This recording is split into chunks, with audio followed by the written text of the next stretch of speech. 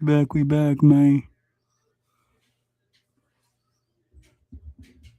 We back, man. It's gonna be Adam and Wack, flock to ball situation as well as Anhefe, um, Spody Face, Munchie B, couple of different things, man. We're gonna get right into this. Before we do, make sure you hit that like button, hit that hype button, hit the notification bell. Follow me on Kick, Twitch, Discord, Rumble, IG, TikTok. Let's get into the content.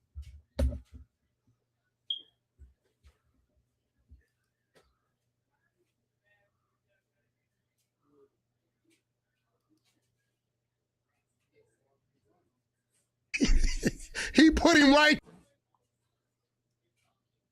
there with the robbery. After the robbery, shot him and then shot the car up. Man, because this is the thing, is that for Flacco, strictly adhering to the truth or like principles of finding out exactly how a situation went down, that ain't good for the short-term views. So he's pretty quick to jump to conclusions. Well, I haven't seen his clip.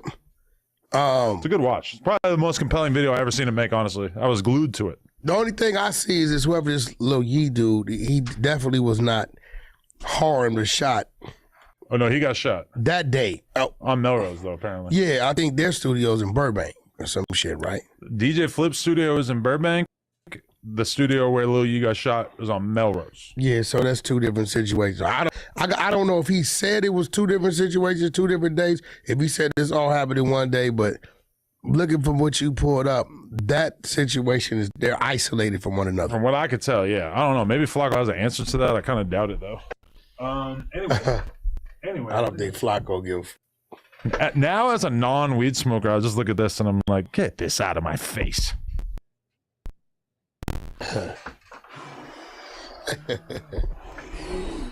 All right, that's better. Anyway, I am due for a roast from you. What do you mean? Well, I got my ass beat in the middle of a boxing ring in front of millions of people. Well, the thing about it would trip me out. I'm like, listen, I talked to A. Mhm. I said, bro, maybe it was some psychological shit. Because you froze up. I don't know if it was the lights. You froze, like you went out and you was ready to fight. And then you just didn't. And because you didn't fight, he took advantage of it. Okay. I don't want to on this for too long because, like, Now, I heard I you talked say about the it for other like an hour on the Tuesday show the other day, whatever. But I learned so much about, your guard, how you protect yourself from punches. I got hit one time with my hands like this. Boom. My hands went. Like, in that moment, it was just like, oh, this dude is so much stronger than me that the idea of me blocking his punches is really out the window. So why didn't you try to punch back immediately? I think I was just too overwhelmed by the fact that he was punching me so many times. Now, definitely that is what I wish that I had been able to pull off. Did you just like zone out? I kind of felt like you zoned out. Like, I mean, I was really just like getting punched a bunch of times. I don't know if I would call it like zoning out so much as that I was just really like overwhelmed by how many times I was being hit. did he hit you harder than the dude that you were sparring with? Yes. He did. And that guy that we're talking about, the Russian dude at Kaminsky Boxing, a way better boxer than Jason Love. But we're sparring, so he's not hitting me as hard as he possibly can. I did have headgear on also. But then, like, more importantly, I think, is just the fact that Jason Love was just, like, so big and strong that I don't think anything could have prepared me. Like, I've been in a lot of fights over the years. No, I never got hit like that, even with the boxing glove. It was just like, oh. Now, I do wish that I had kept going after that second knee because it, once I, like, really thought about it from Aiden and Rainbet's perspective, I was kind of like, like. 30 seconds. 72. Was it? Well, I mean, if you want to cut out like the parts where the ref like stopped the fight and stuff, yeah, it probably was closer to 30 I mean, bro, seconds. I was over there rooting for you. I told him this is all part of the plan. That was the funniest thing I heard in the whole thing when I went and rewatched it. The fact you're like, this is all part of the plan. Because you always kind of say that about things like. Bro, I'm thinking you playing the rope-a-dope. I said, bro, no way Adams in there fucking around, trying to see what he got, trying to make him feel like, and I'm at any time now, I'm waiting for you to unleash the something. Because at that point, I really did have nothing left to lose. It would have been great if I rose up from that one knee and at least like boxing, just like the craziest swing possible. It's not going to land. Even if you would have been. Do shit, but at least it would be like that one punch. At least you did that. Yeah. Because, all right, this is one thing that I just like keep thinking about. Everybody I know who's done fights, they usually like go with someone who's like a pretty even match for them. Like Blueface, even like I'm sorry, both of the white dudes that Blueface fought before, when I look at those fights, I'm like, Blueface was meant to win those fights. No, that last dude could fight. Ed can fight. Still, you look at them side by side, it's like Blueface looks like the back dude. then, Blueface was 155 pounds. I know, but still, Ed is not like a giant dude or anything like that. I really think like the fight was a great idea from a content, a viral perspective. Realistically, if I was planning on taking boxing serious in any way, that is definitely not the person I should have fought, and especially not on 2 weeks' notice. Well, who chose that? I don't know. You just told me about it. I don't know. They gave me a list. It said AB, Blueface, I forget the one football player, and then Jason Love. Those were the four names. Yeah. Adrian Broner? Yeah. Oh, I wish you'd have said Adrian Broner. Right. No, Antonio Brown. Oh, okay, Antonio Brown. A little bit more reasonable. Because then you put... Still, I'm fucked. You picked the less... He's an elite athlete. Yeah, it might have actually been worse than the Jason Love thing. You probably did pick the less. Yeah. So now I've been kind of going through my mental Rolodex of people who I think would make sense for me to fight. And it's worlds apart from Jason Love. But the only fight you're going to get now is like in no jumper. Nobody's going to pay you to get in the ring. Oh, I don't believe that. I'm clearly a draw. That was like the most viral fight ever. You're not a draw, motherfucker, after 30 seconds. Mike Tyson's a draw. No, if they put me in against somebody who's a lot more reasonable, I already spoke to Brandress. They're excited about the idea of me finding another opponent. That's what they told you? Yeah. When? Yesterday. This morning they changed their number, right? What number? Their number. Shut the fuck up. Either way, I'm working on finding another opponent, but we do have a problem. I hit up a rapper. There's a rapper that I was heavily linked with back in the day. I told him, I'm like, bro, we should fight on Brand Wrestle. It'll be viral as fuck. He didn't see the vision. You know who I think you should fight? Who? What's the dude that caught on the plane? Designer. Designer be a good fight. You and Designer be a good fight. I can call Designer. He fuck with me. I fuck with Designer too. You don't think so? I don't. Listen. Think about it, bro. No. Much closer to something I could handle than Jason Love. Bro, like if I had something to do with that list, I would have been like, bro, y'all can't do this. I didn't know who the hell picked that. But I think you and Designer would be a great fight. Designer, height, and weight. Designer about 6 feet. 6'1". He probably like 180, 190. His weight is not publicly disclosed, but yeah, maybe around there. His height. 200. Why? It says 143 pounds. Nah. CelebrityHeights.com is a website. Nah, he ain't no 140. That is an insane website. I think you and Designer be a great match. Yeah, I mean, we don't have a problem with each other. I seen Academics training for Little Baby. Yeah. Wait, no, I don't think he's trained. Well, I saw him boxing. But that's old footage, I think. But either way, how do you feel about that fight? I feel that Academics is very mad. Yeah. I think he has the heart. He's not scared. I mean, it's a great position for him because I think if he loses to Lil Baby, nobody cares. That's kind of expected. If he wins, Lil Baby might never want to pick up a mic again. That might be the end. I think Academic's gonna go in there and really try to fight him. Yeah. He's really pissed off. Yeah. About whatever this situation that happened a year ago. He told me about it. But I think he feels like that's your man's and he's only doing what you allow him to do. I think that's his stance. It's like you and Remo. Like, bro, if you would have told Remo, keep that shit chill, you know what I'm saying? He would have, right? But I would never tell Remo, like, yo, you know I don't get along with so-and-so. If you see him, you got to swing on him. No. But he's just not really, I don't want to put him in that position. No. Lil Baby didn't do that. I'm saying the after thing, right? Because Axe says he called Lil Baby and asked him, hey, bro, did you sit in this dude? Because they'd already got to understand it. And Lil Baby was like, nah, I don't know what you're talking about.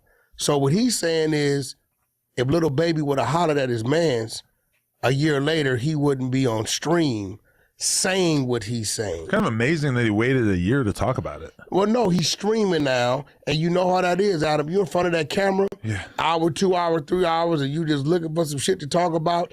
You allowed to tell him about the wart on your motherfucking girlfriend's ass. Yeah. On accident. No, that's real. You get what I'm saying? Yeah. But I mean, what you gonna say? It's just crazy to think, like, you know, for all these years, I've read so many people on Twitter just fantasizing about Act getting touched. And the fact that it happened like a year ago and we're just now finding out about it. And also, according to Act, he didn't really get hit. Get touched. Like, dude, from what Act tells me, his security was driving. That's where I feel Act went wrong, because it should have been security also outside the vehicle. Wait, but he didn't get hit in the car, did he? Act was sitting in the car. That's how he punched him? No, he didn't even punch him. Was no closed fist to Act's face. When the security drove off, he swung and through the window. Into the window. Into the window. So Act says he kind of hit the windowsill. You know, if you're sitting there, then your security drives off and a dude swings. Right? Act's laying back in the seat. Right? I believe if dude would have hit Act in the face or the head or something, Act would have told security hit the brakes now. You get what I'm saying? So he swung. So he made an attempt. But didn't they spin the block back around? Act wanted to know who the fuck the dude was, because he didn't know who he was. Okay. And he spun around, had security go in there. Security says he sees him with this dude that Act felt backdooring, whatever this dude's name he keeps saying. Ty Lil. Yeah, that dude. And Act went and does his research and figures out who he is, calls around, and then people tell him that's Lil Baby's assistant. So then he calls Lil Baby because him and Lil Baby was just on the phone patching up their situation. Okay. You get what I'm saying? So I think now Act's going at Lil Baby because he like, well, fuck it. Since y'all was trying to pay me to not scrutinize Lil Baby, I'll go at Lil Baby based upon his dumbass assistant. And maybe Lil Baby will say, bro, you brought all this bullshit for no reason, doing some dumb shit. You get what I'm saying? Well, it's not like I can do a boxing match against this random dude. Nah, he don't want to talk about that dude. Yeah. He ain't giving the clout he looking for. I think he's trying to stream. So Act's doing right. I wonder if Lil Baby would even consider it, though, because we've never seen a rapper. Like, who's the most famous rapper who's actually done the celebrity boxing thing? Probably Blueface. Yeah, you know, I created the first celebrity boxing match. Really? It just didn't go through because of medical reasons. 2014, Coach K was managing Gucci Mane. And me and Coach came together, and we had, this is back when Gucci Mane had said, can't no rapper whoop him. He'll whoop all rappers' ass. So Game heard it. Him and Gucci is cool, no beef. Me and Coach, you know, we road dogs, we brothers. We like shit, let's make it happen. Gucci went and built the ring in his house and all kind of shit. And he was training and all that. We was putting the fight together. It was going to happen in Vegas. And it was a medical issue on Gucci's side. Oh, really? What? Yeah. He has high blood pressure or something? Something else was going on with him. Interesting. Yeah. Okay, I just want to, before we get into it, I just want to show you, and if it wasn't you, I would just be pissed. But because it's you, I can find humor. But I just want to talk about this. Right here on the screen, we have Jason Love doing his walkout. As you can see, he's walking out. He's got his team around him. He's all up in the camera. Looks good, right? Okay. Gets in the ring. They do the Vaseline. We've seen this a million times. Now we have the 22-ster right here, joined by Lil Pump, who nobody has seen me on camera with in 5-6 years. About to do my walkout. And look how the camera can't even get close to me because you're walking directly in front of us so that we have no chance of getting a shot of me and Mr. Gucci Gang together. You really... I got out your way. Okay, look. right there you kind of got out the way, yeah. I didn't even go in the ring.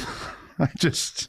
Look, but the cameraman is fucked up. They got all the shots of Jason getting in the ring, doing all... See? I got out your way. I didn't go in the ring. Whole time we're walking out when he's rapping next to me and shit. Look at Vlad. Okay, I haven't actually seen this. But I just think it's hilarious. Vlad was with us front row. Yeah. Chilling. I did feel bad about somebody like Vlad coming out to the fight and really, the fight was just over so fast that I'm sure he was kind of wondering, like, damn, I came out for that. Vlad was there with us a couple hours. We made sure we got him a seat right next to us. Vlad was out with the Richard Mille on. Yeah. I said, bro, you got to sit your ass right here. I put the team on him. I had like 4 of my Zoes on him. I said, make sure Vlad is straight. Move around with him. I mean, that's why Vlad feels like he has to have security everywhere he goes, is because he's got a expensive ass watch on his arm. I mean, Vlad be Louis down, Gucci down, Burberry down, you know what I'm saying? So they're not going to rob you for your Burberry fit, but the watch for sure. Yeah, but a lot of them people, some people know what the fuck it is, but he definitely had that bitch on.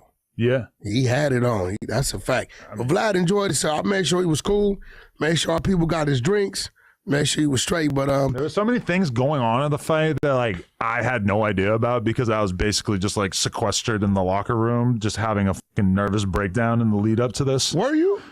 I mean, not like an actual nervous breakdown, but it's like you have days and days and days leading up to the fight where the only thing you can think about is the fight. Then you're backstage and it's like you don't know if it's happening in an hour or 2 hours or 3 hours. You're just kind of waiting and people are telling you okay, fight 4 just got done. Fight 5 just got done. In the lead up to that, and, I got David, my trainer, who is really, he's done this a million times. So this is old news to him. And he's kind of taking me through the steps of, warming up a little bit and laying down and trying to get your heart rate down and everything like that. And it was just I don't know. It was YK Osiris went on before he got his ass whooped. For the second time in a row, yeah. He fought Scam Likely, and then he got a rematch. And, yeah, both of them were pretty rough. I got a chance to see the end of it. I was outside charging my phone. I had to order R&B. R&B had got a headache, so I Ubered her some aspirin. Okay. So I'm outside waiting on the aspirin. As soon as I got in, he was putting the drums on him. I was kind of surprised that Wack Osiris would put himself in that position after the way the first fight went. I will say this. Overall, it was about, 12 fights? I'm going to be real. I didn't see any of them. I seen a little bit of clips on social media, but yeah, I didn't really. It was some good fights. I heard the girl one was the craziest. Bloodied and all, wouldn't stop. That freaked me out because when I got in the ring, I looked down at the ring and there's just blood everywhere. And I'm like, oh, Oh. it's really going down in here, yeah. The funniest fight was the 2 big dudes. Oh, the fat guys, yeah. Yeah, that was a funny-ass fight. See, I got to tune in. Only one dude got robbed, the African dude that had the African thing. He really lost that damn fight. But other than that, they put together some cool matches. 9 or 10 out of the 12 fights was some good fights. Your fight was one of the bullshit fights. For sure, my fight was the worst one, yeah. But also probably the biggest mismatch. I told R&B when she said, my head is hurting, but I said, babe, you want to go back to the hotel? She said, nah, I got to support Adam. Got to support the homie. Her energy was felt. Yeah, she was out there. She was riding. I'm over there. I got all anti-Adam over here with me. Charleston White, academics, they talking shit. I'm telling them, this is part of the plan. I mean, okay. I went into that fight thinking I was going to lose the fight originally. You can't think like that. Okay, but that was when I took the fight, that's what I thought. Then my trainer starts kind of gassing me up and making me think that I could win. And I started to believe it. By the time I got in there, I really thought that I was going to do something. The first punch I took, I was like, what the f was I thinking? Yo. In retrospect, really just not the fight that I needed to take. I'm going to ask you to say something that you have not said. What? What you text Flacco was the funniest shit ever. What? You don't remember what you texted him about the fight? Let me look. Yo, bro, you have to say, we're eating. Flacco say, Wack, Adam's a damn fool, bro. You want to see what he texted me after the fight? And when I looked at that text, you don't remember what you texted him after the fight? Oh. It was screenshots of messages from Aaron the Plumber's ex. No, that's the only thing I texted. You said to Flacco something to the sense of everything was cool until I forgot I was how much of a something. See, I think I yeah, some shit. But I don't remember the words you used, bro. I kind of do remember saying that to Flacco, but I didn't say you that texted to via Flacco. I don't know if it was y'all. It was a text. Maybe it was in the group chat. Yo, I said, yo, man. You was like, yo, everything was cool until I realized how much of a pussy I was. Yeah. Only a white dude would say some shit like that. Well, I mean, I never really claimed to be a fighter or anything. I think the only disappointment is your ass didn't swing back. Yeah. That was it. And I really thought you were fucking around. I thought you were in there playing scary and you was going to unleash it.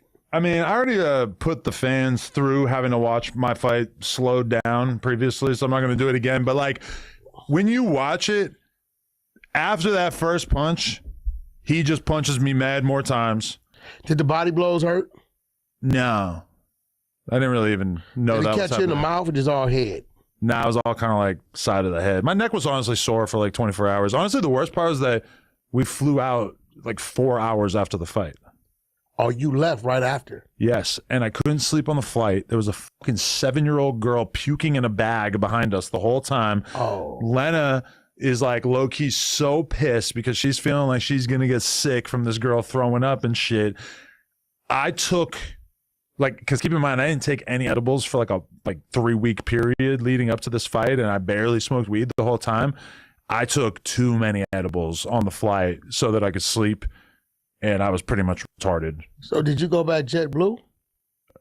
You should have went JetBlue. You can they lay flat. You probably came back American. The seats lie flat? Yeah. JetBlue Mint, they lie flat. The whole plane? No, just the first class. We didn't do first class. What the you mean? I never fly first class. You out your fucking mind? I've done it twice in my whole life, I think. Maybe 3 times. You be in the projects?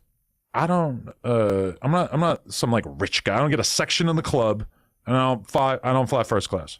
I flew first class to Japan. That's crazy. That's about it. It's too much money. Like $2,500 round trip. Yeah, that's crazy. I'm not spending. If it's $500 versus $2,500, I'm not spending $2,000 to sit in a comfier chair. To me, I never understood that. I never aspired to fly first class. I think it's insane. So Japan, you flow business. Yeah, probably, yeah. Yeah, business. You. But I mean, that's a brutal flight. Yeah, I mean, well, JetBlue Mint is first class. They fly to Fort Lauderdale, and then American might have the layback seats, but that's so you crazy. Never fly economy? No. I'm an economy boy, and it's crazy too because I'm so tall that it's I really shouldn't be flying economy. Do you do window or aisle? I prefer window, but honestly, I don't really give a shit. And you put Lena in the middle seat? She had the window on that flight. Got you. And where were you at? The aisle. Oh, in the aisle. Got you. We had a little spot between us. Got you. Yeah.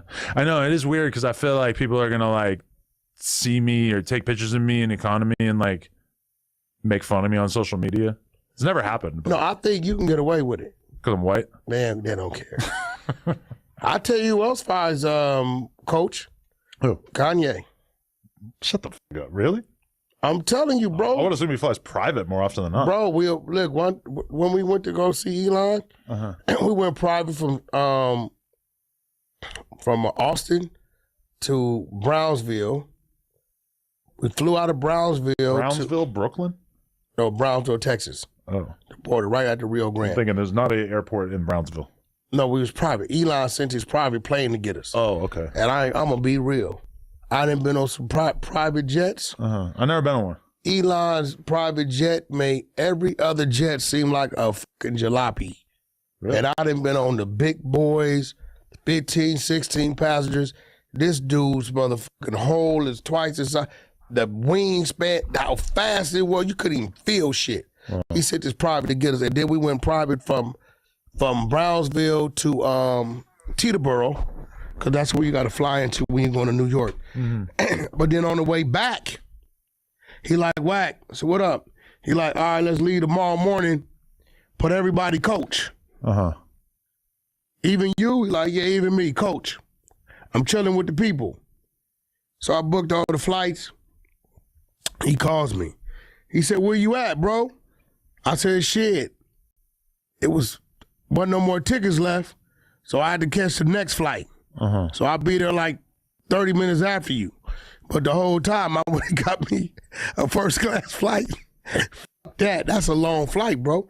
6 hours? And if you get back there, bro, around the wrong people, that shit get dangerous. Now, if it's one of those things... You're acting like it's really the projects, like someone's going to stab you in the back of the plane. Nah, it's just be some ruthless people back there. See that shit you was dealing with? That kind of shit. So, oh yeah, the little kid puking. Now, if they like the flight's delayed because of weather and this, and I got to get up out of there, then it is what it is. Okay. But other than that, yeah, I'm pretty much, it's like 5,000 for two people. I think like me and Lena's primary concern in life, we kind of realized this like over the past year or so, is that we want to be able to retire and fuck off and do whatever we feel like at some point. So to me, the idea of like spending a bunch of extra money on first class is just like totally flies in the face of that. Like I try to save money whenever I can. No, that's a smart thing to do. I guess I'm just used to flying a certain way. Yeah, I tried it a couple of times. I don't know. I mean, the crazy long overseas flight, I kind of get it. But then also that's the shit that costs so much to fly first class. Yeah. Dubai flights. Well, I got a hookup. I spend like No, I'm lying because I spent $5,000 to fly to and from my hair transplant. I think I but that ain't bad. $5,000. Emirates Dubai, Istanbul. Emirates Dubai one way like 7,200, so like 14,000. I just did that because I couldn't. I felt like, you know what? I'm getting this hair transplant for free. My head is going to be bloody and throbbing. Maybe I deserve the fancy seat, but still like $5,000. Jesus I think that's the first short flight Lil Jon has been on with me. Oh yeah, the 6 hours, going to Miami 5 hours. You guys went to the strip club right after, huh? We went to Vendome. Okay. I know all the owners. I was looking for you, but I guess you got up out of there. We were out of there a couple hours later. Yeah. We went to Vendome. Next day we went to the finger licking. Shout out to my boy E-Class on Washington and 7th. Food is amazing. That's what Flacco pulled up on us. My trainer told me a story about being in London with you and your boys, and that he left for a little bit and came back, and Cuban Rob had like bloody knuckles, and I guess he had knocked somebody out in the hotel lobby. Did he knock a motherfucker out? Oh shit! Yeah, he did. Yeah, it sounds like something Rob might do. Yeah. Dave did been around some shit. Did I bring Dave into London? Did I take him with us to Thailand too? I just brought him into London because we went to Thailand. Yeah. We went LAX to Thailand to London on that trip. Yeah, we did Rolling Loud Thailand, I think, and then we went to London. He told me because he seemed just like kind of bewildered by the insane shit that he had to endure with Blueface. Like he was talking about how Blueface had a fight lined up. And like a week before the fight, Blueface like, yo, so I'm gonna have to go to do Rolling Loud in fucking India or Thailand or some shit right before the fight. And he's like, are you fucking serious? Like you're gonna go do this concert in Thailand? Like he couldn't believe it. And I was like, yeah, that's definitely a Blueface style thing to do. Blueface Wack 100. I'm like, listen, bro, we're gonna go pick up this 6 figures in Thailand. and drop into London and pick up another 6 figures. What you mean? Goddamn right. So we went to Thailand, did that. We was only there, a day and a half, 2 days, and then shot straight to London. Exactly. You know, I had the whole squad with us. I took the not jerking off thing very serious. I beat off for like 10 days. Shit, it didn't make a difference. Terrible. I know. It made no difference. I really wish I just had not done that because honestly, I feel like that was stressing me out almost more than the fight. God damn. Then you had to come back and do a session, right? A session? Yeah, I thought you had said the next day or so you had to come back. I got back Saturday morning, and then Monday I had to film 2 porn scenes, and then Wednesday I had to film 2 more porn scenes. So, and then, Tuesday I was on camera doing podcasts for like 6 hours total. Today, this is my 4th podcast of the day. So, yeah, it's definitely crazy. Didn't really slow down too much. Yeah, I felt like I burned so much time by like not really doing that much content in the lead up to the fight that I really had to get back to business once I got here. Nah, definitely. Listen, man, it was definitely an experience. What you trying to get on the April or May fight, or what you trying to do? It just depends if I can find somebody that seems like they make sense for me to do battle with. Yeah, I think Jason Love's scared to take the fade with Blueface. Shit, I mean, I'm getting some. That's a good one. Pullback. Wait, really? Yeah. Shut the fuck up, really? I'm telling you, bro. Nah. I'm battling. Nah, my boy J Love. I'm getting some pullback, bro. I'm like, yo. I mean, that's a good fight for him. That's a very good fight. Honestly, I've seen Blueface in the gym. He seems like he's really killing it. Jason Love is, I feel like they're the same weight and size. No, he's bigger. Jason Love is like 240, right? No, he fought at 231. And Blueface like 210, 215. Oh, really? But here goes where Jason Love Jason has 6'5", too. This is where he has the advantage. He's a real heavyweight. Jason Blueface is not a natural heavyweight. Yeah, I mean, he got hands though, and he ain't scared. And Blueface was 150 2 years ago. 155, I know. So, Damn, and when you put it like that, Jason Love should want to fight Blueface. He's a lot bigger than him. Hey, look, we've been going back and forth, and they're kind of telling me that's not an even match. Oh, really? I don't think they wouldn't say that because you got to remember, all the buzz and the publicity is around Blueface taking your back fade with Jason Love. Yeah. It's around that, I'm right? glad I said that. That was a good look, right? So for them to be saying that, I think it's coming from Jason Love. Because they're going to act just like they asked you. Hey, you want to fight? Okay. Despite the fact that I'm pretty sure that Jason Love felt very strongly that he was going to win the whole time against me, it did seem like he was kind of stressed out in the lead up to it. Like he was working out a lot. From what I hear, he really didn't appreciate having to slow down with the cigs and the drinking because that's just, he loves that shit. That nigga blood pressure was like 170. His blood pressure was a little bit of a worry. Yeah, but when you think about the Blueface thing, I mean, if he was like a little bit on edge about fighting me, then I'm sure that the Blueface fight, maybe he would be like really kind of stressed out about I know somebody that'll love to whoop your ass. Who? Sauce Walker. Yeah, he's never going to be in my weight class, though. Huh? He could go fight a Labubu. Yeah, you kind of right about that. Is that why you strategically talk shit about that? Because you know he's not going to be in your weight class? And for him to get to your weight class, I mean, he's so a goofball that talks about me on the line all the time. And it's like, I don't know if he expected me to not disrespect him back. Because I made a good faith effort to like let him know, like, hey, like, we should do content. Like, I don't got a problem with you or whatever. He just kept talking shit. So I just overdid it, extra violated. The whole thing about it is that I got nothing to hide. He got something to hide. We are sitting on a treasure trove of information about him. Who? Sauce. What? The Drake and his baby mama shit? No. You don't understand what these baby mamas have informed us about. That's what they disgruntled baby mamas always say. No. They got receipts. His whole life is a lie. If I were him, I would shut the fuck up. What you mean? He makes good money on OnlyFans just like you do. No. So where's he getting his money from? Where's his OnlyFans? Go find it. I don't know. He said, I've never been on OnlyFans. Well, he says he has one, so I figured. He couldn't hack it. He couldn't what? His meat don't work right. All that lean. The baby mama told you. All those years? No. I have a doctor's note. Either way, I'm just saying. You got a doctor's note? I've got access to his medical records. Don't. That's cap. He's full of shit. He's diabetic. The lean is wreaking havoc on his body. You capping right now, right? I would never cap. I would never bap. You don't got no damn access to no damn. What? You're doubting me? Yeah, I'm doubting you. Okay. You don't have it. Okay. You're lying. Okay. Anyway, okay, I feel like I have to open the door for you to speak on this. What? Tell me where things went wrong with the Anhefe situation. Well, you know, Adam, listen. You know this better than me. A lot of these dudes, they play the role like they one way. I'm good at playing the role. I sit back and watch and I wait to see when they're going to want to go bad. And usually when shit slows down and they need something to talk about, use Wack's name. So for some reason, this dude doesn't understand. I think you know this. The 100 side of Clubhouse runs 24/7. Mm-hmm. Every 4 hours, it rotates rooms, different content.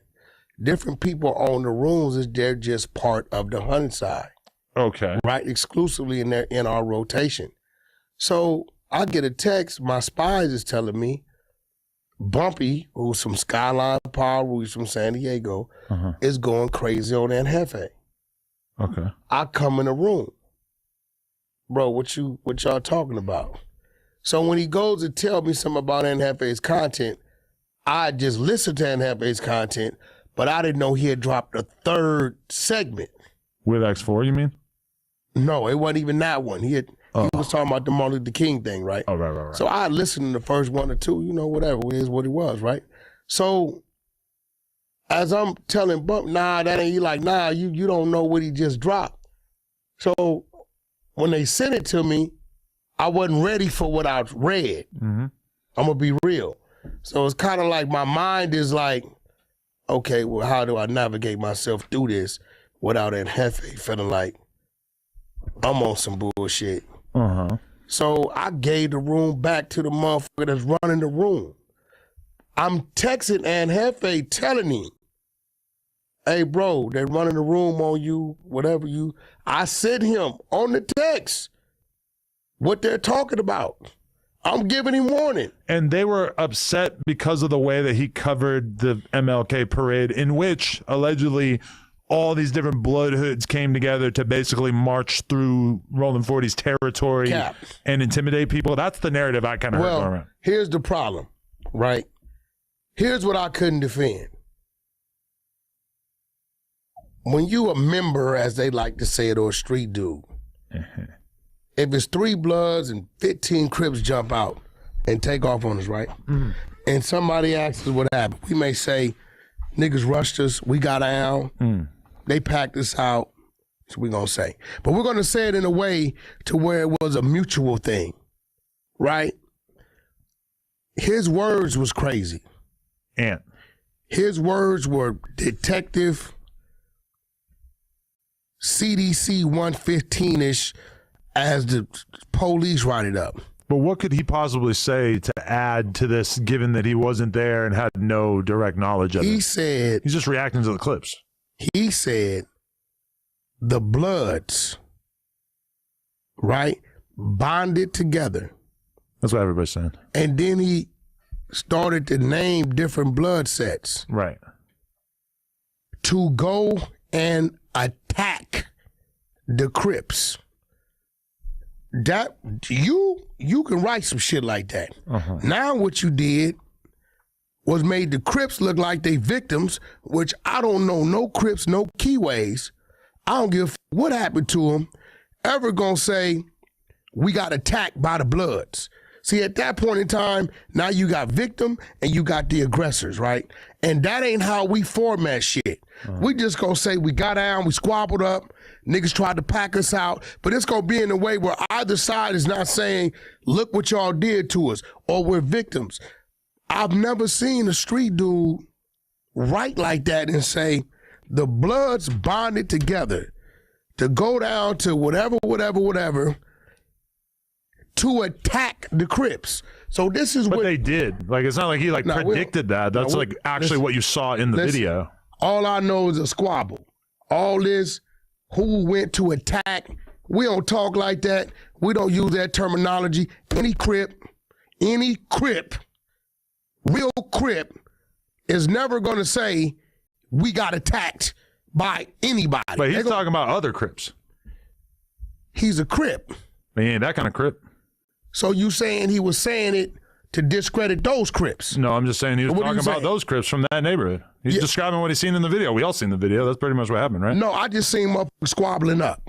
Yeah, but I ain't seen nobody get attacked. But LA dudes know what neighborhood these dudes are from, and they know what neighborhood they're in, and so they know that there's a bunch of Bloods going to a famous Crip neighborhood, and you know, so now outnumbering motherfuckers, and for sure, like being more organized. But I'm saying, how do we know people's outnumbered? You in their neighborhood. It seemed like they had a giant crew of like 100+ dudes. Man, it seemed to me like it was just a squabble, a mutual squabble. Listen, for one, as a Damu, I'm never going to be like, the Crips got together, bonded together, this hood, identify the hoods and say, they came to attack us. No. I just don't think that information would ever be useful to law enforcement. You crazy as a motherfucker. Because he says he's a real street nigga. Imagine the cops being like, well, Exhibit A, Aunt Hefe's YouTube channel, a guy who wasn't there, had no direct knowledge of it, who was just kind of describing what he saw in a clip filmed on a phone. But yet they're saying people got stabbed and all kind of shit. So when you start hearing that type of shit, you kind of stay away from that type of shit. You don't go in there and be like, and again, Bumpy was running the content. When he said it, Adam, you know, when I'm on some shit, I'd have went in. You didn't hear me go in until the next day after this bozo goes and say, yeah, Wack's behind this. Motherfucker, if I'm going to run content on the motherfucker, I'm going to run it. He had already been in the room 45 minutes to an hour.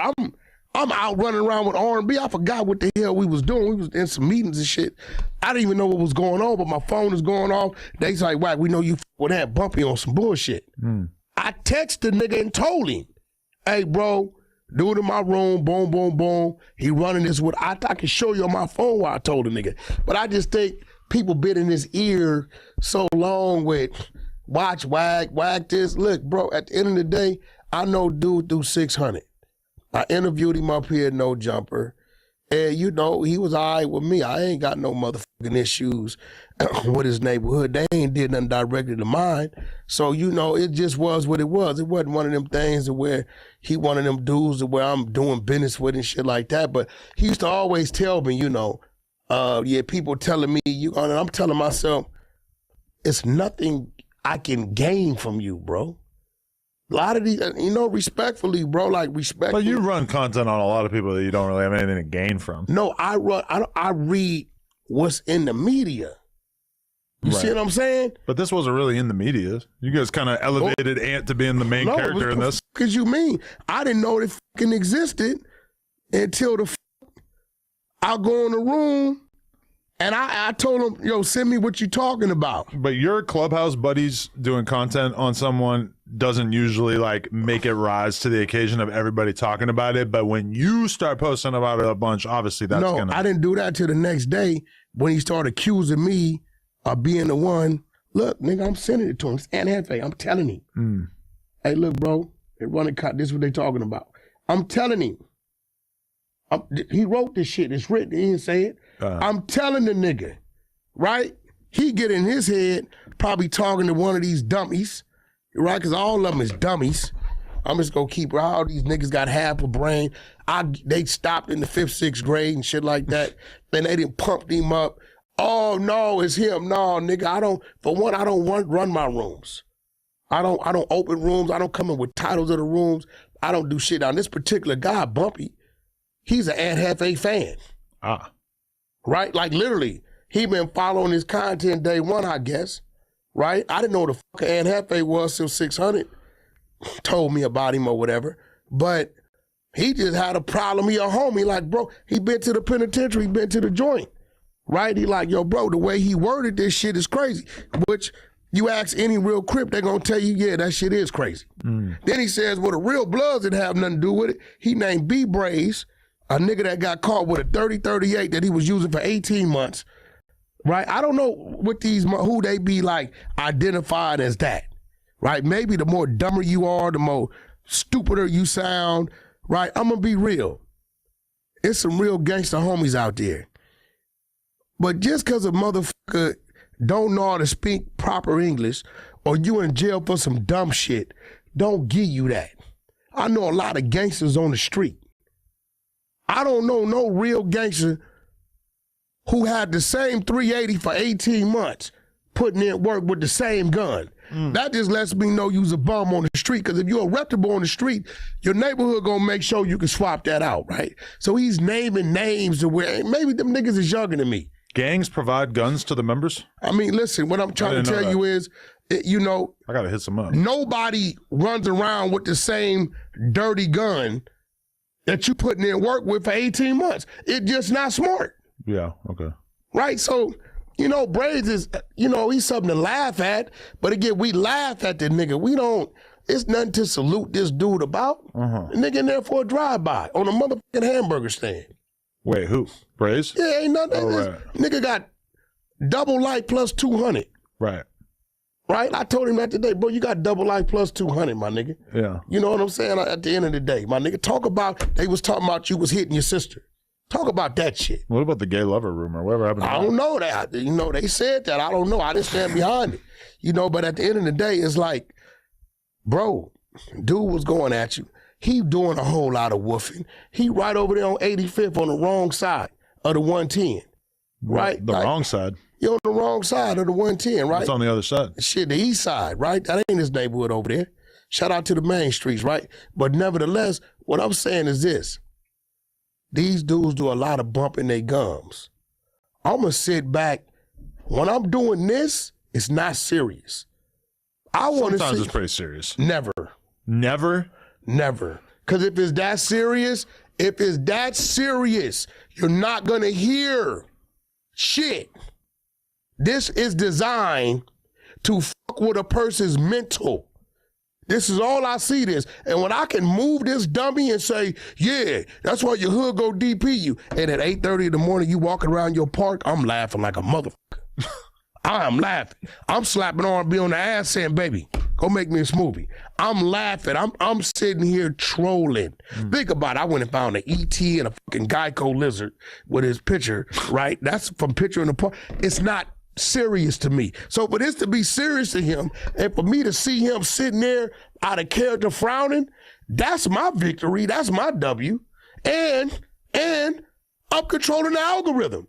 This motherfucker got all the way off his game, right? And everything was about me.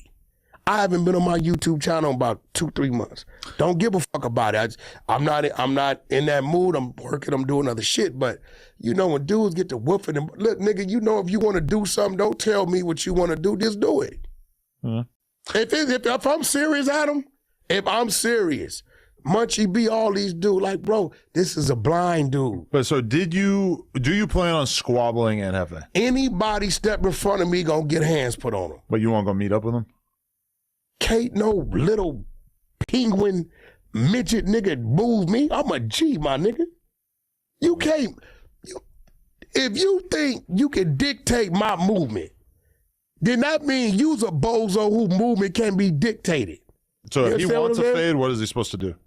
Run and tell me. You know where to find me. Have it, bro. We post flyers. If it's that serious. Listen, this is what I'm going to guarantee you. And that heifer ain't no goddamn fool. We know what he dealing with. All you got to do, anybody got to do, is approach me. You going to get everything you looking for, whatever you looking for. All this, you ain't going to do. That was a smoke screen to the police. What? If you notice, I kept it comical. If it's that serious, don't talk about it on the internet. My whole thing is I'm trolling you. I'm keeping, nigga, don't sit no smoke screen out there being wack got a problem. No, nigga, if it's that much of a problem, let it be that. You a motherfucking crip, nigga. You don't owe me no warning. Like I don't owe you no warning. You live in a motherfucking spot to where in the camera's on, you can see your shells and your countertop left to right. You in the matchbox over there off 85th. Right? When you did that dumbass shit, all you did was trigger all them niggas over there who don't like you for whatever reason. See that? Oh, he from the valley, he from Pacoima. Nigga, I'm from Southern California. Why do you think people don't like him? They don't. Anytime I didn't even know what he said. Hey, wack, cut right here. Cut right here. I'm telling them who. Wooty Wall off 85th, nigga, in the main streets. You got spies. Leave that nigga alone. Oh. No, what it is I got a lot of niggas I fuck with. A lot of niggas I fuck with from everywhere. So when you say dumb shit like that, niggas be looking for a reason, you know what I'm saying, to jump out there. It ain't that serious to me.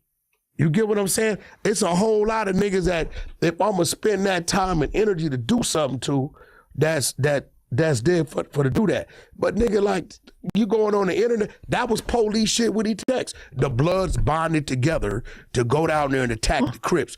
Police shit. You, Adam, I understand you. You, anybody against Wack, you side with them. And that's cool. I don't give a f. What are you talking about? They were all on good terms with you up until like yesterday. Them niggas ain't never been. Listen, you got a little kid, a little boy, and we gonna kick him in his ass and we catch him because he's still woofing. You don't get any points for threatening an 18-year-old. I'm not threatening him. I just said we gonna kick him in the ass. How is that not a threat? I got little homies too. Okay. Dead homies. I got Still a threat. We got little homies going, what, 12, 13, all the way up. You need to squash it with him. This is pathetic. He's a bitch. I let it go. Beefing with an 18-year-old. Let me tell you why he's a bitch. Why? He called my phone after the last time. Uh-huh. We got to understand. After two. Oh, okay. See what I'm saying? Now, I'm going to give it. I'm going to see if you going to keep it real. Okay. He called my phone. He's on my phone 20 minutes. We got a great understanding. I left it there. But then you didn't like what he said Tuesday? He's still woofing. Now, if you didn't call Wack phone, you called me, nigga. I hollered at you. We got a great understanding. I would like to hear his version of that because that would be interesting. What? If he like pieced it up with you and then ain't no came on the piecing it pod up. I and told him talked he was a about little bitch. I told him you need to spend more time with your daddy because I think your mama raised you. You be talking about how your daddy wasn't there. it. No, he said his dad was a Wack 100 fan. His dad from the neighborhood. I know. It's crazy. Right? I tried to keep his daddy out of jail. Keeping him out of shit. But he went and did what he did. He did a 7-year bid, right? So I just kept it real. I said, look, bro, you know, there's no need for you to call me because you one way now, but you did some weird shit when you was up there. So that's cool, right? Do your thing, right? End of the day, don't come, because he was scum. See, that's where it's wrong at. He was scum. Scum part of our circle. Okay. Scum is a producer. Yeah, he the one that did Tatiana. Scum was here. When I brought him up here, Scum brought him. Okay. Drove him up here, right? So it's going to come a time and day where we doing something and he going to want to pop out to want some shit and they going to kick him in his ass. I'll protect him. You'll get your ass whooped too. No. I'll put on a demo. Like shit. At the end of the day, I was shocked. I said, damn, little dude up there really woofing. I think he don't got nothing to talk about, so fucking, because you was just on my phone, meek, like quiet as I would like to hear his version of these events. I call R&B. She heard every word. Interesting. You okay. get what I'm saying? So, but again, when it comes to this building, Adam, it's been times you like, yo, let's do this, do that. Listen, I don't need no 4-5 motherfuckers at my table. I don't need a bunch of fake motherfuckers. Them niggas sitting at the table talk about each other. And Half Eight talks about Spody Face. It's weird. See, I know what's going on. They all get along. Man, and Half Eight talks about that nigga like a dog. What? Tell that nigga put that on A-Tray Gangsta Crippin' and tell me, yeah, Wack on A-Tray. I was on the phone when the nigga was getting DP'd. Talk about he to get DP'd. I was on the phone listening to the nigga get DP'd, talking to a nigga from 40s. So when I see this type of shit, right, you gotta put my shoes on, right? A dude that's been around. My circle is ancient because they've been with me 20, 25 years or better. I didn't weed it out, that type of shit. So when I see these type of dudes sitting next to each other, it's funny to me. You like isolating yourself from everybody, though, because, like, you know, it just feels like there's so many people who are part of No Jumper now, and, like, historically, consistently, you've kind of, like, found a way to be at odds with, like, almost everybody. What you The mean? entire Tuesday show, the only two people you get along with are me and Les, the First white of boys. all, think about it. Spody Face is a fake. He was nice as a motherfucker when I took DC But you Baby didn't Draco up have there. to take it there with him. He took it there. You were mad because he wasn't putting the podcast out for like a week. That Had didn't nothing have to do with turn him. It ain't into his you, podcast. like, attacking him. It wasn't his podcast. It was Bro Rogan podcast. Regardless. And I'm watching all this fake shit go on. But people say I fall out with everybody. But like if I did a podcast and it didn't come out for a week, I also wouldn't hop on social media and threaten them and be like, you got to put the podcast out. No, this was the problem. Like torching the relationship over that seems kind of crazy. Ain't nobody. That nigga ain't, who the fuck is he? Let's be real. Out of me ain't nobody. That is the attitude right there that you don't even want to get along with anybody. He ain't nobody though. But what I'm saying is, here go the problem. You respected him enough to go on his podcast. No, I did that for Bro Rogan, not him. Okay. And a homie from Santa Ana. That's a Damu, right? I did that for them. Really, for Bro Rogan, right? What I didn't like. You also instantly fell out with. No, nigga, I told him the truth. Bro Rogan called me every motherfucking day and invited me to 15 parties since then. When you like whack, you told me the truth. You kept it real. So my thing is this. They start going at DC Baby Draco lying. Like he was up there marked out, wasn't talking back. I'm like, well, put the shit up then, because guess what? DC came because of me. He like, whack, bro, they got to put the shit up. They got motherfuckers looking at me this kind of way. So I'm like, okay, bro, since y'all running that narrative, right? Since you running that narrative on him, put the shit up. Uh-huh. It's only fair. But you also really like attacked him as a person. And Who? Spody Face. No, I told him the truth. Like, bro, take all that biblical, that shit don't work over here, bro. You know that shit. Not over here in this place. All that biblical, religious, all that pro-black shit. Dude, it went to two. I just shut him down at another spot. I'm going to show him who I really am. They call me, hey, whack, man, you know this dude? Who? Yeah, don't do no business with him. Turn it off. Turn it off. Turn it off. And I'm telling him I'm going to do it. And I'm going to keep doing it. Because you ain't, when he keep my name out his mouth, see, Ed Hefe is smart. He knows that with whack, is other shit goes on with whack. Could. Now I'm gonna keep it real. Dude got 2 daughters, right? So could I with his page? I could have, but I believe he does that, and I believe dude is really a dad. So I wouldn't do that to him. How you gonna take down his page? Cause I won't, nigga. To the art of war, nigga, ain't no fair in fighting. Nigga, if you woofing, only reason why I don't do Munchie B is because of the homies. I'm just saying, like, how could you take his page down? Easy. Same way I can. What you mean? I mean, what are you gonna do? People tell me all the time I'm gonna get my page taken down. They can't do it. Who? I don't know. Random people. Like, who can't do it? YouTube is like notoriously a platform that's very hard to take advantage of. You know what you don't do that they do? What? Run everybody else's content. Yeah, but it's fair use. No, it's not. When you file it right, it ain't. And guess what? I keep about 5 people on everybody's channel. I can hit a nigga right now and say, go at it. They gonna go at it. I just don't do it to certain people. I wouldn't do it to dude because I think his hustle takes care of his children. So I wouldn't do him like that on some real shit. It ain't that serious to me. Munchie B shit would have been gone, but you know, I talk to the homies over there, and it's his hustle too. And you know, the nigga really be hustling for his money. Other than that, the last dude I got, I said I signed. 22 days, your shit coming down. He was doing about 60 a month. Nigga was getting money. Hassan was making some money. Ask him. Boom! Blew it up. I don't understand. I never heard of somebody getting their page taken down that didn't deserve it. I never heard of that. Everybody breaks the rules somewhere. There's teams out there that'll go through your shit and compile everything, rule you then broke. And then you do something else, and then you have people in the right places, and then there it goes. I am probably one of the most hated living YouTubers. Nobody ever been able to do shit to me. You don't do a lot of shit they do, bro. We do like everything there is to do. No, you don't. But if you give me 20,000, you want me to take your shit down? Sure. I'll put it back up. Okay. Give me a dub. Anyway, I wanted to ask about this. This seems very important. What? Ray J. What about him? He's dying. He said his heart is half black. I'm sure his heart is all black, but like blackened. Right? You know, I deal with Ray J with tough love because I've been telling him for years to slow down. Yeah. Remember when we were talking to him when he was on Twitch that one day?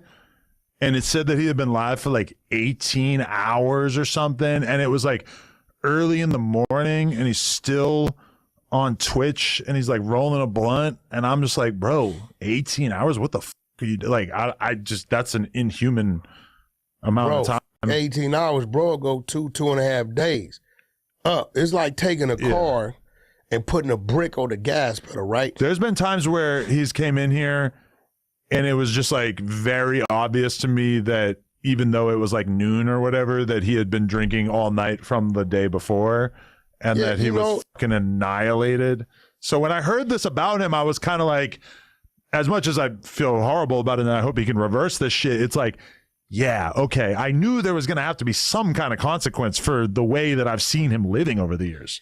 Yeah, I mean, you talking about years. You know, me and Ray J been running around since, we got 21 years. He sounds like Diddy, the way they're describing how Diddy used to stay up for like weeks at a time. A lot of them dudes be up. They be hustling. They be doing what they doing, right? Yeah, I like to hustle too, but I also like to, sleep so I can hopefully do this for a long time. It comes down to, all right, now this is the aftermath. Yeah. So now what you gonna do? Because what is he, 45 or some shit? Yeah, Reggie like 45, something like that, 44, 45. Just have I've known a lot of people over the years who were burning the candle at both ends, drinking, doing coke, partying, taking pills, staying up all night, etc. You can maybe do that through your 20s, maybe part of your 30s. If you try to keep doing that through your 40s is pretty much the moment where you're probably going to get your TV turned off, huh? And he don't do like hard drugs. He just drinks, right? He drink. And whatever that thing is, it kind of makes him stay focused. Adderall? Yeah, that's why that? he don't do no hard drugs. That'll keep you up. But the thing is, liquor, I just want to shut you down. Yeah. And then the Adderall, yeah, it's a fun combo. I hype you back up. Yeah, I've been there. You see what I'm saying? So now when you your body want to shut down, this thing hypes you back up. But do you get the idea that he is concerned enough about this diagnosis that he's going to stop living that way? Yeah, he's real calm. He know it ain't about him. He got children. You got hella kids, right? He got children. There's a lot going on. We got court dates. We fighting cases and shit. So, it's a lot going on. I told him today, I'm like, look, bro. He like, bro, you been telling me. You be the only one. He don't do that shit around me. Mm. Like I did, bro, one time I went in the studio, they know. Marijuana, liquor. Anything else, I'm throwing your shit away. Mm. I come in the studio with 6 bottles of lean. Big ass like this. I said, who lean is this? Oh, Ray J, dude just dropped it off. Ray J ain't in the studio. You did not. Took all the bottles, walked to the bathroom, poured them all down the toilet. What? That's enough. That could have put your kids through college for a year right there. God damn. Hell no. Listen. We are not throwing out no lean. When I came back in the studio, he had already said, hey, bro. They said, what? Wack came. They like, bro, did you move? He like, bro, he seen it. If somebody told me. He never said a word to me about it. If somebody told me you did that and he killed you afterwards, I would say you deserved it. He never said a word to me about it because he know about it. You don't dump no lean out. Oh, another man's lean? Yeah. Oh. Out of here. Because that lean could have killed my homeboy. Yeah, but you could also just sell it to somebody else. Nah, right? I don't give don't let me see it put in your backpack. Oof. Wow. That's insane. He'll tell you that. Yeah. He'll be like, look, if he sees it, he's throwing it away. That's foul. That's cool. That might be the worst thing you ever told me you did to someone.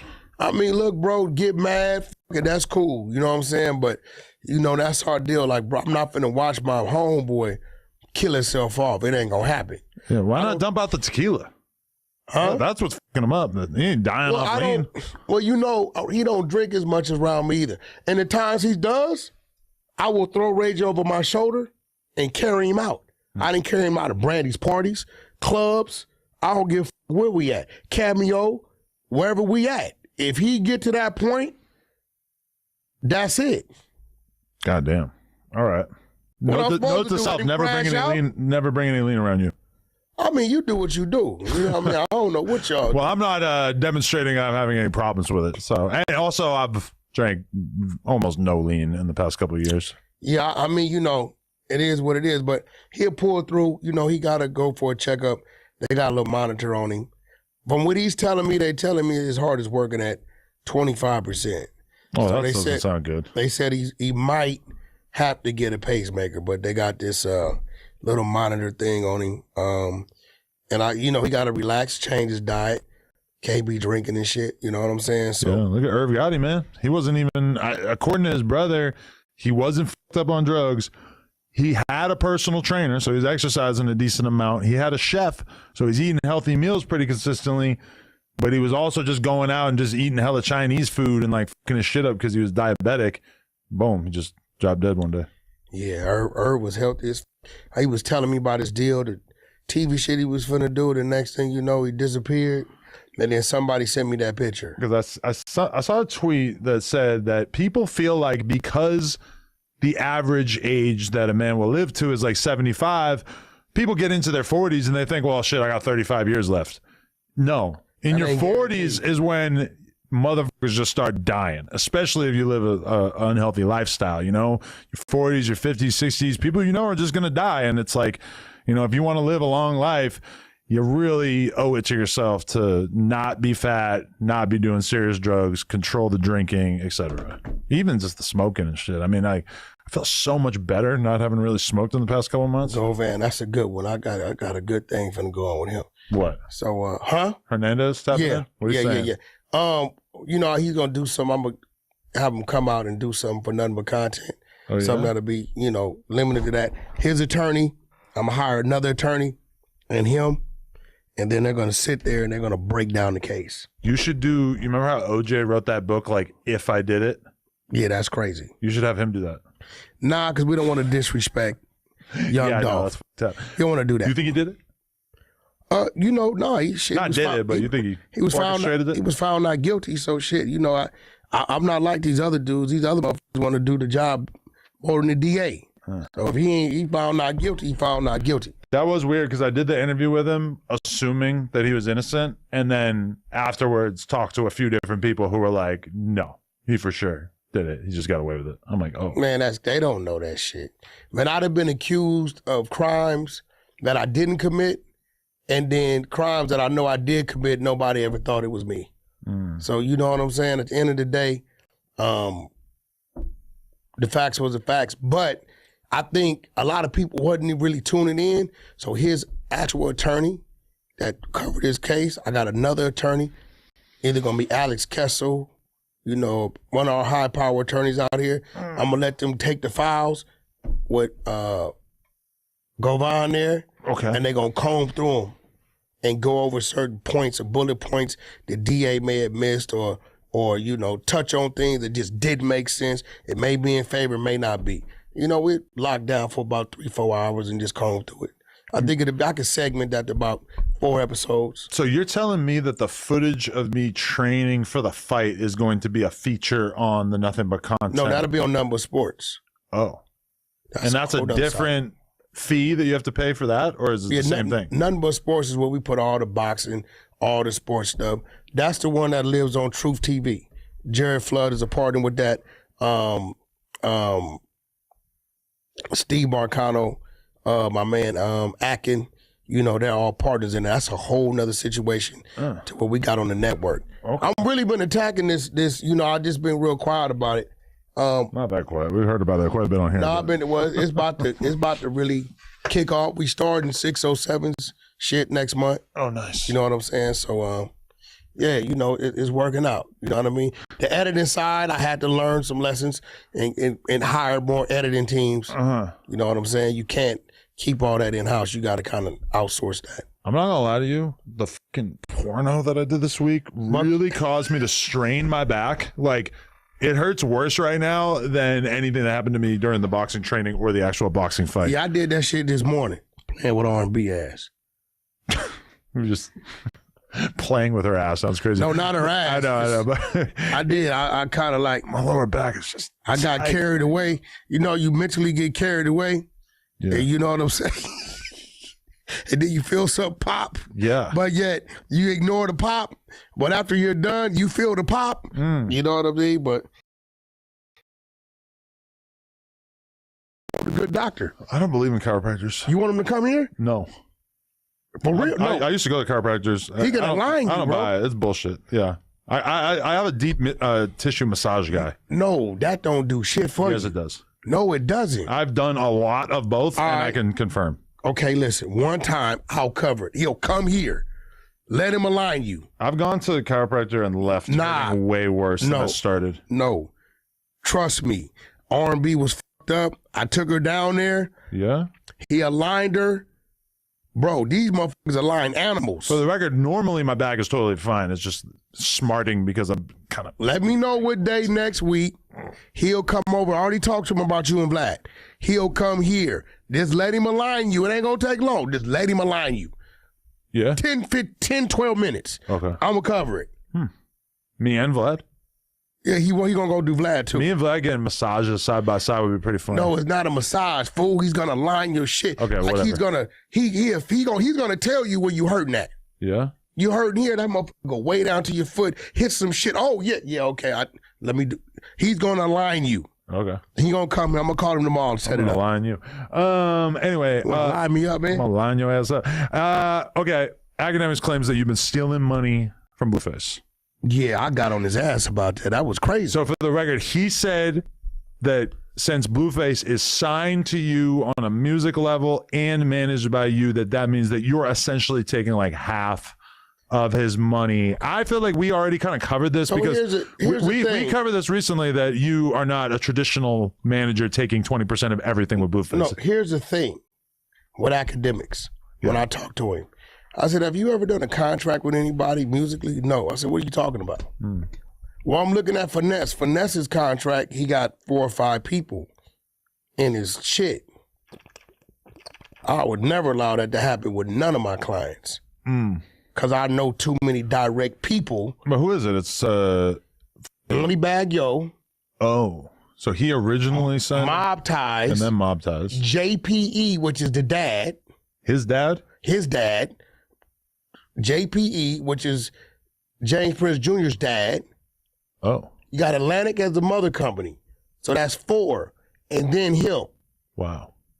You see what I'm saying? So his 20% is really probably 20% of a 40%, which is really like 8%. I'd quit rapping. He didn't know. You get what I'm saying? So I'm telling Ack, I said, Ack, that'll never happen. First of all, this is where Ack gets shut down at.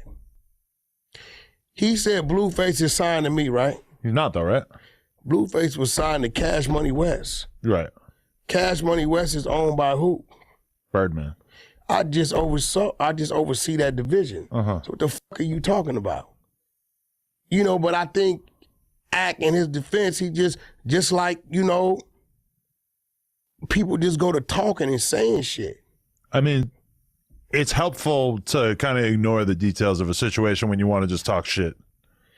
Yeah, I mean, what the fuck are you talking about? Like, listen, the Blueface get a $250,000 cash advance, right? From the label, right? And let's say I am the label, right? That's his $250. I don't get none of that. Okay. You get what I'm saying? Then I still got to go do everything else that got to get done for the project, right? Now, if I go book a tour, I'll go route a tour. I'll go over here and get a merch deal. I'll go put together some fights. Management side, I get my standard management percent. I don't know what the he talking about or what the my artists, none of my artists have never been in a situation where it's 4 or 5 people in they shit. It ain't gonna happen like that. I'm not gonna let it happen like that. Period. I don't make friends in them buildings. Did you ask Ack to clean that up publicly, or you just don't care? No, I told him to clean it up. He been ducking me. I said, no, Ack, we gotta go. I said, you gotta come on the other side, or I gotta go on your channel. Like you be calling me on there for everything else. And we gonna, cause see, he knows he's never done a contract. You get what I'm saying? I think he tried to sign some artists. He's never done a contract to even understand it. Yeah. Okay. You get what I'm saying? So at that point in time, it's like, what the fuck are you talking about? Yeah. You get what I'm saying? Now, if you done a contract, we could have a back and forth, right? But if you don't understand how that works, an artist's cash advance is his cash advance. Now, if I'm operating as manager and I go, right, and put together that deal, then yeah, I will get a cut of that. You get what I'm saying? But if I'm operating, overseeing a label, and I'm the manager, and I'm the one that's saying, hey, give this artist the favoritism for that slot because this is my artist, whatever his cash advance is It's his cash advance. If he got $500,000 coming, that's his $500,000. Nothing comes out of that man's $500,000 at all. So, I told Ack, he been quiet on me for like 2 days. He went loud and said the crazy shit. I thought it was kind of crazy because I'm like, goddamn, Ack, we supposed to be boys. Why the would you even throw me in some type of crazy shit like that? But are him and Blueface like actively beefing, or is that kind of over? Well, they used to be going at it crazy. It started again. I think it was more of a shot at Blueface. Yeah. Because he tried to say Blueface is not that intelligent. Was Blueface is extremely smart. Blueface understands his business. I done taught him the business. He get a lot of money in his business. Right? So I don't know. I guess he just talking his shit. I guess he can't talk about Krishan Rock no more because that ain't a thing. Right? And Blueface is kind of like doing what he want to do, as you saw, when he want to do it, whoever he want to do it with. And making out with Sunny Girl in the music videos. And Blueface is streaming now. And I guess he's getting a great reaction. So I don't know, maybe it was an attack on Blueface. That shit don't work internally in our camp anyway. Because we all know what's going on. That's just like a motherfucker telling Josh, you're dumb. Adam pays you $1,000 a month. That's not gonna move Josh. Because y'all know what's going on, whatever the case may be. Yeah. You know what I'm saying? But we about to have a busy next 6-7 months, man. It's gonna be busy as man. Shout out to David Kenner. He called in to get our travel clearances done. I had to call in a favor from my old friend, but he handled that for me. Shout out to David Kenner. Okay, perhaps our last topic. There's a full Cam Capone clip out there of 4Extra, who's pretty much a full-time Adam 22 reactor at this point. His first interview that he did on Cam Capone barely talked about the firework incident, pretty much spent the whole interview talking about me. And then he dropped a fresh clip reacting to the Jason Love fight in which he really clowned me and made it. I honestly, I made it through like the first 2 minutes of like the 17-minute clip because it was so boring. He just kept repeating himself over and over. Do you think it's kind of hypocritical for 4Extra to be talking shit about the fact that my fight did not go my way, given that he ducked King Pill when we had a fight on the table for him, and also he cannot play GTA at this time? He didn't duck King Pill. He just wasn't going to let King Pill. We had a fight on the table for him, and he ducked it. He wasn't finna let King Pill ride off his shit. King Pill gonna let you know, like I'm watching him. He don't give a and it's gonna work for him one day. What? He don't give what he do, what he say, what he got to do. He chasing the clout. He trying to find his lane. Right. That's one thing I can respect. He's very persistent in what he's doing, right? So, okay, but when I got offered the Jason Love fight, a fight which I reasonably could have assumed from the beginning that I was not going to do well in, I took it anyway in pursuit of the bag and in pursuit of not turning down a fade. Now, obviously, my performance was another issue, but 4Extra got offered a fight. His bag wasn't your bag. And he just turned it down. His bag wasn't your bag. Which I'm just saying that, like, it makes sense for him to turn it down now that he is crippled. If he but he also turned it down before he was crippled as well. And that's when his aura really started to deflate. If 4Extras would have got offered your bag, he would have jumped in there and fought. I mean, according to him, it wasn't about the money. I think he was just scared that he was going to get beat up by Blood. Nah, he wasn't scared of that. Well, I mean, you can't say that. He turned it down. We don't know who would have won or lost that fight. But I don't believe 4X's. But given that I showed up to the fight, regardless of how I thought that it might have gone, I just feel like it's kind of hypocritical for him as somebody who couldn't even thumb wrestle at this point to have like turned down the fight that he we said he'll set up whoop for your him. ass with one arm.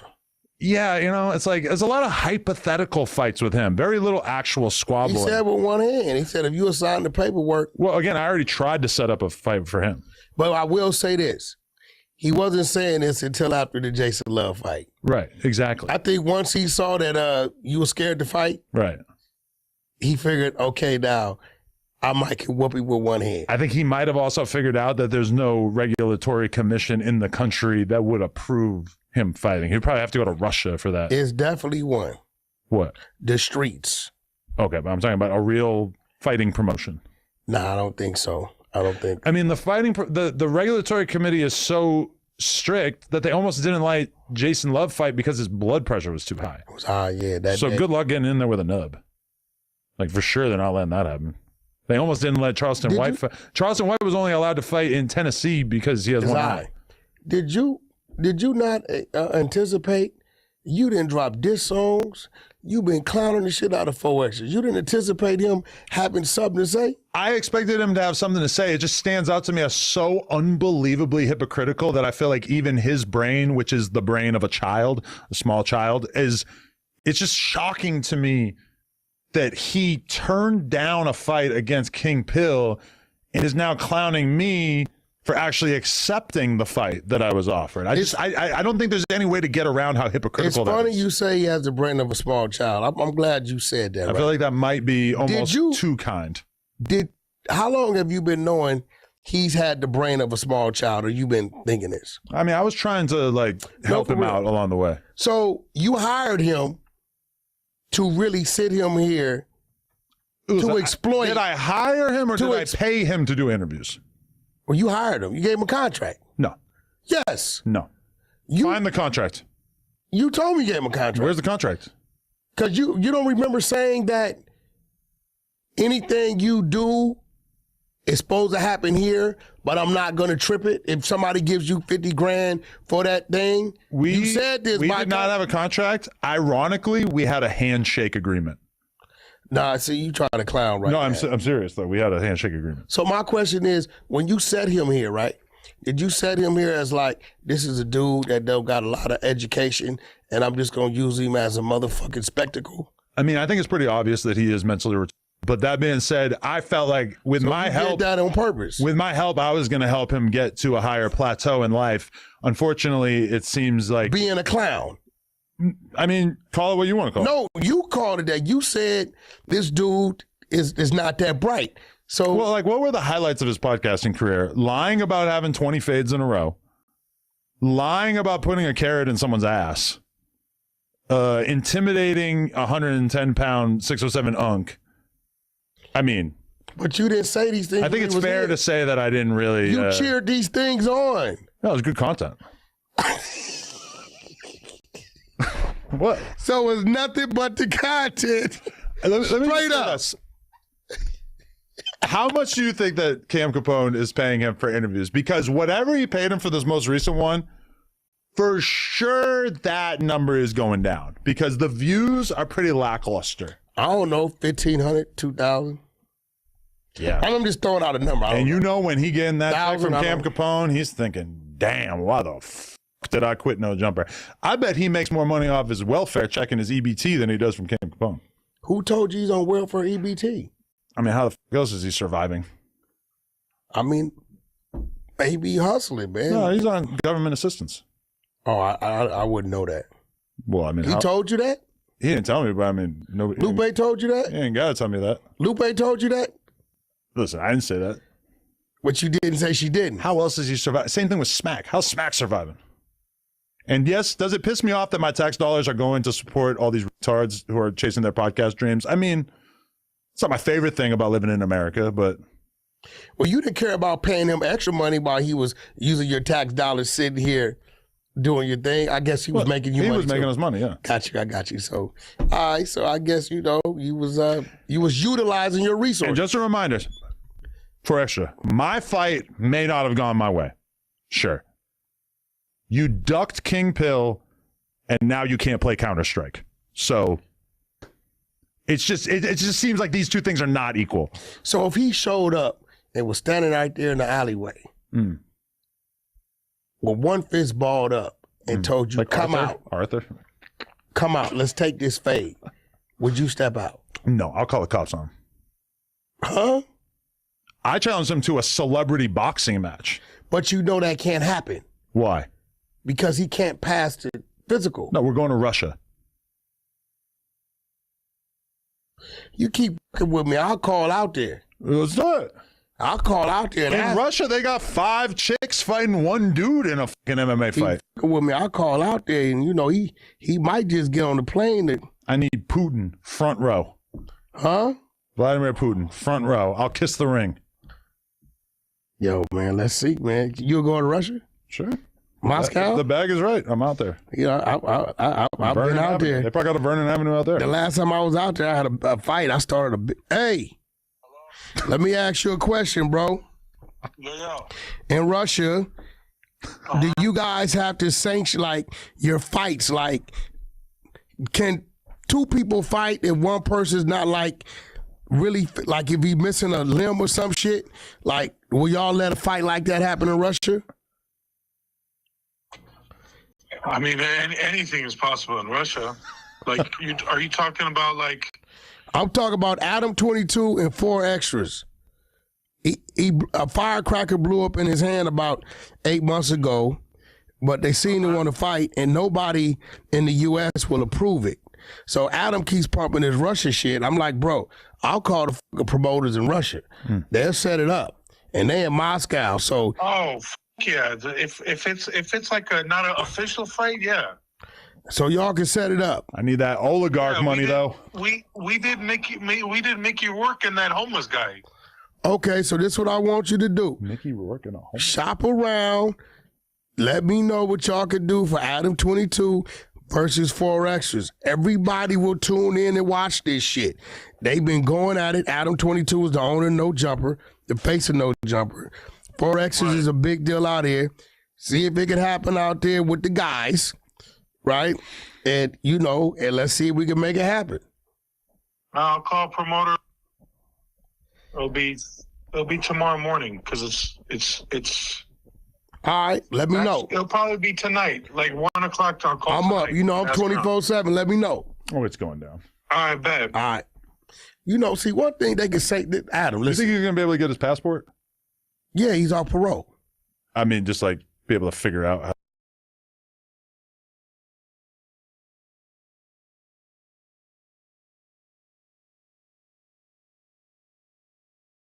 We up in this thing. What's the deal? Happy Monday to everybody tuning in. We got another installment of the No Jumper News. It's not the first of the month. It's the second of the month, but first episode of February. Tapping in with y'all.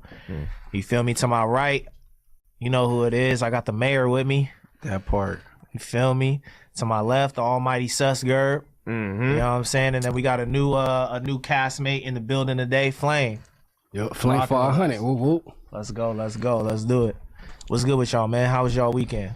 Shit, regular, nothing too crazy. Feel Okay. me? I was in the house. My daughter was a little sick, so I was just in the house weekend all day. You feel me? Nursing her back to health and shit. But I'm chilling, bro. Nothing crazy. Oh, I got paid to do a stream wars. Like I was a judge of this little stream rap wars. That shit was cool. It was cool. Like it was a bunch of AZ artists. You feel me? And I didn't know they had like a little music scene out there. Some of them niggas was hard. I ain't gonna lie, I added something onto my playlist. You feel me? It was hard. It was like 16 artists, like 4 or 5 rounds. Niggas was going head to head with songs, and then you feel me? It was like 4 or 5 judges. That shit was cool. So what was the vibe? How were they battling out? Just like song for song? Yeah, just song for song, song for song. Yeah, who should slap harder? Hell yeah. It was cool though. It was cool. My boy Desert Baby from Arizona. Desert Baby be getting it in. Yeah, Arizona. I know they had a whole little rap scene out there, but they cool. But yeah, some of them niggas was hard for sure. And what's their soundscape like? Like if you could give me a familiar sound. Us, the Bay, you feel me? A few of them niggas sounding like J-Bo. I had to tell them niggas like we already got one of those. We don't need another one. Nigga, Yeah, we got like 4 of them now. Nigga, plenty. We don't need no more J-Bos. Because Pay Gotti kind of got You said it. J-Bo. Not kinda. You said it. I knew exactly who you was gonna say too. I ain't gonna lie. Like I like the dude. I think he a cool little kid. But I just be feeling like as the city we losing our sound, bro. Like I always say, bro. We paved the way for niggas. You feel me? After the problems, the YGs and all of that shit, then we did our thing. Me, Snow, Draco, Ralphie. We laid the groundwork for niggas to take a little bit and make their own sound from it. Niggas said, "Fuck what we did. We just gonna be J-Bo." You feel me? And we just gonna be Detroit and shit. But the Mexicans keep that shit alive though. The Mexicans the only thing that keep LA rap alive for the most part. Nah. I'm gonna keep it real. I like Peso, right? But other than Peso, man, the Northern Cali Mexicans serving the I'm not saying who better or not. I'm just saying who's continuing the LA rap sound. It's them. But the Northern Cali Mexicans is not the one. But I mean new niggas though. I'm not talking about niggas that been rapping. You know, talking about new niggas. I feel like they put in like the most work party like right now, like the underground artists. Like the essays and stuff. More They so. doing more views than niggas right now. We can't act like they not. So they support each other. We got one of the representatives in the building saying hell no. So who we talking about when you say this? You talking about the Bro, every time the G Money nigga drop crazy views. Every time, of course, we can't even count OGZ. I'm not saying what he is or not. I'm saying niggas is playing that shit. I'm not saying what I'm listening to. No, he Mexican, but he got more of the swag of like you feel me? Like something from nigga, he from Black Hood. Hey, but He guess from what? I know. What you expect? He got black He on. like more. It's more like the. He's still Mexican though. Just because he sound like The a nigga, you Mexicans can't that take sound, a Mexican. they got the black swag is the most successful, bro. Still Mexican. The Mexicans that got the black swag is like what you call it from a Mexican peso. He from Playboys, but he rap like us, bro. He be sliding too. He doesn't rap like us. I think Suss's original argument though was that they're the ones that are keeping the LA sound they're not alive. taking other city sound. My point wasn't who more popping, who better, who harder. Never. That's not wasn't what I was saying. I'm saying that nigga, most of the new LA niggas don't sound like they from here. They taking another place sound, nigga. That's all I'm the Mexican. J-Bo from here though. No, he not. J-Bo That nigga's from California. That nigga's not from LA. That's not here. It's the support though. No, it's not here. That's 6 hours away, and we've always had a different sound. Hey, no. I think we gotta start claiming each other more. Like, I'm not saying we don't. We California, but bro, nigga, Vegas is closer than the Bay, nigga. Yeah, but the East Coast got like 4 different states that they all claim as the East Coast. We only got We not them. I'm on the same. We is the West Coast. California, one state. Yeah. So I'm like, what? Like, but our sounds are so different. It's clear when you're stealing. That's my point. It's clear when you're trying to sound like you from the Bay, cause nigga, we don't sound like niggas talking about bounce out that low, brother. Drop ski left, right. When the fuck did we ever say that? True. Let me know. When the fuck did street niggas ever talk about you finna bounce out that low, brother? You don't feel like they adapted none of that from us? Where it's like, you feel me? Nah, not that kind of shit. Not the lingo. Maybe they gangbang wise. So it's like, but not the lingo. Nah, they be saying all kind of different shit. We cousins. It's okay. I'm not. Look, man. Fuck we can all bite that. off each other. Shout out to the Bay, blood. I love the Bay. Shout out to them niggas. I'm not trying to separate us. All I'm saying is, bro, is that it's clear that we are losing our sound as LA. If it gets to a point where LA nigga get on the track and I'm like, damn, is this nigga from Stockton or here? I feel like that's a problem. Hey. That's all I'm saying. Because you only given one example of that, but then everybody else you said you're not saying them. They sound like LA, Dodie 6, X4, Perico. Yeah, he's been at it for a while, but like I'm talking about new niggas, bro. None of them niggas you named is new. Look at what Dodie 6 new. Dodie not new, bro. That's the like regional LA, California area. You feel me, J-Bo. And you feel me? That's what's working. So people are trying to. And that's what I was gonna say as far as like I bringing get it, just like, because it worked don't mean everybody need to do that not shit. Mexican versus black, but the comparison of Mexican and black. A Mexican person knows that they got to have black swag in order to integrate themselves into hip hop. A black person who already has that swag, why wouldn't they try to reach higher? Like they don't want to be local. They want to be, you feel me, not regional. You don't gotta be that. So like still another nigga sound because I don't want to be regional. But peep this though, a lot of people have been saying that like our sound in LA is a bit played out. So people have the ability to make different soundscapes. Why would you not? Our original sound is G-Funk, bro. Make something new then. Right, don't steal another nigga shit. Make something new. But we really ain't got no sound though. But then when niggas sound like you, Draco, and everybody else, they gonna say, "Oh, you niggas fucking biting swag. You can't be your own man." That's why you take a little. Everybody is inspired by something. You take a little and you make it your own. I'm not saying get on the track and talk about Ling Ling and Mei Ling bopping. I'm saying sound like where the fuck you from. They had to deal with that when they came out. Everybody was saying they was copying and pasting. But no, Blue Bugs say that. No, they said they said that's where they got their style from. It was obvious. They self-admitted. You think we need a new wave? That's what we need a new sound that's derivative from the one that that we laid the groundwork for, bro. That's all I'm saying. And when we get that sound, you gonna say we jocking that person. No, I'm not. And that's fine though, because we're from here. That's fine. It's different. That's how bro. I feel about J-Bo. That's how I feel about Mozzie. These niggas ain't never stepped foot in Stockton a day in their life. Hey, but if we two West These Coast niggas ain't never been up there a day in their life. Okay, what about Draco? All right, everybody give. They say like everybody jocking Draco, but Draco from here. So if they from the West Coast, what's wrong with them taking? You know what I'm saying? A little bit from Draco. The young boys. I ain't never said it was no problem. I would rather you do that than steal something from J-Bo. He's not from here. But they clowning though. You got DeJohn Paul making little Draco, and then the babies. He got me down there. I don't know what the fuck wrong with. So it's better. So you would rather it be the J-Bo family tree than the Draco family tree? What the fuck we saying? I'm saying California. I'm saying that we can't put all of it under the same umbrella because these niggas ain't never even stepped foot up there. You just heard some shit that work and you like, I'ma steal it. All I'm saying is be original. That's my whole argument is be original. What about Roddy Ricch, bro? Like he had a smash hit, that also dope. goes That's away from your fire, argument. And I get that. I get that, but there's a reason that his shit is no longer. He didn't have the city. He had Atlanta. He had other places because he didn't sound like he was from here. That shit works temporarily. Now they don't even they ignore the nigga. When he hopped on Interstate 10 and all that shit, the the Nipsey track on the DJ Mustard shit. I think all of it was fire. I'm not saying it's bad. A few things where he was really like kind of showing love to the city and showing that he could hop on our like type beats and shit, and it was fire. But I'm saying all the when on your way up, if you don't get your city and you get it outside your city, on the way down, your decline is gonna be vast because you don't have where you're from. Your hometown, they don't really care too much. When the last time any of you niggas played some Roddy?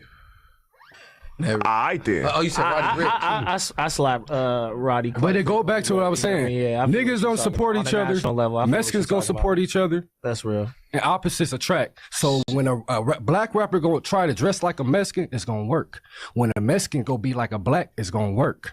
Hey, Mexicans, they support hip hop period as a whole. So they the consumers. The Mexicans is my biggest Okay, but like a period. nigga who's like LA'd out. Y'all remember the dude Doggy Style? I don't know where he's at now. Yeah. I think he's from the IE. Yeah. He had a cool buzz in the city. And I don't be look. With him and I shit, think but it's it kind of seemed like it I was get a where you cap going. on that. It's you a know what I'm fine line though, bro. I don't want you to be Snoop Dogg Jr., but I also don't want you to be J-Bo Jr. either. Why'd I do that to that nigga though? Like, why line him up like that? That's not what I want. You get what I'm saying? Easy. Yeah, be original, gang. Cause nigga, when me and Snow came up, nigga, we didn't sound like shit.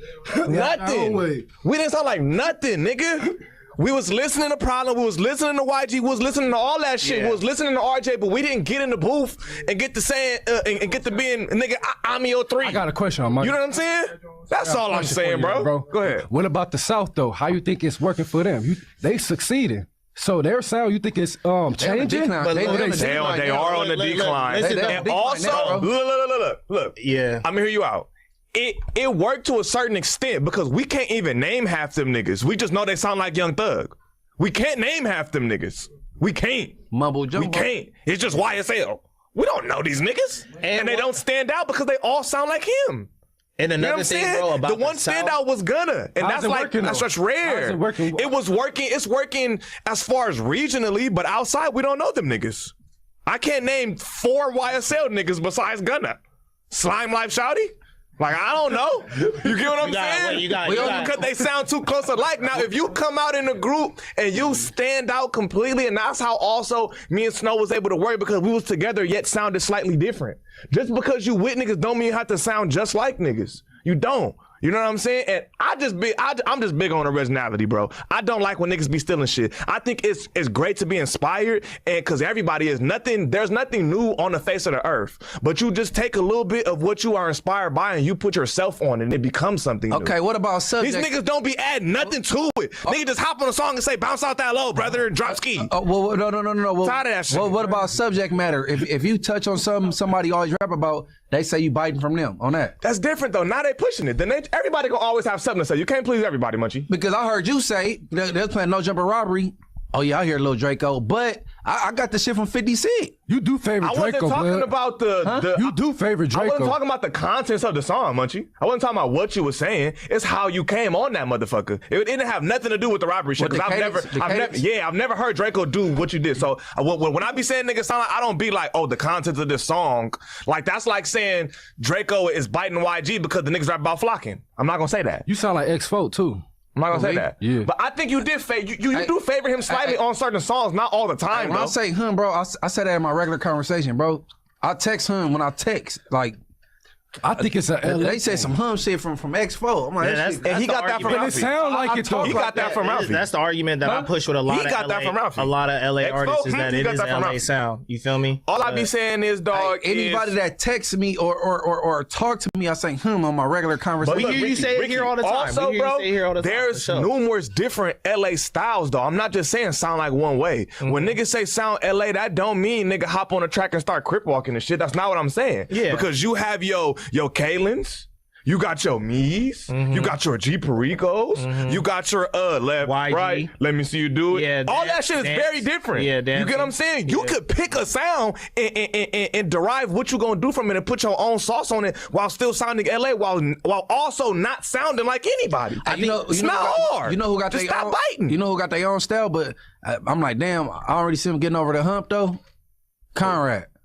Conrad is definitely very, very. No, he unique. Very, he got his very own style unique. for sure. Nobody sounds like Rad. Blood got a hit though. I only like one song by him really though. No. He got the. I'm the shooter in the. Conrad got some shit. I'm the I ain't gonna lie. shooter. If you go listen to his discography, Conrad got some shit, bro. He do. Conrad hard. I ain't gonna lie. I'm not gonna act like I be riding around playing that shit, but when I go listen to his discography, I'm like, oh, this nigga can rap. He original though. He got his own He's very style. original. Nobody sounds like that. He's very original, and I like shit like that. Originality will make me go listen to your shit. You feel me? But I just don't be liking when I could just immediately pinpoint like, oh, this is just like little wooty woo. I don't like that shit, bro. Everybody is wearing ski masks, pointing at the ground in their pictures. Nigga, and everybody dropping low, left, right. Bro, not low key. It's high key. And he hard, he can rap. But I just be feeling he do. He is hard, but we already have one of those.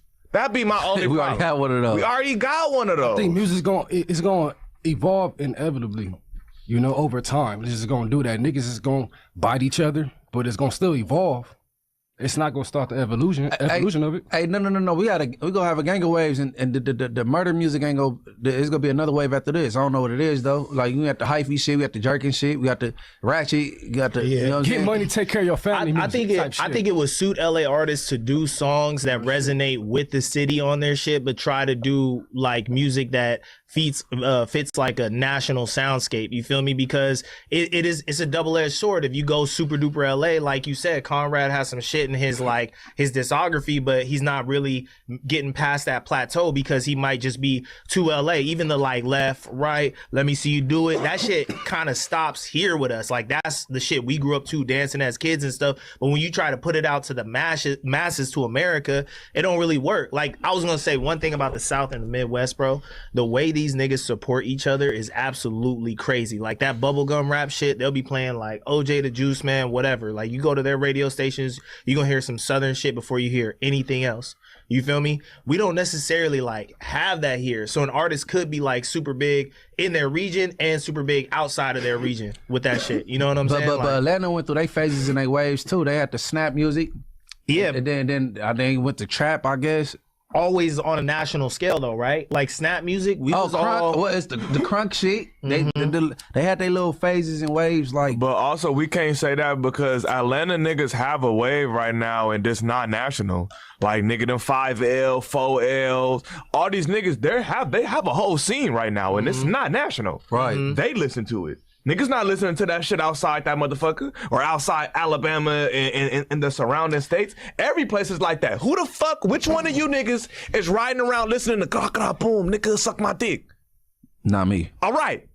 Everything is regional, nigga, unless that shit is on the radio. I ain't gonna lie, bro. It's like everything is regional, bro. The sounds aren't becoming regional, bro. But niggas music, unless that shit mainstream, it's not really leaving unless it's like it's cookie cutter music. You know what I'm saying? I guess what my argument is that their shit that you expect to be a little bit more regional will be on a national platform more like in an easier sense. You know? Hey, look, I never thought, bro, and I kind of got jealous, bro, because I used to do all that little banging on wax type rapping. I'm like, damn, as soon as the Chicago niggas do it, they get rich.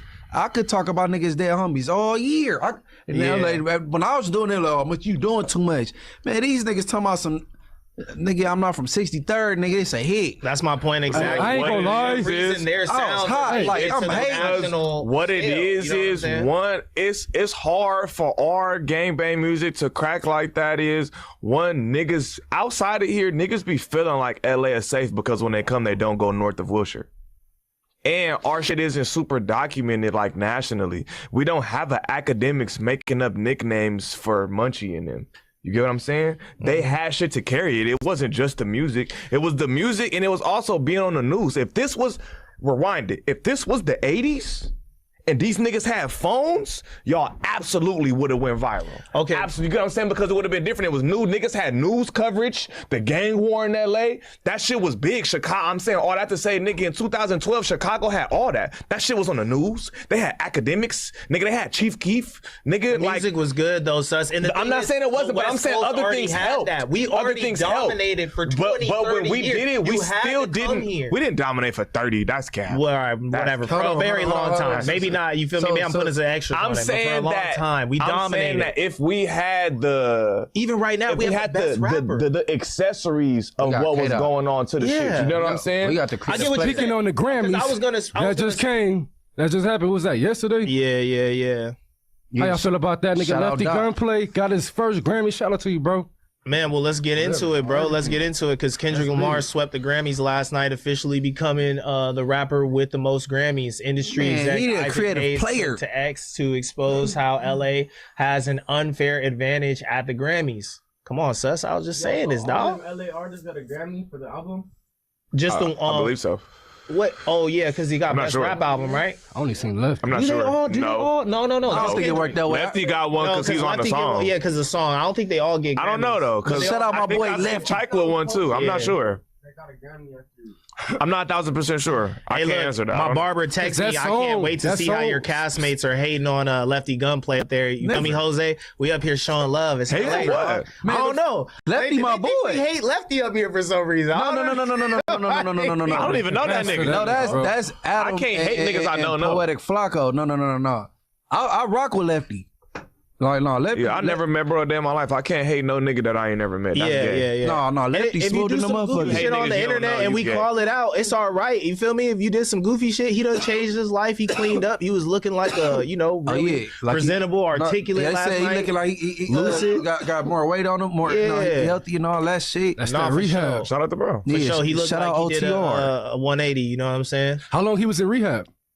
He was like sober for like 100 days. He's been in Florida. This is his first time back. Nah, he need to go back to Florida though. And that's major though, right there. Facts, he need to go back. Yeah, it's too much temptation out here in the city. Hell yeah, nigga gonna go to his hood and fill up a balloon. No. He need to go to Florida and fuck on some BBLs. I agree. The big beautiful women. I love y'all. Nah, not BBWs, BBLs. Nah, BBWs. Big beautiful women. He's calling his own shot. Hey, you like big bitches? He like fat bitches. Y'all didn't see the interview? He like fat bitches. Oh yeah? Yeah. Who don't? You don't? Hell no. You never had a face? I'm good. Wait, you the I'm straight. He was like, oh shit. He said something about the big bitches. I'm straight. I can't do it. I ain't gonna lie. Fat bitches disgust me. I can't do it, bro. So who your I hit it, and I can't even really call her fat. I said all the time I hit a bitch that was a little bigger than me, and nigga, I'm barely 2 strokes in, and the bitch back sweating, and I couldn't do it. I had to get up out of there. Couldn't do it. I had to get up out of there. That shit was nasty. Hey, who your big girl crush? Man, anybody that know me, niggas know that I've been on that. You like Nikki Parker? But my big girl crush, I'm gonna keep that shit funky. Lizzo. I knew he was gonna say Lizzo. I've been fucking I knew it. I knew it. I knew he was gonna say Lizzo. I was just waiting. I'm like, here come Lizzo. My man. Wait, yeah, I wouldn't dare. I wouldn't lay a finger on that. I love my wifey though. You got nigga. Your wifey not plus size? No, hell no. Not like that. Oh man, no, that's respect to her because she's not no plus size woman. But you love him though. I do. You be trying to feed her, huh? You like, eat some more, baby. I do. Straight up. Eat some more. Take another pork chop. Oh yeah. See, so he one of them husbands that be on a 1,000-pound life, nigga getting up, feeding the baby. We like, how the fuck this bitch keep getting so big? Nigga, she trying to lose weight. He like, nah, baby, I got this bacon. I got this bacon cooking for you in the living room. This bitch finna die. He trying to keep the bitch fat. My motto is crazy. Thin not in. I don't like no bony bitch for sure. Nah. You feel me? You gotta have some type of like some curves. Like the biggest bitch I probably didn't hit before in my life. What's the weight? Over 500 pounds. That's crazy. You lying. Yo. That's crazy. You lying. That's a DP. On the hood. On my mama, they That's a finna DP. tell him. Somebody need their ass whooped for this. Nigga, This is crazy. 5 blood. The bitch was over 500 pounds. You saying that because you from 500 block M? No, it's facts though. Shout out Bree. no, Big Bree. Big Bree? Big Bree. Big Bree. This nigga crazy. Hey, I can't do it. 92nd Street. That's too big. That's 4 times. Blim know her. Blim know. No. I don't even believe it. Hell His boy in the back saying he ain't lying. Hey, hold on. bro. Big Bree, she from Trees? No, She know how to cook? She from OKC. Oh, okay. Yeah, that's Hell Stackman Boogie no. peoples. Oh yeah, I got a song with Stackman Boogie. Yeah, shout out. Hell. Stackman. Yeah, I slid on that. West Side Tees. I'm not. Hey, hold on. Before you move on, hey, what y'all got planned for Valentine's Day, bro? Shit. I ain't trying to front my move like that, Munchie. I'm putting niggas on the spot. You feel me? Infidelity like going that. on. I'm taking one for y'all, though. I'm taking one for y'all, Rosie. You taking wifey where? My girl Rosie, I'm taking her out. Okay. Yeah. Then after, I might go slide up on my big bitches. Okay. Crazy. Hey, slide up on my they got a big BBW club in Long Beach. Where at? Hell no. Hey, That no. nigga said, where? Hell Hey, no. just give me the info after the shit, though. I'm This busy. nigga is not playing. What you gonna do though, Munchie? That's What you gonna crazy. No. I like thick, like on a. You could be on a borderline of chubby, like just. No, I'm saying Valentine's Day, fool. Oh, He got chubby turns. He said, no, don't put that shit on me. no, for real. You gotta be. Almighty got a history of it when he was about 16. Hell no. I ain't never hit nothing big. I swear. The big bitch I had, bro, she used to like give me head and give me money and shit, right? She used to look out. And then I ended up going to the pen and I was hearing that she was selling ass, you know what I'm saying? So she used to write me. I'm like, man, I heard you getting down. She's like, oh yeah, me and my friend tried it in the valley. I said, well, guess what? When I get out, you gonna do it for me. She's like, okay. Right? I'm just talking. I'm just through the pen. I'm just, you know what I'm saying? Yeah. But I got out. I end up pimping on the big bitch on Bloods. I used to hung her on Michelle, her little Chevy Cobalt from 10 to 6 every night. Nigga, boom. I used to get it in with the fat bitch on Bloods, nigga. That was my first hoe. Fat Jasmine. people got a taste for If she it. pay how she weigh, it's acceptable. Yeah. But You guys get it anything straight. else, I'm not with it. No, I'm but never gonna tell you. I'm never They gonna tell a pretty nigga don't get no always, money, young but man. if it's a fashion show, Get your man, money. you gotta bring this big bitch down some so she can shortstop the car. They see her first. She gotta stand apart. My mama put her big ass down the block. You gotta put her big ass down the block. Shortstopper. Well, they go down to this group, bro. They ain't talking their language. They go like, all right, this bitch, she might take a little less than what they. But all look, right, then both, What y'all gotta know is it ain't how she look, it's how she hook. You feel me? A fat bitch could talk her way into some shit. I've had a fat hoe before. I knew it. I had a fat hoe. I ain't hit her though. I ain't gonna lie, I didn't hit her. She didn't last long enough. She didn't last long enough. She didn't last long enough. And I ain't gonna lie, that's why she left too, because I wouldn't do it. I couldn't. I can't lie. I'm not too picky, bro. You feel me? Thin, just thick, take anything everything down? in between. Well, wait, 500, bro. Nah, that's you're right. in an Yeah, I feel you though. I'm not class picky of either. You woman. feel me? Because once you Like, hit a skinny bitch, you get an appreciation so that for that was my shit. thing is I wasn't. It'd be different. I watched my wasn't 600-pound life and all that. I I'm gotta with all stick to that, but I'm just not with fat. shit. Yeah, I'm not with that. Yeah, she might die. I'm gonna lie. The That biggest chick, bitch the might biggest die. chick I ever probably All hit that was ass, like though. 180.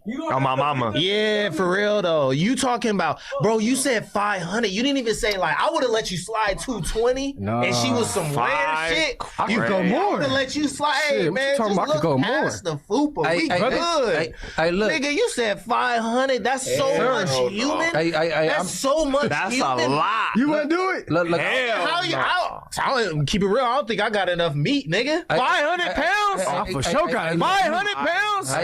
I'm That's inspired so much, by like, rap news streets fucking, politics, nigga, right? what? I'm trying to do the Gerb report card, right? Which I'm trying to see how I do it. Do I do a hood for hood, like the East Coast bitches, the family bitches, BPS, Long Beach 20s, like, or do I do a city?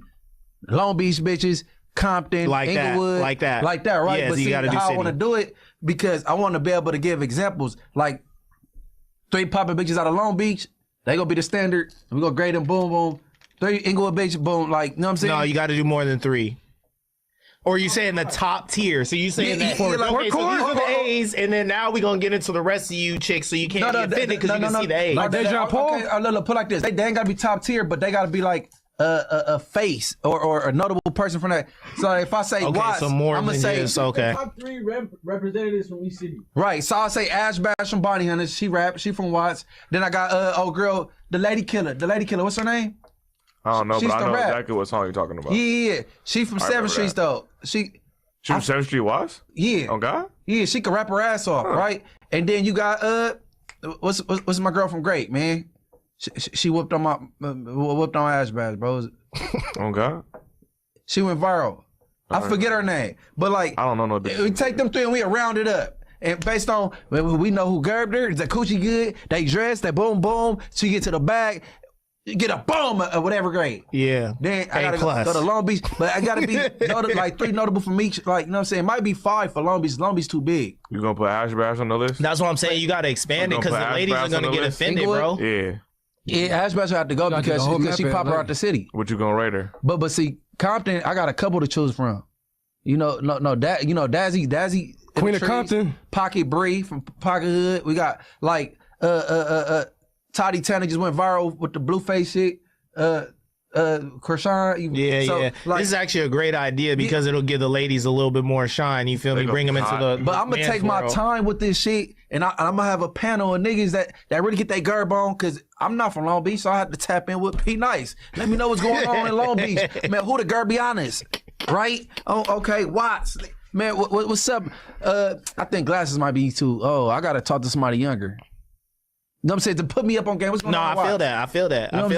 I feel that. Trictoria's Secret, subscribe. Yeah. Subscribe. Yeah. You feel me? Subscribe, like, and hype. But all right, wait, let's get back to this Grammy situation. We got Isaac Hayes, legendary music exec, says that the Grammy Awards are the LA Awards when it comes to hip hop and R&B, and here's why. There are about 15,000 recording Academy voting members, and the Academy itself says the Los Angeles chapter is the oldest and largest chapter. We could keep getting into this, but like, bro, he wrote a whole fucking essay about how the Grammys are the LA Awards. I guess because how Kendrick Lamar swept. I didn't get to see like the R&B leaders and stuff. I believe Kehlani won for Folded, which has I don't know how many chicks making reels with that song playing in the background. They even got niggas like the new making Keisha reels right now. You feel me? That shit the new Keisha Cole for the heartbroken bitches Yeah, in so life. And they both from the Bay. Yeah. Kalani's from the Bay, Kendrick's from LA. I don't really care to hear about the politics of the Grammys because listen, brother, we know that the politics of the Grammys is all fucked up. Like I was watching Academic Stream and his critique was that Kendrick did sweep at the Grammys and he probably deserved to sweep at the Grammys, but who was he really? He had an amazing year last year. He had an amazing year. Who was he really up against, right? The Weeknd saying he's not submitting his music anymore. Drake said, I believe, after Certified Lover Boy, he's not submitting his music anymore because the Grammys is, How many Grammys did Kendrick get? 9. Quite a few. Yeah, quite a few. He got the most in history. Or he got the most Grammys for any rapper ever. Then now he has the total. He has a total, yeah. The total of how many now? Let me see. Damn. Yeah, I think that's amazing. Hey, bro. It is, bro. So it's our time. What our star player, our creative player. That's our Kobe. That's a fact. You going crazy right now, bro. Everybody and a stop lot of crying. niggas be hating, bro, because I feel like Jay-Z has 25. niggas be hating because he be rapping. So a lot of niggas be trying to take away his credit because a lot of niggas don't get in the car and play that shit. Just because you don't get in the car and play it don't mean that it's not amazing music. But he can make a radio hit when he feel like just because you don't want to play it don't mean that other niggas is not. You know what I'm saying? And Kendrick has 27 Grammys in total. Sorry to interrupt, sis. I'm not gonna act like I get in my car and play that shit, but I can't say it's bad. You know what I'm saying? Just because I don't like something don't mean it's not good. But I'm not saying I don't like his music, but a lot of people be like that. I don't like it, so it's weak. You know what I'm saying? Just because you don't like it don't mean it's not good. Yeah. Clearly somebody's liking this shit, nigga. He got 27 Grammys. Somebody loves it, nigga. That's the number. And he took 5 awards home last night. And his trophy case crazy. Yeah, for sure. I mean, I did think that the argument that academics put forth is valid. I think that, Kendrick isn't competing with the top of like hip hop echelon right now to take home these awards. But like, it wasn't lost upon academics and something that I immediately thought. I think Kendrick would have swept last night anyway. If Drake submitted his last album For All the Dogs, if it was eligible, whoever else withheld their album from submission this year, they probably would have lost to Kendrick. I wish we could see who submitted. Yeah, I wish we could have see all Was those Drake that even submitted. there? No. Drake never go to award shows. So he's officially done with the Grammys now. But he never even showed up to none of them anyway. Yeah, He did. got like He a accepted bitch. one. Even though he didn't got Grammys, he don't show up for He him. don't go no more. He don't go no more. Yeah. So He said it's not fair and they biased and shit. man, I never known them to even show up. Let's address high key right now. Ricky, what? Clips, Tyler, JID. What the fuck do you mean? Who dot win again? Clips Stop did have a talking good album, music.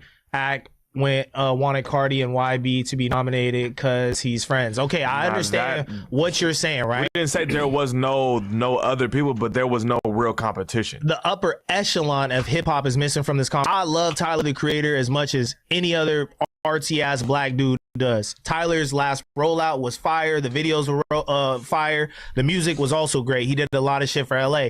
Is that competing with GNX? No. I don't know too many artists that made a song last year that could compete with Whacked Out Murals, the intro to GNX. Not even talking about all the artsy shit that happened with the mariachi band later on and TV Off, all those moments, bro. I don't think a lot of artists made songs that could fuck with the intro, bro, where he called out Snoop Dogg. Like, these are major hip hop moments coming from the biggest dude in hip hop right now, debatably number one in the big three that we've been discussing for the past 2 years. And Clips had a great album, but they didn't have a better year.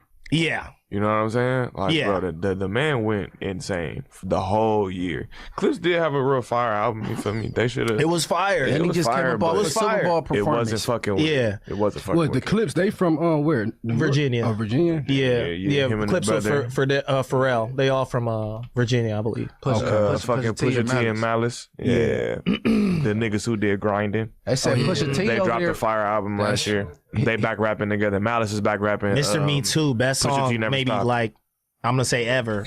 I'm not gonna lie. Hey, speaking of Me Malice could Too, rap. they said that nigga Pusha T and the Epstein files and shit. Man, so we get into these topics pretty quick. So Pusha T and Jay-Z were listed in the Epstein files. Nicki Minaj took to her ex account after to drop further accusations against Jay-Z dealing with and sacrificing children. They gonna kill that Dark bitch. times in the United States of America. They're gonna kill that bitch and frame it as an overdose. Watch. So,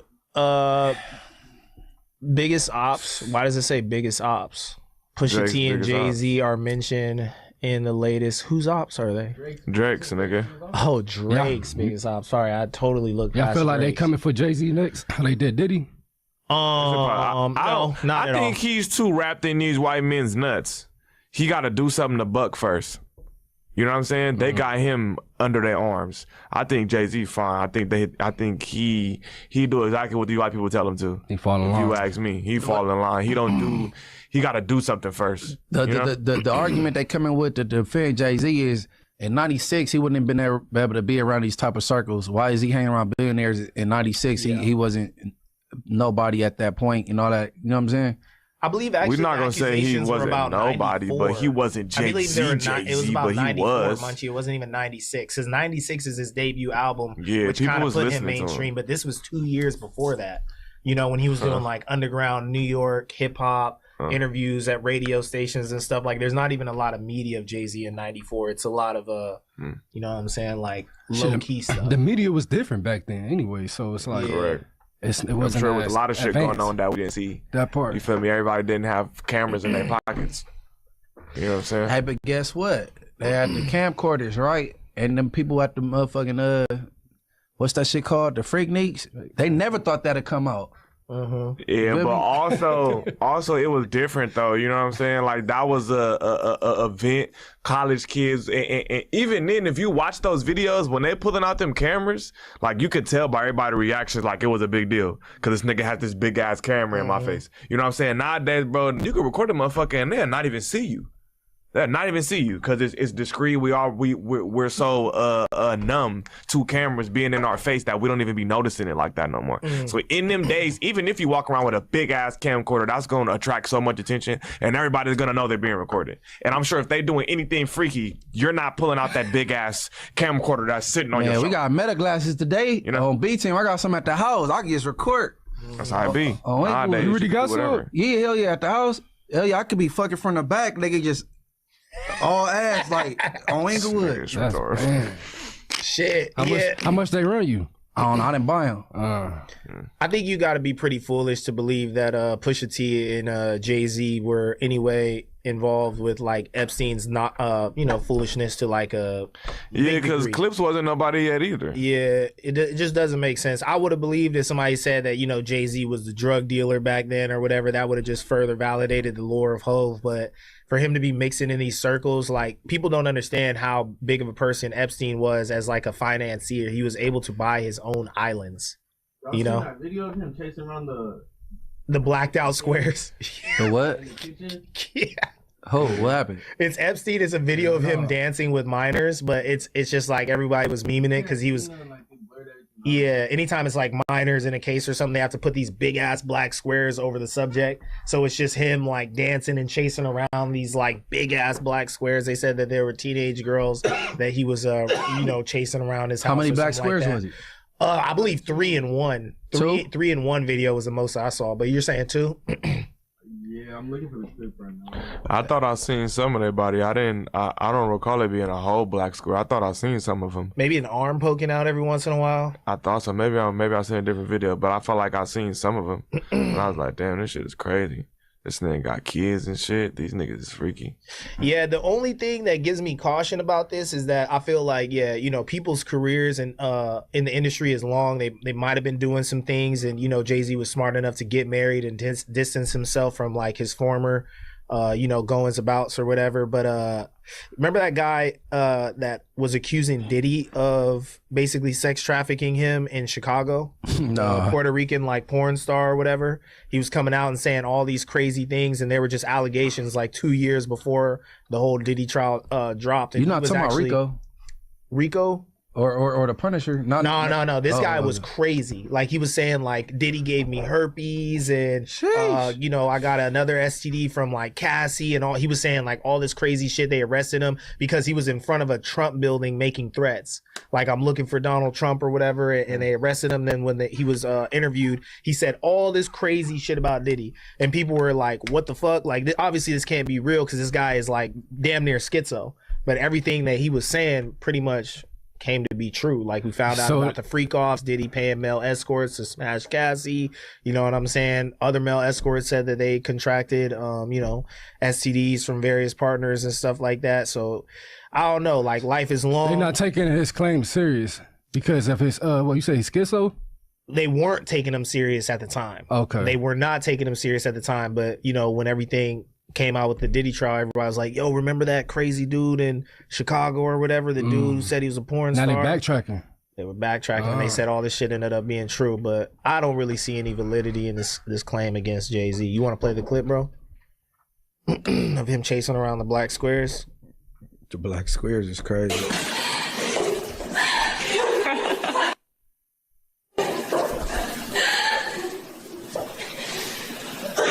Yeah, he a freaky dude. They are small. That's not a full-size person for sure.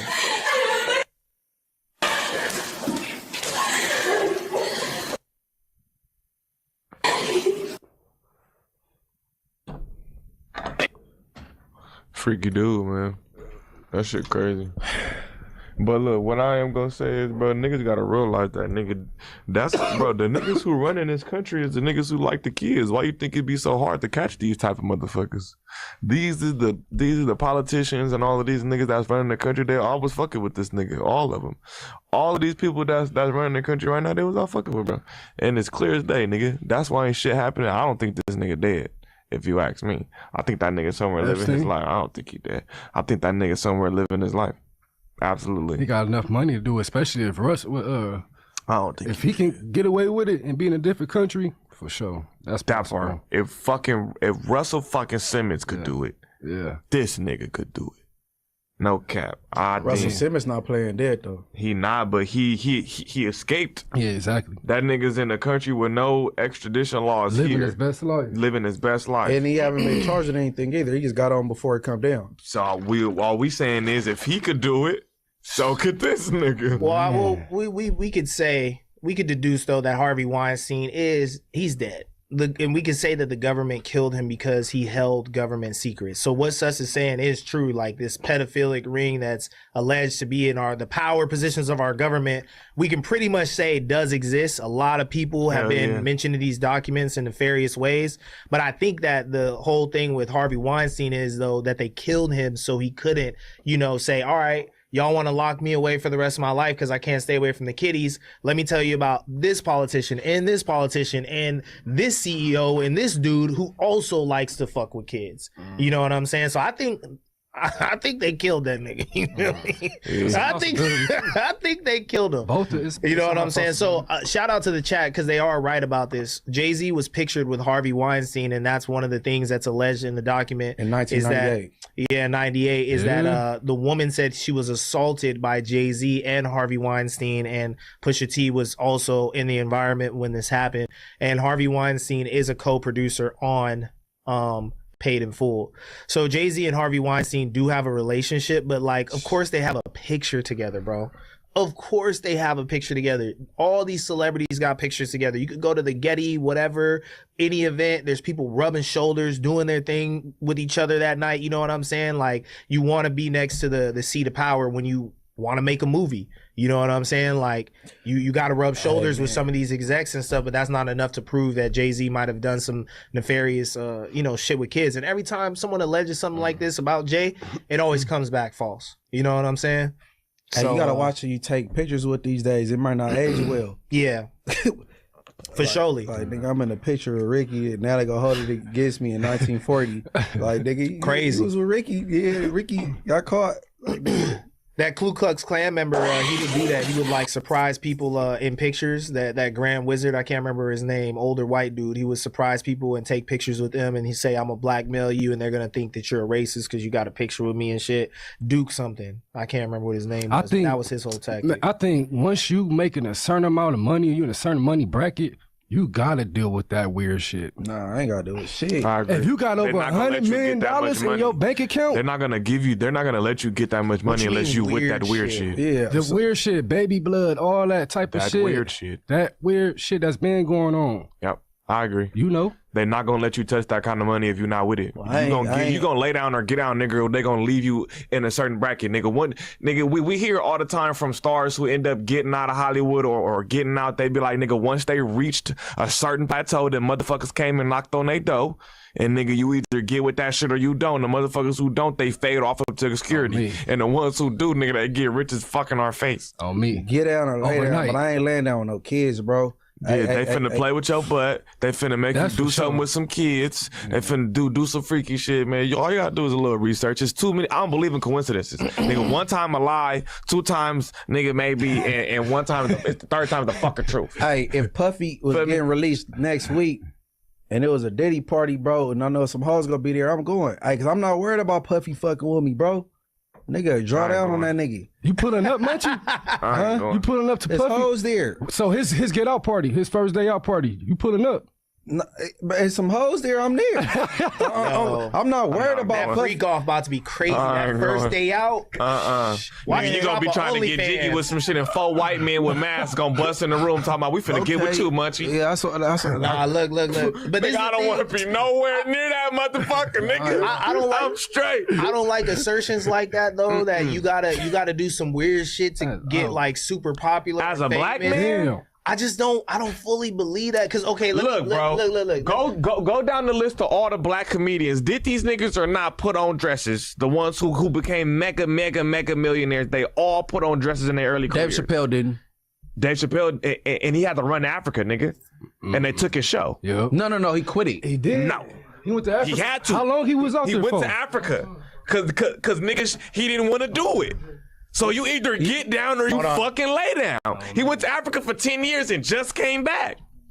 You feel me? Sure did. Oh, hell yeah, Martin did it. Martin was Shanae, nigga. Yeah. That's different when Martin do it. Man. Humiliation ritual. It's different when Martin does it, bro. Bernie Mac ain't never put on no fucking dress. Exactly, but Bernie Mac ain't never put on no fucking dress. They got look up Bernie Mac's net worth. What about Steve Harvey? Net worth. Steve Harvey. Look up Bernie Mac's net worth. Steve Harvey ain't never put on no fucking dress. He ain't taking off that suit. I'm talking about the main ones, bro. I know you. Niggas didn't get to Kevin Hart level. You talking about Kevin Hart? Niggas didn't get to Kevin Hart level. Kevin Hart. I'm talking about to really get in bed with these white people to really get.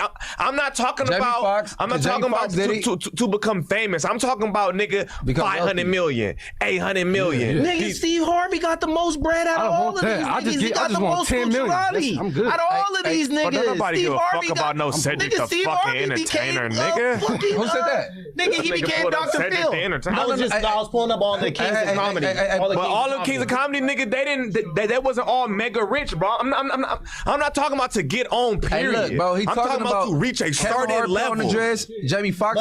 But Jamie Foxx was Wanda. These are the niggas that's on the top. Martin put on the dress.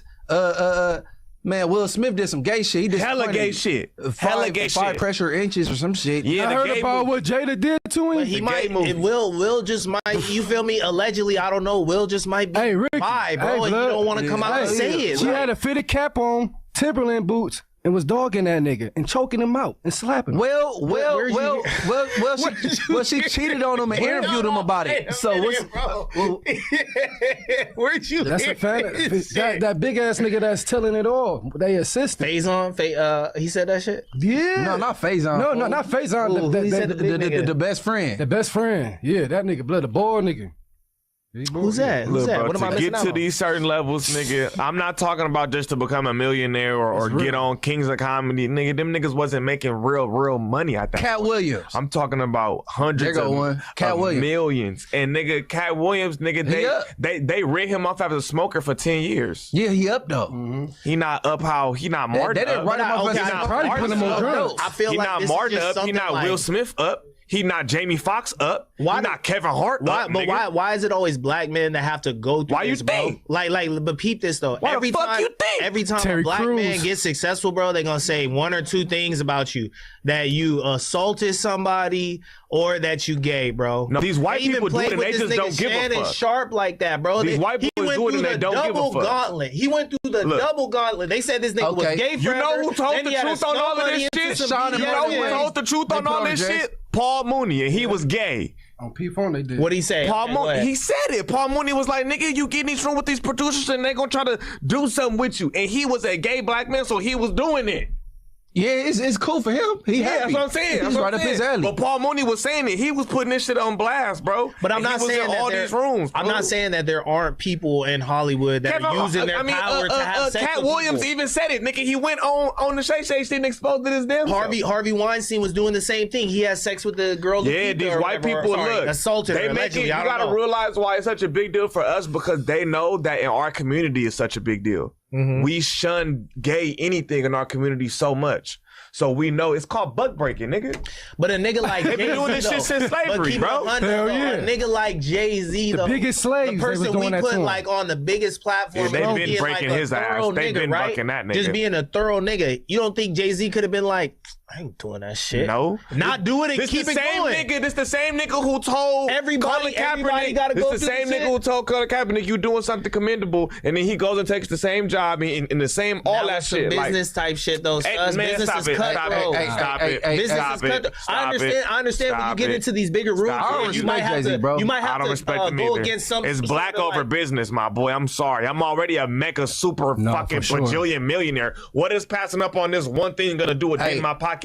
Take yourself out of I'm starving mindset or who we are right now. None of us is a millionaire, so of course we're gonna be like, hell yeah, take the NFL shit. We're not, nigga. Jay-Z, it's called greed. He was already up. Thank you. He was already up. He didn't have to do any of that. All right, bro. We sit here weekly and we do a podcast together, bro. You get up 100 M's and some niggas try to come to me and say, oh, you know your boy, he be doing this behind. I'm like, nigga, no, I know Sus. Sus would never. Nah, I'm out of fucking fat bitch or two, but I ain't did nothing with to niggas that fuck with Jay for real, like know his character type shit. Like why would I wouldn't let nobody play with you like that? So why would you feel me? Why does the inverse? Why do we allow for him? You think these white people and these Jewish men is gonna let you get to their level without some sort of buck breaking? I think you're delusional. I don't think it's anybody. That's another thing though. Is just the like whole like letting niggas Ricky in probably the door. accept that shit. Nigga, no, bro. These niggas are talented, bro. $100 million. These niggas are talented. Yeah, this is a culture. This is a $1 billion. It's like being an NFL star. It's like being the NFL star and the NFL owners, nigga. You gonna shut the fuck up? You gonna do what we say? Or you gonna get the fuck off this team? That's the perfect example, my nigga. If you a guy, if you Justin Jefferson or some shit, you can't ruin Justin Jefferson's career, my nigga. You can't take Patrick Mahomes out. All you can do if you make the right person mad enough, we can all agree that you're not coming on any team. All the owners are gonna call each other. Are we in agreement? We're not fucking with him. All right. Are y'all in agreement? All right, and you're done. Kaepernick. What are you talking about? Who's like the main label owner that's overseen Jay-Z's career? One of the Granges. The niggas who running this shit is names you can't Google. One of the Granges, right? For the sure. Niggas who really running this shit is the niggas who names you can't Google. And if you think you can, you crazy. Listen, I don't like conversations like this because it just takes away niggas' merits. Like niggas didn't do anything; they just laid. I didn't say niggas didn't do anything, bro. Who they supposed We're to not be. saying niggas didn't do anything. Like that's fucked up. Yeah, I don't think Plenty of niggas who did amazing shit. But if you think you're gonna be rubbing shoulders with these man, pull up the picture with Lil Baby hugging a white man. If you think you gonna be, Lil Baby got assaulted, bro. That was assault. Lil Baby. he was smiling hard as fuck. The nigga was on a PJ. And he had a big ass smile on his face. He would have probably stick. No, he got another picture with him just like this. on a jet. God, Lil Baby got assaulted, Man, bro. pull We it ain't up. gonna do that Pull to it him. up. Lil Baby hugging on, white bro. man. Pull it up. Fuck is you talking about? Lil Baby With assaulted. Meek Mill. No, hugging white man. I saw Lil Baby assaulted. Nothing's gonna pop up. Nothing. Exactly. Get your fucking mind right. Nigga, stop playing. Wait, who's The white man was behind him. I don't know. I don't know. Put hugging white man. It don't matter. Guarantee you it pop up. Michael Robin. Yeah. He was hugging from behind him. Man, stop it. Bro, This nigga made a sandwich. Bro, He made a Baby fucking trying to get sandwich. up out of there. He made a sandwich. Smiling. He made a sandwich. Nigga, he trying to get up out of there. Look at the face. Nah, bro. he's smiling though. Nigga, look at the face. He's horrified. He's horrified. No, see, you trying to go to the one. That's horrified? He's smiling. What are you talking about? Hey, What's horrified about this? Hey, he shouldn't be taking. He's showing all his Don't do teeth. him like that, bro. He's compromised. Thank you. Look. If you think you want this kind of money, Hey, he got. you gonna have to get sandwiched by white men on the yacht, Hey, he should nigga. Chris Brown pose with Let me a see his net nigga. worth. The fuck? Let me see his And net if you worth. think you not, you fucking crazy. Yeah, let me see Lil Baby's net worth. Let's see if he's. Why y'all think Fresh Montana in Dubai? Facts. What's Lil getting Baby shitted on? He in Dubai getting shit on like a bitch with a BBL, nigga. That's what they do. Worth was $8 million Fuck you in mean? Nah, that's too 2025. low. That's too low. 8 mils. That's because he not. Wait, Look, he bro. want the mouse back. He want the mouse. Oh, go ahead. Hey, so you think? 18 mil?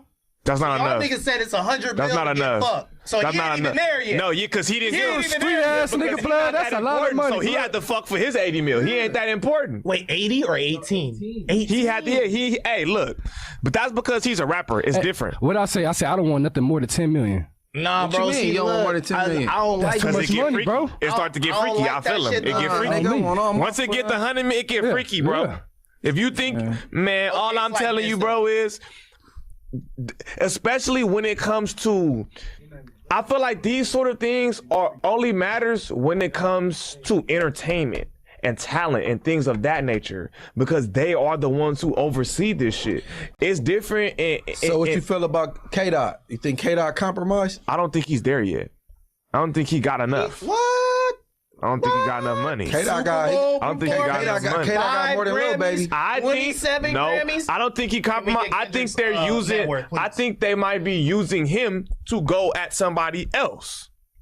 Nah, hell I don't no. think he might be. I don't think that he might be even privy to it. I Even think. the But I don't think Kendrick is oversee- compromised. No. So he went silent for all that I don't time. think he compromised. Even the niggas that Hold on. run his label, 140 what's million? The niggas, yeah, Top in the Dog. back. Top Dog. You think them niggas is going for some type shit like I don't that? think. I nah. don't think he compromised yet. 40 and 200. Come on, I don't Bro, think these he are compromised empires built That's from what the I'm saying. built from the We gotta bottom get away though. from these narratives. I don't understand think it he does compromised happen. yet. Trust me, it Hey, does happen. K-Dot in any is the industry. most grounded. I think A-list. Snoop Dogg Yeah. compromised. Snoop Dogg compromised. come I'm finna show you why. on, Look up. Put up. on, bro. Put up Snoop Dogg. Like, we can't have, Type in. we can't wait, have no I'm finna legends. show Man, you shout out Snoop. why. Okay, Wait. okay. Snoop Dogg transvestite cartoon. Yep. It's a cartoon. Yep. Wait, Yep. let's see. Yep. Type it in. What Snoop year Dogg's was this made? nigga I within ain't the seen last that 2 one. years. Nigga. Damn. Snoop Dogg transvestite cartoon. He said he would never do it, and then they had some gay shit in his cartoon, nigga, that he owned on YouTube. If Hey, you don't man. think this nigga compromised, you niggas crazy. But like, You niggas I crazy. think the compromise that happens is different. Like when you go into big business, bro. Like, okay, I'm against like certain American corporations. I had a 401k for a company. Guess what the 401k was putting money into? Fucking Or put in BlackRock. Snoop Dogg gay You feel cartoon. me? Of course, you're gonna have to compromise some There you of go. your morals to get money. There you but go. It's not like trying to do some Compromise. gay shit. Compromise. Snoop Dogg making gay kids show. Nigga, Snoop Dogg is using his animated kid show to support LGBT. This nigga's compromised. He called out Disney because he went to After he called it out. See that? or some shit. I did see that. He called him out and ended up fucking doing it. Hey, Snoop Dogg brought Crip into the kitchen with Martha Stewart, bro. He the GOAT. He the compromise goat. Hey, okay. If you accepting bags, big ass bags from these white folks, No, hold on. compromise. What's this shit called? The Gagency. Right? So hold on. We got Ray J and Wack 100. They got a whole reality show with transgenders. Are they compromised? Who? You said who? Who's the Wack niggas again? 100 Go and this Ray nigga J. go on Wack. I don't- Go They got Munchie on Wack. They're not there yet, bro. the Wack Gagency. don't got no $500 million. I don't think he got $1 million. I don't think he compromised. I don't think he made it. He just do weird shit. I'm not saying he broke. I'm just saying I don't think he's. I think Wack is more than well off, and Wack has money. But I don't think he reached a Jamie Foxx or that type of level to where these people knock on his door. You know what I'm saying? I don't think he's made it there yet. You know what I'm saying? But nah, niggas, Snoop Dogg for sure compromised. Nigga said he would never do it, and then this nigga got gay cartoon songs all in his show that he made and shit like that. All I'm What if saying this is just his apology for saying that shit? Like Snoop Excuses. Dogg is a very big brand, Excuses. bro. This He nigga shouldn't is making He shouldn't be excuses. leaving a movie theater and 'Cause making he- a I video on said, his he phone accept talking that about, shit. oh nah, Disney gay for doing this. We shouldn't be showing this to the kids. Da da da da da. Snoop Dogg is too big to be doing some shit like that. Even if you don't agree with it, bro, you got to just shut your mouth at this point when it comes to the LGBTQ community. So he did that shit. He probably got a lot of backlash, a lot of phone calls saying we gonna pull your endorsements. That's You're not fine. gonna take money to come off of your like stance. You feel me? That's compromise. Okay, listen. Okay. So maybe he's doing this. all money ain't Maybe good he's money. doing this Your means as a should justify makeup, the though. ends, not feel the me? other way around, bro. But like we live in this, bro. We live in this. Ricky, just say it, Listen, nigga. listen. We live in this Damn. environment now where you can't Shit. come at people like Nigga that. give him $100 million. They Yeah, playing with his butt. accept it, yeah. That's all I'm saying. No, it's not He that. said You he gonna signing let that contract, bro. He gonna sign it. Hey, hold on. It's not that, bro, but y'all look gotta- how they you did guys- the baby. They get the LGBT. They blackballed him, and he had to apologize to them to get in good graces back in the industry. But he didn't have to make no gay song with no training. Okay, but listen, bro, you guys gotta understand, we live in a time, bro, where you can't come at communities like this. Back in the day, they was saying, hey, don't put them niggas in films. Put white people in blackface and chase them and lynch them in the films, but we not gonna have no fucking black people in the films, even if they gotta portray the people that we killing. So it's the same shit when you say that shit about gay people. Replace any ethnic group, any group that you care about with gay, right? We don't want Mexicans. We don't want fucking That's Arabs. not an We don't want ethnic group, bro. That's a preference, bro. It's a community. It's a community, It bro. ain't no day. It's Y'all a grouping created of it. What? people. No, Nah, they no, They created chose community. that. No, Nigga didn't wake Whether up they and choose chose to be it or black. not, whether they chose it or not, we live in the LGBT, Western world, they bro. where deeper we than don't- my we don't- hood and yours. we So don't my allow favorite people to color gray, attack bro. groups. If my favorite color gray, How we many a community, shades? bro. They Everybody start with a favorite color persecuting gray. me for this gray shit. That's my choice. I picked to like gray. We're talking about federally protected communities, It's a bro. preference. So like, I'm saying Hey, all if you this get to off say- on a And gay I'm saying nigga, it's bro. the reason that these motherfuckers is federally protected because all them motherfuckers up in the politics and these secret billionaires is gay. Sus, we're federally protected too because motherfuckers was lynching us in the street. We fought for that. Yes. Hey. We fought for You that. don't think gay And people all were of these getting other fucked shit, over all of these other ones was off our backs. For sure. If we didn't do what we did, they wouldn't even got given this shit easy, and they didn't fight how we did. We fought for 500 years. We fought for 500 years. Niggas did a couple parades That's an and shit. ethnic group. So if we're the godfather of this shit, why would we try to turn around and put down another? I'm not group putting that gets to nobody come through down. the I'm door just saying because niggas we doing had gay to shit. die because we had to die to get motherfuckers through the door. It don't make no sense. Hey, I love the L and the B. Shout out to them. No, the lesbians and then the bisexual bitches. I love the L and the B. For surely. Nah, but I just don't think niggas got to do gay shit. Shout out get to on, bro. everybody, I think but motherfuckers it is is what talented, it bro, is, and they though. get in their Hey, money. yeah. So what's the coincidence of all these niggas who get there doing all the gay shit? Why did Will Smith get hit in his butt in a movie and then ended up becoming one of the most highly grossed actors ever? That's What fucked about up. Denzel Washington?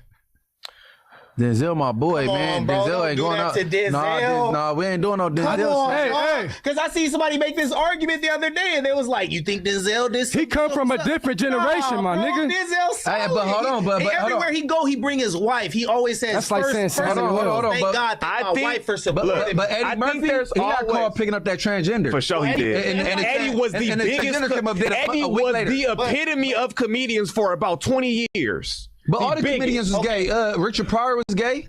They was all doing gay All right, shit. can we say this about black people? But look, bro, there's exceptions. It's not everybody. But these white people are doing it what I'm too. saying. That's what I'm saying. But these white people are doing it too. We just don't put a big ass deal on it because our community frowns upon gay shit. White boys play with each other all the time and they don't care. They just be like, yeah, he just explored himself in college, dude. Well, hey, nigga, I got a yo question. homie go to college, do some gay shit, and come back. You gonna be like, bro, gay. Hey, what about my We nigga, don't do that kind What of about my shit. nigga Seinfeld? So it's not frowned upon like that is over that? there. These Seinfeld. same things are happening with them. If you look up all the Brad Pitts and all of that type of shit, and you look up people like, oh, these niggas was doing weird gay shit in movies too. This nigga be popping up with all kids the USC too. film kids, All of them, rats, you yeah. feel me? But it's not such a big deal in that community. And white people, they're already doing that. They know that's a form of breaking us buckwise because our community frowns upon that so much. Nigga, the black man is so strong, so they know we have to you attack call it, that buck shit what? in the household, gang. It's called buck what? Buck breaking. But look, Yeah. Sus, this is why I push. So back so against Adam, what is we it do, buck breaking with Adam, or he just got a dark sense of humor? What you mean? When he sex plays somebody When he and be shit? playing with niggas and shit? When Cindy Star sitting on his lap and It's not. That would I be think that's buck just breaking white boy humor. if he forced a black man to do it. You got what I'm saying? He did that with himself. It's not buck breaking. so Oh, you want to be the next no jumper star? Right, you want to be the next no jumper star? Yeah, you got to do this with Sydney Stars. That would be buck breaking. Let me give you an example. All right, he do gay jokes and shoot gay jokes with Brick Baby all day. That's just white boys. Is that buck breaking? That's just him being white. just white It would boy be humor. different if he was behind the scenes saying, "Oh, you want to be on this Tuesday, Thursday, and Friday show? Okay, cool. hold on. You got to play with this training Opportunity bud." wise. Hold on, I got another example. You had Brick Baby and Crib Mac sitting across the thing with the fake Hoover, the gay Hoover dude. No, Gay because that's Tony. his choice. I don't believe he was forced to do anything because he would have. If he would have said no, he wouldn't have been fired. Hey, Munchie Blood. They said Hey. it can't work, and they knew they was go. Hey. They didn't know. But it I'm was a gay saying Crib. if it's different as if you're going to do this or you're not gonna be here. That's what it is. You're gonna do this to get here. I don't think it would be different if I get here and be like, I'm not doing that, and then they would be like, all right, well, you fired. Then I would agree with you. Yeah, that's buck breaking. But nigga, if the nigga's not forcing you and saying like, this is what I have to do to be here, no, nigga ain't forcing me to do shit. Hey, that's I feel just like, content. hey, sis, These niggas chose that. I feel like if a nigga is freaky enough, they'll fuck anything. That's what I'm saying. Like, Well, yeah, hypersexual or some shit. Yeah, that's what I'm saying. Like, I know niggas that be hitting glory holes and all that type of shit. I don't know what that is. You ain't never heard of glory hole? Well, what is I that? didn't know either. But That's a section on porn. I seen and it. then somebody just sucks it. You said what? Like, whatchamacallit? So When you stick your dick through a it's hole, like somebody- I be seeing. Oh, like on scary movies. I don't know. He put his ear to the hole. Yeah, so that's a glory hole. It'd be like a room where these white people be doing weird, freaky shit, and they set it up to where it's like some cardboard shit or like a room that they build and they cut holes in them, and bitches will walk in and it's just dicks and holes, and then bitches fuck them and shit. Some weird white people. How they know that's a girl over there? Well, they don't. That's the whole thing is that they say They that wouldn't know. glory Who holes are knows? gay. They're hey, I'm gonna say, essentially gay. hey, I never heard of that shit before to today. hey, You can find that shit on any porn site at any given day. if a nigga horny enough, that's what I'm saying. Freaky niggas that don't get pussy be thirsty as fuck. Yeah. They'll hit them. But look, Freaky shit. my closing argument is just I don't like it when we use this in our community because, like you said, so that you had a lot of validity in your points is that black people, it's a more sensitive topic for us. So I feel like they try to weaponize that shit against us. You know what I'm saying? Because they know that if another black man finds out that you gay or the DL, he's gonna out you and whatever, you're gonna be ousted from your community. But I feel like that's not what's really happening. I and feel they like use it is, on bro, us to because it's an weaponize it. agenda that they pushing. It's too many signs, bro. 10 years ago, nigga, it wasn't all these gay ass shit and all these books and all these schools and all of this shit. And it's being passed down through all type of things. It's not just with us. It's with everybody. But I feel like still here, I'm not saying that they wasn't, and that's cool. The this isn't to persecute gay people. No, my, for sure. my sister You talking about gay. industry I got shit. cousins that's Yeah. gay. You know what I'm saying? Like, I don't got nothing against no gay people. No, for sure. You feel me? So that ain't never what this My is sister about. is- It's just about that. I know you got to look at. Just go back to early 70s, right? There's clearly been a attack on the black household and the black man in general. Go back to the 70s. You want these food stamps? What's the guidelines for your mother to be able to get food stamps? Your daddy can't be in the home. So once the daddy is outside the home, now we can lead the woman who raises the children. So now we can stop getting these strong black men that they're raising because the house is now broken. Once the father is out, now he has to do whatever to fend for himself. We got a place for your bitch ass. Private prison. And we finna make millions off all y'all. And then once they're out, now the children can be impersonal. The mama's dependent on you. You are now the father because you write them checks and you send them. It's clear what's been going on. It's been an attack on us forever, bro. And I think it all goes to the same. What do we love the most in our house? Who do we praise the most? Our mamas. That part. Even past that, who do your mom praise? God. Jesus. No, who they really, she do, but who she really idolize? Her mom. Michael Jackson and them. The rappers, the stars of the time, the stars of the time. Be serious, nigga. You ever seen Michael Jackson come up on the ground and everybody start fainting and passing out and shit? If I was a Jewish white billionaire and I'm a billionaire, I'm gonna be like, oh, that's how we get them, nigga. The artists. That's how we get them. We love rappers, do we not? Nigga, did you see NBA YoungBoy concert? No, rules. How he got these little niggas in a chokehold? Niggas spending If real I'm gonna money. get to all y'all niggas' minds, I'm just gonna go get the rappers. I'm gonna go get the entertainers, the actors, the music, the musicians. Why are they? They the only ones who gotta do that, nigga. The basketball players, all of them. Even with the take a presidential picture shit, with Kamala Chris got Brown. All of them. Come on, they know what to do. 1,500 to be They know exact. what to do. 1,500? Kamala, how I'm gonna get these bitches? I'm gonna go get Meg Thee Stallion and tell her shake her shit on stage. Cause these dumb bitches is And gonna that listen. shit backfired. That shit that real didn't dumb. work. Sometimes it don't work. The majority of the time it fucking do. If I wanna attack we gotta listen of how in the 80s it go from some people are making songs about doing drugs, but they're doing it very low key, and then it goes from fight the power, very subliminally, right? It go from fight the power, and then 5 years later, nigga, it go to nigga, I'm selling crack, nigga, and all that. How do we go from don't do no drugs to now all the poppin' rappers are all talking about we selling work and we selling crack? Nigga, it's clear what's going on. It's clear what's going on. Even Public Enemy, they only got so far, like, are y'all niggas is gonna preach all this black power shit, but we gonna give you this stupid ass dumb nigga with the clock who just saying yeah boy and yelling and being excessive. Nobody from Public Enemy said that. Exactly. Oh God, that's exactly. so true though. Exactly, That's bro. funny. Exactly. So it's like they let us do certain shit. You gotta know who holding the reins of this shit, bro. And The if you CIA don't, is if definitely influencing the entertainment community, but I don't. And you think gotta know that a it all lot of trickles black down, men bro. Have had their butts played with in order to become success. I'm not saying all, but I'm saying That's some if you think expensive you black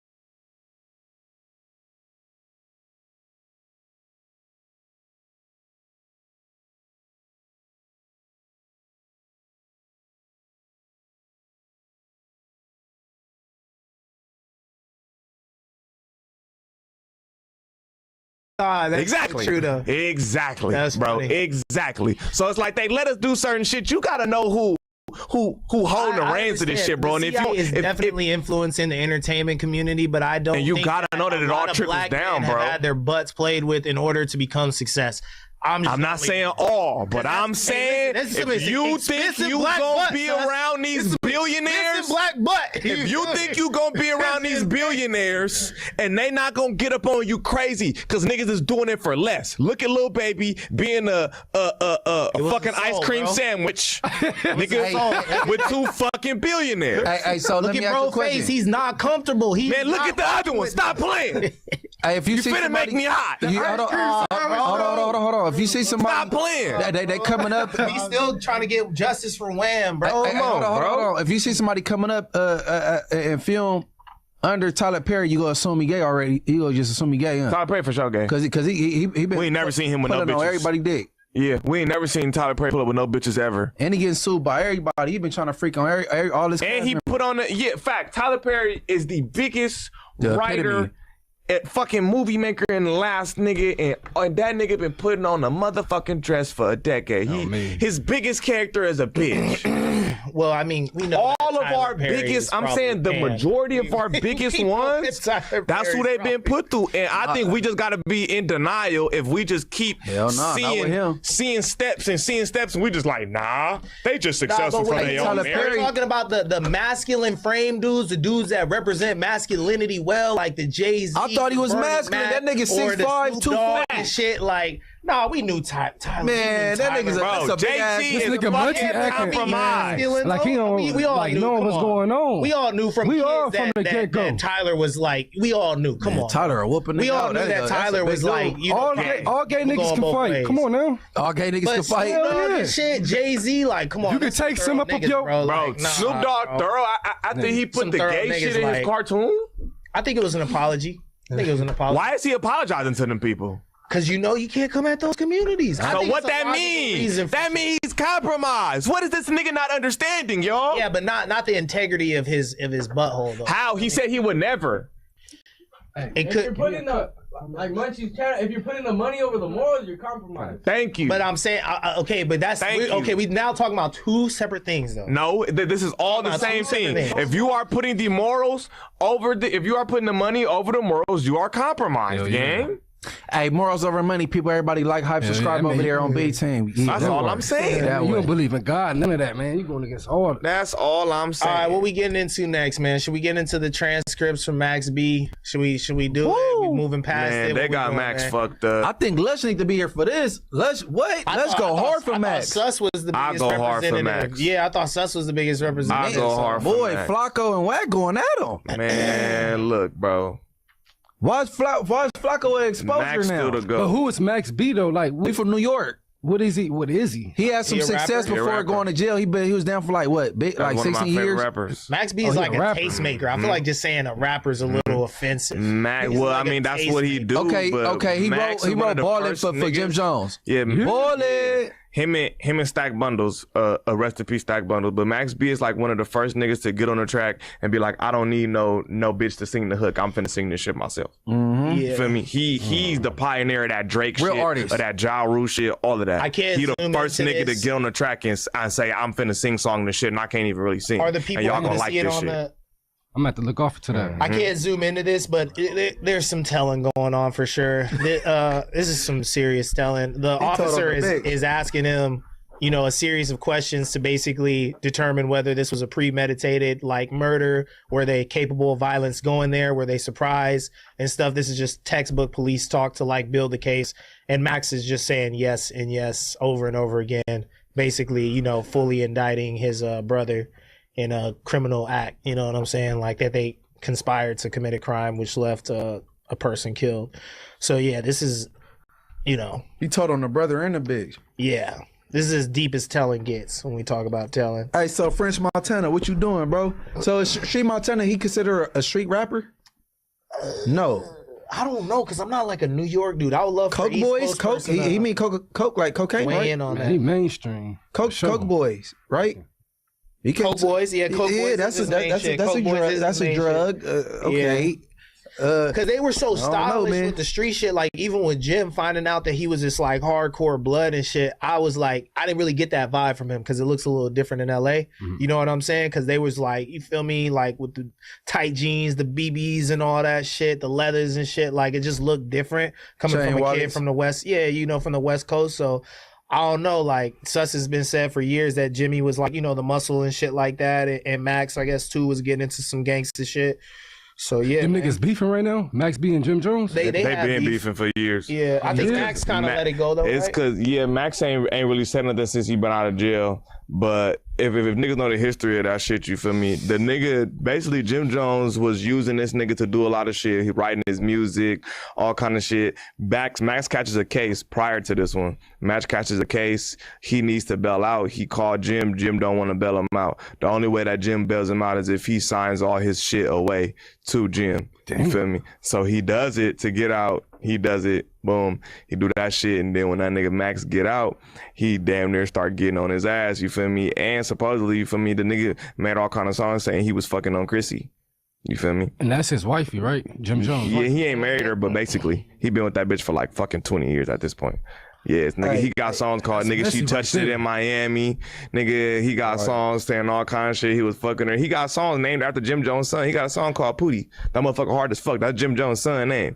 He had a song called Pootie. Pootie. It's hard as fuck. Okay. Where he talking about nigga, he'll kill that little nigga in the studio. What? That shit was hard. Talking about killing his son? Nigga.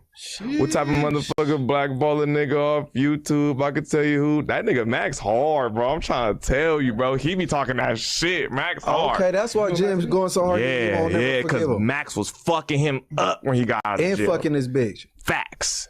Fucking his bitch, making songs about him, nigga, making songs about his son, all kind of shit, nigga. Hey, Jim, a polygraph test only costs $500. I'll hook her up. I need to know that this nigga fuck. No, Max B, Pootie, hard song, Poodie. That motherfucker hard as a motherfucker. You feel me? Man, I need to know. Nah, Max be talking crazy. But yeah, I ain't seen Max say nothing about him since he been out of jail. So it seemed like he chilling, you know. Plug that bitch up like an iPhone charger. My biggest question about this paperwork is when it was, you know, when they talked to him, when they questioned him, because I know you kind of detailed this. The dude was fighting this case, and basically it was shown that he was like never gonna get out. And you know, Max B had the chance to get out, I guess, if he was like forthright about the crimes that were committed. So is this an interview from like a couple of years ago, or is this the initial interview that led them to go to jail? That I'm not sure. Yeah, I'm not sure. But I do know, look, I felt like this as far as that shit where he took the plea. The nigga was already in jail for like 12, 15 years, right? Me personally, I'm not gonna take the plea unless if you my crime me, they gave you an L. I got an L right now too, but I'm trying to get some appeals. I'm gonna ask you first. I'm gonna send a kite your way and be like, Brody, you feel me? You they didn't turn down your shit 3 times. Is it cool if I take this plea so I could? They already gave you life. Is it cool if I could take this plea and I can go home? They denied your shit 3, 4 times. You know what I'm saying? I'm gonna do the respectable thing and ask first. I'm not just going straight up just be like, yeah, I'm finna take this shit and fuck this nigga. I'm gonna ask. You know what I'm saying? But I don't think you wrong for doing that to go home, nigga. Scenario. You feel me? Because the appeals was getting denied for his stepbrother, and his appeals was working. I'm not saying he did that, but I'm saying that's what I would have did. But they said that he told immediately though, not during the appeal process. That's a fact. That's a fact. So that ain't that's out the window. That's so a fact. Flacco just replied to me and said that this paperwork is from 2016. So appeal time. Oh, so when that he was went appeal. up for appeal. Appeal time. Okay, so yeah. So hold on. So he didn't snitch from out the gate? I don't know. No, I don't think he snitched from out the gate. Flacco, you watching? Just call him. Text Ricky. Oh yeah, let me ask him. Just call him. What the fuck? Call him, nigga. I'm calling him right now. I'm calling. Yeah, I'm sure he ready to weenie ass shit exposure on ass Max. nigga. He ready to shit on Max. So that shit deep. Cause I'll fuck with Max. Man, Flock might be recording a video right now, bro. He probably is. He eat some ice cream. Yo, bro. Yo, Flock. So what was the question y'all wanted to ask him? Oh, is there any evidence of Max B telling when the crime was initially committed, or is this all just appeal? Like everything that he did to indict his brother was on appeal. Right. Right. So here, right. I bet. So okay. So when Max B was first picked up, obviously, like it's the shit where he told the police where the girl was, but like folks don't care about that shit. But the stuff we currently see, and that's from his 2016 appeal. So like, what happened was, Max B was offered an appeal for 10 years when he first got like locked up, right? And in that appeal, he would have been, told to cooperate. Max B turned it down, but then Max B came back in 2016 and said, "Hey, that appeal that y'all gave me for 10 years when we first got booked, I only turned it down because my lawyer told me to. My lawyer was my entertainment lawyer as well as my defense attorney, so there was a conflict of interest there. So I believe my lawyer gave me bad advice because he wanted me to go on tour and make money since he's my entertainment lawyer. So hence, he gave me bad advice. That's a conflict of interest. I need to appeal my conviction." The court agreed and said, yeah, that is a conflict of like interest. So hence, they gave Max B two choices, right? So at the PCR is, hey, we can rule on just vacating in this judgment, and then we can rule on you having to redo trial again, or you can plead guilty to one count of manslaughter, take the original plea, and pretty much, admit to all the crimes done. So then that's the appeal where Max B is then saying, yeah, I cooperated with my brother to do this. And he brought a gun with him. I told him to, et cetera, et cetera. Now a Max B brother is saying, hold on, I'm still fighting. I'm still trying to file these appeals. But they're not giving. I'm telling these folks, I wasn't there. I didn't do shit. I don't know what's going on. I was not there at all. And you was telling them in your plea deal that I was there, that I conspired, that I had a gun. So that's what folks are saying. Is that snitching? I say yeah. Yeah, because he essentially hangs his brother forever. There's no chance that he could get off on like some kind of loophole or whatever because he admitted to the conspiracy. Ever. Yeah, it's over. It's over for him. Yeah, fact. Hey, I thought you was pro snitch. What happened? I'm definitely pro snitch, but like I'm anti dudes coming out and acting like the biggest, baddest thugs in the world, right? Did Max B come home tough though? No. Max B came home sideline at the game, raising his hit kids, the club with his family, and he never game banged either. Did he come home tough? No. In his interview with Pistol Pete, Max B is talking down upon raps. Max B is talking down upon snitches. Max B is saying he would never be a snitch. So I'm saying, hold on, bro. You either come out, embrace the rat life, say, yeah, nigga, that's me, nigga, and what? And then guess what? We will all support you. Yeah, nigga, we team rats over here. But don't come out and diss the home team. The home team is crazy. I just feel like it's different when you first don't take the plea. And then I think it's clear that oh boy wasn't gonna get out. I think it's clear that after nigga 3-4 appeals, nigga, that they wasn't fucking with you and they fucking with his. I think he should have asked his brother, like, can I take this, nigga? You got the L with no chance of parole. I could parole, gang.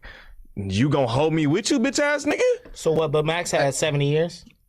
Something like that. 75. So he was never coming 75. 75. He was never coming no, home. but the other nigga got life with no possibility. Oh yeah, L-Wop. Yeah. Okay, hold on. So nigga, let me take my fucking appeal and go home. Yeah, but I did 20. But the brother's supposed to agree on that. You know he is. And if the brother, but he a hating ass nigga if he don't agree. Yeah, he a hater, but he still gonna be labeled a snitch because his brother was in agreement with he that. He a hating ass nigga, man. You got life with no possibility. Yeah, two things could be true. And I can make it to the crib, and you don't want to see me make it to the crib. All right, Flock, I think we gonna let you go, bro. I think you laid it out for us. All right. When you don't got no chance of coming home, I do.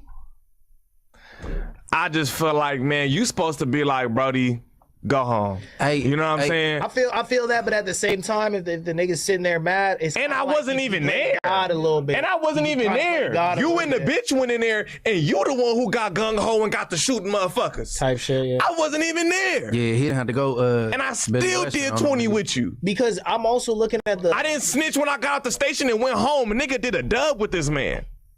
The feds gave him a cold compromise too because they could have hit him with a larger sentence. They could have been like, yeah, if you do this appeal, we're gonna let you sit down for another 20 because low key y'all did do some heinous shit.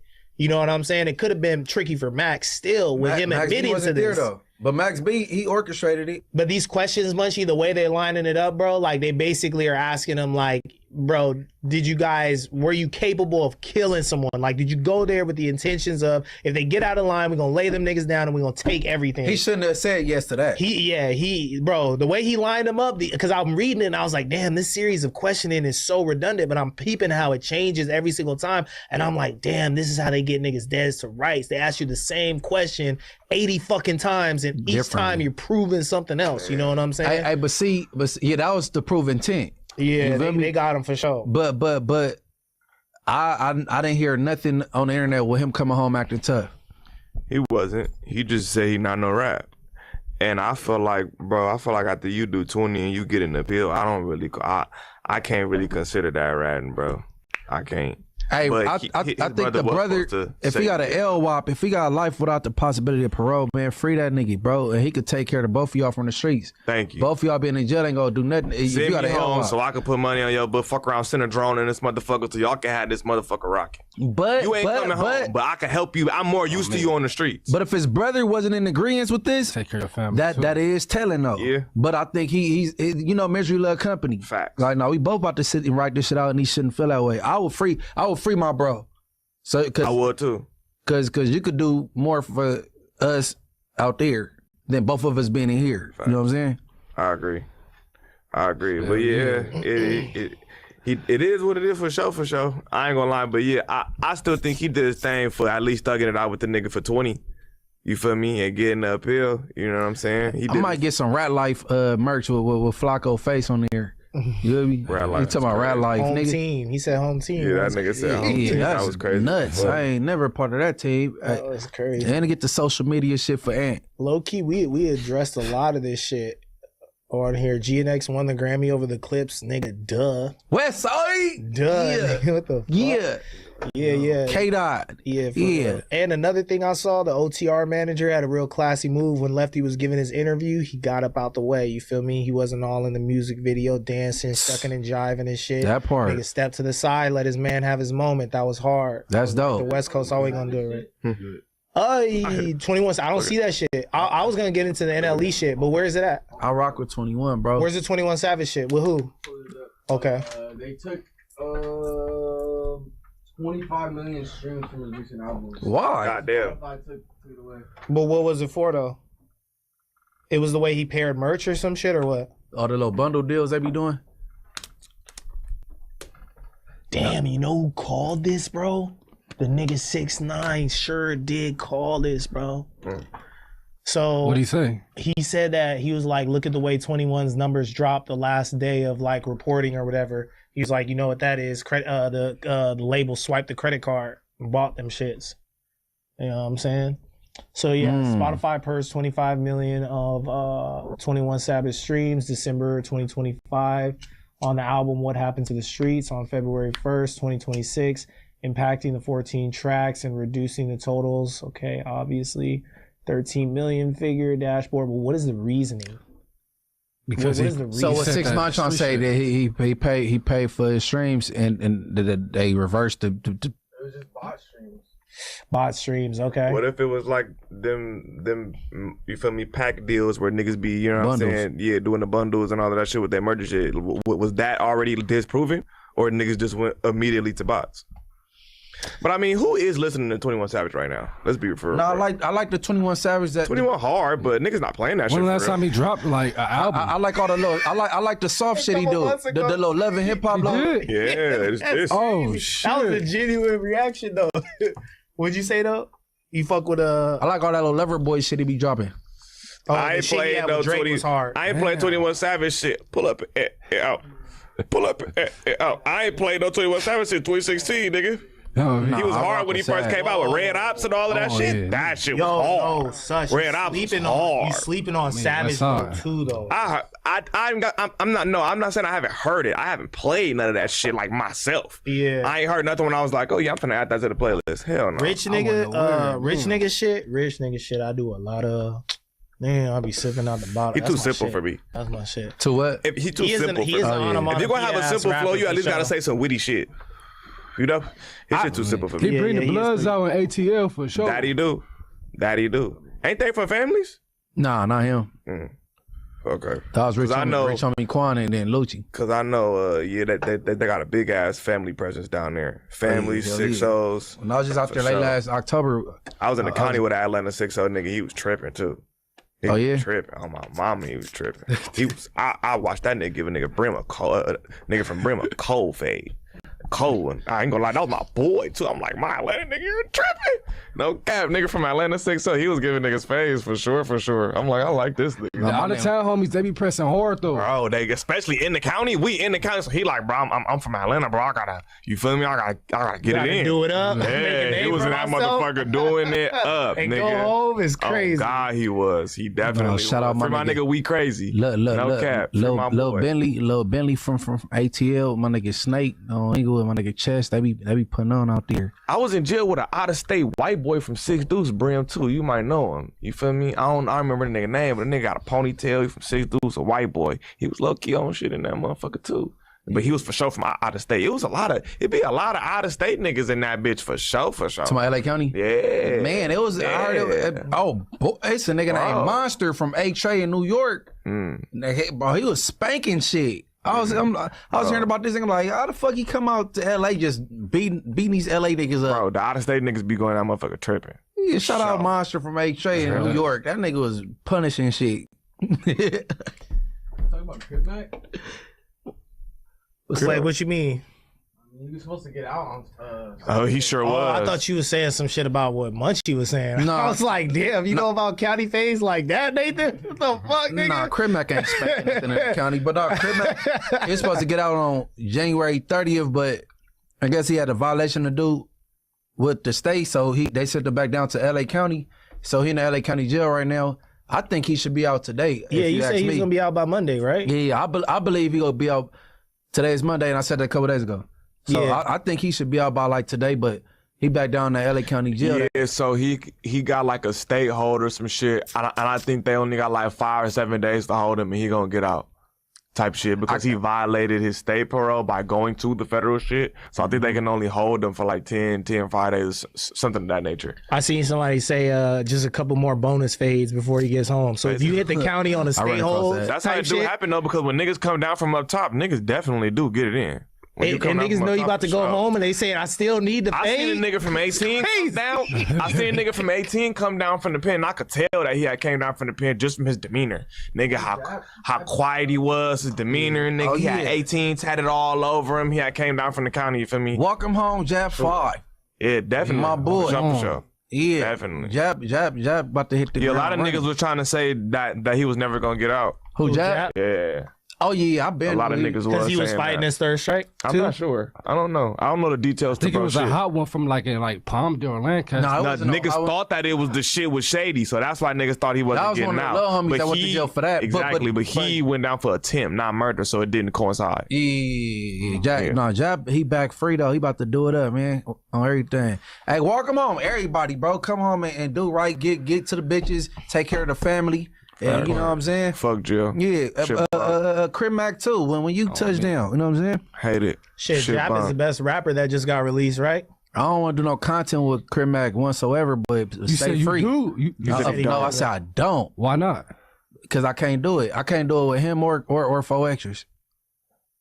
Yeah, our energy just don't match, bro. Yeah, niggas Munchie on some different shit, and niggas is still on some super high power loud shit. So like, I get it. Yeah, all that little weird trying to act. Hey, bro. You think that Crip Mac gonna come out and be like a more elevated person? No, jail don't make you better. He can elevate what jail don't make niggas. Hey, I done seen some niggas come home because some niggas do, but for the most part, nigga, that shit just make you a worse criminal. You be like, oh, I learned some new shit. And they put you in a cage with animals. How the fuck you gonna come home calmer? You know what I'm saying? When you do a long time and you on the yard with a lot of older niggas, then I can understand that. But for the most part, niggas be with them niggas. And you feel me? Homies like that. Like a year, 3 years? Nah, you was in there with them niggas. What You about was his in daughter though? You feel me? I think that'll probably be a little motivation that I think it's gonna more. take niggas some time. I would love to see him come home and chill. You know what I'm saying? That's what I'm saying. All I gotta say, I doubt it. Come home and get to the family, bro. Get acquainted with your daughter, and you know what I'm saying. Do it up. See it, but I don't really think it's likely yet. I think it's hard when you coming fresh home from jail, bro. That should be having niggas tripping. Yo, and as a certified square, hearing about all the phase that people was catching in jail, bro, I look at like niggas coming home from jails like football players, bro. You got a little bit of CTE. If you was just in there squabbing every week, my nigga, every week, no headgear, just throwing them things, you got some is crazy. CTE, my nigga. Ain't no way you coming home all the way right if y'all really in there. Hey, free the homie G Uno. Free the homie Bompton G Uno though. Then he back in jail? Blood, free the homie. Yeah. But Wait, Blood be I home. just seen him make a video talking about he trying to get on the fight card. Free the homie on He was stage. kicking cack being bull with Spider. Yeah. Yeah, he was. Damn. Hey, grab my back. That's crazy. I just seen him make a free video. G1, man. Free the forgotten population, bro. Fuck. Jeez Louise. I got caught in a couple months. Hey, Yeah, so Blood be look home, at though. this though. Not to be We still too going messy, up. I'm gonna let you read it and see if you want to get into it. What's the response to? What do you say? I don't know. I wouldn't know. I have no idea. All right. I thought if you knew, then it could be something. But if you don't know, I didn't know. says suspect respond to Blueface. I didn't know he said anything. Shit, I didn't know he said something about me over one of them weekends. Who? Blueface. He just screenshotted something I said and he responded to what I said. It was like, you know what I'm saying? Like, he said his music career over. Bro, everybody watches this shit, bro. What He Blood actually say got about some you? little, though? he got some Everybody little watches hits right this now, shit, bro. You feel me? He got some little shit that's going right now. People playing that shit. I'm gonna get you. And that other shit was Stunner Girl. People playing that. I ain't heard it yet. I need to hear the Stunner Girl girl. I don't want to with her, bitch. I want my bitch with her. People playing that shit. I heard what's that. the other one? People though? He's playing got, that shit. he's got, Kiki a Palmer real was on there at song, first. bro. He's got a real crazy song. It's not the. It's out of the. It's like three. It's 3 songs he just released. Whatever the third one is crazy. I can't remember. Hey, Munchie Blood, what that nigga Blueface say to you though? What was his response? No. I said something on right here, and I basically said like the rap thing is over. He should focus on the reality thing or streaming. You know what I'm saying? So I guess he screenshotted that. Then he did a video. It was like somebody, you know what I'm saying? Help us get this to #1 to prove him wrong. Like all this little shit. It wasn't nothing to it. I think he threw some blind shit in there, like this blind dude so he can see or some shit. You know what I mean? But some shit I don't take too much offense to. But shit, I don't want you to fail. I'm just watching from the bleachers like everybody else. Providing some Spectating. motivation. You Now, that feel me? nigga, he for sure is successful. Like what he doing? Yeah, the one with DDG and Rich the Kid. They know what I'm talking about. Yeah, he got like a real track. I feel like. Since he been home. Yeah. Blood that caught that G Uno fade out, man. But Blood to be home, they got to get that in. Oh, that's who he called out. Yeah, G Uno made that video calling out Blueface. Yeah. I did see that. Hold on, but Blueface go accept. He said because you know some people be feeling like they too up here to be. You know what I'm saying? That's true. Wait, Blueface said that he'll give him. He said it. Blood said he said G Uno. Blood called him a ball man. He said we gonna run that fade. Let's get it in. You too much back and forth. Hey, I kind of got confidence in Blueface squabble though. He should have just took it when he was in jail. Hey, the homie gonna give it to him. Like 3 years, bro. Trust. Like he could fight, bro. From a boxing standpoint, I seen the videos, bro. Blueface can fight. He got it. It's not fight. He can box. I'm saying. Hey, can't nobody be disappointed in no fights moving forward after the Adam shit. As long as you make it past the first round, everybody just like, all right, we satisfied because that was some bullshit. Shout out Adam. That's what I'm saying. Lil Baby Adam, is not my about boy, to fight, Pac. You feel me? Adam. Definitely some bullshit. He got in there just to get his ass beat. He killed me with the 98% of people would get in the ring and do that. No, that's how. I respect it though. Hey, but I told him I gave him some game. If all fails, next time just start swimming. Facts. Fuck it, Yeah, swim bankers have ended plenty niggas with cold squabbles. I done seen nigga shit that happened to me before, bro. Next You time tearing Adam a nigga he gonna up. remember, You like, whooping a nigga feet. That nigga just duck that head and hit you with the. When Adam get in there next time, he gonna hear my voice. He gonna hear Munchie shit say, over. Hey, if all fails, just start swimming. He gonna hear my voice. He go like, Munchie. Like, I'm telling you, man. And if you do it right, I done seen niggas do it right where they like duck and bring the punch with it. When they duck, you be like, oh, window sound. He's swimming these motherfuckers. Yeah, bro. I got down with a dude from Harlem Crip, and I don't want to say his name, but he's a good swimmer. Telling you, bro, What? nigga hit you Because cold. he a boom swimming. He put his head up full of water. You see what he doing? Boom, boom, boom. So I got smart. I'm like, let me step back, bro, because this nigga catching me all on the side of my head. Bro. Like, I'm like, Not to step back and It see happens. what he doing. They go yeah, back to swimming. I keep coming in there getting windmilled I on. This done nigga seen cracking that. the fuck out of me. I done seen plenty of niggas. I'm talking about whooping a nigga so bad, bro. Nigga just get to swimming and catch a nigga with one cold one. End it. Oh, man. It happens. Just cause that's why I say just cause a nigga beat you up don't mean that he fought better than you. Cause I didn't see niggas tear niggas up in just one punch and it just, you know what I'm saying? Anything can happen in a fight, bro. Anything can happen. Yeah. Bro. Nigga hit you with one cold one. For It could be a sure. stupid ass punch. Hey, but I know this. Done. If he get another fight, bro, Adam fight gonna go different, bro. I'm telling you, it ain't gonna go Why you as say horrible as this shit. Because for one, just need more training. the embarrassment. For two, I just think he need to spar more and get used to being hit. Yeah. You feel me? Because it seems Get like used he's to never getting been punched. touched in his life, other than sexually. And nigga, he just go for what he know. I'm telling you, bro. If all fail, all the technique shit is, just start swimming, bro.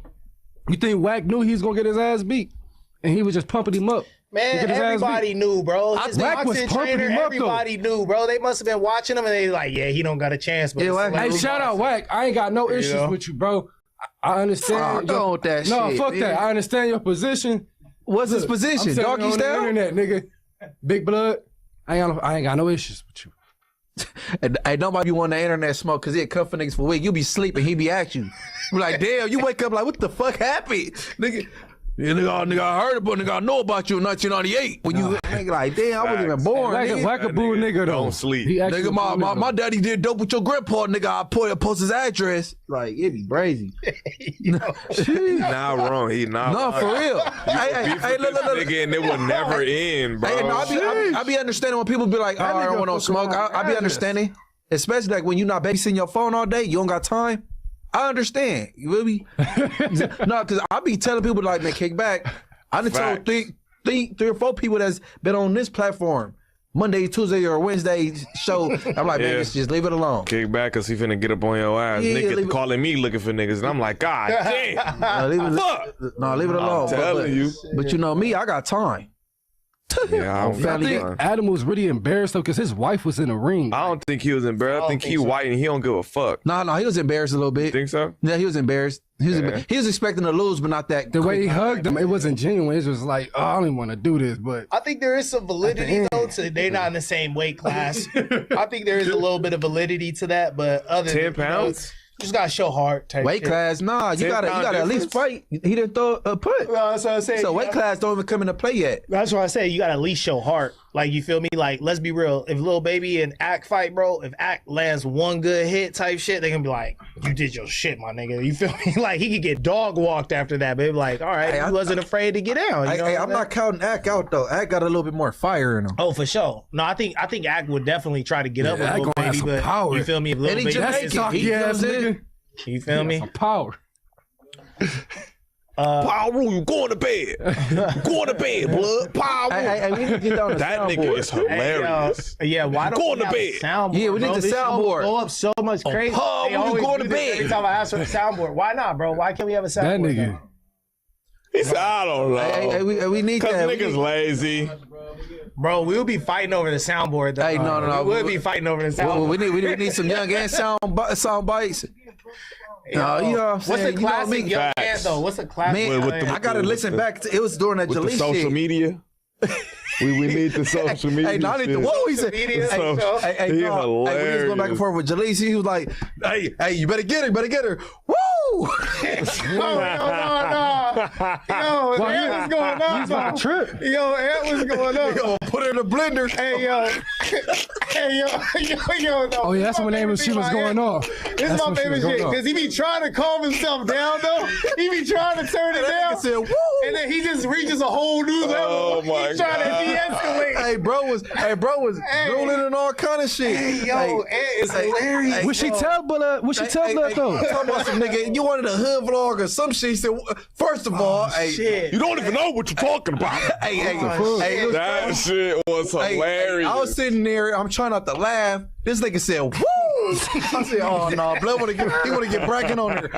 I said, "Man, Adam, hey man, cut this short." No. Adam, hey, Nah, you nigga, know, I'm lightheaded, though. what the fuck? I'm Nah, lightheaded, nigga, though. I'm thinking this big ass nigga go fire on her in a second. Oh my God, that's bro. crazy. That shit was hilarious. I was watching that shit. That shit was hilarious. No, that shit was I funny. told him, I said, your warnings about social media, they all came home to roost. You know what I'm saying? I was like, you've been saying this for a cool minute, and the moment happened. Hey, Jalise be pushing niggas buttons though. Like, Bro, nigga had to knock that bitch out, bro. She be playing, bro. Hey, he said, I put her in the blender, Adam. You better get your gas. He said, woo! oh Blood. Oh my God. He said he was gonna put her in the blender. I didn't see that. I didn't see that, bro. Hey, bro. I did not see that, bro. I was getting She concerned. was on his spotty face. She was Bro, on she his got face, a huh? problem. She think this shit sweet like a nigga won't sock her in her fucking Man, jaw. no, she Like, don't, because she bitch, sat down with I'll sock you Schoolboy in your Blue was shit. scared straight. Fuck you think this Hey, is? Schoolboy was right there. Nigga, Yeah, she I'm didn't say way a worse. word. She was Yeah, quiet. She didn't say a word. I'm way Nothing. worse. She didn't say a fucking word. Whole Man, interview. hey, some highlights from 2025, bro. She was silent.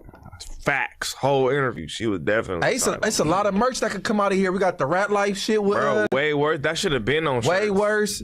It's social media. Facts. Yeah, the Alter social, Eagles as well. They've been going bro, the crazy with alter, that. bro, That way bro, they the gonna alter hurt. ego, Cartoons, the they've alter been getting ego, better though. the alter ego Yo, they been on getting social better, media, bro. alter egos. Oh my God, Yeah. that shit is fucking gold. It'd be hilarious up here, man. So Devontae we about to read Fields- super chats. Yeah. Oh, bet. What is this, Devontae Fields? What's the end of it? Whatever. We just gonna say Devontae Fields. Welcome to the No Jumper. AKA Members King Only. Tay, my boy. Okay, AKA King Tay. Money World Peace. Welcome to the Wack Pack. And So Fly J. Welcome to the members. I get computers Putin. Nobody on the East Coast refers to themselves as East Coast. Philly claim Philly, DC claim DC, and NY claim their boroughs. For the most part. But I think like when we talking about regions, I'm thinking about like the way Rap Caviar makes playlists. You know what I'm saying? You could have a niche sound in your region, but they're gonna put you on West Coast, East Coast, whatever. What does it say? Lee Keela. Come on, Flame. Petite 304s need love too. I felt that. I felt that. It's I like fuck with the skinny bitches. I love all women. I love the slim thick joints. All of them. Yeah. But shout out to the big ones too. They Big- need love too, Craig. Big You ain't got no ass, you can't eat no between. groceries. It's high key. I'm saying Kendrick deserved it. Y'all saying he didn't have competition. Laugh my ass off. What the fuck? We all think that Kendrick deserved it, bro. I think he deserved it, bro. He deserved everything he got coming and got. Yeah, for sure.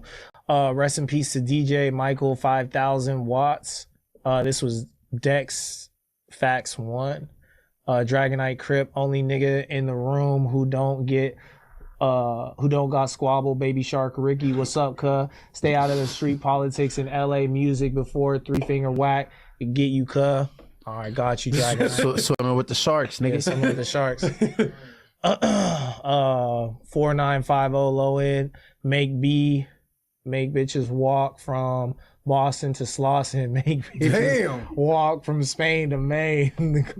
the classic Susgur. Yeah, Manchester to That's a Massachusetts. classic You Susgur. said that? Yeah, that's the song that I'm on. Oh, that's fire. Yeah, Manchester to Massachusetts. Don't forget Manchester. Not him. He wasn't on it, but yeah, it was me. Yama 39. You not getting in them rooms with billionaires unless you got along with unless you go along and get along, cutthroat, slime baller, do whatever. The what? Bag nigga? Do whatever for the bag ass nigga. You be having dyslexia when you read. For sure. The super chats be whooping me all these lights, bro. Should be crazy. Yama again. Jay-Z been in the game since 88. 96 was the debut. 97, right hand man's caught the Fed case. Jay magically ducked it. Jay been compromised and in the bed with them people. Yeah, it all Jay-Z lines compromised up. and been in the bed with them people. For sure. Them people with them kids. Shadow Moth 994. Yeah. Alrighty. Your co-host just say Said she'd be down to get shitted on just like French Montana. Laugh my ass off. The mindset weird. How you down to compromise for the bag? Shaking my head. Who got shitted on? She said she would be down. Oh. It's high key. West Coast Jess said that? I guess so. No, she didn't. That's Jess that was up here? This the problem with our community. Nobody could ever make it unless they compromise / gay. We do this to ourselves. Such conspiracy mindset. The problem with us. Hey, you'll be a dummy to ignore shit that's in your face. Shadow Monsters 994. Susger, where's the legendary song at? Munchie, the last video you dropped. What's the intro song name? Can't find none of y'all music in it. Bang, shaking my head. All my shit is on Apple Music, but my YouTube got took down. So most of my videos, most of my classic videos is gone. I'm gonna start dropping it. I'll be putting shit in the intros, but that ain't no. It's just in my phone. I'm gonna start dropping it though. I just don't take rap serious though. Like I'm closer to 40 than 30. You know what I'm saying? So I don't be trying to. You know what I mean? I feel you. I don't hear no old ass rapper. 4950 low end. Munchie definitely compromised. He protected Sydney Star and Hellcat on a no jumper show. Sydney Tuesday. Star? You better keep an eye on Blood. Man, whoever you is, your mama a bitch on Bloods. Nigga, I ain't never protecting no Cindy Star. Hellcat my dog, nigga. Fuck you talking about? God, protecting no fucking Cindy Star, nigga. I like Eddie Winslow to you, nigga. Shadow Moses again. Shadow Moses. Why you say that, though? 994. I don't know. Gay Ricky making a straw man argument, trying to put anybody not named and try to lump them into that gay shit, but the ones you like actually named, you making excuses for Ricky. What you making excuses for? Ricky would definitely slurp for some money. Jesus Christ. Definitely would not. They got you fucked up. Who was I putting in the? Who do you say I was? What was naming comedians that did and didn't put on a dress? Did and didn't, know what I'm saying? Facts. It's up, but the majority of the ones put on the dress is successful. $10. Stop listening to sus. Y'all always shitting on the brothers. Just stop it, please. Educate him, Ricky. Yoma 3964. Sus on fire today. All facts. The establishment got y'all mama, daughter, sister program. Once they got her, you through. Facts. Instagram got your bitch. Jug season $5. Salute suspect for doing the AZ Song Wars. Bro have real honest opinion. Shout out Honcho the host and get off Boy T the winner. Free Desert Baby. Free Trap Sav. Yeah, free Desert Baby. Ice Water the Army. Long live Slim. Nah, that's a fact. That's a fact. Yeah. That's a fact. Hell yeah, you feel me? Shout out to the AZ Song Wars. That shit was cool. Shout out to that nigga get off Boy T. That nigga hard. And shout out to Honcho for having me on there. Q Dizzle A6 dropped $5. Wack went to his hood day. Munchie, what do you have to say now? What the fuck? I give a fuck. He did go to his hood day, blood. He did. I beat that shit. Who gives a fuck about that? Nigga, give a fuck. Nigga, he's still a bitch. So he ain't all bad though. I don't know who he paid to come. Dang. That ain't got nothing to do. I don't give a fuck about Wack on his hood day, nigga. Whoop-de-doo, nigga. Whoop-de-doo. Hey, shout out to Wack in his hood. Crater Rule. We got Shadow Moses 994. Sus all Ricky is telling you is simply he has a price tag and is willing to play ball. Whatever that includes. You can't educate this ignorant Ricky Gay. Jesus Christ. Why y'all, man? Knock it off, bro. Jesus Christ. Why they call you Ricky Gay? Like, that's fucked up. I gotta chill. They be on me with the rainbow Ricky and shit. Cause we podding this shit and you got your... It happens. These people don't like me either. Sir TiVo 1. A lot of people that don't get the game the minute you hear your rights, shut up and ask for an attorney. The police can't help you. They ask the DA, they lie. That's a fact. Everybody should know that.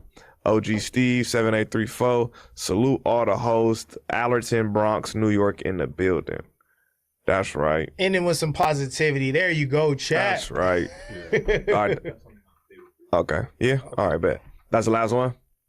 All right, cool. Oh, we out of here right on time, 2 o'clock. Facts, you know, finally. Sus gotta go. Hell You yeah. feel me? Hey, everybody subscribe. Get the fuck up out of here. Hey, my new channel, Trick Toya Secret by Munchie B on Bloods, nigga, for the Gerbs, nigga. Trick Toya Secret by Munchie B. Subscribe over there for sure. Hey, shout out Count Capone though. Count Capone. Love you, brother. Oh, yeah, my Italian nigga. That's right. That's right. That's right. That's a plug. Y'all know I'm gonna be doing my sports channel shit. Super Bowl show.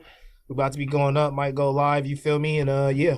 Hey, one more thing. I got Seattle. Hey, one more thing. This nigga Snoopy Badass made a video, nigga, talking shit about my mama. I needs that. So if y'all catch this nigga, y'all know what location, blood, tap in. Hey, Anybody. I don't know if anybody want to give him a bag to squabble. You squabble in for the bag? Blood, if that's the only way I can catch him. Yeah, you go drag him out Jerry curl no. He just talking about whooping his ass. Blood talking about mission of money. Blood talking about your mama all that ass. Yeah, I know who your mama is. Whoa. Yeah, I got something for you, blood. I ain't mad at it. Yeah. I'm not mad at it. Yeah.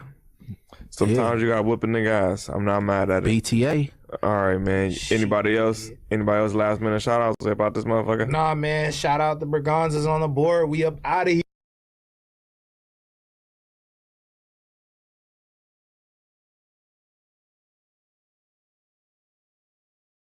No Jumper, coolest podcast in the world. And today I'm in here with my man Remo, and we having a conversation with the legendary 900 bro. We got to get this story. What's going on, man? What's up, Adam? What's up with your boy? Feeling pretty good. How you doing? Remo. I'm cool, chilling. I seen you at my fight. Yeah, you know I had to come support you, bro. Had to Thought tap you finna in. beat his ass. Yeah, me too. Yeah. He your bitch. Shit. I know. Beat his ass. Yeah, it didn't work out the way I thought it was gonna work. You gotta practice more, bro. 2 weeks ain't gonna do it. 2 weeks definitely not gonna do it. Yeah, he had 2 weeks too, though. Yeah. He probably been boxing. Nah, but he been a big strong, which probably helped a lot. What you was doing in Miami? Shit, I really came to support, bro. Oh, you came for the fight? Oh, I was word. up there for Ack. Ack and AJ. How do you know Ack? Through AJ. Oh, okay. How you know AJ? To my boy SB in Philly. Word. He just put us together. He like, bro, we need to go to Miami, bro, with Ack and them. I'm like, all right, come on. He's like, just book the ticket, man. Come. I just booked my ticket, went out there. Was out there moving around and shit. I seen you on my boy networking. Hell yeah. I know it was you when I seen that big ass eagle on your chest. Yeah. You know how to come fuck with the 22s. And the Reamster. So do we gotta break the story down from the beginning, or should we just get right into a lot of the shit that's been going on recently? Well, let's get a little bit of the backstory for sure. All right, come on. What y'all want to know? Tell us a little bit about where you're coming from and what your upbringing was like. Yeah, I'm from Oakland, California. You know, it's kind of different from LA. Mm-hmm. Y'all got the Bloods and Crips and shit. Now our shit, we just got the blocks and shit. So I'm from 900.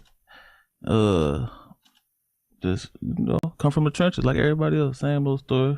Same old story. What does 900 mean of? Because I ain't never been to Oakland, so like. You never been to Oakland? I ain't never been. I need to come to my shit. Let's vlog in my shit. Let's do it. I've been to Oakland a little bit, but yeah, it's like 9th Street though. But basically, it's 9th Street. It's Camel Village, like the bottom, lower bottom's like the last hood you get when you go to San Francisco. The last hood you hit, because you can start from the east, the 100s, the 90s, the 80s, the 70s, 60s, the 50s, and then it go to the low ends. Word. Oakland be having like Bloods and Crips out there? No, hell no. There ain't no Bloods, no Crips out there, none of that. Just all blocks. But then by the time you get down to like Sac and Stockton and shit, they're on all that. But you guys have kind of resisted that over the years? Hell yeah. We ain't never succumbed to that shit. That's just all like San Jose, Sac, Stockton, all that type of shit. I have an idea for you. What? You should get a Tony Hawk chain. What's what? Tony Hawk. Oh, the skateboarder. Because he invented the 900. Yeah. Oh, for real? What's that? Was that a trick? Yeah. That's a trick. It was like super legendary on the X Games. They like replayed it a million times in like, I think 2000 back then. Yeah, I used to play that. I used to play Tony Hawk every day before school. For sure. But the Tony Hawk chain? Yeah, I might get that. That's a good idea, right? That's hard idea. I might get that. Tony Hawk. And he rich as hell. Huh? Tony Hawk, he rich as hell, huh? Stupid rich, yeah. Yeah, he been paid. But, okay, so you grew up out there. What was your young introduction to the streets like out there? Shit, I was really born in the street. Like, shit, as soon as I looked out the window, everything was already going on. As soon as I went outside from age, 4, 5, I was already watching everything from the porch. So, shit, as soon as I got old enough, I just got off the porch, started doing. It was just normal though. It wasn't just like I just chose it. It was just like shit, this is already going on. Yeah. Right. So you just, I probably saw my first person die like 14, 15. Right. You feel me? So like shit, ever since then it's like shit real. Definitely. What was your household like? Where's mom, pops at? They was in that motherfucker selling dope. A big bro selling dope. Everybody selling dope. My house was so close to the school, bro. I can look out the window and see my house. And then some days my shit'll be getting raided. You feel me? So I'm like, damn, I know my daddy went to jail. You feel me? By the time I get out of school, by the time the bell ring, I already know everybody went to jail. So it's like shit, I used to come home, my room just flipped, drawers open, nigga doors kicked off the hinges, all that type of shit. Like hella irritating. I had to like fix all my clothes, put all my shit back in the drawer. That was like a routine, bro. So that shit got normal too. But yeah. So you come from a family of get money? Yeah, for sure. Most definitely. What kind of lessons did your parents give you about that shit though? Were they trying to keep you out of trouble, or were they telling you how to not get caught? Nobody condoning that shit. Like, I had to sneak and do shit. Like, you know, I couldn't really sell drugs or do nothing. They weren't never like, even Big Bro used to be in that motherfucker whipping up doing what he doing. It was like, bro, this ain't. No, I'm not trying to glorify this shit for you. This is how we getting it. You feel me? We'll never know, yeah, huh, do this and do that, and you finna be next, or you next up. It wasn't like that. It was just trying to make it out that motherfucker. You feel me? So shit, it's hella shit going on though. Like, it's hella murders, hella dope selling, hella crack kids. It's just poverty for real. So it wasn't glorified though. So I always had that mindset, like everything I'm doing, if I do jump in this shit, I gotta get out of it. It wasn't just jump in it because I just want to be in it. Because I was raised by motherfuckers who trying to get out of it. Not just jump in it, really trying to get out that motherfucker. So you knew coming in the streets you was finna have an exit plan on what you wanted to do type shit? Hell yeah, yep. And what was that exit plan for you? Music. It's always been that? Always been music. Since Cash Money. Been hella little watching Cash Money and No Limit. I'm like, man, that's what I want to do. Because I never played sports. Like, I ain't basketball, football, none of that type of shit. I like chess, so I probably could have been like a chess player, but I don't know if you make money off that, but pretty tough. Yeah, just music, for real. But so you just always knew that you weren't really into sports? Yeah, hell yeah. I never was into sports, bro. I used to be trying out. I tried out for the Oakland Dynamites and shit. That shit worked for a little bit. And when you get to practice and the coaches yelling and all that shit, I'm like, man, I'm through with this shit. I can't do this shit. Who made you want to rap? Hot Boys, Juvenile and shit like that. For sure, No Limit. For sure, they made me want to rap. But what about on a local level? Yeah, because you know, you see the people you look up to, but then somebody around you got to be doing it. Or nobody around me was doing music. Well, that shit was frowned upon. Like, if you was a rapper, it'd make you look like you hella boosie. Like, oh, you a rap ass nigga. You feel me? Yeah. So, but locally, like Missy Moore, Mob Figures, Mac Dre, Too Short, E40, like all the Bay people type shit. So when it was time for you to rap, how like where were you going to get your rap shit off? Like, you had studios lined up down the street, or I had a old school. My brother had moved me to Stockton because I was up in Oakland. So he like, man, I'm gonna move you to Stockton. So he moved me to Stockton. I had like a little radio, went to little cassettes. I remember like yesterday, it was a fucking 50 Cent CD that came out. And I rapped to the end of the beat. You know how the beat play for like 20 seconds when the song go off? Yeah. So I rapped to the beat. I just rapped all on tape, recorded myself on tape. Then he found the tapes and he like, man, yo ass finna rap. And then he just bought me the whole studio by next Christmas. He put like 20 bands on that shit. So he bought me everything. And he was in the game, so it wasn't, he was looking for me something to do. He couldn't wait to find something that I like, you feel me? So once he found the tapes, he's like, oh, this what bro like. And then he just bought the shit. Then I've been rapping ever since. So when would you say you started rapping?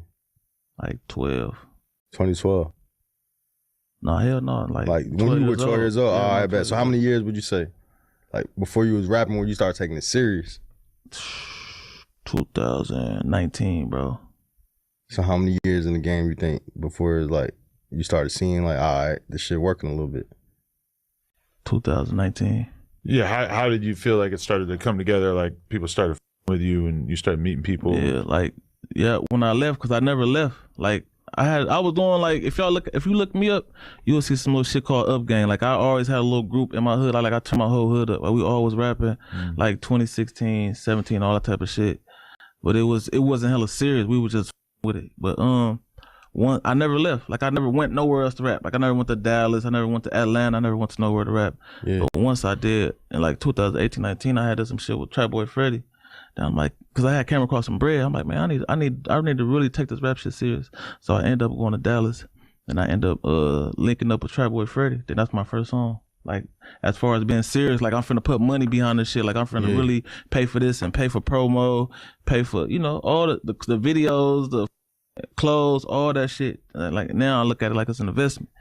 So once I start doing that, that's when I start taking it serious and I start getting little checks and shit off DistroKid. I'm like, all right. Where were you like getting the money to sort of fund your career? Because in terms of having fly outfits and being able to shoot videos and all this shit, I mean, it gets pretty expensive. Shit. Some street shit. Okay. Some street shit, man. Just making sure a motherfucker get it any type of way. Like shit, anything in the streets. Whether it's we from Cali, so our culture is more with the bitches and shit. So nigga go get off the bitches, nigga go get off the weed, niggas go get off whatever going. And you take that and then go fuck around, buy some videos or buy a feature and shit. Yeah. So at that time, what you paid Trap Boy Freddy for the feature in the video? Cause you know niggas be probably gave him like 3,500 something like that. Or nothing like that. Music video too type shit, or y'all just did not like 2,500 for a video, then 35 to him. Who put you on to the game? Because a lot of people like, man, a lot of rappers be having like mixed emotions about buying features, features and shit. Yeah, my like, shit, I was just because we was in the street so tough, like shit. I do whatever. Like I don't really know these niggas, so like I pay if whoever got a buzz, who you buzzing, who the hottest. All right, now I just pay it and then get my little buzz, try to steal they fans, bring them to me, and then do my own shit, like a little alley hoop.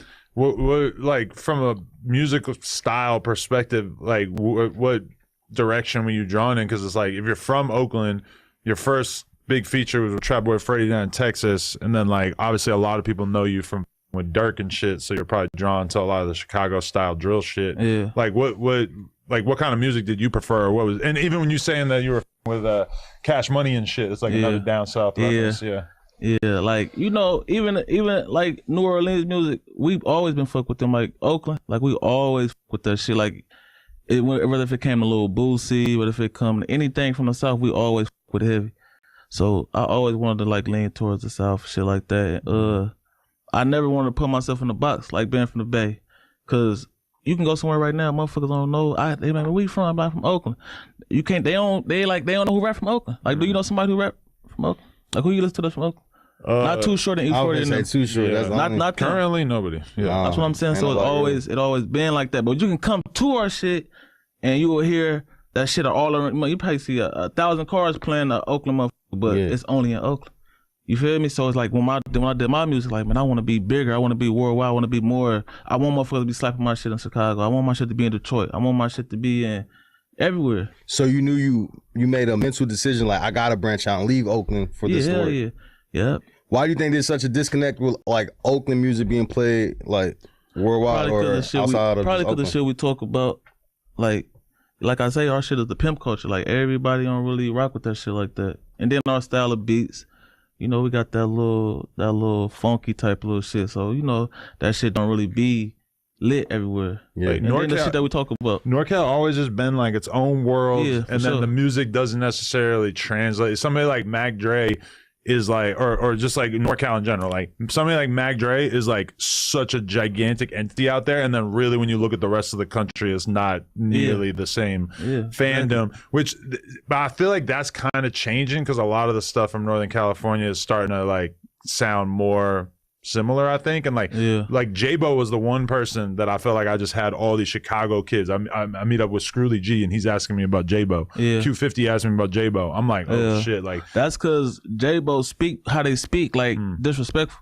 So they like that type of shit. It's like, if whoever rapping, like even like some of the Detroit niggas, they come off disrespectful too sometimes. So like what's the other nigga's name?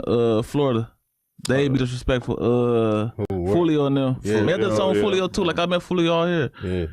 But they be disrespectful too. So like if you disrespectful, they like that shit, bro. That's like one common language that everybody loves to hear somebody just say horrible now. It's shit. like messy. It's like more, crash out. Like, and it make you go up too. And that's one thing I try not to do. Like I try not to compromise a lot of shit that I got. Like I value to just, just catting off and just doing that type of shit. Because I do still got motherfuckers that look up to me. Like I got a son, I got little nephews, little cousins. So they look up to me in a crazy way. So I don't want to make them follow me because I'm out here catting off. So if they see me crashing or doing some shit, then they gonna want to come up and start doing it. So I kind of not compromised by certain shit. Knowing for a fact I can say certain shit and go up. You feel me? Yeah. I can say hella shit and go up. But I just try to take it slow. You feel me? We all deal with that because like even as a podcaster, like the best podcast moment I could have is where I just trip out on somebody and violate them, say I want to do something to them, whatever, and it's like, but then that comes with a lot. No, for real, I be saying that shit. Facts. So how you meet Fulio? Because I be seeing you moving around. You said you linked up with Fulio back in the day. Yep. Out here, I met him out here, bro. Forgot what studio I was at, but I was out here working, and then I think I left here. Yep, I think I left No Jumper when I did the shit with Sharp.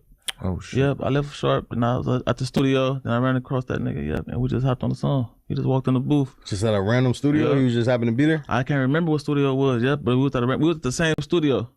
Cause matter of fact, we both was fucking with Create. All right, that makes sense. Yeah, we was Create. It is crazy with studio. Fulio because the last time that he was here, which I guess it was maybe a different time, but like last time he was here, he had the big boot on his foot, like he got shot in the foot. Yeah, and like the whole interview, we're just talking to him about leaving and like moving somewhere else, etc. And he ain't really hearing it. It's crazy. He got killed like a year later. That's his last interview ever. It was. Oh, literally last interview you ever did. Deep. I was out there when he got killed. I rode past. Yep, I was already in Tampa. Wow, really? Yeah, I was already out there on some other shit too. Yep. I drove by, saw all the little shit at the Holiday Inn. Yep. That shit crazy. Yeah. When do you connect with Dirk, or like when did that connection come? What's that? 2020. Okay. Yeah, 19, 20. Yeah, right after Trap Boy Freddy, because I did some shit with Trap Boy Freddy. Then I did some shit with Fredo Bang, and then I did some shit with Dirk. All right. All right. 2020. Let me try to line up where Dirk career is at this point. Cause at one point Dirk. This was before Back in Blood. This before. All right. So this is right before Back in Blood. Yeah, he heated up so much with that and the Vaughn shit and everything. I feel like Dirk had the revision. Like he got back lit when him and Drake did the song. So this before him and Drake did the song. Yeah. Before that, huh? I think that was 2021 or some shit, right? Yeah. Cause after we did that, he started going crazy. Like and then he starts heating up again. So y'all in 2020, y'all meet where at? In Houston. Word, because I see I got the Quarantine in Houston song, right? Yeah, that's what. Yeah, the song didn't even have a name to it. Well, okay, August 2020 is when the Dirk and Drake record came out, actually. So kind of like late. So when did you and the Quarantine song come out? Because like 19 before. You said 2020 what? August 2020 is when they did that song, or at least when the video came out. Yeah. Yeah. So yeah, probably the beginning. All right, word. Yeah, so right before the whole Drake wave came. Yeah, for sure. Yeah, because we went on tour. They was performing that bitch. Yeah. And how did I get locked in? Y'all just through my mans, because I was saying, I was getting serious with the music. Like I was putting money behind it. I'm like, man, what's gonna really take a nigga over the top, bro? And I'm like, this Smirk shit. I asked my nigga, he like, bro, Smirk, like do something with Smirk. It was between Smirk, Lil Baby, and Future type shit. I'm like, man, I'm gonna choose Smirk because I relate to him more. Like I like his story. Yeah. Like I really saw him walking on his pants back in the day and doing shows and going through hella shit, hella trials and tribulations. So I'm like, man, I can relate to this. You feel me? I can't really relate to Lil Baby like that because it seemed like he already rich. Like when he came out, he was already popping. Like he was already rich. Like they was already rich. Yeah. You feel me? So Dirk, I like, man, we probably can talk the same shit. But the options was, you said Baby, Future, or Dirk. Yeah. But they was taxing for the features back then. Cause I know Baby, he probably have on a run at this time. So yeah, I don't remember. I just rushed out to Smirk with some street shit, and I gave him like 100. But that you gave him 100 ball? Yeah. That's a big investment though. Yeah. To show serious, like I was dedicated, still is. But at that time, like bro, this shit was serious. Like I really gotta get out the streets. Like I really want to take this shit serious. If I do this, I'm all in. Like ain't no stopping. But no label behind you. Your own 100. No label. Yeah, that's respectable. But were you looking at it like? Because I think the smart way to buy a feature is like if you know that an artist when they meet you, you feel like they will with you, and then you pay them for their time. But then ultimately you get like more of a real connection with the artist. Was that what you were thinking? That's what it was. I really didn't even. I was just thinking the song. Like I want to get this nigga on. I ain't know nothing about clearing songs or none of that shit. Like I just want to get this nigga on the song. Yeah. We finna turn up. So I had reached out. The nigga did the song. I ain't even pay him yet. He just did it, and he was already popping. So I was like, man, I'm gonna meet you in Houston. He like, all right, bet.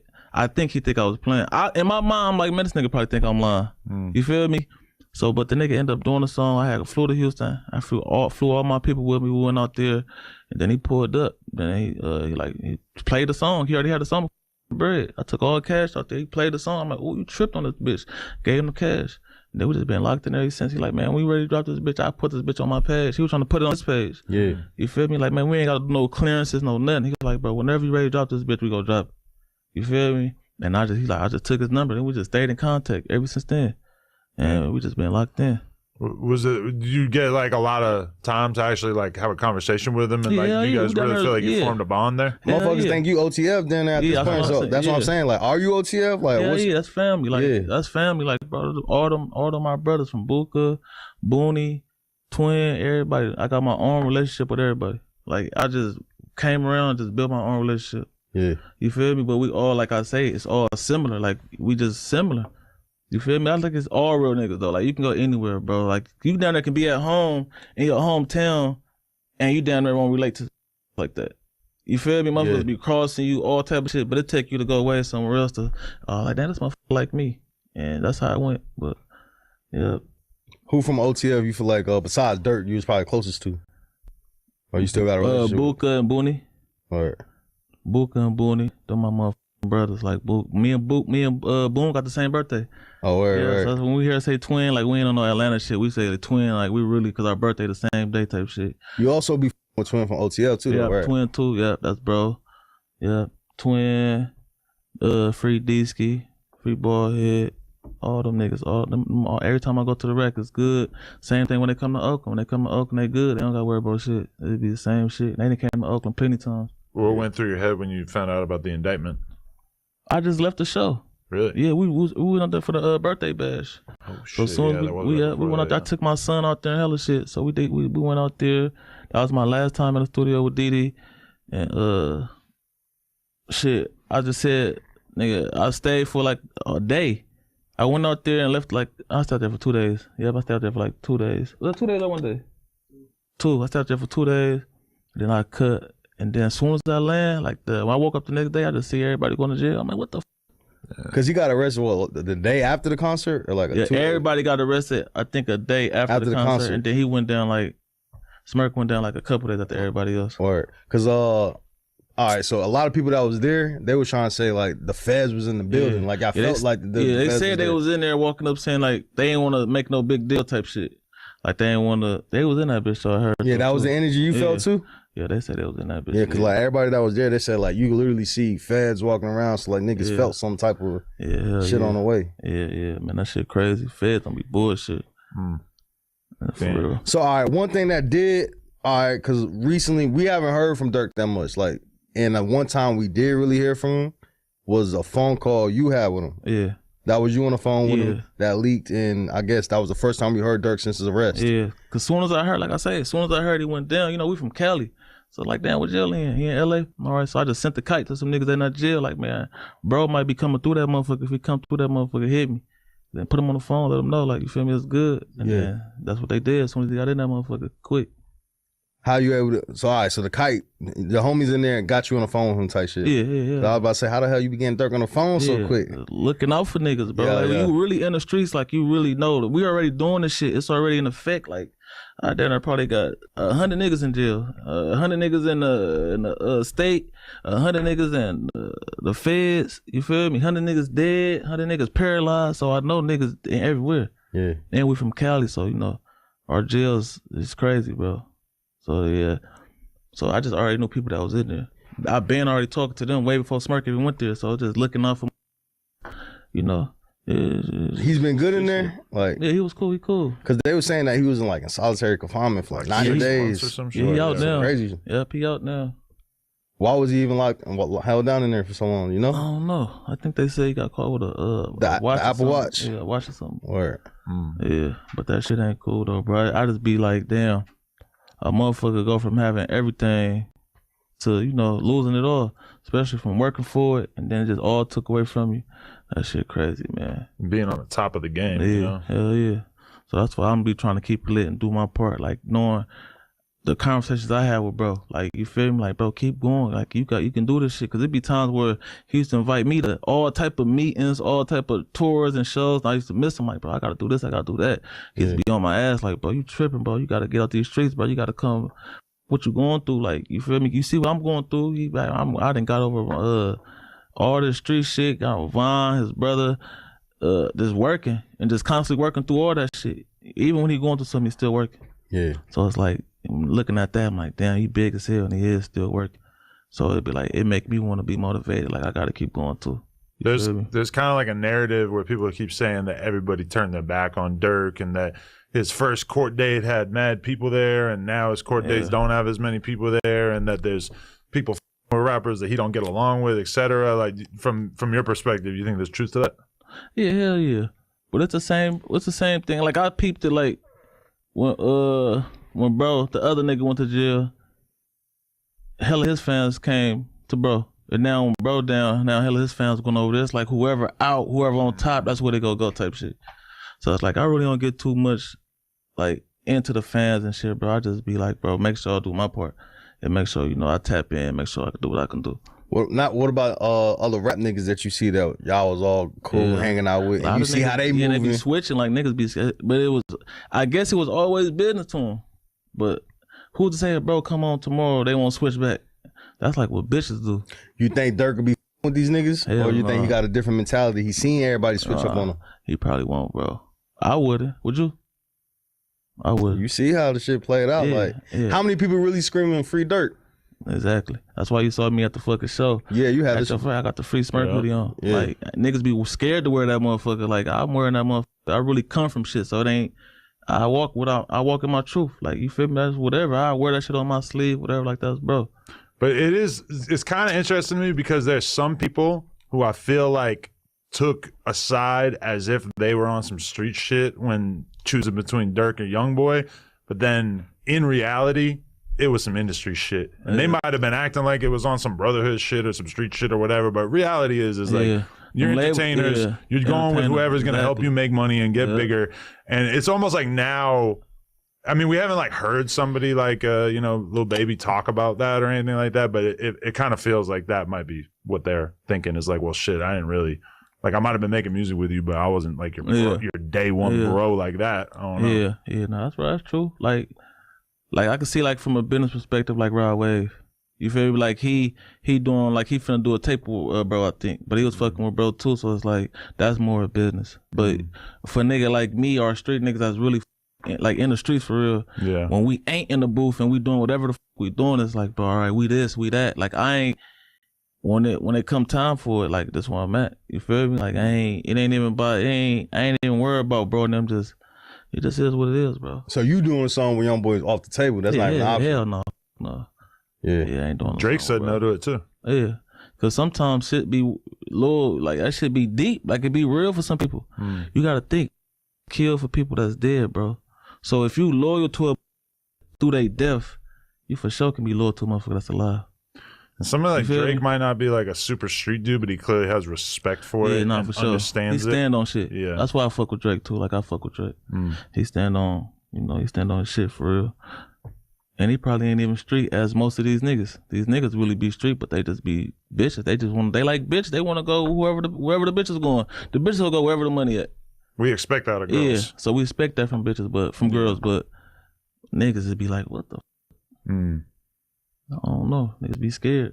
Yeah, it get tricky though, cause like even Herb got caught up singing a song and niggas was mad at him, but it's like how much loyalty can he really like? Niggas can't even listen to her, and I mean Youngboy shit. Like, is that disrespectful, or you feel like niggas shouldn't be playing none of that shit? Yeah, no, it depends on I don't know their relationship. You feel me? So if they relationship was like that, then I don't think he'd be on no shit like that. But obviously it's not like how how it should be or how bro probably think it is or whoever or the fans think it is. Yeah, for to care like that, Somebody who was outspoken was OTF Twin. Yeah, he wasn't really all right. So, Young Thug had a phone calls that leaked, and in the phone calls, he kind of was saying some shit about how like Dirk was acting funny while he was locked up, wasn't clearing shit for him and shit.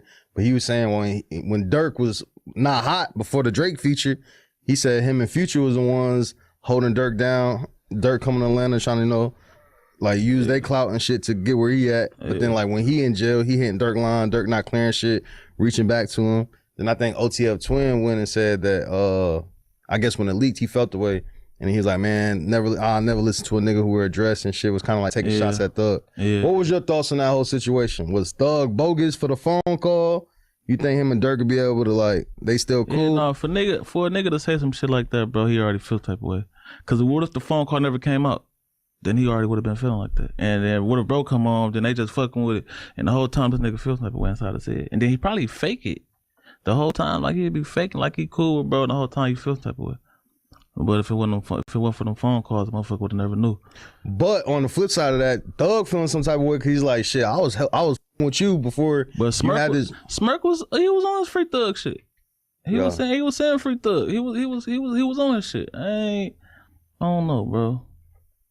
I don't know. It's tricky because it's like I feel like everybody has conversations between their friends or their girl or whatever. But it's not like you can have a conversation about somebody without and say things that you wouldn't say to that person's face without you being a f***ed up person, because and then when your private conversation gets leaked, it's like that's such a weird thing to deal with. Yeah, but that was like some real pillow talking type shit though. Like hell of that shit. I don't talk like that. Like you can pull up my conversation up, it ain't gonna be like that. Yeah. It ain't gonna be like that, bro. I say, man, if a nigga bring a nigga up, we don't f with, man. We don't f that nigga. We ain't f that nigga, and that's that. There's part of me though that feels sympathy for Thug just because he was sitting there rotting in jail for all those years, and that shit gotta f with your head. Like for sure, if somebody ain't showing you love, you're gonna start feeling a way about it. Like I give him a lot of grace in terms of like, man, you were going through it. Yeah. I don't know. Yeah. How many people you know in jail? A lot, yeah. But like how long they been there? Like what's the person like that's been there for a minute? I mean, Brick been locked up for a year. I just did an interview with YM Bape. He's been locked up for a couple of years. At this point, 5, 6 fucking years. I don't know. It is weird, like when somebody's locked up for a long time. I know motherfuckers who've been locked up, bro, for like 20 years. Yeah, you feel me? So I have conversations with them on the daily. And I know people that's been locked up for 5 years. And so when they come to a nigga doing 3 years, how long is that's not even enough time for you to be feeling like that or some type of shit. Like, bro, worry about coming home, worry about your case, worry about all that type of shit. Yeah. It ain't really to really be pillow talking on hella niggas. Like, bro, we don't, like I say, you can pull our conversation up, bro. We ain't on no shit like that, bro. We don't even, I can vouch, like I know I ain't on no shit like that. But that's some different shit, bro. Like, we be having deep conversations, bro. We be talking about the kids, bro. We talk about getting home. Nigga, what you want to do when you get home. It's hella shit you could talk about, bro. But, we ain't doing no pillow talking. That's just us, though. Yeah. I feel it. Nah, it was a lot of pillow talking on the phone. I'm not gonna lie. So, it's been a lot going on, though, with the whole OTF shit. Because, like, all right, one of the main things, and your name might get mixed up with, is... Cause you 900, bro. Yeah. But then they got a nigga named THF, bro. So how many times niggas be confusing you with THF, bro? I know that every day. when I first came out, bro, when I dropped the quarantine in Houston shit, bro, I had hella rat emojis on my page, bro. I'm already knowing. I'm like, bro, they gotta be. Cause even me, I'm like, wait, this 900. I'm even getting it confused a little bit. I'm like, what the? Even like that's how I know. That's when I knew. This music shit crazy. You can't believe everything you see on vlogs and shit. Bruh is such a unique name. That it is kind of like confusing that there would be two rappers. Only two in the world type shit. Yeah. But no, bro. That shit was irritating. Cause I feel like I do too much to have that shit on my name. Like I do too much, but no, bro. It's a difference. Like, but the fans definitely was on like, all right, is this the same nigga I be seeing him with Dirt? This bruh. But then it's like, nah, it's a whole nother bro. Bro supposed to be in jail, so they like, bro, when the you get out of jail? How the fuck? I'm like, bro, I was never in jail. This ain't that, bro. This ain't that, bro. I really just ignored it, like, cause it was so irritating. I'm like, bro, yeah, I don't even want to. But how did you become bro in the first place? That's the slang in my hood. Okay, like, everything was just bro. A lot of people, but I feel like people used to say it more than they say it now. Yeah, it was. That's why I kept the name. I could have been changed my name. Like my original name is Meezy, like Meez. You feel me? If you go to my hood, they'll be like Meez. But bro is like something that we used to say when I was younger. You feel me? We used to be like, man, what's up, bro? Bro this, bro that. Everything just bro all day. So it's like, damn, I'm gonna take that slang with me no matter how big I get, so I can always remember. Definitely. For sure. So, how do you know Brick Baby? I don't know Brick Baby. Oh, you don't? Oh, I thought you did for some reason. No, I was gonna ask, do you know Brick? Because I know Brick be knowing everybody from the OTF camp. Yeah. So I heard they was fucking, bro, but I don't know. I ain't never met him. You nobody you freaking with? What about what about Vaughn? Was you and Vaughn ever close or? No. I want to do something with Vaughn too. That's hard, RP, bro. He got killed like a week after that video. Wow. Cause 2 days after which video? The quarantine? Yeah, the quarantine in Houston. Cause I did it was crazy, bro. Cause I had shot the quarantine in Houston, and my nigga got killed that same night in Houston. Like he had got killed on Greedy D. RP my nigga Greedy D. He had got killed on some shit out there. And in Atlanta. No, in Houston. Oh, in Houston. In Houston. Like the same night we did the video with Dirk and them. Yeah. We went to the crib, nigga. He wanted to go buy some syrup for some niggas, some little juice and shit, and he ended up getting killed that same night. And I had posted on my Instagram, then Buka ended up hitting me. He like, damn, bro, sorry for your loss. I'm like, yeah, bro, this shit crazy, bro. Then Smirk reached out. He's like, sorry for your loss and shit too. And then Like the next day, Von got killed, and I had to tell them like, "Damn, sorry for y'all loss, bro." So it's like the street shit just crazy, bro. I ain't get to meet him though. I never met him yet. Word. I wanted to. He just died so fast. Damn. We for sure would have had some. Did you notice the change in Dirk after that? Like, just him up for a while? Nah. When I saw him, he was like I say, like, bro, nigga always working. Like, he like Superman. Like, he just worked through it. Whatever he going through, he just working through shit. So I never really saw it like that. Yeah, I mean, somebody like him. I never really saw him wear no emotional shit on his sleeve. He just lost so many people over the years that at a certain point, people kind of learn to like work through it. Yeah, we all lose a lot of people, bro. But the thing is, what I be trying to wrap around my head, when you that big, and you still gotta work, like, cause bills still gotta be paid. Ain't nothing changed but your bills. Your bills is bigger, but you still gotta work. It's different too, because if somebody that you're just friends with from your neighborhood or whatever gets killed, then you're gonna have like a small group of people that really know about it or understand or whatever. Meanwhile, like Vaughn getting killed, and all of a sudden Dirk is like just under fire. Like, I'm sure he probably separated himself from the internet or whatever, but that's a lot to deal with too in terms of just the public perception. Yeah, that shit crazy, man. What made you gravitate towards the Eagle? I can't stop looking at that thing. We just flying high, man. Like, flying high. You got the matching like, ring too, huh? Yep, got the ring to match. This is OTF right here, ESR. But we just flying high. Like, we just flying. We ain't flying with the pigeons. We flying all the way at the top. We ain't really coming back down. We just flying high, bro. We want something, we coming down, getting that shit going back up. So we ain't really trying to argue with motherfuckers and be in the, like I was saying, like, I ain't really trying to compromise myself for a lot of shit, you know, or even to blow up. So it's like we just flying high, bro. But you still stay in California, or you move at some point? Yeah, no, I don't stay in Cali. Okay. I stay in Houston. Okay. Just like the lifestyle out there more? Yeah. It's slower to me. To a Cali, slower. Yeah. How do you feel about, like, I know you be seeing all the crazy headlines with Dirk and the OTF trial and all this shit. How you be feeling when you be seeing all the, like, the leak? They be saying, like, all right, this week they saying that they got messages from 2022 where Dirk put $1 million on Quando head in the trial. Then next week, not even next week, but like probably like a couple months ago, you had OTF Vonnie. His dad was going on there saying some crazy allegations. What do you be seeing, or what do you be thinking when you be seeing all this shit? That shit be hurting, because it's like, bro, motherfuckers making a circus out of bro life. Like, he really going through shit. He really from his kids. Like, he ain't with his kids. He can't touch his kids. He can't hug his kids. He ain't with his family. His daddy just came home. He ain't really with his daddy like that. He ain't with his mama. He ain't with his family. Yeah. So, but motherfuckers out here making a circus of it. You know, I don't really get into all that type of shit. Like, I don't be with that shit. Like, that shit weak to me. You know what I mean? But that's what's going on in the world. Like, everything is trolling. A motherfucker can die and they trolling the motherfucker. 'Cause that's just what it is. Like, I be seeing on fucking Instagram all day. We scroll.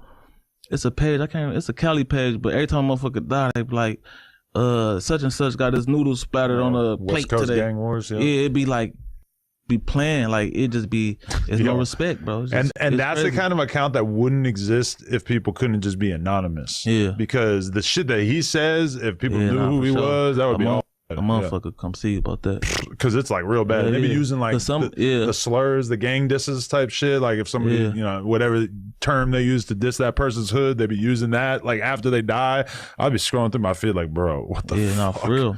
A lot of this shit, you gotta have tough skin for this shit, bro. Some motherfuckers don't got tough skin. That's why a lot of motherfuckers crash out in public. Because they can't take certain shit. Like, you feel me? Even me, like, I don't think I can take certain shit. That's why I don't put myself in certain situations. Because if I do, I might just crash out on camera. I might smoke a nigga on camera. Or I might, whatever. So I don't put myself in certain situations, bro. It reminds me of like when you go to an NBA game and you hear people yelling crazy shit at the players, and you know that these dudes like have egos and they have self-respect, and they don't want somebody to, like, if they were at the club and somebody says something crazy to them, they might wild out. But during the game, you could be hearing somebody yell the craziest shit at them, and they can't say shit. They just got to learn to like not react, you know? Yep. Some of them do react when they have like a bad game. Yeah. Motherfucker have a bad game. Yep. What? Motherfucker taking their jersey, yo. Yeah. Stepping on my head to get to your ass. Yeah. Yeah, though, but that shit crazy, though. It's a up time right now, bro. It's hella disrespectful. Like, it's a up time right now, bro. It's crazy with Dirk, too, because it's like, if we were to look at all the headlines since he got locked up, probably like at least half of them are just like blatantly false. Shit that got disproven like right away. Yeah, that's up, bro. Yeah. That's up. People are just so desperate for any news about them that they'll just come up with anything. And reality is it works. Is that people come up with a fake headline and all of a sudden you see real outlets posting about it. Yeah, but that shit don't really matter in court. You know? Like this, for example, like a motherfucker be saying, man, Berber doing this, he did that, or Berber killed this person, he killed that person, he did this and did that and did this. But if they doing this and going to Crime Stoppers and going to the detectives and doing all this shit, detectives might be like, man, let me go look into this shit. And motherfuckers might tap my phone. But if I ain't on my phone saying nothing, they been like, damn, I've been listening to this nigga for a year straight. He ain't said nothing about nothing. It's always family. It's always this, it's always that. So they be like, I'm gonna kill that. Because that shit costs money. And I kill that. And that's that. So motherfuckers really don't got nothing to worry about, but it just be up how it is, though. Like, motherfuckers don't give a f. They just want to, because you getting paid, you get paid off of it. Who's on the current roster of OTF right now? We got Chew, we got Duty Low. Who else? Current rappers. Buka. Yeah, my nigga Breezo, TTE Breezo. I'm going crazy with Breezo right now. Breezo's on OTF? You know, he OTF, he TTE though. But it's like the same shit. Yeah. He hard as hell. Buka just dropped. Word. Buka just dropped something. It's the same people, but I'm just dropping. Like, I'm making sure I put my work in, do my part. How do you feel about, like, you know, everybody been saying ever since Dirk got locked up, like OTF down bad, you know? Yeah. Duty Low got shot in Atlanta and shit. And they saying, like, you know, I think Big Mike was the one saying, like, if Dirk wasn't out, then niggas wouldn't be playing with OTF. If Dirk wasn't locked up, niggas wouldn't be playing with OTF like this. Do you agree that it's been like a... I don't know who Big Mike is. Big Mike is, he was King Von co-defendant. Wooski's brother. Yeah. But yeah, he basically did an interview and he was saying, like, ever since Dirk got locked up, he felt like a lot of people been playing with OTF. Like, we seen Duty Low get shot, then RP Zoo. Yeah. You feel like, I mean, of course, Dirk going to jail had an impact on OTF, but like, why do you think it's been like so much shit just spiraling? Because you gotta think, bro fed a lot of people. Like, bro, it's like if I make it and I got my nephew, I got my brother, and everybody depending on me. Yeah. If I got these M's, come on, y'all, we over here. Something happened to me, he gotta go back to the trenches. And it's dangerous out there. Cause like, damn, motherfuckers couldn't get up with you. Now they can finally get up with you. Now they can finally touch you. And that's how that type of shit be happening like that. But you gotta think, bro, the whole OTF family, everybody's sad. It ain't more so music. Like, even with me, when I heard about the shit, I always got turned off from music a little bit because it's sad, bro. It's like, damn, what's finna happen with bro? You feel me? So motherfucker ain't go drop. Motherfucker ain't even worried about going to the studio. It's just sad, bro. Y'all be you be having the conversations like, yo, we gotta keep this shit going though? Yeah, like at first I wasn't. And then, you know, nigga Cole, shout out my nigga Cole Killer. Cole Killer called me and just motivated me like, bro, we gotta keep going, bro. Like, bro, you gotta keep going. Like, even when I had copped the chain just to buy it on, cause I want the chain. He like, bro, you got the chain, you might as well rap, bitch. Keep rapping, keep going. Like, you gotta put this shit on, bro. We was on the phone for like an hour. And he just turned the nigga up, and I just started like working ever since. Cause I do feel like all the opportunities Smirk was giving the nigga when he was out, it's like, damn, I just let him die cause he gone. But he really was giving the motherfucker. So like, man, let me keep it lit. And maybe I can make something happen and be like, you know, some Drake and Lil Wayne type shit. Yeah. You feel me? When Wayne went to jail, Drake came, held it down. You feel me? So it's like, I feel like, bro, I want to do that. Cause I already know the talks that I had with bro. Even if it was our one-on-ones, nobody was around. It was just our shit. Like, bro, you got it. You just gotta, you feel me? I just be going through my own shit. Whether it's some street shit, some family shit, some money problems, whatever the it is always keep going. Yeah. You always gave me that. So it's like, bro, I'm gonna keep it lit. You feel me?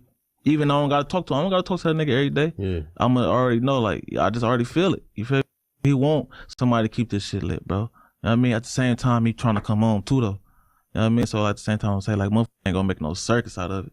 At the same time, cause it ain't no funny. It ain't nothing funny about it. Funny about it though. Everybody sad, bro. That was their brothers, and that was their brothers first. You feel me? So they know him way longer than me, so I can only imagine how they feel. So it's like, bro, sometimes that music shit don't be everything. Niggas don't be in their right mind. So it's just like, you know, it's a big ass little mess. Did you know Zoo or you and Zoo? Hell yeah, Zoo, my brother, RP Zoo. Hell yeah. Oh, word. So Yeah, you when have I a go to the relationship. rack, Zoo get me straight every time. You feel me? We come to Oakland, he's straight, same shit. It's like. So how did you feel when you heard the news and the video leaked online of what happened to him? What was your thoughts and where was you at when you heard the news? Back to a motherfucker losing another brother. Like it's just a familiar feeling that I hate. No, it ain't. It's just like damn, that shit you can't take back. You feel me? That's why you never supposed to. If you got somebody you love, you never supposed to hold your tongue, bro. Never bite your tongue. Tell your brother what it is.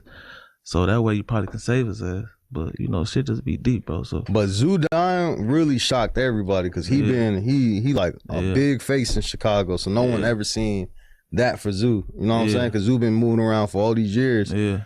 So like, the backstory though, because everybody was trying to say he was trying to fix his car. Do you know if any of that was true or? I don't know, man. I just saw it on tape. Yeah. I don't know who or I don't know. I just saw it on tape, bro. But I know just from being in the streets for so long, I done saw everybody get it. Like I done saw the that don't deserve it, the motherfucker that kind of deserve it, the motherfucker that do deserve it, the biggest nigga, the hardest, toughest nigga with the most bodies, the nigga with no bodies. I done saw everybody get the issue.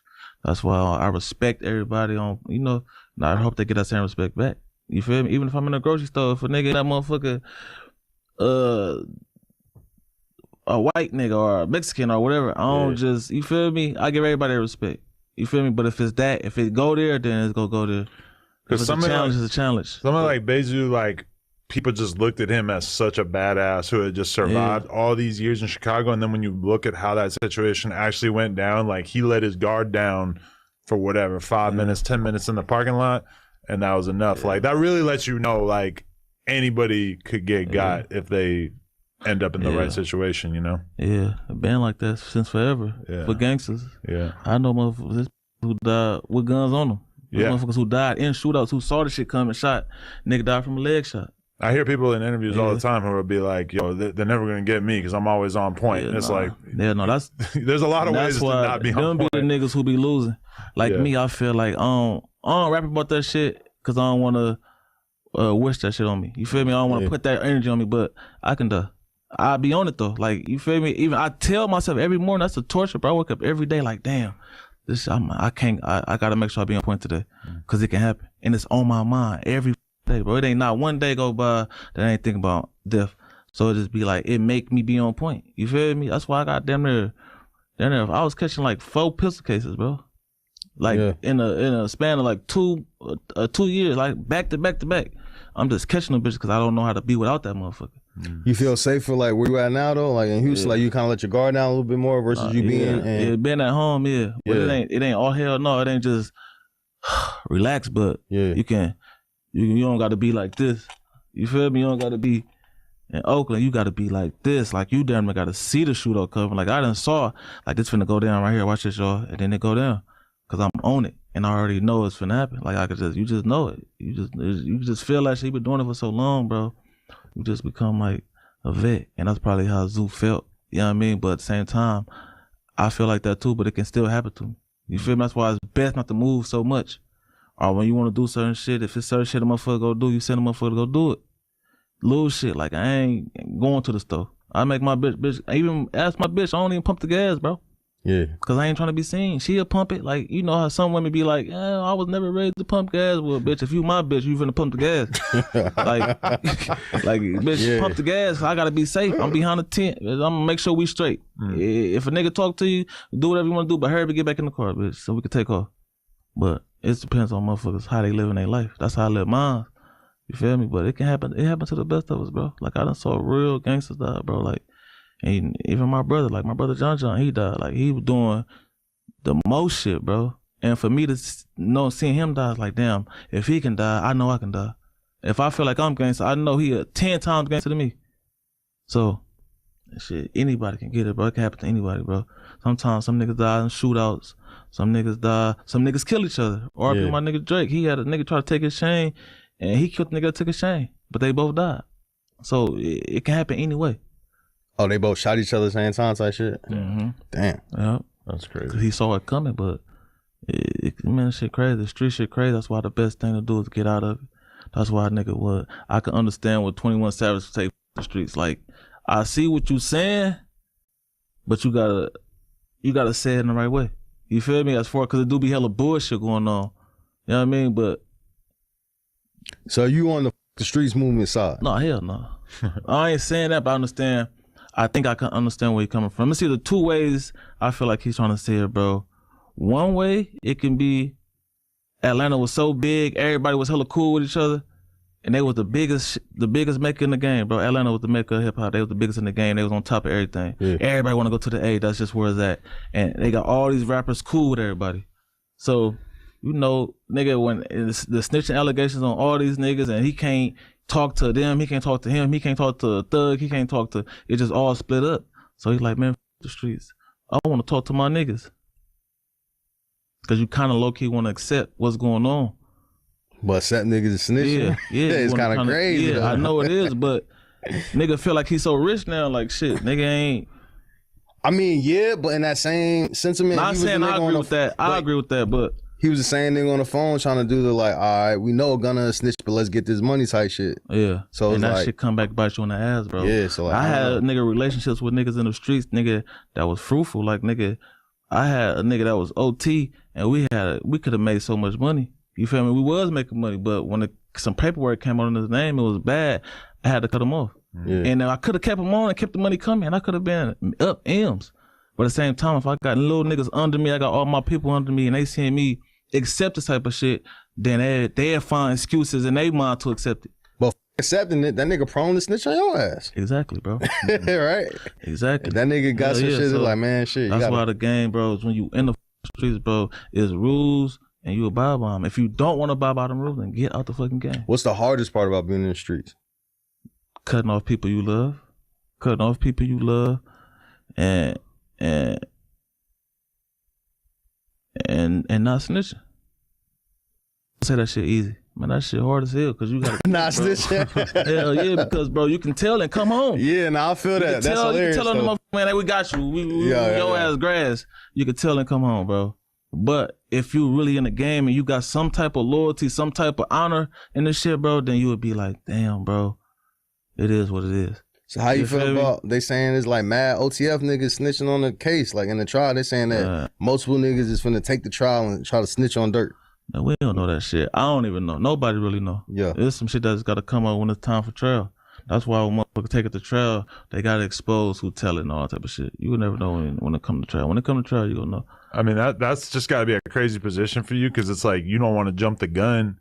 You're hearing all these rumors, but you got to just wait it out because you don't really know if there's any truth to it. It's like, even me, like, I have so many people come on this podcast try to tell me Brick Baby's snitching. Me too. They said the same Never shit. panned out. And nobody ever, like, apologizes or takes that shit back, you know? Yeah. We have no reason to think that he did, though, at this point, you know? So, like, I don't...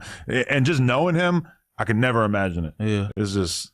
I'm not saying Brick Baby, but, you know, a lot of be telling you don't need black and white. Because you can, you know, some motherfuckers just be informing. You feel me? You would never be on black and white. You would never be, you would die a snitch, but nobody would ever know. So when you be seeing that, they be saying that there's so many niggas in the OTF camp that might be cooperating and shit. That shit don't make you want to fall back from certain niggas till you see how shit play out. Yeah, no, I'm alright. I'm like that in life, period. Right. Like even in my own hood, I never been just, I'm in the, I'm linked with the OTF niggas. I'm just telling my war stories. I'm exchanging stories. I'm doing this. I'm just doing music. OTF is really a label. You feel me? And that's that. But you know, a lot of shit that be going on, I really don't be knowing. Like I just talk to the people I talk to, and that's that. What was your relationship with Didi though? Like how close? That's my brother. That's my nigga. That's what type of nigga he was for people who don't really know him? He cool. He a funny nigga. I was in the studio. Me and him had the last studio session before he went to jail. Cause we was in the studio for like 4 hours, bro. And he went to jail next day? He went to jail the next day. Yeah. Where, you know where they arresting him at? Like, where was he at when he got picked up type shit? I think at his house or something. Where was y'all at? All right, where was the studio session at? In Chicago. All right, so he probably got picked up in Chicago. Yeah, in Chicago shit? somewhere, yeah. Probably something like that, yeah. I just left that bitch, bro. Right. It be making me think like, damn, if I would have stayed, I would have got grabbed. Yeah, could have been. I most definitely would have been with him. So, yeah, it should be deep. Moving around Chicago and shit, how you make sure you straight moving around there? You don't be, cause you know there'd be a lot of shit going on. Man, I look at Chicago like I look at Oakland. Like, all right, better question. What's the difference between gangbanging in Oakland and Chicago? Like the differences, what you would say, from what you see.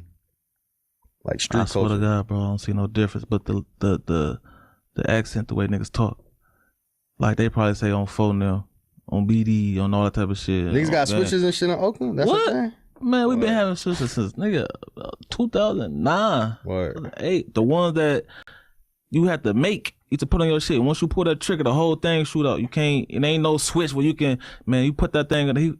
They put that motherfucker on there. That motherfucker shoot. As soon as you pull the trigger, it's gonna shoot the whole 30. Yeah. It ain't no switch. You can't. You that motherfucker just going off. We been playing with them hella long ago, but hell no, bro. Shit, just the way they talk. Yeah. Just the way they talk. You come on that shit, you might hear niggas saying nigga on mamas, on Cetas, on everything, all that, but you go out there, it's just the way people talk, the slang. Just the But language. LA is way different.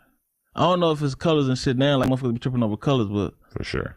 They still tripping over colors and shit. Yeah, I mean it's more complicated than that. You got Bloods and Crip hoods that get along and everything, but for sure, yeah. Yeah, no. So when you say it's way different, what you see that say is way different? Cause you be mixing around. Man, cause I come around here where I remember a long time ago, I had like a red shirt, nigga was tripping.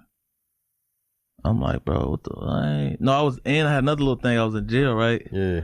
I went, what's it called? What y'all got? The Twin Towers or some shit, or the? Yeah, the federal building. No, the county, LA County. Oh, okay, yeah. But I was on the 9,000 floor. Bro. You know how Oakland niggas talk? Like we say blood, we say cuz, we say whatever. So I'm in that motherfucker one day.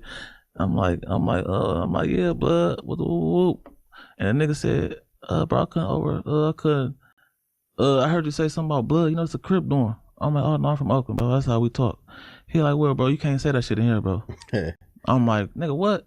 I'm like, what we chunking at? This the first time I ever heard the word fade. Yeah. And the one I'm from, we say, like, what we chunking at? What? He like, bro, what you want to fade? I'm like, yeah, what we do that at? What we fade at? He like, come on, we go do it in the back, cuz, come on. And we go to the back, and then we just start fighting. You feel me? And then I beat his ass. Then there was another nigga came, like, it was like 10 niggas trying to fight me. I'm like, damn. Back phase, cause that man. I'm like, how many niggas trying to fight? It was deep as hell, bro. How many back phase that made you run? I think I did like 2. Word. And then somebody called the COs and shit. I'm happy as hell. I'm like, you like, God damn, nigga, I'm winded like I'm They came, they looked at everybody's knuckles. They looking at everybody's knuckles. My hands were shaking like this. My shit was up. That's how they knew I was fighting. Did they give you time in between the fights though? Like, or they like you running like immediately? Yeah, I just hear niggas, I'm on them, cuz. It's on me, cuz. I need that, cuz. Yeah, but it is kind of weirdly honorable that they don't like jump you, that they let for sure. Cause they for sure could have beat my ass. Yeah. But I wasn't going. That's what my main thing is, bro. I ain't going for none of that. Nigga ain't finna tell me what I can, what I can't say, cause I'm not a Crip, I'm not a Blood, nigga. I'm from Oakland. Yeah. This how we talk. Nigga, we would say, nigga, like how we be like blood all day. Then we just say cuz. Like it just be like that. Nigga say blood and cuz in the same sentence. Yeah. I know to an LA nigga I sound weird as hell. Like, man, what the Well, that's just how it is out there. You know who Jaleesa is? Yeah, I know Jaleesa. That's the little bit. I mean, yeah. the little you know, she's a little bitch for sure. Shout out Jaleesa. But it's awkward as she was arguing with Munchie B, who's like from Inglewood Family Bloods, and she's saying blood, and it's just awkward as because like for him to be called a Blood over and over and over by a girl like that is not a gangbanger is just like it's so weird. No, that's how we talk out there. Where's she from? Sac, huh? Yeah. She might really be a Blood though, ain't she? I don't think so. I think she just talk like that. Yeah, but yeah, if you ain't, that's just how they talk, bro. That's how we talk out there. Like we do, like for real, blood, like blood. I don't know. That's just how it is, bro. So you been working on a documentary? Yeah, Beneath the Bottle. Tell me about the documentary when it's coming out. I should like next summer, probably this summer, matter of fact. Cause we had finished the shit, bro, and we lost the whole shit on the high speed chase. We lost the whole shit on the high speed chase, bro, in Atlanta. The hard drive? Yeah, the hard drive. Oh shit! So we getting away on high speeds in Atlanta though, cause like in Chicago they gotta stop chasing you after a while, but in Atlanta they ain't gotta stop chasing you. Yeah, we get away. All my high speeds we get away. Probably got caught in Vegas. Yeah. I wish I had the footage on me. I'd show you all that shit. I was in Atlanta. The Atlanta one you got. Yeah, Atlanta we get away. But Vegas different. They rich out there, bro. So they tracked the nigga like they had pulled the motherfucker over. I was in the Lamb. I remember I just bought the Lambo. I took that bitch to Vegas and I got pulled over. And we had a little shit on us. I'm like, man, we ain't stopping. It's over. Hey, when we going, I'm in the Lamb. I'm finna see what this bitch do. We get the on. We get away. I lead their ass. I go in the casino. They like 20 minutes away, bro. I go in the casino. They come grab me out the casino at the crap table, bro. I asked him, how the fuck y'all find me? He like, bro, this is Vegas. We've tracked you from every camera on every street. All our streets got cameras. We just went from this camera to that camera. He said, bro, if you would have went home, we would have came and got you in the money. Cause we just go follow every camera. Yeah, it's over. So Vegas ain't cool. Don't kick no high speeds in Vegas, bro. Yeah. They coming to grab you for sure. The more money there is in a city, the more likely they are to like really aggressively come after you and figure out. Hell yeah, taxpayer money, boy. So you done taking breaks from music and shit now? Like you back locked in? Yeah, I'm back on it. Hell yeah, no more breaks, bro. It's all or nothing. Yeah, it's all or nothing, bro. Like motherfuckers got shit to prove, motherfuckers got shit to do, and I got something to prove to myself. Like I gotta complete this shit, you know. So hell yeah, no more breaks. That's why I'm moving. That's why I'm at the fights, watching you fight, mingling with you. Yeah, you networking like networking like this. I don't know if I really fought, but I was supposed to. Bro. It looked like I was gonna. You got in the ring, you fought. You got in the ring, you fought. Yo, I'm in the market for a new opponent. They got to be a lot smaller than Jason Love. That's my number one priority. You should fight. Who should he fight, Remo? Man, we gotta go back to the drawing board. I don't even know yet right now. I asked a rapper that I know. I was like, "Yo, you want to do this?" And he was like, "I'm gonna be real. Like, it would be a really bad look for me if I lost. I don't think my career could handle it." Who was it? I don't want to say. Hey, but it's like there's a rapper that you ain't really seen around for a few years, and he's like, "Man, he white or black?" Neither. In between. But all I'm saying, like, I don't even know. The way he responded to me, I was like, damn, I felt bad for even asking because I'm like, yeah, you're right. That is like a weird position for me to even put you in. Because it's a fight that like most people would probably think I would win. Yeah. So yeah, like why would I? You would win after your last fight. Yeah, exactly. I know. Well, probably not a lot of people would think I would win after the last fight. I thought you was gonna be like, bro, this nigga my wife, I'm finna beat the brakes off his ass. Yeah, that didn't really factor in too much, I don't think. Yeah. White people be psycho though. I thought he was gonna do some psycho shit. You know how white people be. Like you hit their ass, they just go crazy, like, you know. But after that fight, I'm more convinced than ever of like the genetic superiority of the black race. Yeah, like, I feel like just him being black had a lot to do with why he was able to. Yeah, nah. Like, you never seen a white guy that big. Yeah, we come from that. What's that shit in the slave days? That shit called the Mandingo fights. Yeah, Mandingo fights and shit, bro. Motherfuckers be strong as hell. Mexicans, they rough as hell too, though. Yeah, they can take punches. Yeah, we try to beat the Mexican ass. He was drunk as hell, bro. We couldn't knock his ass off for shit, bro. For real, we couldn't knock him out. We was in Oakland, bro. Just he was talking crazy to my nigga. He fired on my nigga. Boom, we just on his ass. This nigga was not going though. Niggas was ready to shoot his ass. He probably drunk. His ass wasn't going, but yeah, he was drunk. Yeah, he was drunk. Yeah, that nigga ain't felt that till tomorrow. For nothing, bro. We done broke this nigga pinky. He nigga just stumping his head. My brother over there 2 feet stumping this nigga, bro. This nigga bouncing right back up. God, ain't letting niggas go. You can put the gun to his head. He like, do it.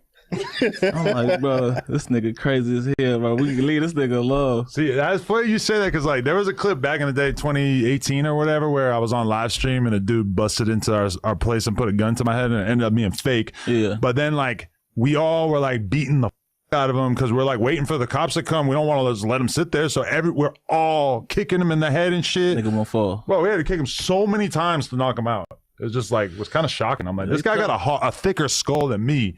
Because I feel like you give me a couple good kicks to the head, I'm done. It's over. Hell yeah. I might die. Nigga was fishing at you, it was over. In that boxing ring, it was over. Yeah.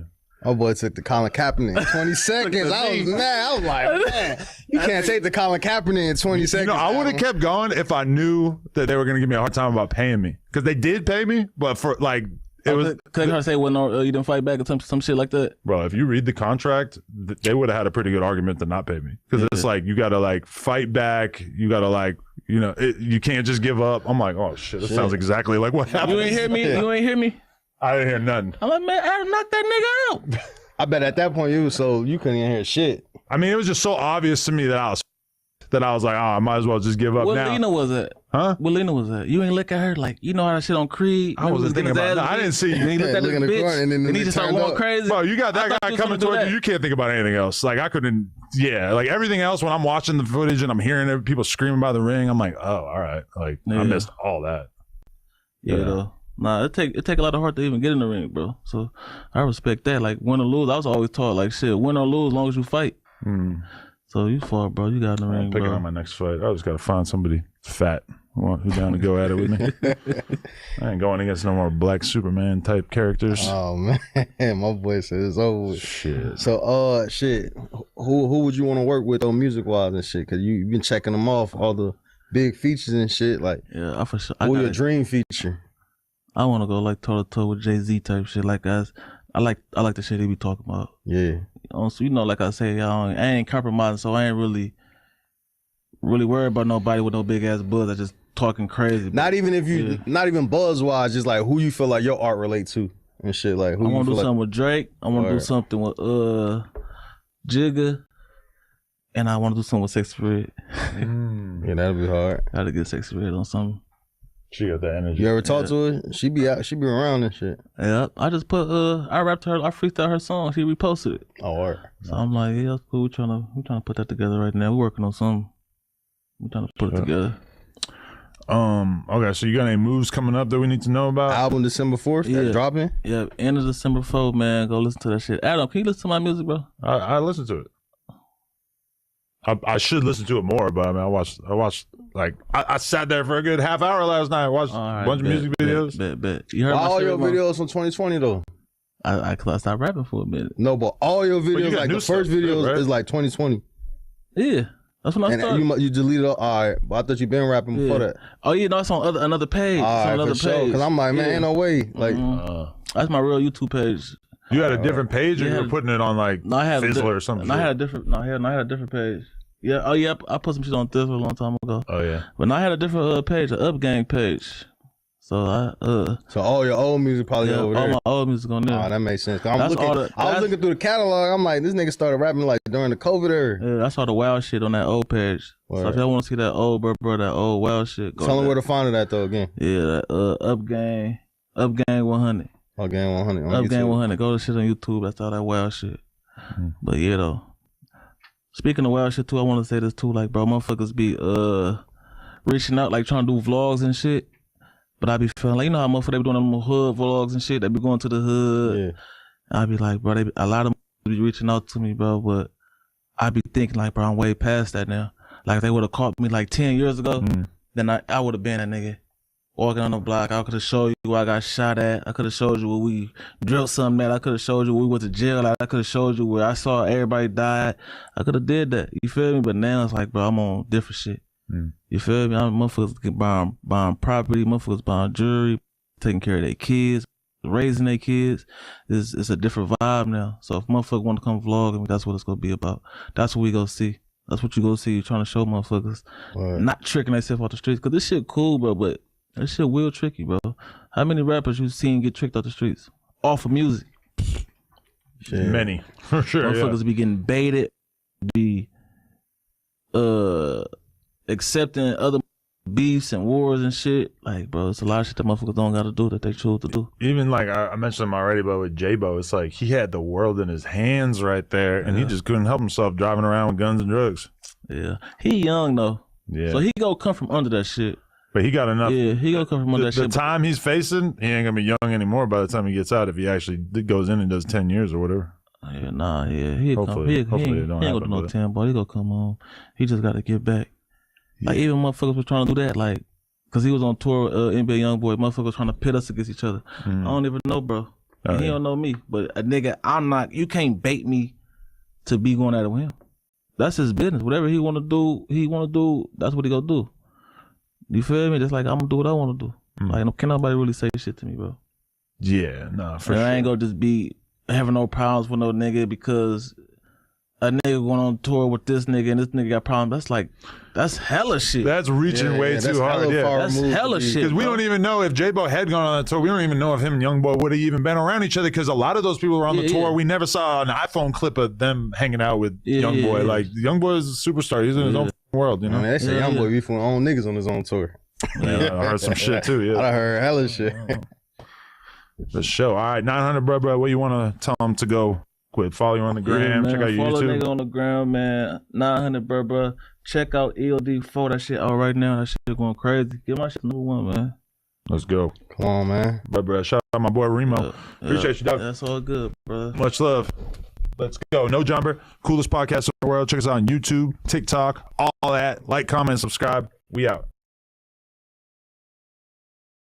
No Jumper, coolest podcast in the world. And today I'm bringing you a conversation with somebody who I've been slightly obsessed with on the internet over the past couple weeks. My boy Kid Sway in the building. How you feeling, man? What's good? I'm just very thankful to be here, bro. Shout out to Adam. Thank you to the whole team for having me here, man. Shout out to 916, Free Little J2 gang. You already know what time it is. I love you, my family back at home, man. It's a trip to be here. I'm just very, I grew up on this shit, bro. That's sick. It's so crazy to, my stupid little videos got me on No Jumper. Like, look, mom, I'm on No Jumper. You feel me? Like, it's crazy, bro. I really appreciate it. It's a humbling experience, man. Yeah, that's it's sick, like a whole full circle thing. I remember when you had messaged me, I was tripping out, but I scrolled up and I seen 2017. And that was when I was a kid. I was like 20, maybe 21 at the time, just turned. And I was like, I'm going to be on there one day. And back then I had different intentions. I just wanted money, girls, be a rapper type shit, Okay. And to be here, it was kind of like a whole full circle thing, Now I'm preaching sobriety, trying to help people. That's genuinely what I'm about. I just want to, put a positive message out there. That was part of what made me so fascinated by it is as soon as you started saying the sobriety thing, I'm like, oh shit, there's got to be like a crazy story to how that all came together. Bro. Okay, so where exactly are you from? I'm from Sacramento, yeah. Sacramento, right? Yeah, 916, baby. Yes, sir. Okay, and like, would you say you grew up in like a normal environment, kind of a hood environment, or what was it like? Not at all. That's why, I may look a certain way. It's just a part of my story and how, we never have money, first of all. I never come from that. I still don't have that. I'm not making shit off social media. I still work a normal job and I'm blessed to live the life I have. But yeah, definitely it was hard growing up, but not necessarily in hoods or nothing like that. My dad, he was from that, he grew up in LA and then moved to Sacramento and he was in like gangs and things like that. But he manned up and made sure we didn't have to go through that. You know what I'm saying? So yeah, I'm blessed with the life I have. My parents did their best for sure. So both your parents were around like your whole childhood, or? That's for the most part. By the time I turned 12 years old, I got back into my parents' care and everything. I don't want to go too deep onto that, but my mom had me when she was 15, so that comes with a lot of a lot of shit. So just being in the system sometimes and things like that. Damn. So I don't know how much you want to get into it, but in terms of the system, like I've talked to a lot of people who like grew up in foster homes and shit. Like, was that a really tough part of your life? Just being a kid, you don't understand why it's happening. You feel me? Like, life's weird. You don't really know how to ask what's going on. I just missed my mom, And, before I knew it, just years went by. You get into a routine and you're a kid and you just, a lot of things can be used to distract you. Like people can buy you off, you know what I mean? So it was a weird time, bro. But when my mom came back immediately, that's when I was, I was old enough to make my own decision when it came to the court when I was like 12 and I was like, I want to go with mom. You know what I mean? So, after that, it's had its up and downs, but I'm very blessed, man. I love my family more than anything, man. Without them, I wouldn't even, I wouldn't be here. Did you graduate high school? Yeah, I graduated high school. I went to college too, nice. Despite the way, I look at everything, I'm educated and things like that. What was your high school experience like? Man, that was tough for me. That's why this whole thing, I keep telling you, bro, it's a trip, like to be here and to be somebody, to have a voice and have a positive message. And every time I get noticed, like back at home and things like that, it's always a positive interaction. I have not had one person try to like press me like, oh, you're that fool from Instagram. Like, cause I don't put myself out there like that. You put out really good energy. Yeah. So in high school, it was completely different. I was like just a nerdy kid, bro. Just someone like I was easily taken advantage of, bullied a lot, just fucked with, you know what I mean? And, to go from that and, it took me many years and I'm just finally coming into just being Anthony and being myself. And it's a good feeling, but yeah, definitely high school was hell. I know a lot of people can relate to that.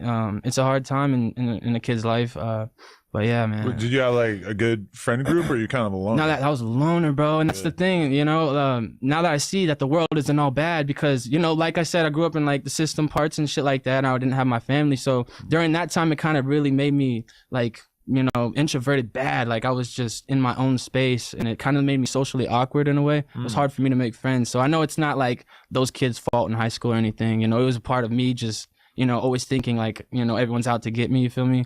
But when did you start getting fucked up? Because when I started alcohol, but were you doing drugs and everything too? I was doing drugs. I'm proud to say I'm officially 4 years clean off of the opiates and the pills and everything. I never got into hard drugs or anything like that, but I was on the perkies and shit like that, heavy, you know what I mean? RP juice and all that, how that goes. Nice. You feel me? So I was on that heavy. But how'd you get introduced to that? And you got introduced to drugs before alcohol, or how's that? Yeah, that's the funny thing. Usually it's a gateway. You're a young kid getting drunk all the time. Me, I was clean all the way through high school. I didn't go to no parties. Like I said, I was just a nerdy kid, man. I'd rather be at home with my mom than kicking it. And that's just how it was. it was when I moved out, went to college. That's when, you know, I got to see a whole different side. I had freedom. I live on campus. You know, I'm just like, oh, fuck. Where'd you go to college? I went to a small college out in Monterey State University. So it used to be like an old army base. So it was really small. It was literally like a little bit bigger than my high school. Just a lot of young kids live there now. And it was just like a whole party thing, bro. And then that's where I got introduced to like rap, like festivals and raves. And that's where I was like, oh, okay, the psychedelics, the mushrooms, the Molly, the perks, the everything. And I was just like, I couldn't turn that switch off when I, you know, was away from those festivals. So it was just kind of like everything all at once? Yeah. I was just like, boss, so well, fuck it. I've always had an addictive personality. Even as a kid, if I was like super interested in, say, like, you know, Pokemon or sports cars, I would just get hyper fixated. And whatever the case was, when I got older, it became, you know, drugs, alcohol. And I didn't know how to control that because I've always just been like that. It's a sickness, not just when it comes to substance, you know. But when you went to college, like, did you start kind of came into yourself in a way, like you had more confidence, or you like found your group in a sense? I did, yeah. Kind of a loner? No, for sure. The first year was kind of rough. I went out there, I was trying to hoop, so I was trying to play basketball because that's what I wanted to be, a basketball player, you know, my whole life as a kid, and that's what really got me through. But it didn't work out the way things were, but, you know, I got, you know, close with a lot of kids out there, and then we moved off campus, and that's where it really, you know, I started turning up and then, you know, smoking a lot of weed, doing pills, and fucking just living that kind of fast lifestyle, you know. But yeah, I definitely kind of got out of my shell in a sense where, and I wasn't just me no more. I'm able to, you know, I have homies now, and it's, you know, so I'm glad, because that is rough, bro. When you're alone, that's why I tell kids out there, man, you're never alone. You're never alone, bro. You don't let yourself feel that way.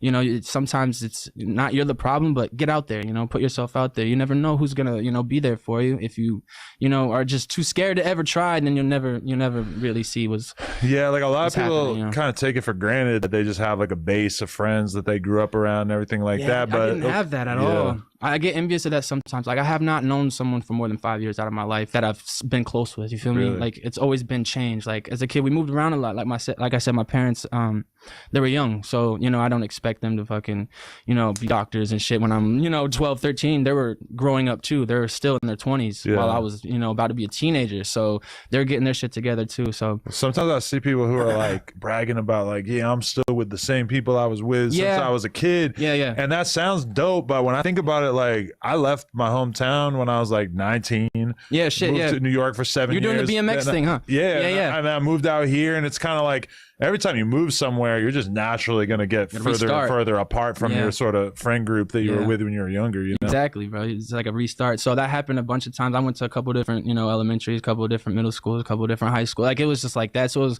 and on top of being just socially fucking awkward, it was hard for me to, you know, just develop connections and be close with people like that, if that makes sense. I just got more comfortable with just, you know, being by myself. Right. I feel you. So were you like a ladies' man? No, I'm still not really, but I'm so shy in real life, despite the way I look and everything, or my videos. Sometimes I tell people this all the time. What's in front of the camera is literally just me. I don't have editors. I don't collab with people. It's just me in my car making a silly little video. So I'm able to play kind of a character. My message is true, 100%. I stand on my sobriety, and I'm trying to really help people. Bro, I would think the hoes would be all over you. No, bro, I promise you, no.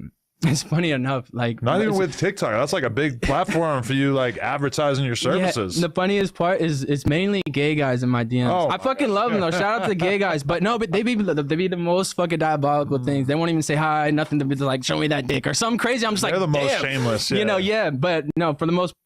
Then girls, man. I don't know if it's just because where I live, or I don't know. Like, I'm definitely not now like more than ever before in my life. I get that. Like, I look at Instagram or Twitter, and I'll just see dudes being like, "Yo, I want to jerk you off," and I'm like, yeah, dude. Fuck. Like, it's like, bro, take me out to dinner before you fuck me, bro. Like, for real. Like, I don't want to say that because I feel like they're gonna take it serious. No, yeah, exactly.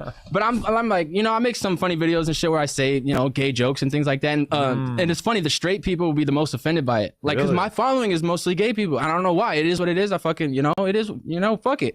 So I'll be saying funny, like, you know, kind of dark humor type jokes. And you know, the straight people are advocates for the LGBT, whatever. They're like, bro, how did you say that? You're going to be canceled. But those people are the ones that aren't even offended. The you gotta love woke people. Yeah, the gay people aren't the ones offended by what I'm saying. They know I'm joking, and I'm so comfortable with my sexuality as a person that I could say some shit like, "Oh, I'll take 100 back shots for fucking $1 million." Like, I say shit like that all the time. They know I'm joking. Is my point. You know what I'm saying? And you know, I don't know. So okay, you're in college. You're kind of like in this whole world, going to festivals, getting loaded, etc. Would you say that like SoundCloud rap or like that sort of era of music hit you real hard? Bro, I'm a failed SoundCloud rapper now. I watched a couple of your old videos. It's funny. People re-uploaded those. Like when I started getting heavy into drugs is when you noticed the complete drop in like the music. Like it got shit. Like it was terrible. It was decent at first and then you could tell when I was perked out making songs, and I'm just like, damn, it's embarrassing. So I tried to wipe all that off the internet. Unfortunately, there's been other people trying to re-upload it on YouTube and things like that it's been like 8-10 years before. Like I haven't been doing music in that long, but that definitely was a huge part of it, man. Like I remember my Percocet phase, I found Juice WRLD and he had like 750 followers on SoundCloud. And I was like, dude, this is the shit right here, bro. And everyone I played it at college parties. Everyone's like, turn it off, blah, blah, blah. And literally months later, it's Juice WRLD. No one knew that. And I was just like, dude, watch. And then I did the same thing with another fucking artist. And I was just like, bro, Trippie Redd it was. I played Love Scars as the first like hit. I played it at a party and someone told me to turn it off. I'm like, this is the shit, bro. You don't even know what you're talking about. I was heavy invested. Like I was always, keeping up with No Jumper and you guys doing whatever you interviewing and all that, or whoever's the hottest SoundCloud rapper at the time. I was in that shit, bro. And I was really living that life too. Just I wasn't known. I was still, living that kind of fucking fast lifestyle, and that's what it's really got it bad. And got to a point where I was just rolling by myself in my room at like fucking 5 a.m. Watching rap videos, not even partying, just by myself. And that does sound kind of fun. I'm not gonna lie. Yeah, but that's just where I knew I had a problem, and I was like, fuck, I couldn't turn it off. I dropped out of school, like college, you know what I mean? And I just let it consume who I was. Really? So you were just like in the crib, just getting fucked up for a long time, or how long were you able to pull this together? It was years, bro. Like I that's why I try to stand on my message so heavy, because don't waste your youth, bro. I wasted all my 20s damn near being fucked up that I don't even remember or have any good experiences to tell, like, cause I was just so, out of it, bro. And it's sad. But no, I dropped out of college and then I stayed out there in Monterey. It's a really nice fucking white neighborhood by the ocean, so I was trying to stay there as long as I could until I had no money, moved back home to Sacramento. And then, I continued. I met a girl, obviously, and that we were living that lifestyle together. So it kind of, that's what spiraled me like to the darkest point in my life. So you guys were just kind of feeding off each other and doing drugs together? Yeah. I mean, it's sad because that's the only person I've ever really loved, you know what I mean? And I know that now. I've been sober so long and I've been out of that relationship for many, many years, but I know that feeling was the only real experience that I've had. The sad part is it wasn't reciprocated, So I loved her in that certain way, and it was never love for that. It was just the drug thing we were on, Really? She was in love with that lifestyle, and as soon as I wanted to not do that anymore, I went to rehab for pills and everything. I got out and it was over, like, you know what I mean? Really? Yeah, so that's what I'm just, as I get older and learn how life works, is, some people are meant to only be in your life for a certain amount of time. Dude, I have like memories of one time going over Juice WRLD's crib, and him and Ali Lottie were like crawling out of the room, and like it was, they had said like they were in there for like 24 hours plus, just fully like detoxing off perks, trying to get their shit together because they had gotten like really bad. Perks are hard, bro. Just seeing the way that they were just blatantly like feeding off of each other, like at that moment they were trying to get off of it, but I'm sure it only lasted like a day or whatever. But it was so hard, dude. Perks are so hard to get off, man. And it's so hard because of the withdrawal phase. I tell everybody this too, because my sobriety shit that I do online, it's not just like with alcohol, it's not just with drugs. It's like you can be addicted to other things, like things of the flesh and things that aren't good for you anyways, like smoking. I'm trying to stop that. You can be addicted to sex. You can be, a variety of things that aren't good for you if not applied in the correct ways. So I try to tell people, I'm like, bro, it's once you fix your mentality up here, you start looking at life differently. And not everyone's out to get you and, oh, poor me, that's when you develop, a sense of change in your true self. And you're like, I'm just now finding about like who I actually am and growing into who I should have been this whole time. So what led up to you going to rehab? Like how bad did it get before you made that choice? It was bad, man. I remember I woke up and I was in a field. Oh, well. Yeah. I had, okay. Let me backtrack a little bit before I get into that. COVID, right? That hit, and it was the best time of my life because I had my daughter, and I was very fortunate. Thank you. I was very fortunate because COVID really affected a lot of people in negative ways. You lost your businesses, or it made things hard in terms of money. I was very fortunate that I got to live with the baby mama's family and take care of my kid that whole time. So just be a stay at home, you know what I mean? So I get to look back on that, and that was one of the biggest blessings, of course, but I wasn't able to, you know, fight that drug addiction. It was always there, but I never got fucked up in front of my kid. I was never high around the house. I would always just disappear. So that brings me back to, I woke up in a field, you know what I mean? I was, and I just didn't know what the fuck was happening. I had no shirt on, no shoes, and it was like 5-10 miles away from, you know, the house I was staying at with her family. And I was just like, what the fuck, dude? And it was like broad daylight too, and I was just like by like a little highway, people are driving by, and like I'm just like, what is happening? So I just, you know, walked my ass all the way back there, and by the time I got home, it was, you know, evening time. It was dark, and you know, I came in through the back gate trying to sneak in, you know, hop in the window or something so no one would notice, you know, because I've been gone for a couple days or something at the time. Her mom comes outside, and it's fucking emotional, but she tries to like, you know, say where I've been. She's trying to take after me. I just fucking start seizing. I fall back and just fucking knock myself out, and I don't know what happened after that. So yeah, that was the first time I got like a scare like that. I had many seizures since then, but that's when I knew I had it really bad. And also, you know, it's not that I didn't want to get sober. As soon as I held my daughter for the first time, and I know you can probably attest to this, bro, it changes you.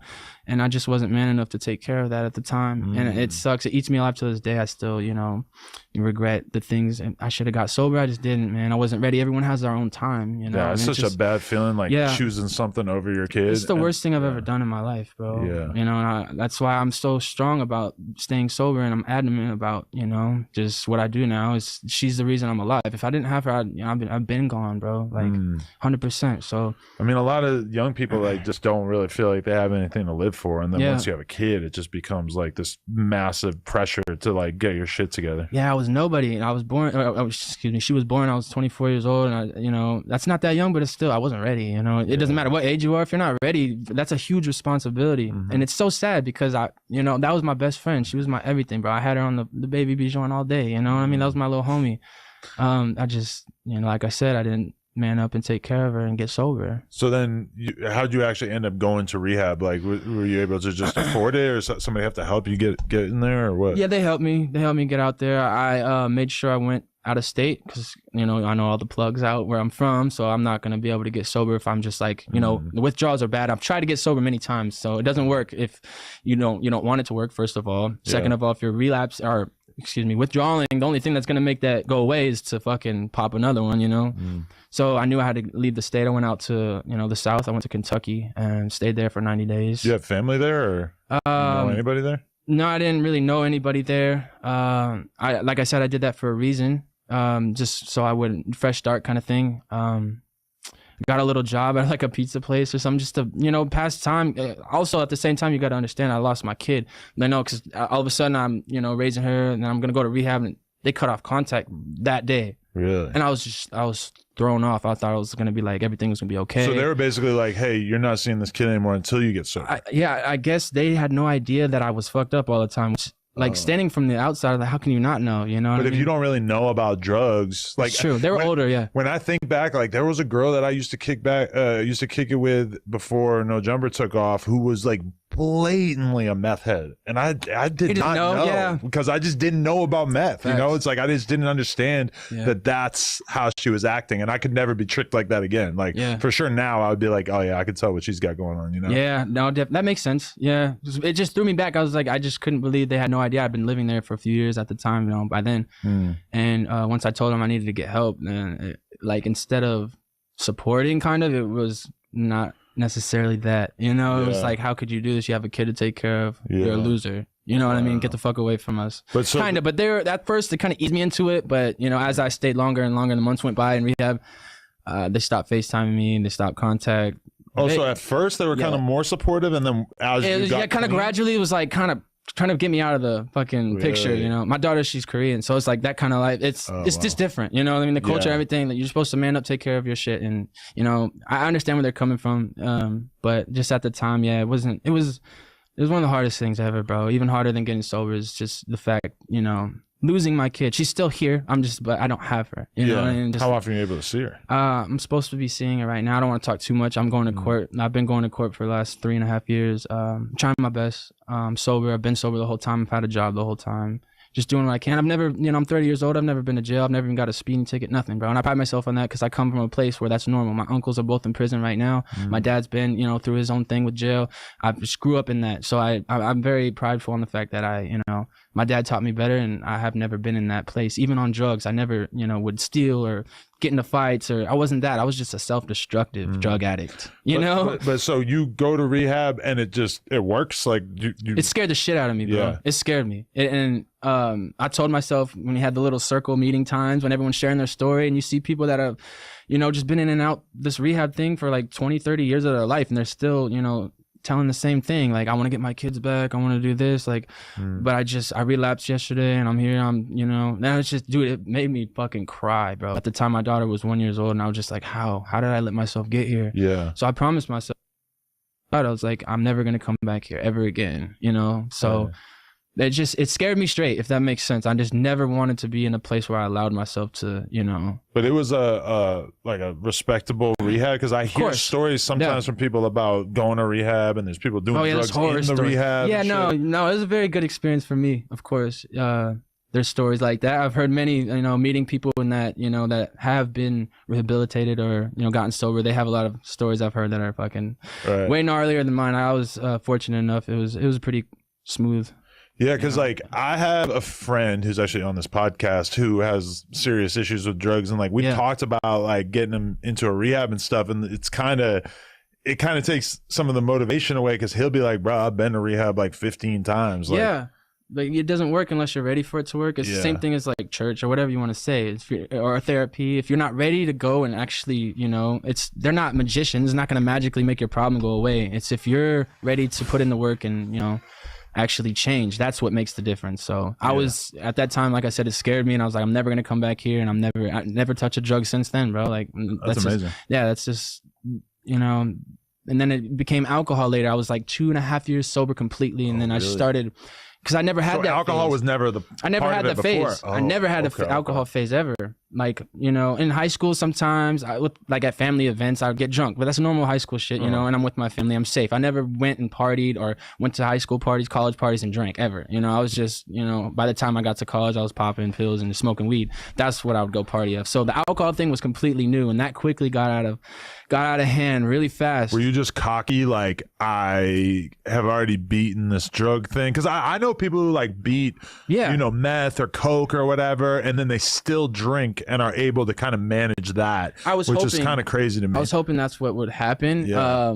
And not like I was cocky or anything like that. It was like I was still going through this whole new, you know, I lost the love of my life. My daughter's out of my life. Her whole family that I had gotten really close to, you know, they're no longer a part of my life. I was really depressed, and I was just fighting in court, nothing happening. You know, I'm working, I'm sober, and then it just, you know, nothing was going my way, and it's not an excuse, but I allowed it to become one, and that's, you know, I started drinking, and there's nothing other than that. It's a decision I made, and, you know, I have to stand on it, but we all make mistakes, man, you know. Yeah, definitely. But so how bad did the alcoholism get? It got bad quick. You know, I make these videos now, and it's, you know, it's satire in a way, because I used to drink these drinks, you know. Now I'm making videos where I pour it out and shit. So it's kind of a little message, because it's like, who puts a fucking, you know, whatever they're addicted to right in their face and doesn't do it, you know what I mean? It's like giving coke to a coke addict, and they're just like, oh, I'm not gonna do it. But did you start making those videos before you got sober? No, that's the thing. Okay, the whole thing, I never wanted to be a content person or whatever. Like, whatever I am now is amazing, and it's a blessing. I love doing it. I fucking love this shit, keeps me sober, but it's never was in the cards. Like, I wasn't like, I'm gonna do this. I randomly just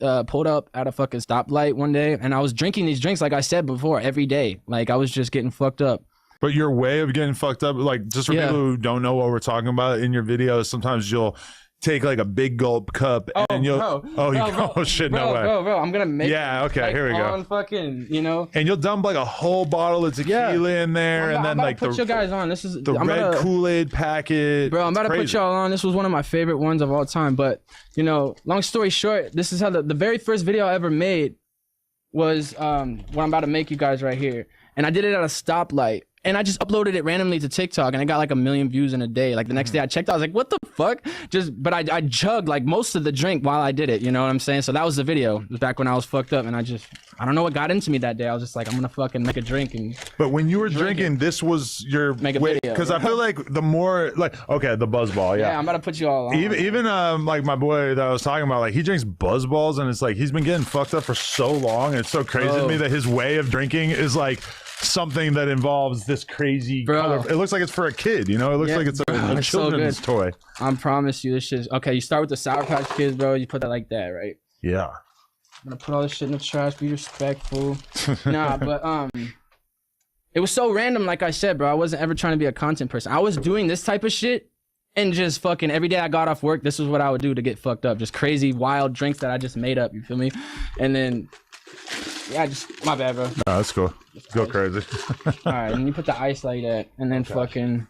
And the Tito's, I got a little one because you don't need a whole bottle. It'll fuck you up. Usually, whole bottle. dude, what I would do, get a fucking, the Kool-Aid packet, and I get a regular size bottle of this, and I would make the drink with a whole bottle of vodka. That's the type of shit I was on. Sugar fiend? Because like, how much sugar's in the fucking there's Kool-Aid? there's no sugar in Kool-Aid. You have really? to add sugar. That's Oh. how I know you're not from the hood, Adam. I ain't done. You gotta add sugar to the Kool-Aid, brother. I probably haven't made Kool-Aid since I was like 8. Nah, it's okay. I'm from the hood either. but nah, it has no sugar in this. But yeah, definitely, that's what they were telling me when I went to the doctor, because I eventually, got health issues because of drinking like this. Or I would do stupid videos. I'm just chugging a whole bottle of alcohol. Like I'll crack it, chug the whole fucking thing. Steve will do it method. Yeah, exactly. Fuck with Steve will do it, man. Full send that shit, And then, but I kind of did that, did a speed run on my liver, So I was only drinking like this for like 9-10 months. That's it. Really? Okay. Before I started getting sick really bad. Were you always a sugar fiend? Like Nah. It's just I found a way, bro. It's like sipping syrup, bro. Like you know what I'm saying? Like I found a way to make alcohol not taste like shit. Yeah. And then people that tell me they try the drinks now, they're like, bro, this shit is gas. And I'm just like, I tell you, I'm trying to put y'all on. For those of you who don't need to get sober, not everybody has to get sober. Yeah. It's all good to have fun. Yeah. You know what I mean? So I tell those people, I'm like, bro, I'm trying to put y'all on, bro. I'm trying to put y'all on. So you put the Kool-Aid in the fucking vodka. You know what I'm saying? And you dump the whole thing with the fucking Sour Patch Kids, Oh, yeah. It's already looking right and tight, bro. It's already looking right and tight. Oh, yeah. And the fucking little buzzball, Yeah. But do you ever drink like the virgin versions of these without the alcohol? I do now, yeah. Yeah, I do. Sorry, this takes concentration, bro. No, and then the for fucking some lemonade, just a little bit, bro. You don't need a lot of lemonade, bro. Yeah. And this shit right here will get you right. It'll have you nodding, bro. I'm telling you. And the thing that also really killed my liver was I would do all this and I'd probably have like a Red Bull with it too. And I'd put it in there. And that's what really fucked it up, because that's like an old school Four Loko. You know what I'm saying? Where it's like, dude, you're killing your fucking kidneys and your liver right now with this. That's an era that I'm very thankful that I survived, was the OG Four Loko era. Yeah. I'm trying to fucking make a mess on the set, bro. No, go crazy. All the ice, my bad, brother. No, it's a vibe. No, I had homies who were like going out drinking with me and waking up in the hospital and shit. And I'm like thankful I never hit that. Yeah, no. All right, who's gonna try it though? For sure, I'm gonna try it. All right, bet. Also, I'll clean this up if you guys could give me something, bro. It's cool. I felt bad. I didn't figure it out. I do this to my car. My car smells like a straight casino, bro. It's fucking shit. Straight alcohol and fucking cigarette smoke all day. It's probably strong. If you're not a drinker, bro, it really, you know what I'm saying? It'll fuck you up. Yeah, it's pretty strong. But you could fucking add more of this throughout want the gummy bears to like travel to the top. Or the Sour you know what Patch the trick of the Sour Patch Kids is, soaks all the alcohol in, so it's like a fucking little surprise at the end. You start eating them and get more fucked up, bro. I'm telling you. So you get to the end and it's like way more intense. Yeah. But if you're not a drinker, but it's definitely it's potent for sure. Oh man, I wish Lush was here so I could have him. This is like his dream come true. Yeah. Holy shit. But so you would make something like this in the morning and that would just be your day, or do you got to like re-up a couple times? No, so that would pretty much be my day. The curse was I had night shifts for about a year and a half. So I was working night shifts. I work construction, so like in that industry. Okay. So what we were doing is working on freeways, and I started at like 6 p.m. and then we would get off at like 7 a.m. and that's when liquor stores open. So I'm straight to the liquor store and I'm able to get fucked up because I didn't have to be at work till 5, you know what I mean? So I can be fucking blacked out all day long and still be good to wake up for work and just be normal. I was never like drinking on the job or fucking, it didn't take over me like that, but I was definitely getting fucked up any chance I could, if that makes sense. No, yeah, definitely. That was like actually my first exposure to drinking is when I was like 16, 17. There was like a landscaping company in my town, and they would call you when it snowed really bad if you signed up, and you would basically go out and like help shovel snow, but they'd call you at like 2 in the morning and shit. And I would be out there with these dudes who were like in their 30s and 40s and shit, and they would have beers tucked and like whiskey bottles and shit. Modelo time is real, bro. Yeah, they would be getting loaded, and that's like the first time that it ever kind of got introduced to me of like, oh, people don't just drink at parties. People drink while they're at work, bro, to get through the day. People's lives be hard, and dude, this should be sad, bro. We're just all trying to survive for real, and that's what I start to notice as I get older. It's like, bro, my life isn't that as hard as I used to think. You know, we all deal with stuff, black, white, rich, poor, from the hood, from the fucking suburbs, bro. Like death is real. We lose someone that hits the same, you know what I mean? You know, so I'm just learning how to navigate through life sober, not relying on a substance to be happy, you know, and just understanding that the world isn't out to get me. So can you go to a house party where everybody's getting loaded and you're just having a good time hanging out, or is that Now, the kind of thing you need to avoid? In the beginning, I'm gonna be straight up. I was a straight hermit crab first 10 months of getting sober from alcohol. I had to be. And it's funny, you know, because I was a drug addict and I have been an alcoholic. And the hardest thing for me was getting sober off the drink. Really? Simply because it's literally everywhere we go. Everywhere, yeah. Gas stations, grocery stores, like at my house, literally back where I'm from, is anywhere. Liquors are everywhere, bro. And all you need is your fucking ID. So that shit was so hard to get sober from, bro. Like the pills, I just cut off the plug, you know, kill the script. I'm done. You know, it was a little bit easier for me. And I know that sounds weird because drugs is very hard as well. But it's like, you know, if you don't want to be around. Yeah, you don't have to see it. It's not in your face, out of sight, out of mind. Alcohol, bro, it's socially acceptable. So for me, I had to literally I was going to work, coming home, making videos, going to bed. That's it. For 10 straight months, that's all I would do because I wasn't strong enough to be around it. Now, you know, I could be around. I'm good. But what kind of videos were you making at that time? Because I'm interested in how your content sort of evolved to the state that it is now. When I started getting the liver problems, you know what I'm saying? And it was nothing crazy. At the time, it's like stage 1, you know, failure. It's nothing crazy, but I wasn't educated on that. So it's scared me like, oh, fuck, I can't take myself out the game. I have a daughter to be here for, you know, I'm not going to go out like that. I'm literally nobody. Like I've done nothing with my life but be a drug addict, an alcoholic, a loser, somebody who's, you know, just allowed the world to take over who he was, and I can't go out like that. So I started making my sobriety videos, bro, and I never ever could have thought, you know, it would be anything. You know, it's not big by any means, but to me, it's fucking crazy. Everywhere I go in my city, people know who I am, and they take pictures. And 350K on TikTok or something. I don't even post on TikTok. Yeah, I have. Oh, you don't? That's not you? That's I do now. Okay. I had 1 million on TikTok before I got banned. I had another 500K. It's just because I was drinking at the time, so I guess. I don't know. I get reported a lot. I don't fucking know. That was what I was thinking when I'm looking at it. It's like TikTok, typically, I'm pretty sure that they know what bottles are alcohol bottles and they'll ban you for that. But I see people that, you know, pop off on there that were doing the same thing and they're still doing it. And I'm just like, there's like Cut the Activist, Johnny Sips. There's people on there that be fucking making drinks and just, you know, talking about alcohol all the time and they never get taken down. But I definitely would have had well over 1 million followers if they never fucking deleted my thing. But we're going to hit 1 million on Instagram. We're at 700,000. And that's I started posting in January of 2025. So it's all fairly new. Like I literally had a couple thousand followers on Instagram. And then it went, and then it went to fucking what it is. And just from my silly little videos, bro. And I'm on fucking No Jumper right now just from, you know, making drinks and pouring them out, but it's bigger than that. It's what I'm trying to put out there into the world. It's never too late to change. It's never too late to recorrect the wrongs you've done in your life. If you want to be anything, you can.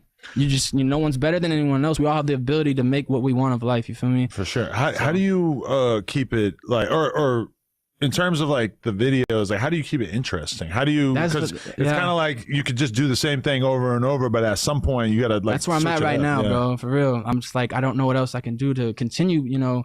That's why this thing this means a lot for me, bro. It's a big blessing. I've never been on like local podcast, nothing. And for my first one to be fucking No Jumper, bro, it's super sick, bro. It's like, it's a huge blessing. I just want you to know, man. It's like, not like fanned out or anything, but I grew up on this shit, bro. And it's like, I respect everything you've done and what you've built, bro. It's fucking amazing. And to be here is something so surreal to me, you know? So, yeah, but I never thought it would, you know, do anything, bro. Never. People really rock with me and they want to see me stay sober. Whereas, like I said before, you know, you're asking about high school. I didn't have no one. I was alone, you know? And I know it's just the internet or people could say like, it's just strangers, but they really rock with me, bro. And they really support what I'm doing. And like I was saying also, bro, I've never had a negative interaction. No one ever tries to press me. No one's like, oh, you're that fool from Instagram. What's good? You know, because I'm not putting myself out there like that. I'm just, you know, I want to help people and I'm sharing my story and they're navigating to that. And I'm only being me, nothing else. You know, I don't have money. I don't make money from social media. I'm still just a normal guy. So no money from social media? Because I would think Instagram, they got like the Reels bonus, which I've never really been promise able you, bro, to absolutely $0. I have not made shit. Is it, have you tried? On TikTok, I was making like 3,000-4,000 a month, but the thing was, I was just reinvesting it because alcohol is expensive as shit. That's what I was thinking too. So at that time, I was just, you know, that's when I was drinking and everything. So I was like, I'm drinking for free, but I'm getting paid to also make these videos and hundreds of videos of me just getting fucked up. That's what I was doing. And then that got cut when I got banned. And, you know, ever since then, no social media. That must have been depressing though to lose out 3-4K a month. It helps a lot, bro. Like I said, that to some people might not be anything. For me, where I'm from, I never grew up with it. You know, that was a lot for me on top of my normal job, which is, you know, I was chilling. You know, I was fucking eating wherever I wanted, buying fucking whatever kind of shoes I want. You know, it was a good time. But you haven't been able to get re-monetized on TikTok after that first time? No, I have one now. Like you said, it's almost at 400K, but I haven't posted there in like fucking months. It's because I don't know what it is. Like, I'll get the views, it's just I'm not getting paid for them, and it's like I'm not gonna put on all that work, you know. And I don't know if being lazy or not, because I still do it for Instagram and I don't get paid. But over on Instagram, it's more so of I'm trying to actually help people, and so I'm in the DMs, I'm messaging people, I'm thanking them for everything they do, because they literally helped change my fucking life and save me from something much more valuable than money. You know, that doesn't mean money ain't shit. We can't take it. You know, they've actually helped me in a dark place just by being supportive. So I try to take the time and make it, you know, my thing to show love back, you know. But so when it comes to shit like or when it comes, have you tried YouTube Shorts? I haven't. No, I've seen some fake pages of me on there, but I've never made my own and tried it out. I think I should. I mean, the money is not great, but it's like, it's better than nothing. I feel like you can get, if you get 1 million views, you might get like a couple $100. Yes, yeah, that's cool. It's not bad. Yeah, I mean, it costs me what, like $40 to make one of these videos, if that, maybe like 20, 30 sometimes. Right. You know, so if I'm making that much of a profit, then that's all that matters. I'd be doing some shady shit if I were you. I would take the same tequila bottle, we're gonna fill it up with water. No, I have people hella doing that, you know, saying that. I'm like, nah, bro, I promise you, I'm really serious when it comes to my sobriety, man. Right. And I think it's a huge statement. I'm just, you know, pouring out the alcohol. Because that's not me no more. I don't need that shit. But I feel like you have this sort of like method that you do where you start the video off with like a crazy attention-getting statement, and then it goes into. And then all this already is clickbait. Just looking the way I look, you know, could be clickbait to an extent, you know. So I know sometimes I'll be saying outlandish shit just for the views, but at the end of the day, the message is the same, you know. And the people that take the time to not just judge me off the appearance, and they're actually understanding like what I'm about, or just even, you know, give me a chance like you are, just to, you know, share my little piece about who I am. And you can see when you I'm not that kind of guy. I had full fucking sleeves and everything, my whole neck, my whole face, everything was done before the black. Okay. And as I, you know, got sober off of alcohol, in a weird way, it became like my therapy. I don't know if that sounds corny or whatever, but it literally got me through, you know, just being able to maintain staying sober. Getting tattooed. Yeah, just getting the blackout. The blackout is the most painful fucking shit I can ever, like, I can't even explain. Imagine, So like I have everything from the fingertips to the fucking the jugular. That was, you know, he's holding me down. I'm just like, oh, you see it's God. bad enough getting tattooed, but then like to get the all black of just dragging it over and over. You see God when you feel that kind of pain. I was just like, oh, it's a whole life experience for sure. Yeah, and I don't pop pills or anything, but if I was going to, it would be getting tattooed. Oh, it was so bad. I'm such a pussy when it comes to get tattoos. It's like I don't like it, and I'm straight up. I had everything tattooed before.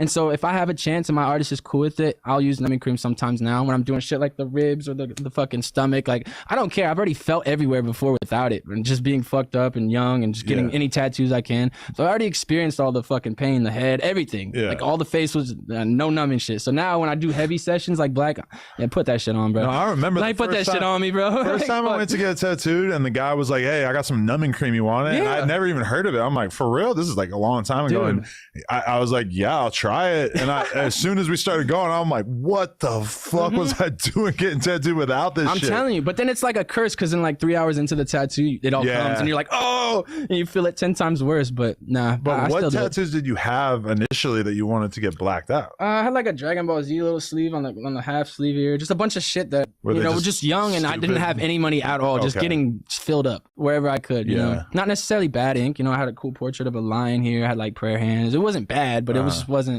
you know, I don't know. So I just started to get blacked out. I didn't want to be that person anymore. I didn't want to see that dude in the mirror, if that makes sense. You know, I had like 20, 30 little face tattoos before the time. I mean, tattooing is so crazy when you think about it, because it's like, if I showed you a photo of you or me from 10 years ago, whatever shirt you're wearing probably is not a shirt that you would think was all that cool right now. Facts. But like when a girl goes and gets a chest piece like above her titties. Yeah. I mean, what are the odds that you're still going to think that shit is dope 10 years from now? And now people do the traditional tattoos largely because it's like, okay, this is the most classic thing that you could get. But like, I mean, so many chicks, when I think about it, like when I was 21, the girls I thought were super hot with chest pieces, I'm like, that shit probably looks so stupid now. Facts, bro. Dude, and I'm no better. I mean, I got dude, I'm the weird first one to tattoos, too. say, like, I do not think I look cool. I think I look ridiculous. Most days I wake up and I'm like, bro, what the fuck did you do? Like, damn it, bro. Like, I wasn't that half bad looking before all the tattoos. You feel me? So I'm not like, I be adamant about telling, people out there, like, don't get face tattoos, bro. It really does affect your life. I'm blessed and I have a job because my resume is good. So I'm able to have, a decent job and it doesn't affect me in that way. But if someone that doesn't have that, especially a younger person, it will fuck up your life.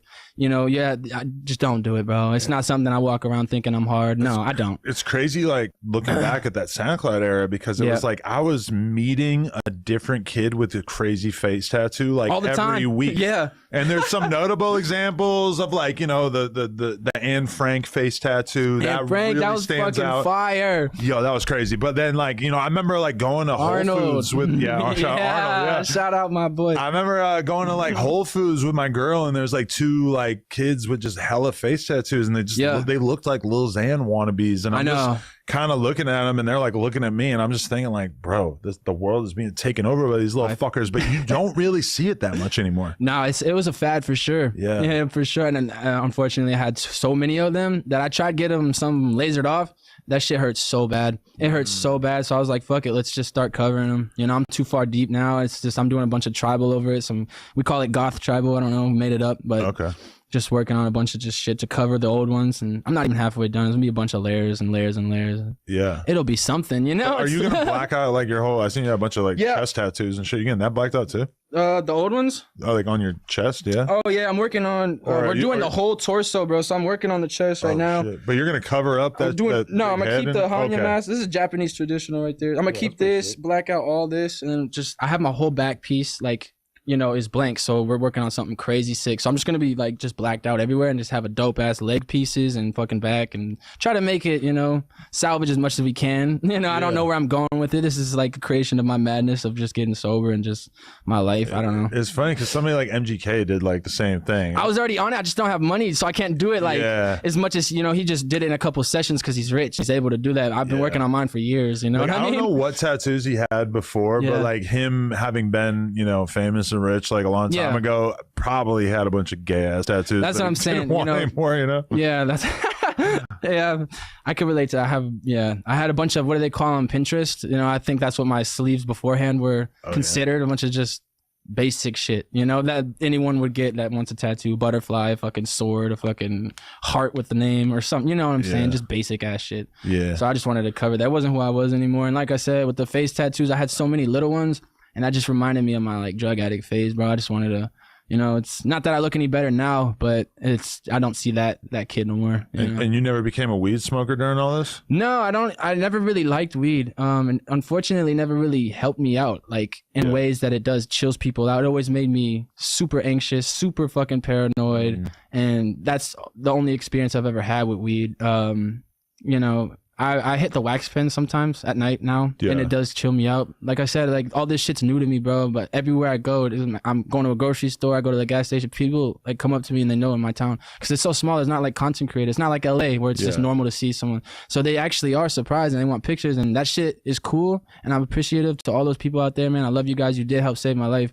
But at the end of the day, I'm still that very introverted person. So I'm just figuring out a way to calm down and just be cool. Because my thought, is growing up where I came from and everything, it's like, okay, was that person out to get me? Now that they may think I have something, I don't just because I have a following. I don't have shit. Nothing in my life has changed monetarily wise, nothing. My life's the same. That's the weird thing about this short form content era is that it used to be like you would know somebody who was a YouTuber and they were making like a significant amount of money every month.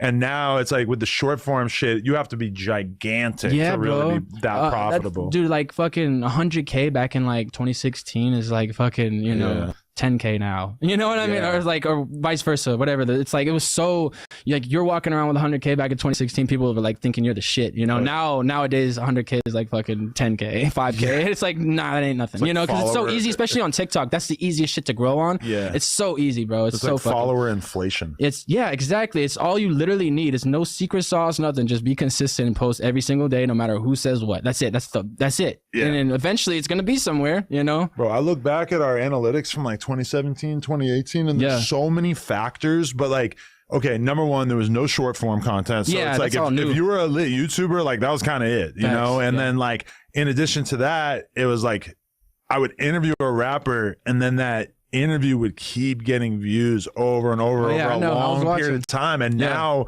that doesn't happen anywhere near It's like as a much. couple weeks maybe. Yeah, and then if it just that. tapers out, Yeah. and almost every there's some interviews that still will do a decent amount of views, but it's just the short form content just took away the long form content to such a crazy extent. I'm still feel like I'm like figuring it out, you know? There'll be clips on yours that go way more viral just on short form. Like I see it on TikTok, and it's Yeah. not even posted by you or your team or nothing, and it's just getting millions and millions. You know what I'm saying? And it's Yeah. like you go to the interview, and it's like, damn, like that shit kind of killed certain things in a way, yeah. especially when it comes to YouTube. You know, that used to be the only source of fucking okay, I'm going here because I want to watch this. Yeah. You know, now it's just everywhere, and kids can blow up from being clippers and just posting shit about their favorite artist, and they're getting rich off just posting an interview with The someone. Clipper wave is Yeah, it's just fucking it overkilled everything, bro. Because it used to be that people clipped just to like grow their social media Yeah. accounts, and now people clip as a job. Like Facts. that's kind of, and as a result, our shit, unless it's like unbelievably obviously viral, it's just not going to really get clipped in the same I know. way.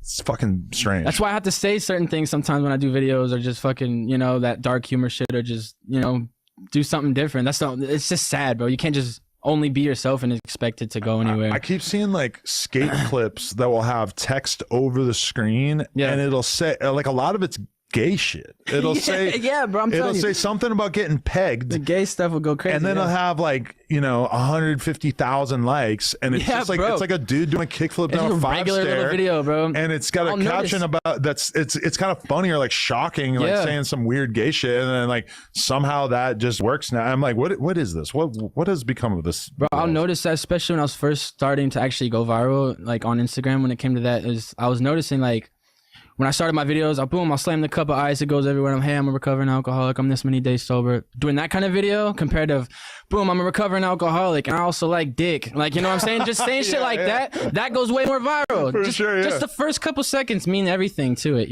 So, Yeah, and that's it's something to learn, crazy. yeah. It's just such a toxic thing at the same time, because views and everything, like, it still blows me away. I looked at the analytics at the end of 2025. I had 650 million views just on Instagram for the year. That's fucking crazy for me. Like, bro, I've never done anything like with my life in terms of social media. So almost, a billion, close to, just in 1 year off of views is crazy to me. But have you thought about like starting a YouTube channel and doing like 10 I don't know how videos I don't know how the algorithm works on any of these things. Like I said, I just got lucky because Instagram kind of flipped and kind of made it like a TikTok, to where the short shit's blowing up on there as well. So that kind of, I was like, okay, I understand TikTok. I'm gonna just bring it over here. The last time I got banned off TikTok, I was like, I'm just trying it on here, so. No, yeah. I mean, I was looking at, for some reason I came across like some old Instagram posts of mine from like 2018. Yeah. And I was saying to my girl, I'm like, how the fuck was I getting 50,000 likes on a random That's what I'm shitty saying. photo of me in 2018? Yeah. And she was like, don't feel bad, because everybody got so much more engagement at that time, because think about it, the only thing to show you was your friend's post. And now when I go to Instagram, I barely see my friend's posts. I see reels of people I've never met. Everyone wants to be a creator or some that, like, you know what I mean, or an influencer, whatever you want to call it. Everyone, it's so competitive, so it's very hard. And I notice a lot too, when they switch the algorithm, bro, it's not about how many followers you have. That's more so like a ego boost. It's like, it's cool to have, but it's not really it doesn't really go into like hand in hand with how many views or likes you get. It's completely random. The internet's random now. Like a video will pop off, get 1 million in a day, and the next one I post will get like fucking 100,000 views, and I'm just like, what? It's the same video. I was just looking at this you know what I'm kid's saying? TikTok that I am aware of, and like, he's got 3 million followers, and he'll have a video here and there that gets a couple million views, but then in between that, he'll have a lot of TikToks that get like 10, 15K or exactly, whatever. bro. So that's why I noticed too. I'm like, bro, it's not all about that, because you can get lost in this shit. It is cool to go viral, and it does pump me up. I'm like, fuck yeah, I'm gonna wake up tomorrow and make 5 videos, but that's not what it's about. If I can even help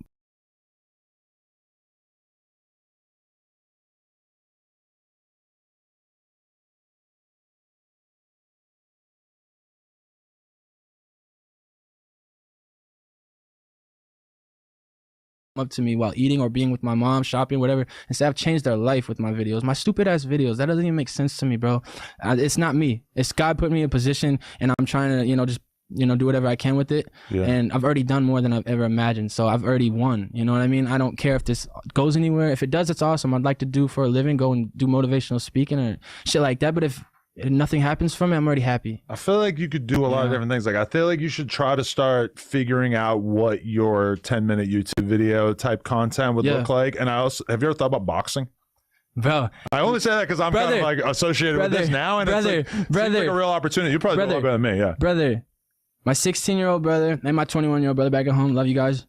He told me, he's like, bro, you gotta find a way to get into that Aiden Ross boxing thing. And I was like, bro, all right, I'm gonna try to bring it up to him when I get on there. I'll try to think of a way. I was like, bro, maybe I'll call out Charleston White, you know, see the hands, bro. They're trying to put Charleston in big you know, I'm just right joking now, up, but like, no, just I think that would be awesome, or just for more exposure or anything like that. I'm not a fighter by any means, but I'll just have a good time, and I'd love to do something like that. Maybe take both the Island Boys at once or some shit, you know. Man, you know what I'm saying? You know what I'm saying? Or hey, White KO Cyrus was good, you know what I'm saying? Nah, it's all love. It's all love at the end of the day, bro. But I think it, you know, just being in a space. It's somewhere I never thought I could get. And you know, once now I'm getting my toes in the water, it's smaller than I thought. You know, the circle, once you're in it, it's kind of like, oh, you know, I'm on no fucking jumper, bro. And then you're a fucking goat in this shit, you know? So I'm saying, like, there's so many, you know, ways you can get into it. No, because you know when I really started thinking about that was when I was at that Aiden Ross fight, and you know he's introducing some of the fights on the undercard, and it's like this dude is from XQC's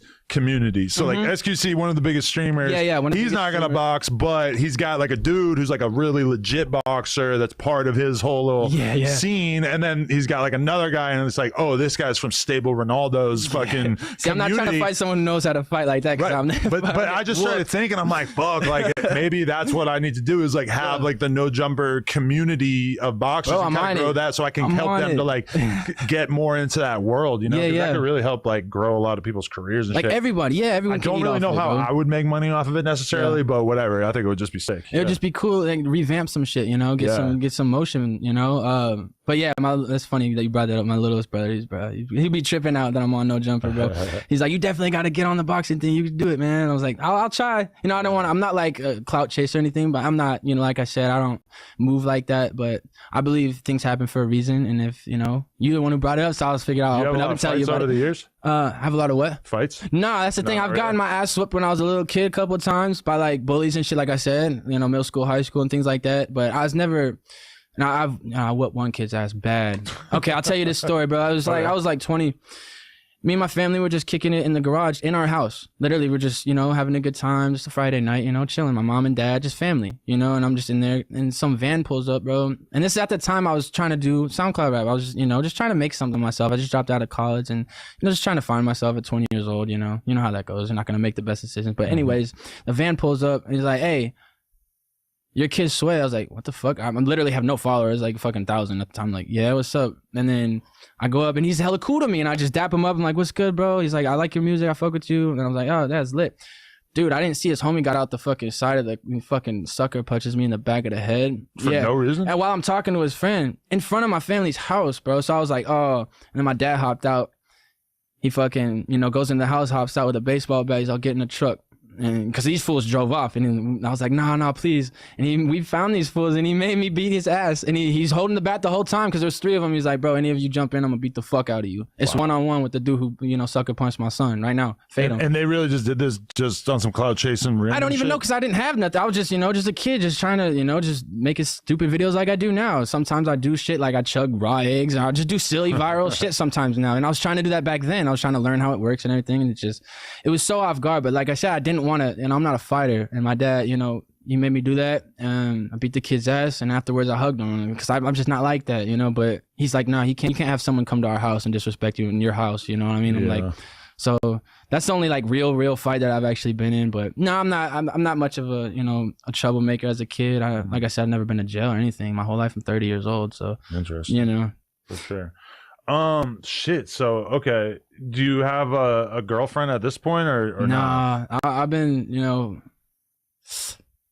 like I said, I've only loved that one person in that way. You know, there's been others after that, and I've tried to, but I've noticed I'm too, you know, if I'm not ready and healed as a human being or as a man, it's not going to affect anyone in the right way when it comes to a relationship. And getting older, I realized that, and I still am just, you know, at this point, I've been hurt so many more years than I've actually, dated the mother of my child. Like I've been affected way longer than I've ever been with her. That's how fucked up it like really hurt me. You still communicate with her or no? No, I haven't spoken to her in years, bro. Only in court is when I'm not supposed to talk about it. I have nothing bad to say about her by any means. She did what's best for our daughter at the time. It's just I hope she sees that I'm trying to be a better person now, and my daughter's my everything. I just want to be a good influence for her and just be someone she's proud of when I'm, when it's all said and done. That's the goal. That's all. It's all for my daughter, man. That's it. But I hope one day if things good with that. Like I said, I have no animosity. She did what's best for her at the time, and that's what it is. Yeah.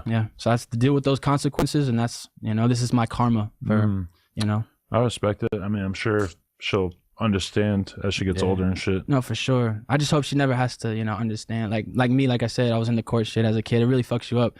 Seeing your mom after years and years for the first time, but you have to sit in front of a agency who's writing everything down, and that shit, dude, that made me a weird kid, and for the lack of better terms, excuse me.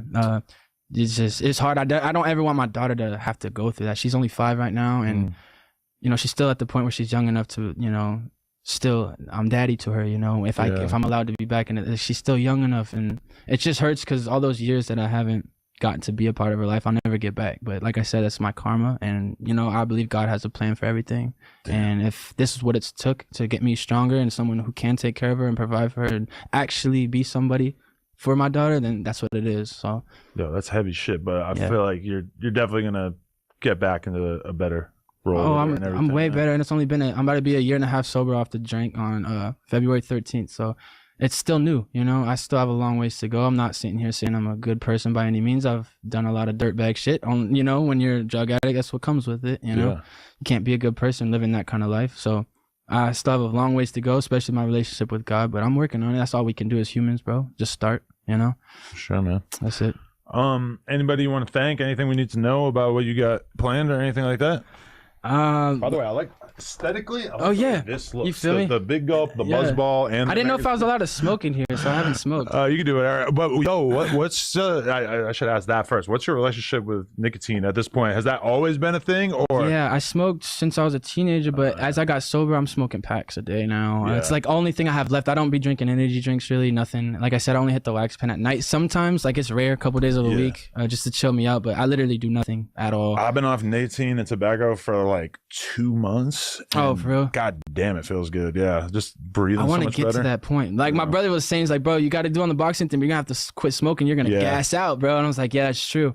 I don't know. I think it'll be, like you asking, excuse me, what my plans are for the next, step. I really want to, focus on trying to live a fully clean life, cut out the nicotine, try to exercise more, work out, just try to do that whole thing. I've never been like, ever since college, I was an athlete. I was doing that kind of life. I want to get back to, treat my body better because I've put in years on it that, just by being a drug addict, fucking up my liver with the alcohol, like I need to start, I want to be here. I want to live life. I don't want to take myself out the game, bro. Definitely. So that's a big part of it. I don't know. But in terms of content, I don't even know, man. I'm just taking it day by day. I'm fucking, doing little things like side missions. Last 2 weeks ago, I got flown out. This is a crazy story. I got flown out to Vegas. Second time ever being to Vegas. Alex. She flew me out there to be in a music video. I'm like, it's so random. You know what I'm saying? Just random shit like that's happening. And I was just like, this is so fucking cool. And I got there and I didn't know what to expect because, like I said, I'm not from that world of, content creation and all this. So it's all new to me. And being in Vegas, this is my first time really going out and being sober and being around it and seeing if I'm okay. Other people are getting fucked up and I'm not. And it was, it was way better than what I expected. I didn't know if I was going to go out there and she's going to try to get at me or it's going to be like that kind of vibe. Everyone was treating me like one of them, bro. It was so cool. That's like, dope. yeah, it was tough, bro. We were just walking around like Shawnee, shout out to Shawnee, man. He's dope. He just treated me like one of them. They got me a hotel, but at the end of the night, when the music video was done, he's like, bro, just crash at the house, bro. You're cool. And I was like, that made me feel like, like, that's dope. Yeah, just have friendships and shit like that. But that's my whole goal for 2026, man. Do a bunch of side missions. I'm on No Jumper. I'm out of the loop on the Alex music career. I didn't watch your stuff on a while. Bro, it was so random to me. Like, she was like, you want to be in a video? And it was like on a Thursday. And I'm like, I have work tomorrow. Like, I work a regular job. And she's like, it's tomorrow. Just fucking come. I was like, fuck it. So she booked my flight. And I was like, you know what? Fuck it. I had my little brother cover my shift at work. And, I made it happen. And it was fun. And I was really, just FaceTime my mom when I got out there. And I was like, dude, this is, they live in like a a little mini mansion, have arcade games and fucking hella like shit in their house that I've never seen, graffiti walls. I'm like, this is so fucking cool. We don't have this back home. I was so glad my mom like made me do it because I was like, bro, this is cool as fuck. Like I'll never have experienced that unless, I just fucking said, let's do it, Yeah. It was so random though. And then like with you guys, reaching out to me, I was just like so juiced. It was so random. Like why? I'm not that interested in I feel like person, I'm you feel supposed me? to be thanking somebody who told me to interview you, but I can't remember who suggested Man, it. shout Maybe out I to figured it them, out, for but I real. forget. But It's shout out to whoever that is, man. Much love. It's fucking amazing. I can't believe I'm on this podcast, bro. I'm excited. It's so too. cool, bro. I'm excited to read the comments on this one for sure. Yeah, I mean, just all from, just being me. And that's the first time in my life where I was able to be me and people like fuck with it. You know? Like I'm just, I don't play a character. I'd say funny shit sometimes, but that's just me. I'm a funny guy. Like I say that the type of videos I be making, I be saying jokes like that at my work all the time. The gay shit, all that. Like I'm just like that. It's just No Jumper, coolest podcast in the world. I'm in here today with my man Remo, and we're having a conversation with one of the hottest artists coming up out of the rack these days. Lil Speedy is in the building. What y'all on? What's the word, man? Chilling, man. Feeling good. How you doing? I'm decent. Yeah, you excited to be in LA, or is this regular shit to you at this point? No, I'm excited. I'm trying to see what's new to do out here. Yeah, what are you trying to get involved with? Really everything, folks. Girls? Yeah. That's probably what I would do if I were you. Yeah. I'll probably go to the strip club. Oh shit. that's a good level to be playing that on for sure. This your first time in LA? Yeah. All right. How long you been out here? A couple days or? No, I landed yesterday. Oh, all right. So you freshly new out here? Yeah. Yeah. What stands out to you about it that's different than Chicago? The mountains, folks. The mountains. Yeah. That shit raw as hell. You're in the city, but you can see the mountains in the distance. That's a weird vibe. Yeah. Yeah, hell yeah. Definitely. The rack, all you see is buildings. Yeah. It's cold as fuck right now too, Yeah, huh? it's freezing in Chicago right now. Yeah. We got like a foot of snow. Yeah. That shit deep as hell. You got to get up early to feel the cold here. At like 6, 7 in the morning, it's cold as fuck. But by Nah, this it was time, cold as fuck yesterday. Like in the daytime. What the fuck? yeah, this is like the one time of year where it gets a little cold. Yeah. But okay, so let's get into your upbringing and everything, just so we got the full story. Tell us a little bit about exactly where you grew up and what it was like and everything. Shit. I grew up on like when I was in Iraq. I lived on 56 and Emerald type shit, but I was mostly around like my big cousins. Like they from 79 type shit. That's like that's how the whole shit came upon type shit. Okay. When I was growing up.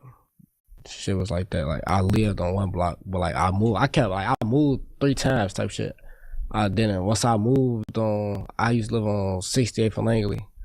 I moved right there. Shit started going on. Like some weird shit started going on. Then what kind of weird shit? Like a lot of weird shit. Like it was a couple years ago. Like around Halloween time, a couple years ago, they had that little weird clown shit going on. What, the killer clowns? Yeah, weird shit like that. I mean, what the fuck? Yeah.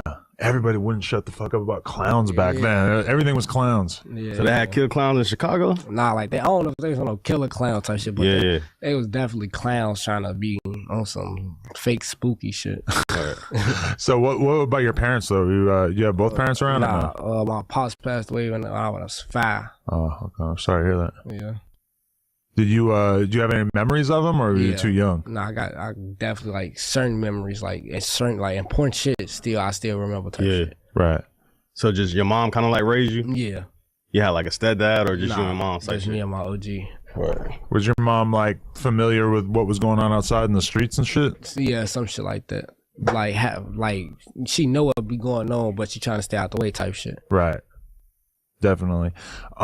So were you like a kid that was getting in trouble from early on, or? Nah, actually, I was like growing up, I was a good kid. I was really like I was an honor roll for real. But then like certain shit, like I was an honor roll 5th, 6th grade. I started fighting the ops. So like shit, we just started being bad as little kids. We ended up fighting. My grades started dropping, started slipping, shit like that. Damn. So just ops of like blocks that your block had not got along with forever? This was before like I even like started trying to jump in the streets type shit. It's like we were just in there fighting on some yo, you talking to my bitch. This my bitch. You just looked at me. Oh, you stepped on my shoe. Oh, some shit like that. Just in that board, fool. Definitely. So you got kicked out of school or just got suspended here and there? I kept getting like suspended. Then they was like, they kicked me out, but they didn't kick me out. They was like, safety reasons, he can't come back right now. I mean, what the fuck? Y'all could just tell me I'm expelled. Because it was too many fights. Like, what's the safety reason? Like, I guess they were saying that. Because, like, we had come to school just to fight. I ain't coming to school, no book bag on, none of that. I'm coming to school just to fight. This is middle school or high school? Yeah, middle school. Where you went to high school at? I'm in high school right now. I'm currently still, but I do online. All right. So what middle school y'all went to? It's like a pre-K to 8th type shit. But I went to Emmett Till. It's on like 65th and Champlain. Right. So you felt like you had to jump off the porch early, like because of the neighborhood? Certain shit like that, yeah. Like, damn, I'm fighting these niggas. And then phone them getting into it with them. Like my big cousin, I'm getting into it with them. Damn, that shit going on now. So you had like older guys around you trying to like keep you away from shit though too at one point, right? Yeah. Because that's how it usually goes. The older guys be knowing what's going on, and y'all might be young growing up, but they telling y'all niggas to stay off the block. Yeah, and shit like niggas that. hard headed, not knowing. Yeah. That type of vibe. Yeah, some shit like that. So were you thinking about being a rapper during this time period? Or? I ain't think about being a rapper till January 2025. Whoa. So just about a year. Yeah, literally, just a year, literally. What made you feel like that was a good idea? My name was already buzzing. Like, my shit was like, before I even dropped the song, showed a trailer of us on anything, I had like 50K followers on Instagram. Wow. And like, I was already like Chicago known type shit during that time. And then AMF, Slick the Third, and Vert, they was like, go to the studio, rap, go make a song. And that's when I made the How I Get shit. But it's like, I always knew how to rap. Like, I'll be walking through the crib bored or something, just rapping. And I'm freestyling though. Motherfuckers be like, what the fuck? Like, you rap type shit, but like when I had fun over there, I'd be walking through the crib just rapping type shit. But was it part of like you wanting to rap, seeing the Bloodhounds and the success that they had? Were those like the main rappers you were around when you were younger? Yeah, type shit. But it wasn't even on no shit like that. Like, I'm like, damn, they rapping. But like, I ain't really think like, damn, they rapping, let me go rap. See, maybe I'll get that big too. I wasn't even thinking like that. It was just on something. You got the name, you got the clout for it, do it. Type shit. When did you start being around them in the first place? Was it just because they were like around on a local level, or you have mutual friends? Like, type shit like that, but some of them, like, it's really a family type shit. But it's like them all my blood cousins type shit. Okay. Yeah. So you were around Lil Jeff before he passed and shit? Yeah. Did he, was there anything special that you remember about like his energy that he was bringing to the table? Because he stands out as like one Chicago rapper that we just never got to see him. Folks just funny as fuck. He a funny motherfucker. How you be feeling when you be seeing like they be saying that you Jeff reincarnated and shit? That shit, it was funny. Like, when I was first, what the fuck, they funny. But like, now that shit getting irritating. So I'm me, I'm myself. I don't like, I wonder, I be thinking like, what the fuck be making them say that, dude?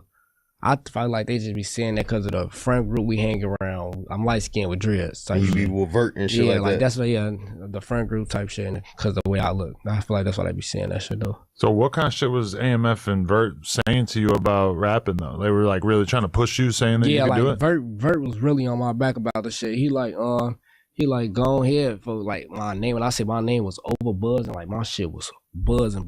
He like, folk, rap, this the best time to rap. And it was like around the time everybody from Chicago started rapping, like, and everybody was getting deals back to back. Oh, what the fuck? Yeah. So he's like, go ahead, it's the best time. This shit, free money. Man, fuck it. I went to the studio. I made the How I Get shit. And it's like 30 minutes after I made it, the police raided the studio. Then I got bumped. Damn.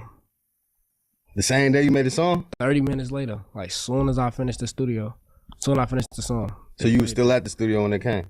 We was leaving out. To go to another studio. They raided the studio. What'd they find in the studio? Shit. Allegedly, they said they found some guns. Yeah, what they try to book you with or book you for? A scrap. Word. And that's why you been on the band? Cause really, we were supposed to do this interview I caught another case after that shit. I had got pulled over on the way to a show. And they was on some bullshit. Like, they said some weird shit like, yeah, we been following y'all. We been watching y'all. Oh, what the fuck? I'm on the way to a show. I guess they searched the car. They found a scrap. They found the gun now. Do you believe it that they were actually like following you guys, or do you think it was just a random? Nah, they probably was though. Cause like where we was at, I believe it. Cause like we far as fuck fool. Yeah. We was on our way to Joliet. Joliet like an hour and a half away from Chicago. Right. So I'm like, fuck it. So that's why you been sitting on the band, because you was on the band for how long just now? I was on the band for like 6-7 months. Because originally we were supposed to do this interview about like 6-7 months ago, right? Yeah. So damn. So you fresh off the band. How long you been off the band now? Like a week and a half, 2 weeks. How's it feeling? This shit feel good right now. Like, damn, I'm fresh out the band. I go to Cali. This shit a different lifestyle for real. Like, everything different out here. Because being on the band kind of slowed you up from being able to like do music and do what you want. Yeah, hell yeah. Like, for last year, I ain't even drop over 10 songs. I dropped like 7. I'm damn. You wasn't able to record at the crib though? Nah, I was recording. Like, I feel like I got over 200 unreleased songs right now. I wasn't able to really shoot videos because like I shoot a video in front of the crib. Now motherfuckers know where I stay at. I shoot a video in the crib, certain details to tell a motherfucker where you live at. Yeah. So it's like, damn, it's no way out there shit type shit. So and then at a certain point, all the videos start looking exactly the same. Yeah, it's kind of boring. Yeah, like certain like if you like now you can still like you can go on YouTube and see that shit now. Like I just shot like 2-3 videos in a black truck because I didn't want to show them like where I was at type shit because I was on the band. So that shit was like. So you weren't even able to get like special permission to go film? Nah, the judge I had at the time, she was on bullshit with me about the shit. She she kept forcing the issue. Like she was really painting an image of something it was not. She just kept picking. No rapping. Then like I was fighting a case when I dropped the How I Get video. Yeah. Reminder, the How I Get video got props in it. So like I guess she tried to. Well, it's props in this video, but we found this there. So I'm like, all right, she just on bullshit. So she was trying to have me take all my music down, all type of weird shit. And she knowing that's how you make your money. Yeah, like I'm telling her, like I provide for the household type shit off that shit. Just like hit her with the script. Yeah. She wasn't going for that shit. She told me to delete everything. I'm damn. But now you gonna stay out the way and get the music full. I'm gonna straight bend this shit from now on. At what point did you decide that you couldn't go to school anymore?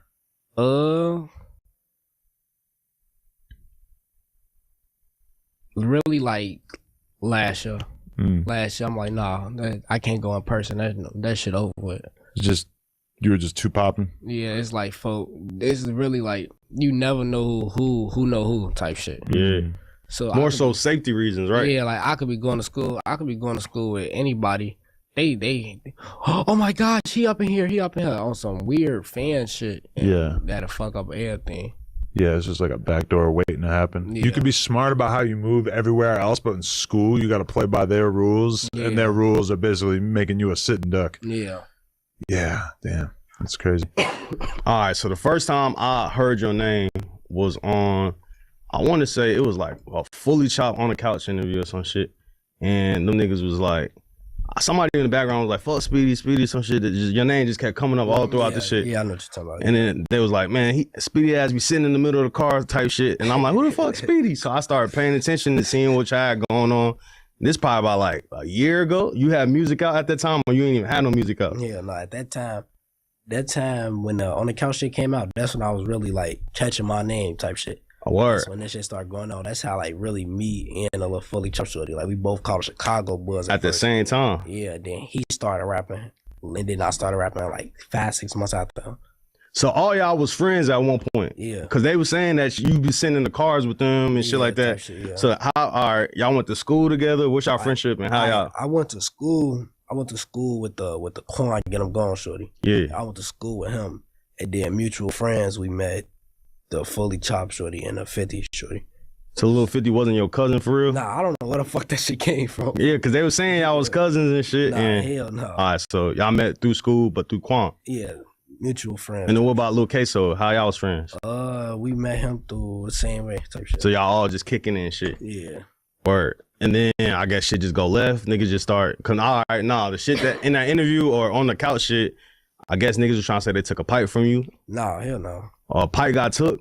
Or y'all was saying, niggas was saying a pipe got took, and I seen you and Queso doing an interview where y'all was saying niggas ain't taking, niggas are stealers, niggas be crooks type shit. Nah, I don't think me and them was talking about the same shit though. Oh, separate situation. Yeah, I think they was on some other shit. Word. Yeah. But how would you describe like why the friendship or the relationship kind of fell apart? It ain't never fall apart for real though. It's just like everybody went their separate ways. Like we still cool and cordial. Everybody still kick with each other type shit. It's just everybody went their separate ways. Like and start doing their own shit. Yeah, everybody just start doing their own thing. But at that time, they vlog was like going viral and your name all throughout that motherfucker. So I'm like paying attention and no music out at all. So it's like, all right, man, I gotta take advantage of this situation. Yeah. More so, right? Yeah, the only reason my name kept being, it was really a female. Like I think she just loved me. So that was a girl in the background saying all that shit. Yeah, she loved me for that's all. Who that wasn't Jada? I don't really know, but I don't know. It was two of them, but I think it was Jada. I think it sounded like Jada, but I couldn't tell because it was no face on it. Yeah, whoever was saying my name that much, I still ain't figure out who it was, but she loved me for that's it. For she gotta love me. She said my shit like 6 times. I'm damn back to back too. Damn, that is wild that you just had that much momentum going before you even decided to start rapping. Yeah. Chicago is another world because that can't really happen in most cities. Yeah, hell yeah. But why? All right, why they be trying to like? Because I guess you said you from like 59th originally. Because the main thing, hell no. Not 59. What you said? I'm from 79th, but I grew up on 56. 56. All right, but 79th Maryland is like y'all area and shit. Yeah. But they be trying to make it seem like, man, he ain't from Bloodhound and shit. Like, I ain't gonna like. At first, this what made them come up with that. When I was hanging around a fully chopped shorty, I was really like, I wasn't always around my big cousins type shit. So it's like they you barely be with them. You not from over there for real type shit. And Type it's really shit. like on something. It's really like on something. Everybody really like I'm really like the youngest person. I'm the youngest out of everybody. out of all of them, Like I'm Lil, the you youngest was younger than Lil Queso? Nah. He was the youngest, and then I think some shit like that. all right. Like that. But I wasn't even talking about them, that friend girl. I'm talking about like I'm the youngest from like out of all my big cuz type shit. From like the Bloodhound niggas and shit. like, All right, for type sure. shit. So it's like how I put it.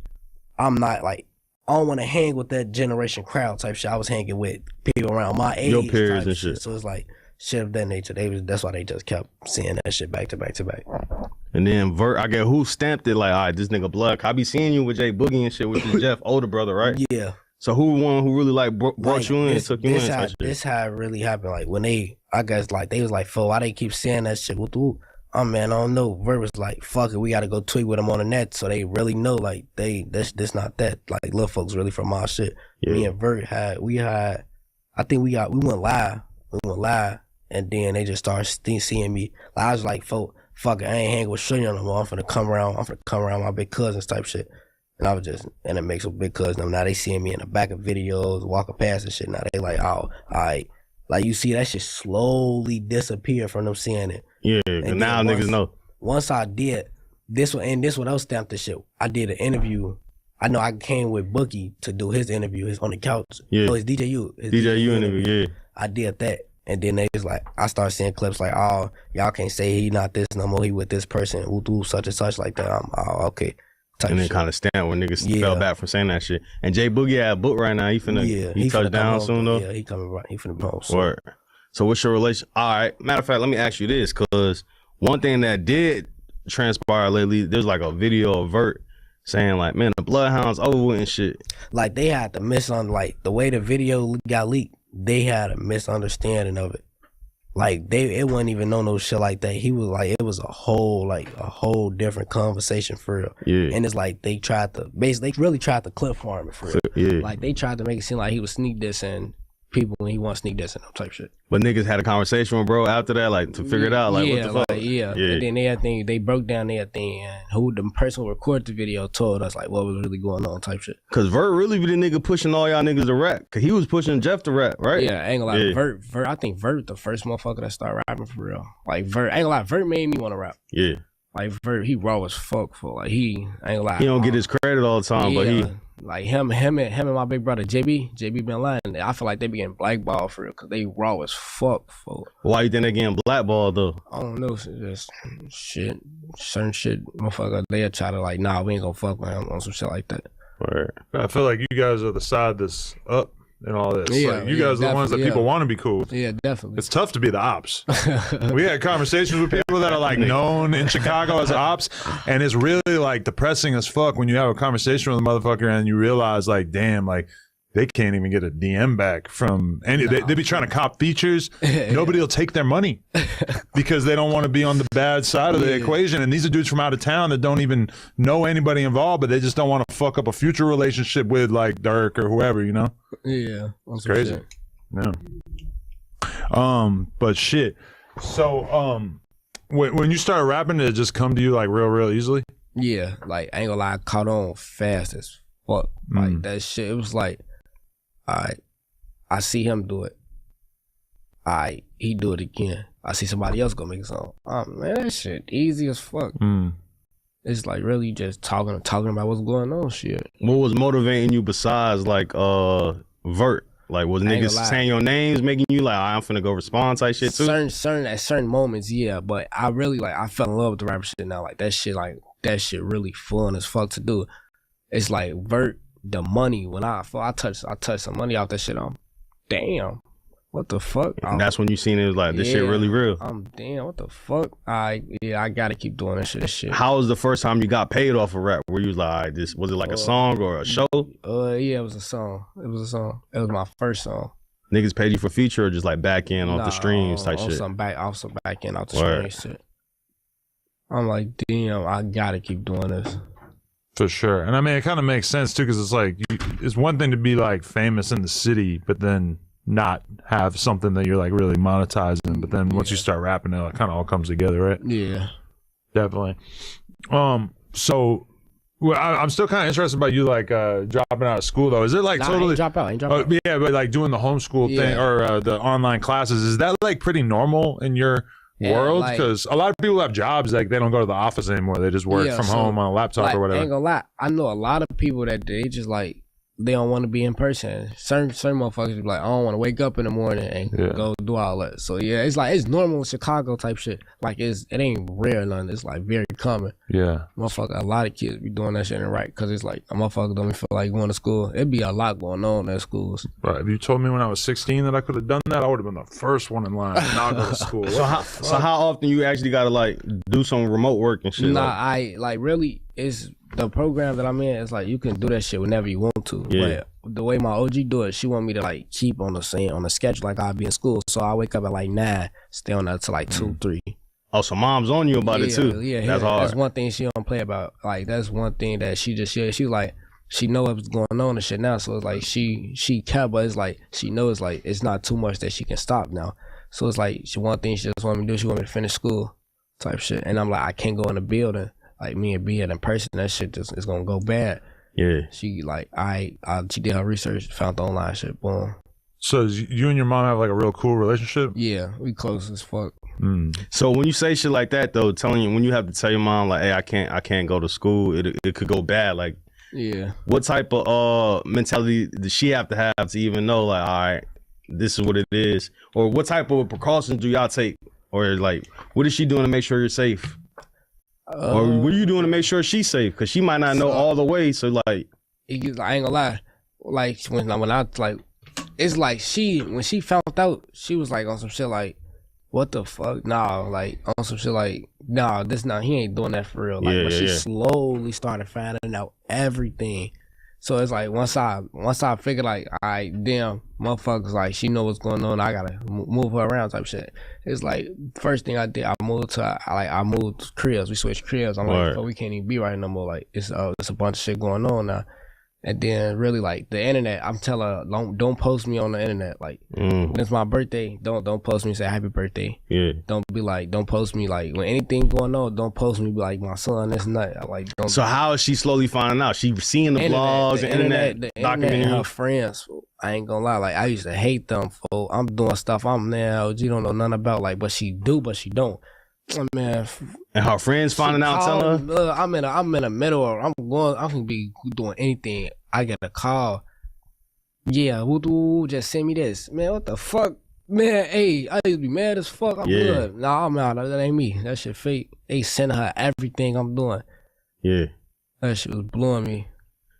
Damn, yeah. So that's rough. Cause like even not being able to go to school because of shit like this, and then you got moms, you telling her you can't post me and shit. Yeah, that shit. It's a lot to deal with. Fool.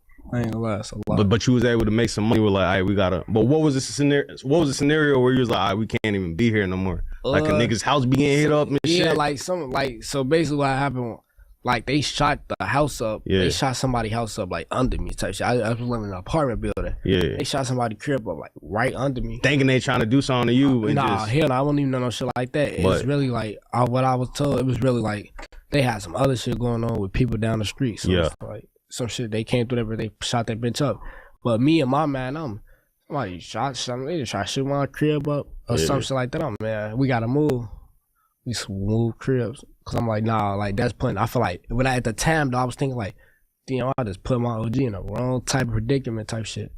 And like when they shot the house up, she was laying on the couch and they shot the front up. So it's like all the bullets, she hearing everything ping. I'm damn, folk. It's like the last thing you want your mom to have to fucking deal with. I swear to God, look, I'm asleep. I had a first, la la la la la. It stopped. Yeah. What the fuck? I get up. After that, what the fuck? I run to the front room. Like I'm running towards the front room. I see her finna get up. I now lay down. Like soon I say that, a bullet. I swear to God, it was one bullet. That bitch pinged the window and hit the window. It go through the window and hit the ceiling. Soon I tell her like she was finna stand up. And that bitch hit the window she was in front of when she laid down. Oh damn. So I mean, you're still like young. You're still in the very beginning stages of your career. Yeah. But do you already kind of think about the reality of the fact that like almost nobody continues to live in Chicago once they become famous rap wise? Yeah. So you thought about that? Yeah. I was just talking to my OG about that. But I mean, it's kind of like a weird position because it's like I'm sure you're making some money and shit, but you're not like making crazy amounts of money yet necessarily. And then your mom got a job, she got a whole social life, she got her friends there, etc. It's like a big decision to make. Yeah. But how important is it for you to move out of Chicago? Like, is that like priority? Right now, but like it's getting there. It's like getting there. Cause I fake slowly already moved out the rack. Like I don't stay in the city type shit. Cause it is dangerous, man. Like, you know, niggas. Yeah. Chicago got a lot going on. Like even like Lil Queso, that nigga, he 15, he getting shot in the crib and shit. So little shit like that, it don't make you change the mentality. Like, hey, like. Yeah, I ain't gonna lie. When I heard about that shit, what the fuck? Boy, yeah, I ain't gonna lie. I gotta tighten up. Like, I gotta tighten up who I be around. Like, what the fuck? How shit like that go on? Was your mom or his mom close or anything? Like, nah, hell no. All right, word. So y'all wasn't no situation like that. Nah. But then when you see shit like that, like homies that you hang out with and whack and shit like that, like it don't make you tighten up. Like, nah, that shit definitely make motherfucker tighten up. Like, I ain't gonna lie, that could have been me. That's what I say every time. Like, damn, that could have been me. Yeah. Motherfucker gotta move a certain way now. Because we see crazy shit from your generation coming out of Chicago that we did not see in the early stages of drill music, like, you know, people getting robbed on camera. Yeah, I ain't gonna lie, they made that shit popular in Chicago. Like, they seen a motherfucker do that shit one time, and now they take it overboard when they do it though. Motherfuckers start telling them, take off your drawers, take off your pants. Man, hey, what the fuck? Hey, like that shit, like they dance, take it overboard. Make them do a Fortnite dance in the hallway. I ain't gonna lie, they make motherfucker dance quick as fuck. That's crazy. Like, because like we thought, like when we first seen Chief Keef and them back 2011, we thought like these are the craziest, most violent young kids we ever seen. Yeah. They didn't even think of a lot of the shit that we now seen. Yeah, they generation ain't got shit on our generation. So that you agree? Because that's the thing though. They be trying to say like y'all niggas way more turned. Yeah, we way reckless. Like no, I don't even feel like we way more turned. They was doing the shit we doing. We just more dumb with it. Like we do dumb shit. Like we'll go on live and go, yeah, I'm on this block right now. We have a whole shoot on live and do some fresh shit. Like motherfuckers went viral in Chicago. Like one of the ways we had one viral, Foden was chasing a police car in a stolen car. Like who does shit like that? Like what the fuck? And they recorded it. And they was chasing the police though, right? Like I think I seen the video. Chasing the police, trying to make the police chase them. Like that's some fried shit. But the high speeds though, don't the police it's like some rule where they gotta stop chasing y'all? Yeah, cause like I guess like off what I was told, it's like they'll hit somebody type shit. It's a safety. It's dangerous for once we get to going too fast, they can't really pursue the chase. Cause like say we crash, kill somebody, it's gonna be because of them. Yeah. So how often niggas is getting away from the high speeds though? I ain't gonna lie. at first, before they just came out with like 7 helicopters. Oh shit. Before that, motherfucker, like that shit, motherfucker getting high speed just cause they bored. That's how sweet they is. Yeah. Now they got them helicopters. That motherfucker be trying to dodge them though now. Tight shit. Damn. Yeah, the helicopter changed the game up then, Yeah, right? I ain't gonna lie, that shit's scary. Like a helicopter chasing you, that shit's scary. For it's like you can't get away. How you feel when Trump? Because he was sending National Guards and shit out Nah, there. he sent them. Ain't no trying. He sent they ass. They a ride up. They weren't really on the way. Everybody seemed like they was finna come on some gangster shit. Like they had tanks and all type of shit. Nah, they had some weird shit. Like they'd drive up the block. One of them would be out the little top part. He got a big ass gun and a what's the shit? It's a thing that you press and it like you talk through it and make your voice loud. Oh, megaphone? Yeah, that shit. He talking through that. Go inside your home. Go inside your home. It's curfew. What the fuck? I look out the window and see that shit on. Boy. What time they was pushing curfew on y'all? Like 9, 10. That's crazy. Yeah, everybody had to be in the crib at like 10 o'clock. I mean, it's weird because it's like when we seen the ICE or the feds being sent into these cities, it's kind of like, dudes aren't just like hanging out outside all day. Like dudes are going on missions and doing their thing, but they're not like I don't think that these dudes are in tanks are gonna fucking find dudes when they're going on a drive-by. They're just gonna do a drive-by when they're not around. Yeah, some shit like that. They fucked up, yeah.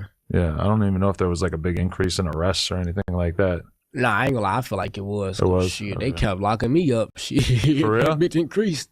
They kept locking me up. I got locked up 3-4 times last year. Oh, shit. They was on that. Like, I ain't gonna lie, last year, I think just last year they upped their game up in Chicago. Like, Trump really pushed them to do that shit.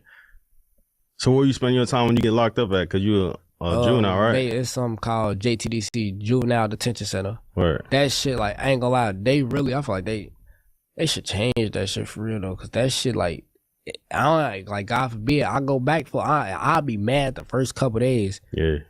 That shit is a daycare for like that shit is fun. A daycare is swear to, crazy. like, So what y'all doing in there? Why you say it's fun? I ain't gonna lie. Look, anybody that been in there know I'm not lying. Blood. The first week couple days I'm on intake.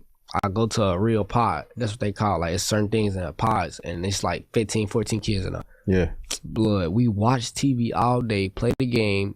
Roll dice. We play board games, cars and shit like that. Yeah. So that shit, like, it feel like you on a block with no guns. Like, that's how fun that shit is. It's like y'all all in like really like school. You know how school is? That shit just like school, basically. Just games. Literally school. We go to school. We come back up. I swear to God, it's school basically. We have recess, all type of like that shit fun. Free food. Free literally, and we don't. I swear to God, we don't eat no bad shit in there. Like the food good as fuck. Better than what they serving at the real gym. Bro, we eating outside food. Oh, I'm in a program. They bring motherfucking Wingstop in a. What the fuck? Hey, this shit going on. Yeah, that's crazy. So you think they should switch it up? Yeah, they got to. Easy? But they got to make that shit more tense on the motherfucker because, like I just said, that shit fun. Little kids. Look, I know a little boy that was in there right now. He told me he came back in there just to be back in there because that's how fun it is. He said he bored outside. I don't know what the fuck is wrong with you. What's the most amount of time you spent in there? It's like 50 some days, 60 days, some shit like 60 days. Word. I was over 60, like 2.5 months. Damn, man. Nigga said it's too easy. All right, so one thing. All right, so Vert was supposed to have a song, or he's supposed to be on Lil Zay Osama album. I seen that shit. They were saying that they got a song together and shit. But you had this Lil Deuce on a song recently, and I think Lil Zay had made like a story post. He like, man, niggas wasn't playing with this nigga when he was alive and shit. So do Vert had them conversation with you? Like when niggas, it could be a little mixy and shit. I don't know nothing about that. For real. I don't know nothing about the shit with them with the song shit. I ain't even really asked Vert about the shit for real. Right. I seen the shit. I'm like, oh, they got a song coming out type shit. I'm like, oh, that's cool. You don't feel no type of way when niggas hell nah. Like that's you. You doing that shit. You your own man type shit. Like, you represent yourself. You don't represent me. So it's like shit, I don't really give no fuck what you do for real. Yeah, I feel it. It's tough these days. There's so many like complicated relationships in the rap game. It's like it's gotta be hard to be like you don't fuck with him. Yeah, I ain't gonna lie. Like out of Chicago rappers, I can't say I fuck with not one of no rappers from Chicago for real. So like all the upcoming rappers, everybody really like. I wouldn't say they all really into it for real. They just like I don't like them because they hang with this person. I don't like them because they talk to this person. Like that should be. So none of the new generation cool. Like you, Aspen, she ain't really fucking with you. I ain't I don't know why the fuck she don't like. Yeah, what happened with that? Because I think we mentioned you on here. I think Adam actually was like fully I was in jail, folks. I was in jail. Motherfucker, like, hey, Aspen just said fuck you. I mean, what the fuck I do to her? You know her personally? Like I'd have seen her a couple times. Yeah, but it's like she didn't like. I ain't really never say nothing to her for real. Oh, matter of fact, no, look, this what happened. I gotta think about it. Yeah. She was mad at me or some shit because she said I said fuck her. Cause I guess she was in, somebody dissed her in a song or some shit like that. And she was like, she said I reposted it saying fuck her or some shit like that. Oh, so that's why she been on you about it? But I ain't got no problem with her. She cool though. I fuck with her. What about Lil Noonie? Noonie cool. We cool. I say I cool. Like, hey, like we ain't best of friends type shit, but like we yo, what's wrong? This relationship, y'all can chop it and shit. Yeah, we cool and cordial. I mean, but that says a lot though, that you can't even repost a song if it has a bar that disses somebody without them then being like, oh, okay, boom, that's my op now. Yeah, on some shit like that. Exactly how I be. I think about that shit too. I'll like post a picture and be picking the song, and then I'll be like, damn, there's one line that's this is somebody I'm cool with. I wonder if they're gonna hold that against me. You know, it's complicated these days. Yeah. So where does Backdoor Slime reputation be coming from? Why they be calling you King Backdoor, King Slime, and all that type of shit? I genuinely don't know where that King Backdoor shit came from. You didn't make it up, like nigga. The fans was just on it. Hell no, I ain't make that shit up. But the snake shit, the snake just my favorite. Like I always tell motherfuckers that shit. Like that's my favorite animal type shit. Word. I fuck with the snake. You dropped the song like King Snake. Yeah, type shit. I just fuck with that. Yeah, the snake. That shit is like I don't know. I really don't know what made me come up with that shit. I just fuck with that. I told the fans that don't lie. Everybody's yelling King Snake, King Snake, King Snake, King Snake, King Snake, King Snake. How often you feel like niggas is really getting backdoored in Chicago? Like how much you gotta pay attention to who you around and shit? Nah, like that shit common as hell for real. Like it don't even really like it's 50%. Really, no. I'm putting it like this: 30% niggas, 70% females. 30 females in Chicago is like I ain't gonna lie. I don't recommend nobody talking to no hoe from Chicago. I ain't gonna lie, they slimy as fuck. Like you might think you probably been with this bitch 2 years. Yeah. A nigga fucking her right now. You piss her off one time, it's over with. She dropping low on you. It's over with. You make her mad. She finally y'all in love. Y'all finally start like slipping. Y'all getting into it a little bit. She start fucking another nigga. You piss her off. It's over with. That's exactly how shit be going. Damn. So how you make sure you ain't rocking with no hoes in the rack? How you make sure you ain't getting back out here? This really what it is. I don't cuff no bitch. Bro. Yeah. Don't you cuff them? They gonna like you gonna make them feel like they mean something. You important now, motherfucker. Feel like they got your brain. Don't cuff no bitch. You fuck them. Send these hoes back home. But even if you smashing them and shit, like you taking them to lows that I ain't you gonna be lie. at. This why I fucked up at. I ain't gonna lie. I brung my first time on house arrest. I brung so many hoes inside the crib. This shit got to a point where motherfuckers that don't like me calling me, boy, your ass live. Woo woo woo. I'm damn. It's over with.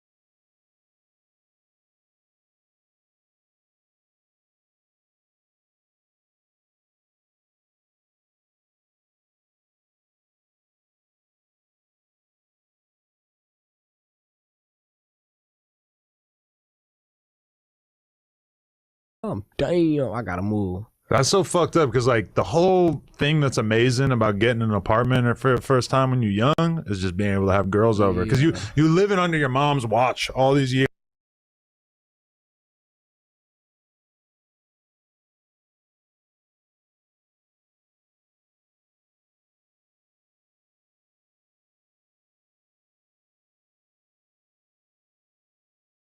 years, and then finally you're free. But then I think about it from the perspective of you were a rapper or whatever. I'm like, damn, you can't even just enjoy that shit. Oh, but man. now though, just take them to a hotel. Yeah. Hotel rooms. That's the easiest way to go about that shit now. Yeah, for sure. All that having my I ain't gonna lie, that's one thing I never do again. I never bring a bitch to where my a bitch I don't know her for real. That's just a little slut. Yeah, I where you never sleep bring at. her to where I lay my head at. Or nor my mama lay her head at. That shit, it's fucked up now. You had to learn the hard way though. Definitely I learned the hard way. What the fuck? Why this nigga Lil Twin say he trying to put some hot sauce on your nugget? I genuinely don't know him. I swear to God, I don't know him, folks. I never. Yeah, met well that him. can't. I'm getting hip to it now because of the diss songs, but I genuinely think he a fan of me. Not even trying to be funny. But he wasn't like a friend or somebody that on the block you used to know, or I'm not gonna lie. Nah, he did a song with Fully Chopped. Word. I got out. No, I was already out. I'm like, damn, okay. We dropped on the same day. Oh, damn. All right, that's cool. I fuck with it. I listen to the song. Catch a little Speedy. I ain't throwing up. Damn, what the fuck I do to you? I don't even know you. Like, I swear to God. Before that, the man, like, this how I want. Me and the man used to really be like we a text on Instagram type shit. When I dropped my first song, he heard the stories. He made a little love song. It was some shit for some hoes. Yeah. Damn, this raw as hell type shit. Like, that's how we was really communicating. I get locked up, come back home. He make a song Fully Chopped. This nigga diss me. I don't even know you though. Like, why the fuck you say my name? Like, it must be another Lil Speedy though. It gotta be. It's too many people saying Lil Speedy name. your name coming up a lot. I'm hearing it. I think it's another one. It's in mad songs. I'm hearing your name a lot, man. Why the fuck you got everybody so pissed off? What the fuck you be doing around here, nigga? I ain't gonna lie. Your name be popping up a lot. Everybody got something to say about Speedy. So I'm like, I'm finna get a brand made. Yeah, everybody hate Lil Speedy.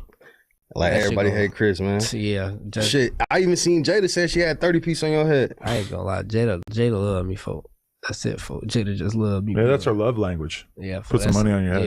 Yeah, I got it. It was cause I think when her brother, you was trolling or whatever. And Nah, see, look, she got the wrong thing, folk. all right, well, let me break it down from what I seen. I think she did a live like right after Yeah, she did a got- live at the hospital. Right outside after the he died. hospital, yeah. And then your name just kept. She was like, Speedy ass keep trolling. Yeah, I like, got a 30 piece on his head She right didn't now. even see me troll because I wasn't even trolling. She was like, they was in the comments saying my name, Speedy, Speedy, Speedy. I'm watching the live. Fool. She said, my shit, I'm not even trolling. But you was though. watching her live, I'm so she probably watching just her seen it. live. Yeah, Like, yeah, what yeah. the fuck? Oh, damn, 30 ball. Fuck I do to you? That should be, boy, she own that. You ever talked to her ever since, or? Conversation here now. Yeah. It's like she was just on some cool shit. I don't know why she just got back so fucking Speedy crazy. She was just on some cool shit when she was fucking on Vertler, brother. She was on some cool and cordial shit. Now though, I don't know what the fuck she got going on. She just I hate Lil Speedy crazy again. Should be mixy as hell. I'm like, damn. I think she bipolar though, but I fuck with Jada though. I fuck with Jada. Though. She interesting, man. She funny. She cool folk. Where'd the Speedy name actually come from? My entire name was passed down. Like I'm a junior, and my pop's name was Speedy, so that's where the Lil Speedy shit came from. Word. Yeah, hell yeah. Do you have you learned a lot about your dad over the years from people? Yeah, certain shit. Yeah, hell yeah. I done learned a lot of shit. Now certain shit I do, my OG just tell me, damn, you acting like him type Yeah. shit. So he was like a nigga over there. Yeah, Where y'all like from? really my daddy, really the ops type shit. Like he really from From an op neighborhood. Yeah, like What neighborhood he from? Then? He's from a pocket, folk. Pocket Town, right? Yeah, some shit like that. Yeah, well, now though, like if I'm like, I just was thinking like, fuck, if he was alive and this shit was going on, I want to be like, man, your ass a op. Like, I want to be tweaking with each other like that, folk. What the fuck? But you be having like, you don't be having no out cousins and shit. Yeah, I Cause ain't nah, lying. somebody said that you gave I forgot who it was. I want to quote him correctly, but I guess you had some niggas was finna slide over there and you had told a nigga like, hey, get up out of there, niggas finna come through. Nah, hell no, I ain't gonna lie. That's some shit you better not ever do in your life.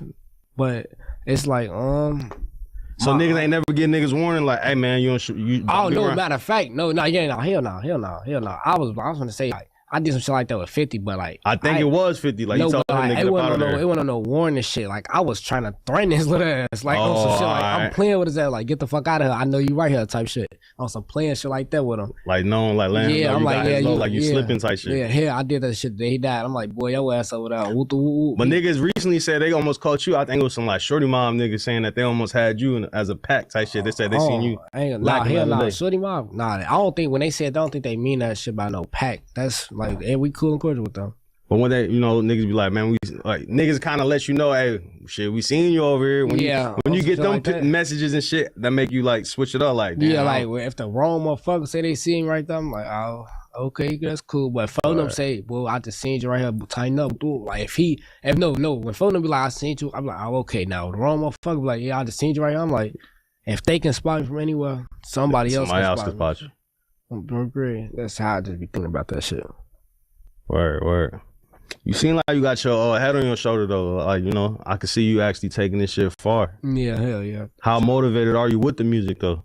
Like, I ain't gonna lie, right now, I really just got motivated to do this shit again.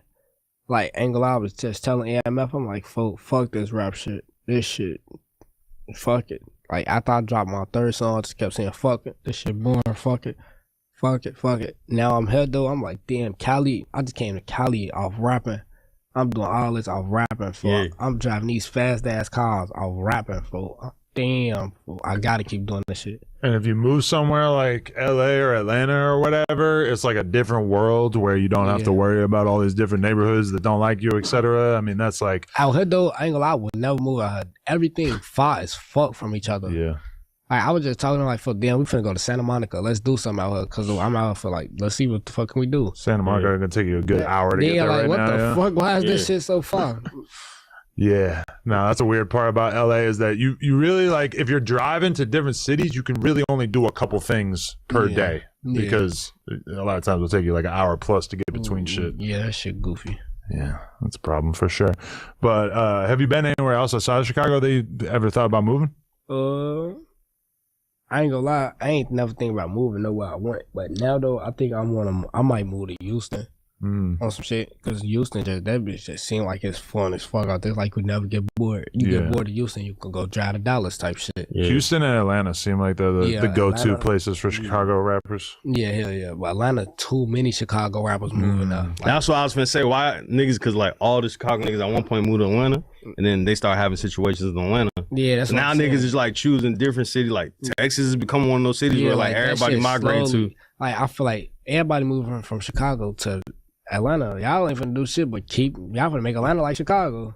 Yeah. So it's like, but Houston slip becoming that too. Like niggas ain't move like Houston, it's getting there. It's definitely getting there. You gonna have to just pick like a random city like YB. Like that nigga just pick Utah and just say fuck it, set up shop. What the fuck? Utah was random as hell. We're super random. So you ain't never just thought about I'm finna set up shop in a random ass city? Nah, hell nah. Because I mean, Houston and Atlanta both have like cool, fun black culture. Utah, no.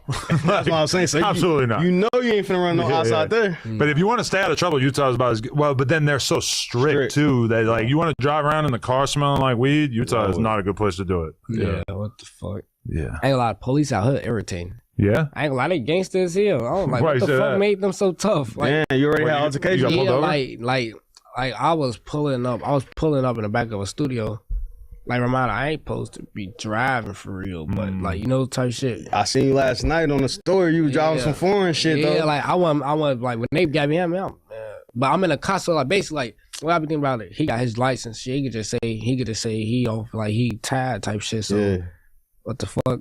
Boom! Oh, they pull behind me, but I'm like, I'm finna get out. I turn my hazards on, I'm finna get out to go in the studio. Yeah, man, they tell me some tough ass shit. Like he like, what the fuck you stop for? You gonna block my way? Hey, fool, I'm going. Oh, hey.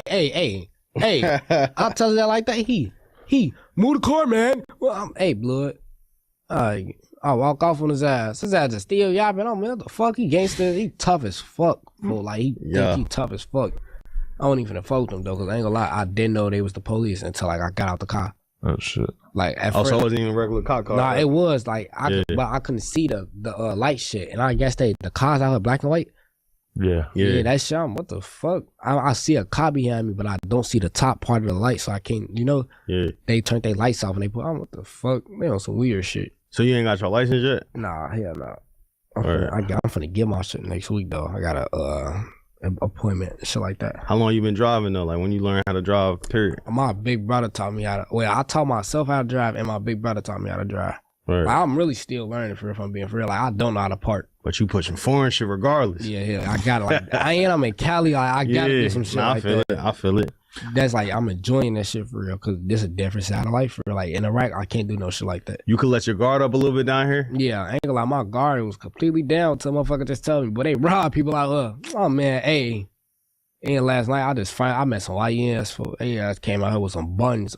Damn, this bitch like the biddy. Yeah. I ain't gonna lie, she made me a little excited. Damn. You just randomly met him? Nah, they was in the studio with me. Because that's one crazy thing, and I'm sure there's exceptions, but like I don't know about, like, I can't remember a time where somebody got sprayed up with a switch out here in LA. Yeah, I'm sure it happens, but like you don't really hear about rare, it. Like Chicago and Philly, you hear about it every week. Yeah, so like what they don't be really killing out here for real? Nah, they do, but it's like it don't be how y'all niggas just Yeah, be because moving like, I ain't gonna around. lie, somebody die every day in Chicago.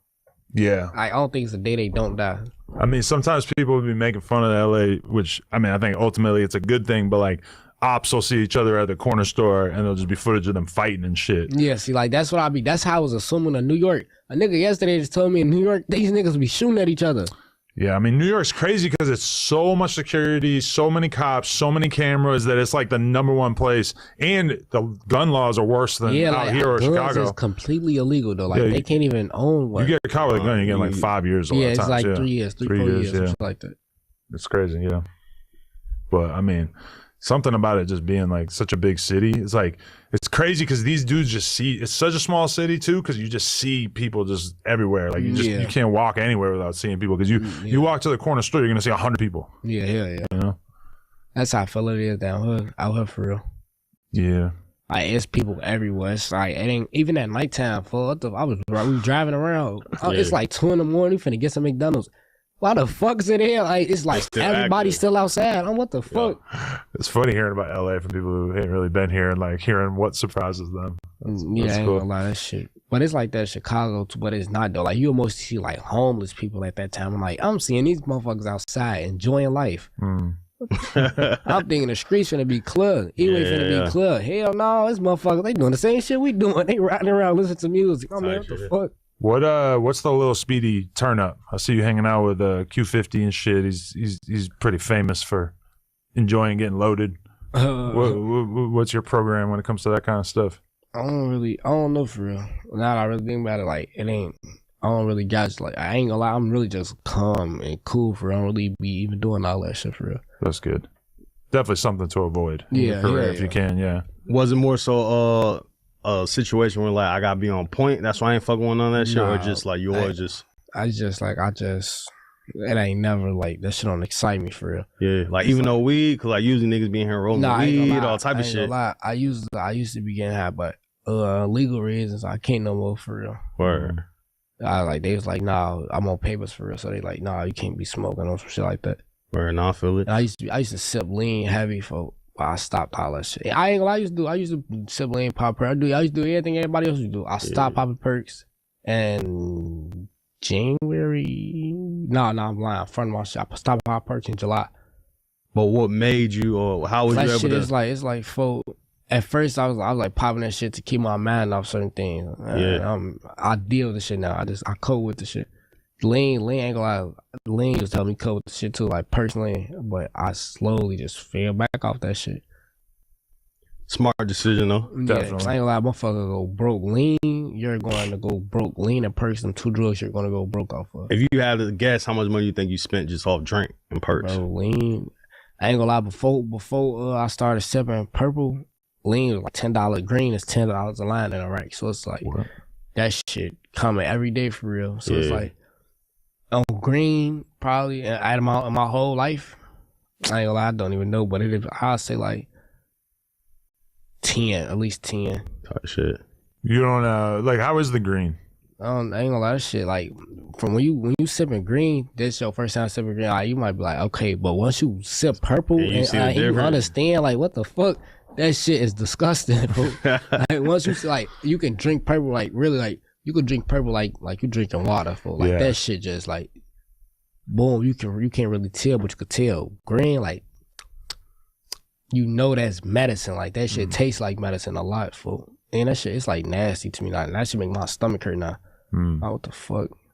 It's crazy watching how that shit's changed because people used to never talk about green, and now it's like even some like real lean sippers that I know, it's like it's just so expensive and so hard to get like other lean that they're fully embracing it. Yeah, hell yeah. For sure. Shit, what rappers influence you? Vert. After Vert, I'll probably say. It probably was Vert, because I'm telling you, Vert made me want to rap. But outside of like home team and shit, like you wasn't listening to any rappers like no Lil Wayne and none of that shit. I always like since I was a shorty, I was listening to Young Boy. That's it for real. For Young Boy and then Vert. That's it. We how the shit went. Oh, so you was listening to Vert and Young Boy like that? Yeah, hell yeah. Literally Young Boy and Vert. That's how the shit was going. Word. And then other folk started rapping. What you relate to Young Boy about? Why you think everybody relates to Young Boy? Young Boy folk, cause Young Boy like his shit different. Like, his catalog different. He got some shit you want to go get in the car and go crash out to. Yeah. He got some shit you and your feelings about. He got all type of shit. Like he relate to everybody with certain things. He'd have been through the same shit we all have been through. That's why a lot of motherfuckers fuck with him, especially motherfuckers from the trenches, cause they like damn folks rapping about the same shit. He like we was just in a car talking about the shit right now. Folks just made a song. He's saying the same shit that's going on right now as we speak. I'm damn, folks. That's what real motherfuckers really fuck with him. Yeah, no, I seen like everybody in Chicago folk with Young Boy. It's like he got the wave out there. Yeah, hell yeah. He made good music, folks. Yeah, he's like the one artist that I feel like one street artist that I feel like everybody throughout the country listens to. Yeah, 100%. But it was just like with the Chicago shit, everyone thought that like, oh, since King Von don't fuck with him, like, hey, we don't. Yeah, like I ain't gonna lie, that's what motherfuckers was just saying. Like that's how I feel like that's how certain motherfuckers from they way think too though. Yeah. Like they'll be like, nah, they all from the right, they don't fuck with us. I don't know what the fuck that shit. I don't even know why they think that shit. Y'all never reached out to anybody on their team, like even the shorties they got. Nah, a couple of them actually. I think Foden be in cahoots with him. I think 50 be in cahoots with him. Yeah. But a couple of them like they like. What's his name? 3 of them. Like some of them, they didn't reach out. I mean, shit. When 50 was on here, he was making it totally 100% clear that he's a massive Young Boy fan. He wasn't trying to hide it at all. No, I don't think I wouldn't even throw the fan shit behind. Like it ain't like I wouldn't say he a fan, but like we fuck with him. Like that shit. Like I told you, it's relatable type shit. So everybody fuck with it. I mean, you ever listen to Wooski? That's Young Boy's favorite rapper from Chicago. Hell no. No. Hell no. I ain't gonna lie. I heard one song about folks. What about some of the older drill guys and shit? Who did you fuck with from back then? Like when you say older, like who you talking about? Like during the Chief Keef era and shit, when like before you was rapping. I ain't gonna lie, I won't listen to that. I was a kid. So none of that shit was like transcending? I ain't gonna lie, I listened to a couple Chief Keef songs here and that type shit. Word. Really, I don't even remember for real. That's how like damn. Nah, and Young Pappy. I ain't gonna lie, I used to be tweaking off. So that's the same era though? Yeah, they in the same era. I used to be tweaking off folks. So who would you put on your Mount Rushmore of drill? In Chicago? Yeah, Chicago drill. Chicago drill in total. Yeah, shit that you like. 4 Faces though. And right now though. That means something right now, to you. And all time. I mean, they could be Give me your all time and that matters to you. All time in the current. Yeah. All right, all time. We gonna do Herb. Yeah. Dirk. Lil Jeff. Who else from Iraq? Lucky folks. Shout out Lucky. Lucky don't get discussed enough when we have the conversations about Chicago. Yeah. Cause I guess we be asking like on the drill perspective, but Lucky damn near he one of them niggas from Chicago. Made it out. Everybody know. That's definitely all time top 4 from Iraq. And who would you say like right now who got it? Right now? Cause the names that I be hearing, it'd be like you, Fully Chop, and right now if I'm gonna keep this, I ain't even gonna be biased or nothing. Me, Noonie, Fully Chop, and Aspen. These the 4. I think them the 4 biggest names right now coming up from Chicago. Right. That's big. Yeah. So you think you and Fully Chop could do some music or work it out? Nah, I told you we still cordial and shit. But y'all got like we'll see some music from y'all in the future. I think probably shit. I don't know for real. I don't really be doing songs with everybody. I ain't gonna lie, I don't do features for real. Yeah. How do you decide who you want to work with though? On some. I fuck with his wave. I fuck with what he got going on. I fuck with his shit. I work with him type shit or some shit like that. But now, my management team and shit was just starting to explain to me like, no, I ain't gonna lie, you gotta like it's different fan bases. Like I'm finna do a song with somebody. His ass, he be screaming for like type screaming, shit. yeah. Like, Who is it? I don't even know. Martin Judah. Nah, hell nah. But he got a song with I forget, but he got a song with somebody and that bitch got like 34 million streams. What the fuck? And he's screaming. So it's like different fan bases. He got an underground fan base. I got a drill fan base. I do a song with Raw Wave or some shit. He got a whole different like that's You tapping into different markets outside just Chicago and shit. See, that's sharing fan bases. Yeah, that's my manager was telling me like you gotta start doing songs with everybody because like I got a Chicago fan base. I got Chicago, Indiana, Milwaukee, Detroit fan base, shit like that. Yeah, I do a song with somebody from my hood. I got now you got the LA people Midwest. tapping in. Yeah, I got a Midwest fan base shit now. So it's like. So how did you get with AMF though? Vert and type shit. Vert. And then it was like an instant. AMF just been around. Yeah, now they around with that. He got everybody. Them niggas got everybody. But they have just been around. So it's like motherfucker ain't like I don't know folks like type shit like that. It's like he been around. He been around you. Everybody like yeah, we'll do it. He wanted to manage me and shit. And Vert was like yeah, do it. We'll do it. Then you see what they got. You see what they got us at. We'll do it. Yeah, that's how that shit. Nah, you in right hands though, bro. They be doing that shit. Yeah. You signed yet or no? Nah, hell no. You looking for a deal? I might finna sign while I'm out here, probably. You're not with Create? Nah. They offered where they about to send an offer, I think. Some shit like that. Craig got everybody. The fuck they got? I know they got a lot of Cali rappers. They got a lot of little street niggas that you I know they just signed Noonie. Yeah, they got Noonie. Because your most recent song says Create. AMF / they do some shit with the publishing. They do publishing. Shout out my boy Carl, man. Yeah, Carl, my boy. Carl go crazy. Carl, my dog. Yeah, shout out Carl. And like folks motivated me. Like when I just said I wasn't finna be rapping, AMF like, look, let me show you something. He got Carl in the car. That nigga showed you the numbers. He say like he do the phone like this, blood. When I say plaque, I'm damn. Yeah, now then they got plaques all he through got that. Plaques everywhere, fool. He sent behind him is a young boy plaque. Oh, what the fuck? I mean, how the fuck you get a young boy plaque? Yeah. We worked together. I'm damn. That nigga young boy plaque 6'9" plaques. He don't want to link me with 6'9". I'm like, damn, that nigga he worked with everybody. What plaque got the gumbo shit? He got like 2 plaques for 6'9". Yeah, I ain't gonna lie, I was tweaking off him. I'm damn. Yeah, he Carl definitely. That's why when I don't we feeling the rap shit for real, that's what I be calling. He motivated motherfucker. He tell me like what one song could change everything. One song I could be a fucking billionaire off one song. I could be a multi-millionaire off one song. How do you choose what producers you want to work with, or how you find your beats? I ain't gonna lie. Now I just be telling motherfuckers send me packs.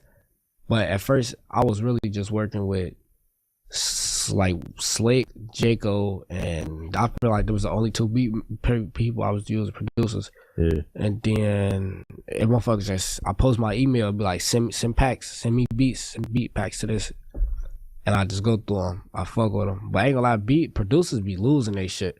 I just started like figuring out how much money they be trying to charge for beats and shit. Boy, I ain't gonna lie, that shit tight.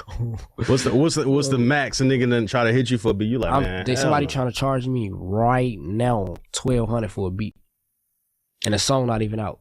Like, you know, I gotta get all that shit clear. They gotta sign off for it and shit. Yeah. So like, say if they don't sign off for it and I publish you can't. They'll do some lame shit. Like they'll have a lawyer try to take it down, sue them, fuck all type of lame shit. Yeah, nah, I mean 1,200 kind of light compared to what niggas was getting taxed back in the day. I ain't gonna lie. Like, how much these we getting? Man, shit. Back when Southside and them niggas was rapping, like them niggas was selling beats for like $50,000, $100,000. But I ain't gonna lie, that's different for them because it's them type shit. Yeah. But I ain't gonna lie, I just ran into another producer. He charged some like 10, 15 for a beat. What the fuck? But it's like it also goes off the artist too, some shit. So it's like 1,500 and other type shit. I see that's what I'm finna have to start paying for the shit. Around that, on what you.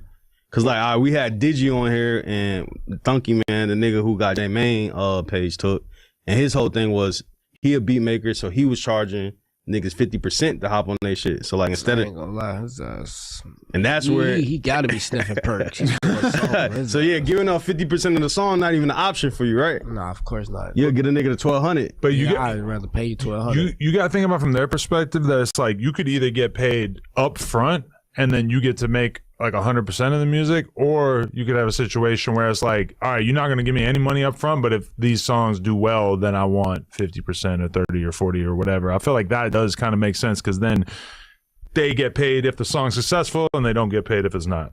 So I'd rather just pay their ass what they want for the beat because there's a chance I'm gonna make quadruple off what I just paid you. Yeah. I don't want you to no partakers in that though. You just take your little $1,000, $1,200. Nah, I feel that because 50% of a song is crazy though. That's a wild. You could make $1 million off a song. You got now you gotta get a nigga 500. Man, Yeah. hey, As soon as I hear that, I'm like, man, if I was a rapper, I'd just start making my own beats because I don't want I to ain't give gonna that shit lie. up. I've been learning how to do that shit. A lot of rappers do that shit. Though. Yeah. Once you learn how to make your beats, I feel like your label will fuck with you more too because that's less money they gotta spend. Yup. All type of shit. Like And that. they gonna see that you taking the craft more serious Yeah. and all that type shit. Yeah. So how like cause y'all niggas was on time. AMF like got y'all like moving militant like. Yeah, hell yeah. I ain't gonna lie. Yesterday though, I was late as fuck. I had a screen to do. I'm late as fuck. I came like 3 hours late. I felt bogus as hell. I seen you do a snort. Yeah, snort. I was doing reaction. Like I was reacting to my music with him type shit. Yo, Snort, we gotta get you up here, bro. If you been watching this shit, where the fuck you get him? Shit, I gotta learn about Snort. Snort, the dude been out here for a minute I ain't doing gonna lie, reaction videos. Like management set that shit up. I've I been ain't gonna seeing lie. him on YouTube for like 10 years. I just like, told him. I told him I'm watching on folk. You folk blood. I used to Watch you a you. long Now ass time ago. I'm watching you now. I'm finna be watching me and you on a video, blood. That shit raw, folk. Oh, Yeah. damn. That's what really yesterday. That shit made me snap back to reality again. Like, yo, let me Fool, like I'm take a this shit rapper, serious. fool. Like I'm damn. This shit really. I be forgetting. Like I just got noticed at the airport. I'm like, man, what the fuck? They be throwing you off like. I forgot I rap, blood. The nigga just called. He saying my street name. Man, I'm in the airport. Your ass supposed to know me about my government name, blood. You another Lil Speedy. I looked at his ass. I fuck with your music, bro. Can we get a picture? Nah, hell nah. I don't know what type of shit you got going on. Yeah, so how often you get people come up to you want pictures and shit, and then you kind of got to be like a little mindful because you never know what a nigga be on. Yeah, out here though, it ain't happened yet. But in Chicago, that shit have happened a couple times. Like me and Vert done walked around in a mall type shit, and I'm like, oh my god, no security, nobody with us. It's just us. They flooded the fuck out of us, fool. They came right to like 20 deep. Oh damn, hold on. I ain't used to that shit for real. Like it ain't really hidden that you rap, you famous type shit like that. So you gotta start moving a little different though, cause like y'all niggas got too much money and clout for you to be walking through the mall. Definitely. No, I ain't gonna lie, we did that shit on some bored shit. Yeah. We was bored. But look, 2025, Chicago lost some big faces. Like it was a lot of niggas getting knocked off. That it's like, damn, there's no way. Definitely. So like when you see shit like that, it don't make you like tighten up. Like ain't gonna lie, I ain't gonna lie, I'm always on point though. So it's like when I see certain shit like that, I heard every nigga. Everybody say that. Everybody shit, say that, bro. It's been niggas who sat in that same seat and they said the same shit and they ain't hear no more. It's like for I don't understand. Like even with the like I done seen multiple big rappers that I'm like, and the videos will come out. I'm like, the fuck was you possibly doing? Like that shit can go down anywhere, anytime with anybody. Yeah. That shit just, I don't got motherfuckers won't be on their P's and Q's knowing they not. Like, only time I'm not on point for real, like, I'm in the crib. But sometimes I'll still be, man, this shit can go down. I'm going, even like my mama can vouch right now, but I go to the shower with my gun in my hand. Like, cause niggas getting killed in their crib. This shit can go home, folks. Lil Queso got killed in his crib, like playing Fortnite type shit. So it's like, is it the crib? Is the crib safe? Like anything go on anytime. That's why I can't go. Damn, so it's like nigga said you gotta take the pipe to the shower. I'll be doing that on some fried shit though. Yeah. But I feel like that just be in the back of my mind. Like anything can go on, any place, anytime with anybody. Right, cause like even out here, Pop Smoke had renting out an Airbnb out here. I ain't gonna lie, hey, I swear to God, if I'm lying up there. Yeah, that's someone who wish they brought a gun to the shower. I told Fonum, I told Fonum, my man, hey boy, folks die like this. Oh man, hey, come downstairs with me. Hey, before I gotta get some water, go downstairs with me before folks die like this. That shit over with. So I wake them up like 5 in the morning. Hey, blood, I'm beating on their door. Come downstairs. That shit. The best thing probably do get a hotel. I ain't gonna lie, hotels, I can't really like. I can't be loud. Like I got my producer flew out here with me, so it's like we making beats, we working as we in the crib. Tight shit. I can't be loud for real. And you go like I can say like too many motherfuckers. Like if they from here, say I got a problem with somebody from here. Yeah. Certain hotels, motherfuckers I know. And they're here in this hotel. Like I'll go live. Like last night I was on live, just like on some trying to be funny shit. They right motherfucker with it. Out here in this place. But the thing is, you thinking from just a Chicago perspective, but whole time it'll be a nigga in LA who know them Airbnbs. Yeah, that's what I'm saying. Who trying to flock your shit. Yeah, that's what I'm saying. And you looking out from niggas from back home, and it's like some LA niggas that's trying to rob. Yeah, they think like, that's I ain't gonna lie, but I was just what the fuck was I just doing? I was just trying. I was with AMF renting a car. It's like I'm like you never know what LA people like. You never know what nobody thinking in their mind. Yeah. A motherfucker just keep like you see how I'm doing this. He just I mean what the fuck type of weird shit he got going on. Yeah, before you make any friends out here, hit us up. We're gonna run a background check because there's a lot of shady cats out here that want to take people's shit. I know a rapper from out of state who came out here. This is back in the day, 2017. He came out. He ended up becoming a big ass rapper, and he came out here. He gets robbed at this pizza spot, and then this dude that he was fucking with, his big homie or whatever, like ends up like getting the chain back for him, like getting him to give money for the chain or whatever.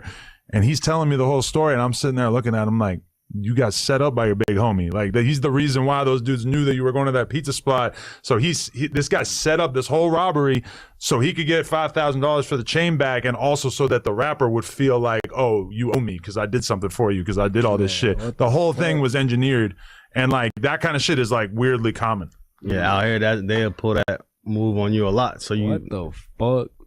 And I ain't gonna lie, be a lot of Chicago niggas that come out here and they get their jewelry took at these little studios somebody and shit. just told blood. Bro, I can name. I'll tell you off camera, but it's been like 3-4 niggas. Somebody since just last told year me they this got their shit. J took at the same studio. Somebody just told me this shit. Vert just told me this shit. I actually like I call him. I'm on the phone with him.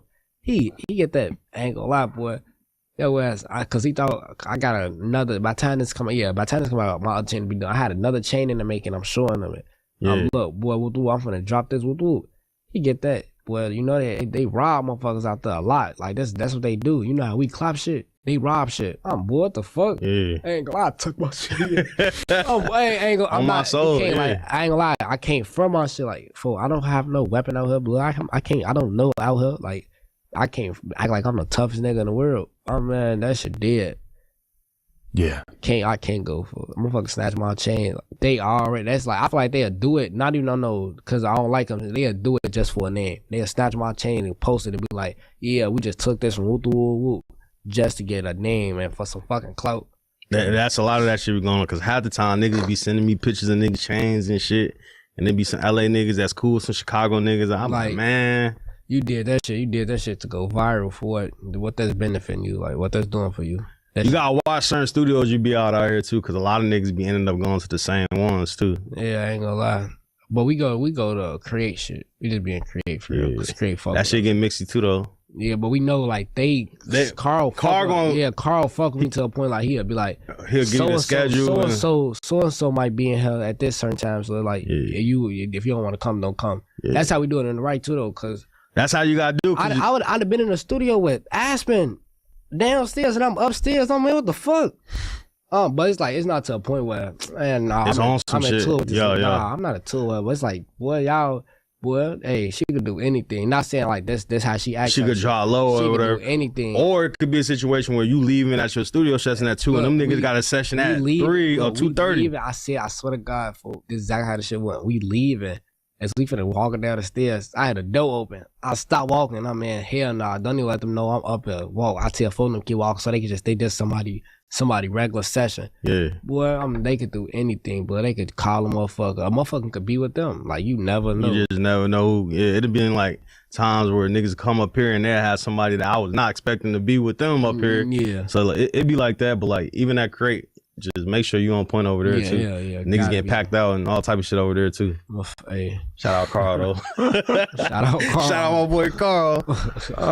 Anytime you got a location with a bunch of different rappers, like I remember YNW Melly and Youngboy had a fight at the APG studios in like 2017. They just saw each other, they started talking shit, boom, it just popped off. That's where a lot of niggas' chains be getting took at that little APG studio. Oh yeah. Yeah. Shit. Niggas in the comments gonna know if y'all know. They'll say some shit. Yeah, I gotta do my what Jay means. I gotta do my research. Yeah. Just stay low when you're out here for sure. All right, so what you got coming up? Anything we need to know about? Signing coming soon for the sign. Okay. I got another chain getting made. Well, that bitch really done. I'm finna I got that. I'm finna drop an album soon. Really just expect to see my face all over the internet again. The whole 2026. That's all. Any artists you want to work with? Nah, hell no. I don't really.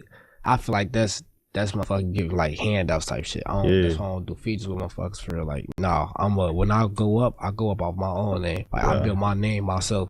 So that's how I go about the shit.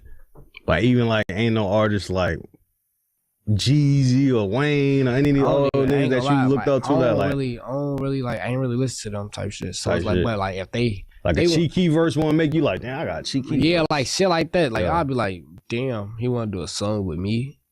Alright, fuck it. But sometimes it be y'all who like. Sometimes y'all gotta close mouth, don't get fed. Like if you throw it out there, That's how I got a song with MAF Tski. That's some shit like. It's like he like the way we happened. We was in the studio, mutual friends type shit. He get that like I ain't gonna lie. I'm at first like I'm like folks don't know who I am. Folks that like we on some street nigga shit. Like we politicking on some regular shit. He get that. Let's be. I fuck with your shit. Now I'm getting like Tski big like in Chicago. He not on no Chief Keef big, but like folks big For like sure, yeah. and he's like he internationally known, so that's big for. He like I fuck with your shit. What do you be tweaking? Come on, let's do something. Yeah. He sent me an open. I did the shit. I'm like, all right, damn. That's how I go about shit for real. Like if they don't say shit about the shit, like I won't really like, cause it's like, all right, type shit like that. Like he don't say Tski Schoon Game, ain't it? Nah, yeah, some shit like that. Yeah, type shit. MAF Schoon Game, some shit like that. Word. Cause you don't fuck with the other Schoon Gang. Fuck the other Schoon Gang. Deuce and them, ain't it? I ain't gonna don't know that. I think Lil Zay and them was on that shit for sure. Lil Zay, what Lil Zay? Lil Zay song? I done heard of folks before. I done heard a song. Zay should go up though. Yeah, I done heard a song about him. Man, Zay was the most controversial rapper in Chicago for a month or so there. When he came out, he came on air and went crazy. That was a wild period, yeah. There's a whole lot of crazy shit going on. But I feel like you a nigga that you got your head on your shoulders. So I see big things coming for you, man. So you got the mix. Yeah, of course. That's the main plan for real. Stay out of everybody's way. Yeah. Really, everybody needs to stay the fuck out my way. Or some shit like that. Yeah, everybody needs to stay out my way. Word, now I feel it, man. A little Speedy. Appreciate you, man. A little Speedy, man. Shout out to Remo. No Jumper. Coolest podcast. Everybody like, comment, and subscribe. And we'll be back real soon. Appreciate y'all.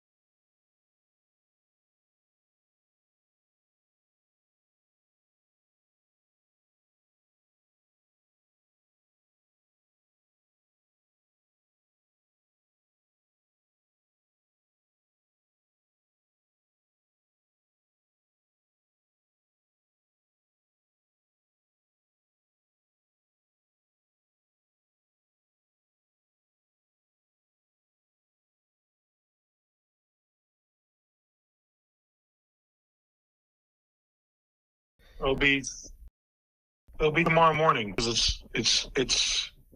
All right, let me know. It'll probably be tonight, like 1 o'clock. I'll call. I'm up. You know, I'm Ask around. 24/7. Let me know. Oh, it's going down. All right, bet. All right.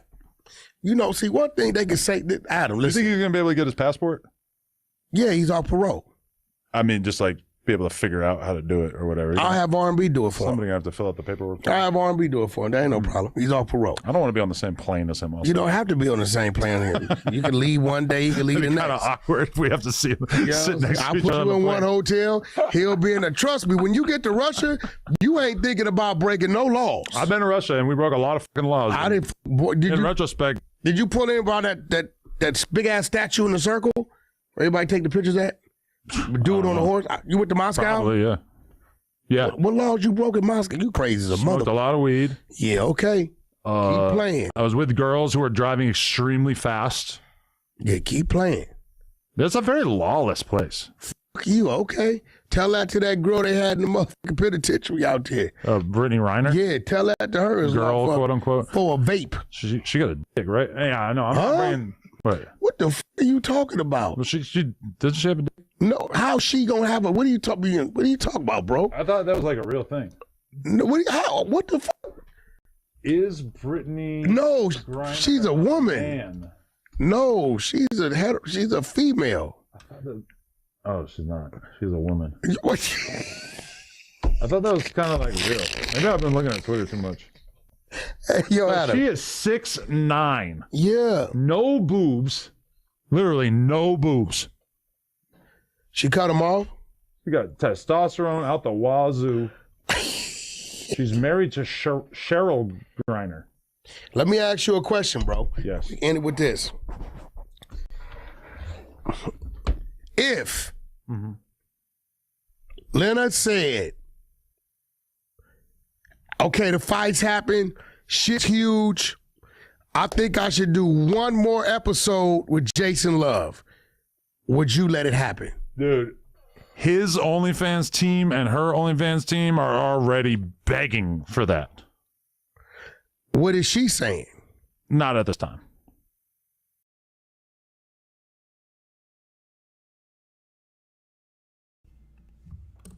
Am I live? Am I live? Am I live? Should be live. Should be live. Should be live. I think I'm live. I'm live. Am I live? Yeah. I was a little flat on that note. What's the deal? What's the deal? What's going on, man? I know my list be dry. Stoners Committee. What's the deal? First one here, man. What's the deal? You and Seven gonna start racing. We're gonna start doing gifts and competitions. The first mile here gets something. Let me close this door. Oh man, what's the deal, man? What's going on? What's good? What's good? Of course, Bo Jackman is late. Why wouldn't he be? What's good, though? What's good? Palm trees in the chat. Let's let this chat warm up. But yeah, Bo Jackman is late. Bo Jackman is the male version of Ash Bash. They have the same LA hip hop knowledge, IQ, and they're both always late or missing in action. Bo said he'll be here at 6 after asking me, could we start doing the show at 5? And now he's saying he'll be here at 6. So I told him I'm going to start without him. Because as you know, I'm doing my Grade Your Music stream at 7. So Bo and I will only have an hour of podding together before I either kick him out or tell him to go sit over there or sit back there or something, because at 7 o'clock I have to start grading songs. And any rappers in the chat, I'm going to be saying this throughout the live stream, any artists in the chat want to get graded, rappaportcards.com at 7 p.m. on this same channel. I'm going to stop the stream, start it over, Grade Your Music stream every Friday, every Monday, every Friday. We doing Grade Your Music streams, and then Wednesdays will be the podcast or live stream with Tam. We'll see how these streams with Bo keep going because he's always missing something. Every Monday, every Friday, we doing these Grade Your Music streams. 7, what's the deal? Big 7, not the little one. Clock it. Orange hearts in the chat or I'm gone. Nah, 7, Stoner was here before you. Stoner got in the chat today before you. What's the deal though, y'all? What's good? Thank y'all for tapping in. We're gonna let this chat warm up a little more. Obviously, Bo Jackman is late. He'll be here at 6, but I'm gonna start without him. I'm starting without him. Obviously, we got a bunch of topics to get to. Y'all just saw me on Saturday, so palm trees in the chat or I'm gone. That part. Y'all just saw me on Saturday. So what was we talking about on Saturday school? We talked about forgiveness and how I need to work on forgiving people. Y'all left a lot of dope comments. Shout out to everybody who reached out with some insight. That reservation at Fleming's, give me them potatoes. Them scallop potatoes they got are delicious. And the cream spinach. And a well done ribeye. Extra well done. I like my steak like cardboard. I want to shake the table. I don't want to see no pink, no red. Bows for both. 7, how do you like your steak? Chat, how do you guys like your steak? Do you like your steak extra well done, burnt like me, or are you like a vampire? You like bloody, carnivorous steak? How does the chat like their steak?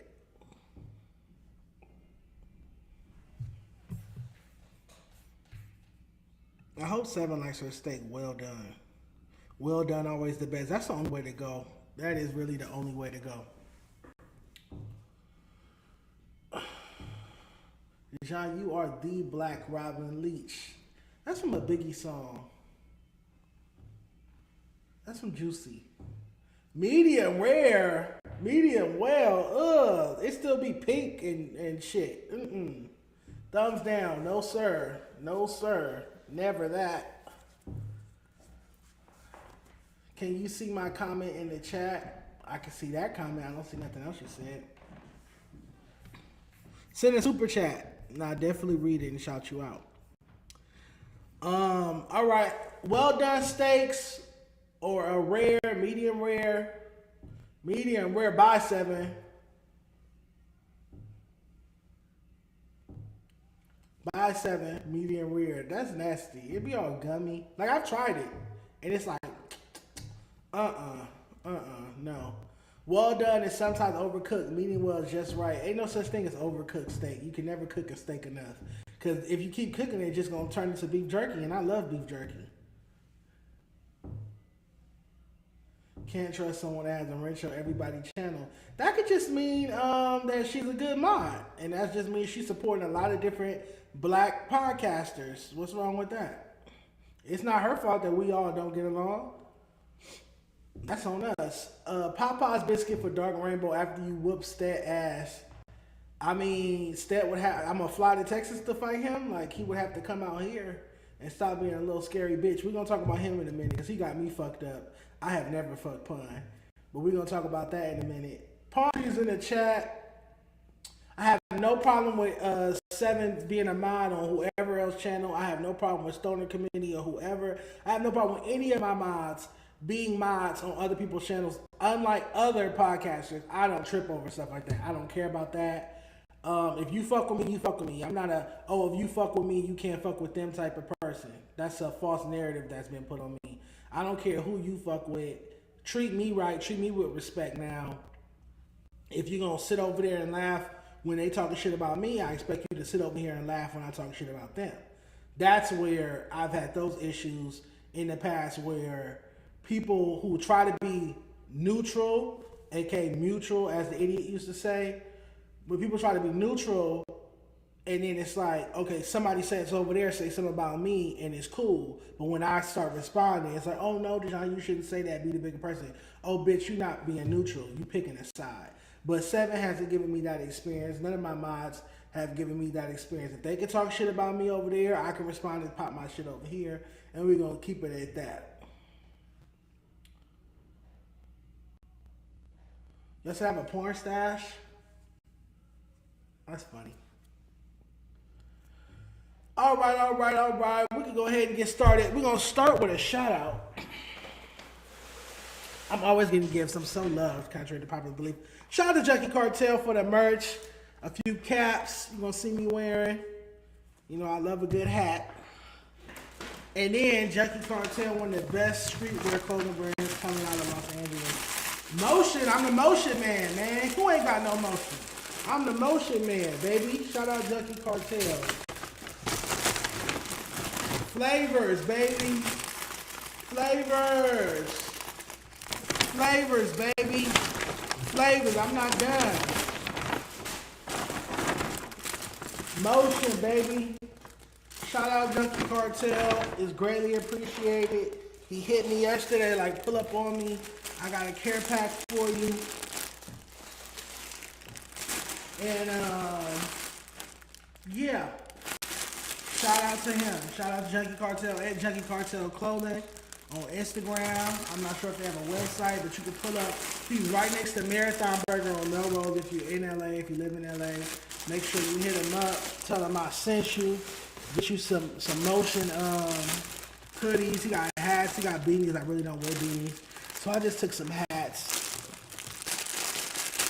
I'm coming to get one of those. This is yours, 7. You can have the pink one, because I'm not really going to wear this one. You can have this one. But the blue and the red, you're going to see me wearing these on the show real soon. Oh, man. But yeah, shout out to Junkie Cartel. I love getting gifts. Last week it was Solo Negocio. Now it's Junkie Cartel. Tell them the Mosby merch too. Okay, you got to give us your sizes. I told them I wear a medium. But yeah, where can I start? I'm supposed to be, first off, happy Black History Month to all the black people. Salute to us. I love us. Shout out to all the black people in the chat, black people watching. Happy Black History Month. If you are a lover, a supporter of black people, you know, make sure you tell us happy Black History Month, because it is Black History Month. They chose the shortest month in a year to give it to us. Some people say it's because of Frederick Douglass's birthday is why it's Black History Month. I don't think it's a coincidence that February being the shortest month is why it's Black History Month, but I guess. They also said that February is, this February 2026 is a perfect month because every week starts on a Sunday and every week, and then it ends, every week does start. Damn, how did they explain it? Damn, it's like because every week starts on a Sunday regardless. They explained it on Twitter, I was reading it. They said on Sundays, like Sunday was the first. And then, I don't know. I don't know what I'm talking about. All right, we got a super chat from Seb S4U. $2. I need a $5 super chat, man. $5 super chats. $5 up. That's pretty funny. I'm going to read your super chat, but I'm not going to pick until you send another $3 or a $5 super chat. Marry, smash, or kill Lush, Comparator, Brick Baby. That is a funny, because that's my favorite game, Fuck, Marry, Kill. That's a funny prompt. But I'm not going to answer that until you send $3 more. $5 super chats are up. Remember, all super chats go to Tam. Shout out to Tam Burger. She'll be here on Wednesday. What's the deal? Palm trees in the chat or I'm gone. We getting started. Happy Black History Month. Happy Monday. Y'all know this is my favorite day of the week because it's all about work, getting to that action, making things happen. What can I start with? Because I have to skip over Bo's topics because Bo Jackman won't be here till 6. I guess I can start with something. I want to start with something funny. Oh, Scotty Biden views. Let's start with Scotty Biden views. That's where we can start. Before we get to the stat stuff and what could go wrong getting canceled. Yeah. And the whole me not fucking pun thing. Let's get to something I thought was very, very, very, very interesting. So you guys remember how I called out Scott, my former Fair to Say co-host, for not putting out content for like 3-4 months and only getting like 100 something views on his content. And then remember, hold on. You guys remember how he dropped that content piece with Reason last week? His first content piece in like 3-4 months, and it only had 100 something views. And we was clowning him just last week. We clowned Scotty from suburban LA for dropping a Reason interview, and it only got 100 something views. So I just want to point out, I want to get your take on this, because I think it's suspicious. I think it's so suspicious. This not 3.2K views? So it was last week. It was at 100 views.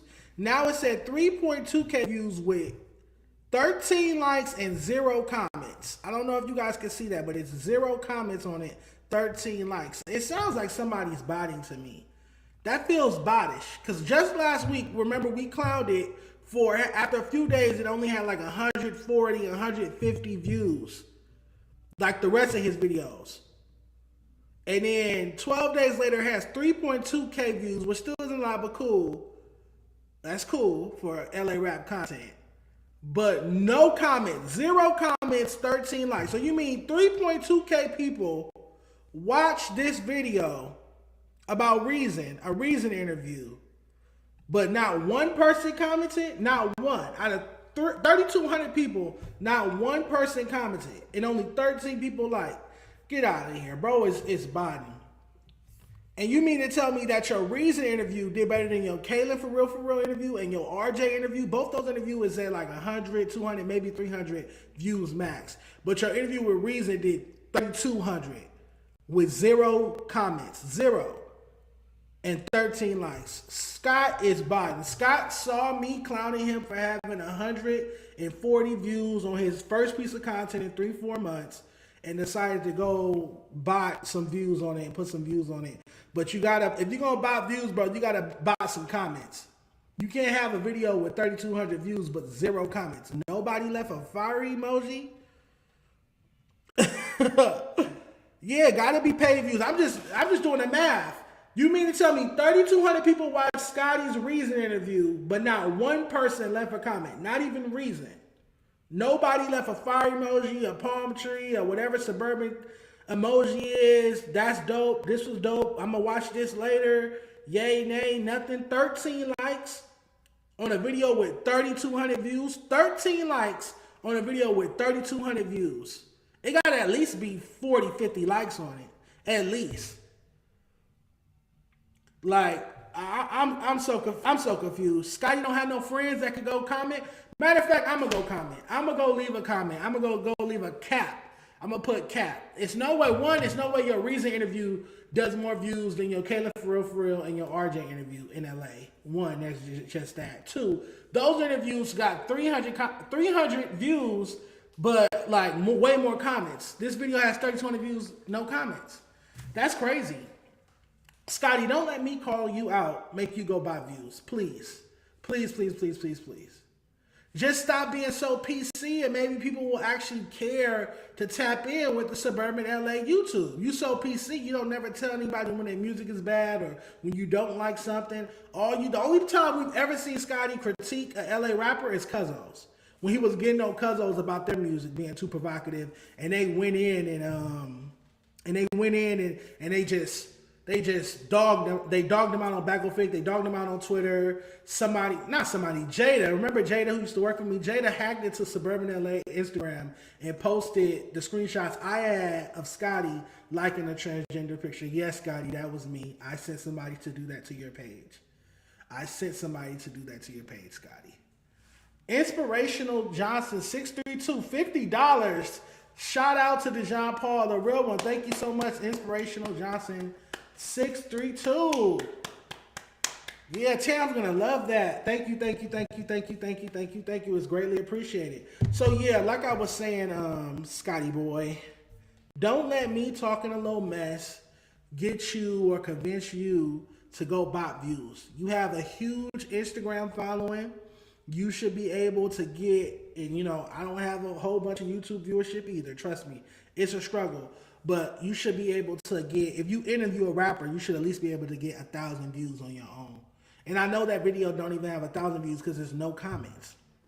That means that video probably still at the same 100 something views it was at when I counted last Monday. So you mean to tell me from Monday to Monday, your video went from 142 views. Don't make me pull up the screenshots because we had the screenshot on the screen last week. From last Monday to this Monday to today, your video went from 142 views to 3,200 views and nobody commented. What is this, y'all? A cap. Cap. I call cap. Scotty. I call cap. That's cap, Scott. Cap. No, thank you for real for the super chat. It's greatly appreciated. That's our biggest super chat in a long time, probably since the Christmas party. Scotty boy, man, got to get it together. And like I said, me and Scotty could be running it up. Scotty and I could be running LA media. We could be running West Coast media. He don't really have hip hop knowledge, but he's he has like a face. He has a face card, and he's like real presentable and marketable, and he's like nice and palatable. Like you could like send him to like do an interview or something like that. And he's an ass kisser, so he can get through certain doors. So if me and Scotty were to work together, and then when we pod, he's the antagonist. He knows how to get under my skin, and I know how to whoop his ass and verbally abuse him. So we make good content together. However, I will never work with Scotty because he let DJ Head call him. He got exposed. Keem exposed this. He let DJ Head call him and tell him to get away from me. He quit FMW because I was there. So I would never work with Scott because how do I know if I go do another show with Scott or I go do some content with Scott, DJ Head or anybody is not going to call him and say, hey, stop working with Dejan. That's a bad look. Dejan's a bad person. And then you're going to quit again. And everything we built is to no avail again or is in vain again. So I would never trust Scott enough to work with him. But I don't hate Scott. I don't wish that I'm not happy about him botting views on the Reason interview. Yeah, I'm going to have Reason pull up here and we're going to do an interview and we're not going to bot it. And we're going to at least get 1,000 views, 2,000 views, 3,000 views without botting. There's going to be comments. Definitely going to be comments. But, all right, shout out to Scotty Boy for botting his views. That's what's up. That's what we on. That's definitely what we on. Poundable is insane. I did not say poundable. I said palatable. Palatable. Like he's easy on the eyes. Scotty got the body is crazy. Stop. Y'all are stupid. All right, y'all. Palm trees in the chat or I'm gone, man. We starving. Why do you keep we starving keeps pushing me like, oh, have Bo on, lift Bo suspension. I lift Bo suspension and Bo's not here.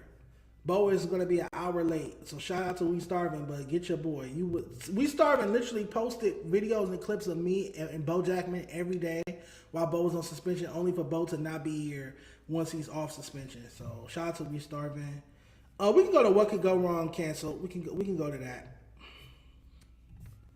Let's get to that.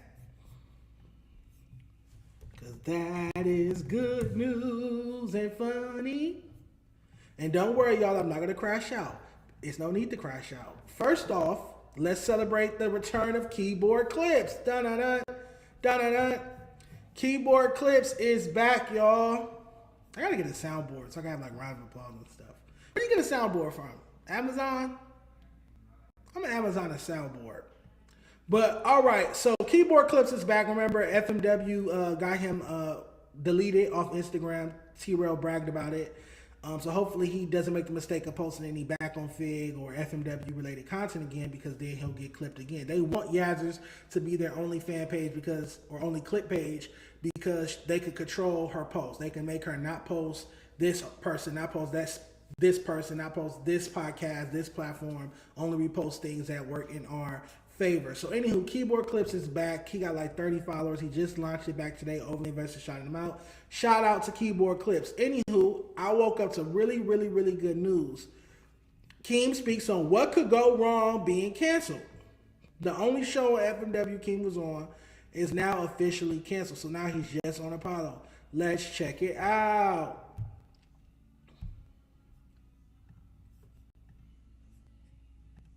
True feelings is about that what could go wrong shit. Like, to me, I mean, I gotta take, I really don't even want to give it right now though. My honest take, I don't even feel like it's due for me to even have that take. Like, fuck all that. But my on the surface take, I don't know what that's about. I don't know why they decided to do that. Only these guys know. But I had a good time on the show, man. It was a good time. Oh, farewell. I got a balance over there. Go ahead and just send me my balance. Send me my balance. Whatever we got left over in the stash, I can use that right now. I'm just get to suing. Now you sound like me. That's what they say, man. I'm gonna get the suing on nigga. Ain't that a full 360 moment? Full circle moment. Now he want to sue FMW. All I do know is Pun, Terrell, soft batch, Kelvin. No accountability. I heard he booked the fuck out too now.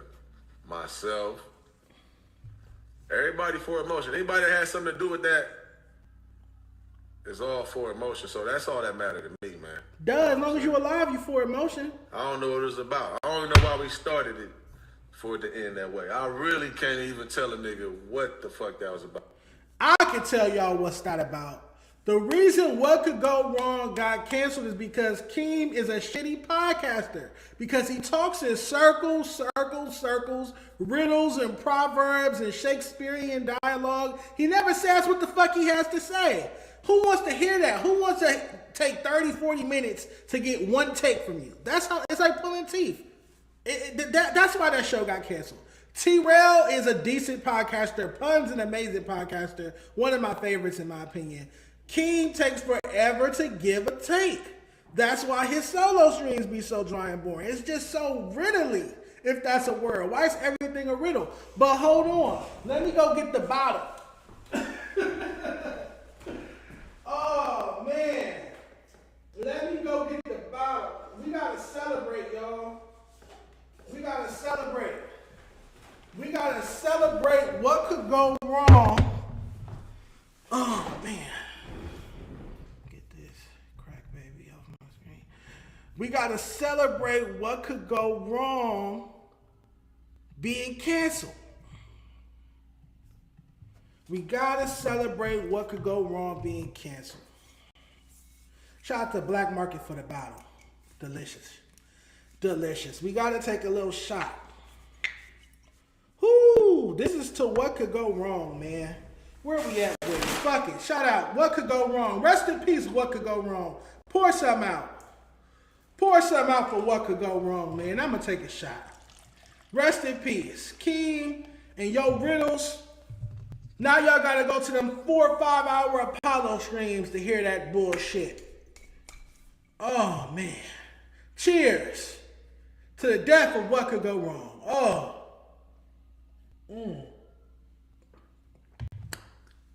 God. Oh, boy. Oh, boy. Oh, Lord. Let me get this up off the ground. Oh, boy. So what could go wrong, man? Rest in peace. What could go wrong, huh? Whoo, I need a chaser.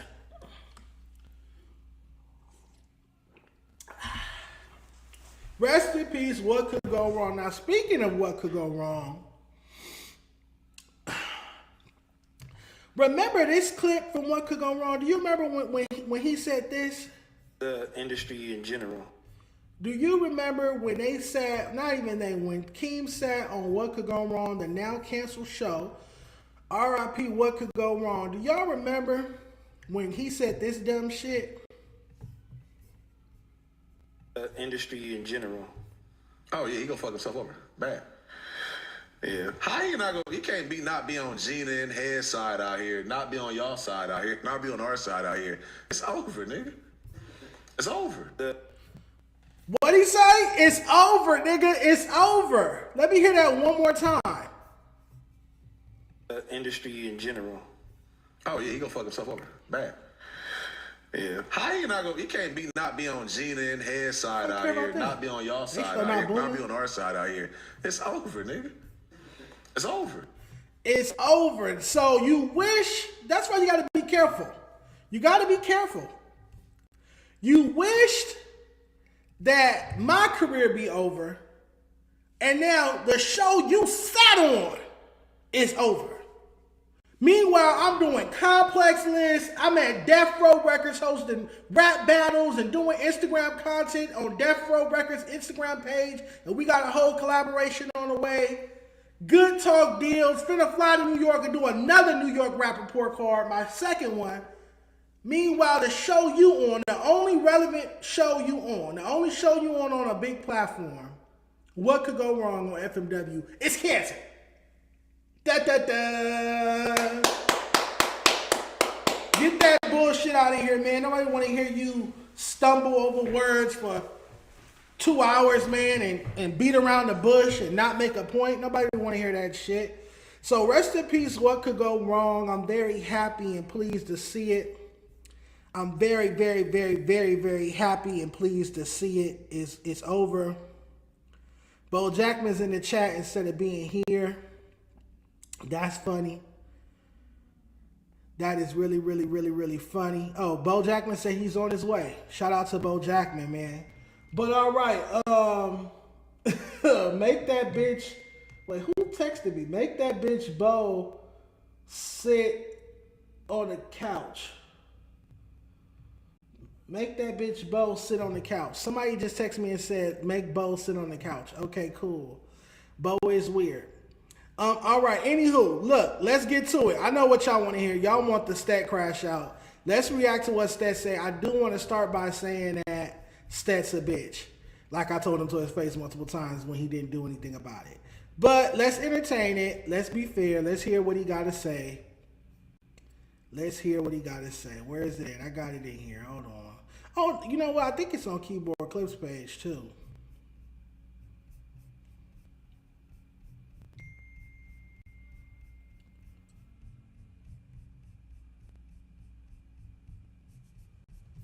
I could just go to Keyboard Clips page and watch it. Ace Boys is done. All right, here we go. Here we go. Here we go. Y'all ready? Let's go. Shout out Keyboard Clips for clipping this for me. I did not have to watch. Now that Keyboard Clips is back, I don't have to like sit and watch that stream to see if he's talking about me. Let's get to it. Because they found out you was fucking Dejan.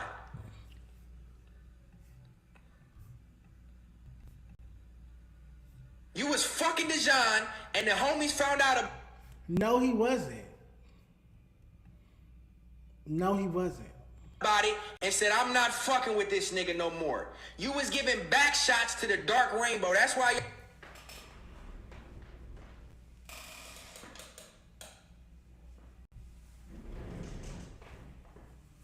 No, he wasn't. No, he wasn't. He wasn't giving me back shots. Y'all was so buddy-buddy. It all makes sense. You gave this nigga a nickname. You probably had him yelling it out while you was sticking dick in his fucking tutor shooter. I'm speechless. I'm speechless. I've never slept with Pun. I've never been with Pun. I've never slept with Pun. That's the only type of fucking intercourse that you get, because I know for a fact your bitch is not fucking you. She's not. Wait, why I gotta be a side bitch? Why I gotta be Pun's side bitch? Are you saying? Go ahead. Not fucking you. If she is, she's faking it. Ain't nobody looking at this nigga. Y'all pause. Can y'all imagine this nigga naked on top of his girl? I don't want to imagine butt naked. Stop this, Stat. You're out of order. You are out of order. Ain't no motherfucking way she's turned on by you. No fucking way she's turned on by somebody with titties bigger than her, who gotta lift their stomach up to reach the pussy. I don't know nothing about You got black debris in the creases of your stomach, and you got the nerve to act like somebody's fucking somebody, bitch. Let me get to that. 40 pounds. All right, I've heard enough from Stat. Stat, I've heard enough from you. Stat, you have lost your motherfucking mind. Stat, you have lost your motherfucking mind. You got ran out of LA by Pun and myself, and now you're gonna accuse us of fucking? Or this? I have never in a million years looked at Pun like that. So first it was, when I was at No Jumper, it's, I'm fucking Brick Baby. And now that I left FMW, it's, I was fucking Pun. Can y'all come up with something new? Can y'all talk about me in a way that doesn't correlate with sexuality or me being gay? Why every time somebody speak on me, it gotta be some gay shit? Like, what the fuck is going on? I've never looked at Pun in that way. I've never looked at any fat person in that way. I would never sleep with another fat person. That's disgusting. Two fat people together? No. Y'all know I like mine tall, tatted up, kind of slender, a little bit of muscle, but not too much. I don't really like buffness and veins either. No.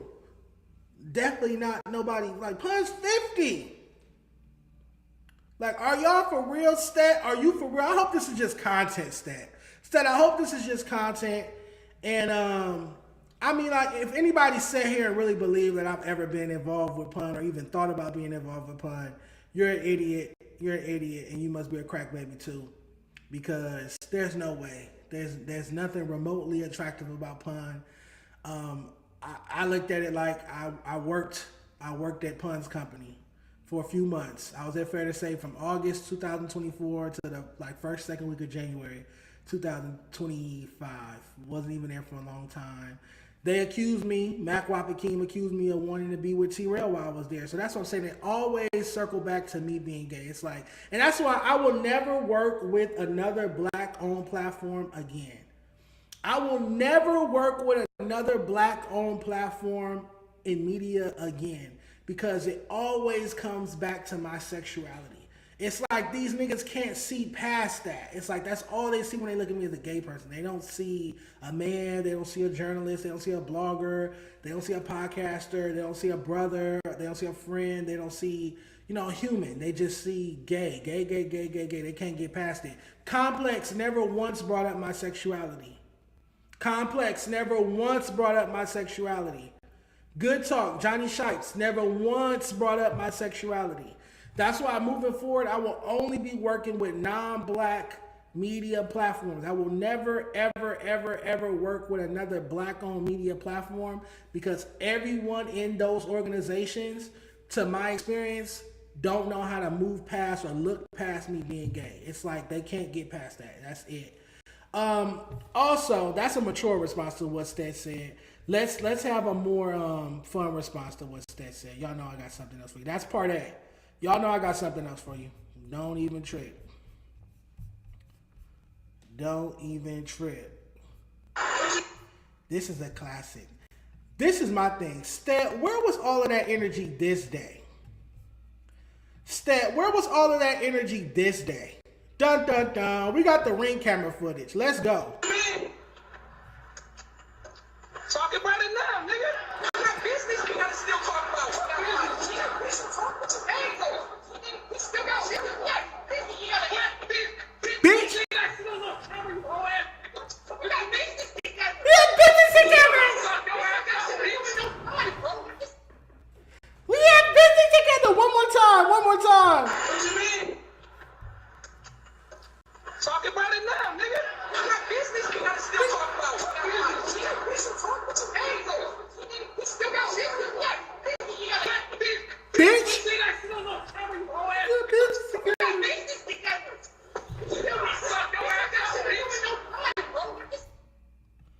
All right, hold on, because we're going to play that a couple more times. Let me add a little context, just in case you don't know. That's T-Rail following Stat outside the back on Fig. a warehouse and getting that nigga face and calling him a bitch and yelling at him and talking to him like he's a bitch.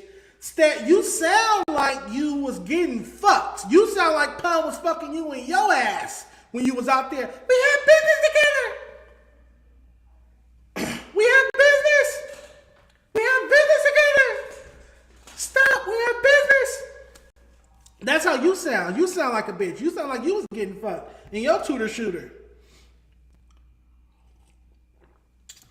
You can't talk shit to me after you let T-Rail, a nigga with one arm, get in your face and call you a bitch. And this ain't no hearsay. This ain't no she say, he say, hearsay. This is on camera. Ring camera footage caught you getting bitched out by a nigga with one arm. You let a nigga with one arm get in your face and scream the word bitch over and over and call you a bitch multiple times. We're going to watch the video again. So where was all this energy you got now where you talking shit to Pun and you talking shit about me and talking underneath my clothes? Where was all of that energy this day? When a little frail 115-pound nigga with one arm got in your face and was calling you a bitch over and over. Why wasn't you a man and big and bad then? Why are you only a man when you're away in Houston, Texas, 1,000, 2,000 miles away? Why can't you be a man in niggas' faces? That's why I don't respect you as a man. You're not a real man, Stat. In people's faces, you really soft and a punk and a bitch and a mark. But then you go away and you get on these cameras from distant places and you big bad. But we got you on this camera. We're about to watch it again. We got you on camera getting marked out. We're going to watch this one more time, y'all. You might watch it twice. I love how he sounds. This is my alarm when I wake up. We have business together. We have, oh, T-Rail, no. We have business together, T-Rail, no. T-Rail, no. Please don't hate me. Please don't hate me. I'm a bitch. I only weigh 110 pounds and I'm a bitch. I got a bad back. T-Rail, no. Let's check it out, y'all. What you mean? Talk about it now, nigga. You got business, you gotta still talk about it. We should talk what you mean, though. We still got shit. Yeah, you gotta get bitch. We see that shit on the camera, you whole ass. We got business together. Hold on. What business, bitch? Don't say that shit on no camera, you hoe ass nigga. T-Rail marked that nigga out. Stat, you got marked. Let me make myself big. Stat, you got marked the fuck out by a nigga with one hand. A nigga whose pocket I would go in anytime I see him, anytime I wanted to. I could violate T-Rail because he's a flea. And you got marked out by him. You got marked out by him on camera. You ain't no, this ain't Photoshop, this ain't AI. On ring camera footage, you got marked out, but yet you big popping it for 1,000 views, mind you. This nigga did all of this, lied and said I'm fucking Pun for the video to be at 1.5 thousand views a day later. You going against your so-called moral compass. Remember, you said you left FMW because you don't want to do the content, the WWE. Even 2 weeks ago when you started back doing your stream for the first time in 4 or 5 months, you said you're not going to talk about drama. You said don't say Dejan's name in the chat. Don't bring Dejan up to you. All of this peaceful kumbaya shit, that's your mission. That's your goal. And then you gonna crash out and come up with a lie that I'm fucking Pun to get 1,000 views? You did all of that for 1,000 views, my boy? Really? Really? For 1,000 views? We got business together. We're gonna watch that one more time. Matter of fact, just in case you aren't an FMW fan, you aren't a Back on Fig supporter or viewer, I'm going to show y'all what happened right before this. Then we're going to come back and watch this again before we move on. Axe that out and drop it. So this is what happened. This is what happened before. Like maybe, let's say 20, 30 seconds before the ring camera footage. This is him inside at Back on Fig. I want y'all to just see how this nigga got marked out throughout the whole process. So this is Stat. This is T-Rail. This is Smack. Smack is the one who be following trainees on Instagram. But don't worry about that. Let's get to it. Him off on the other side. What the fuck? Golly, I'm trying my hardest. You making it hard for me. Hard, bro. You can just tell me I'm not welcome, nigga. All right, get your ass up out of here, man. Get your ass on, man. Yep, great. Get your weird ass up out of here, man. All right, thank you, man. Close the door, man. There's a lot of shit beyond this podcast and shit that we know that we gotta talk about. Yeah. Why T-Rail get up on him?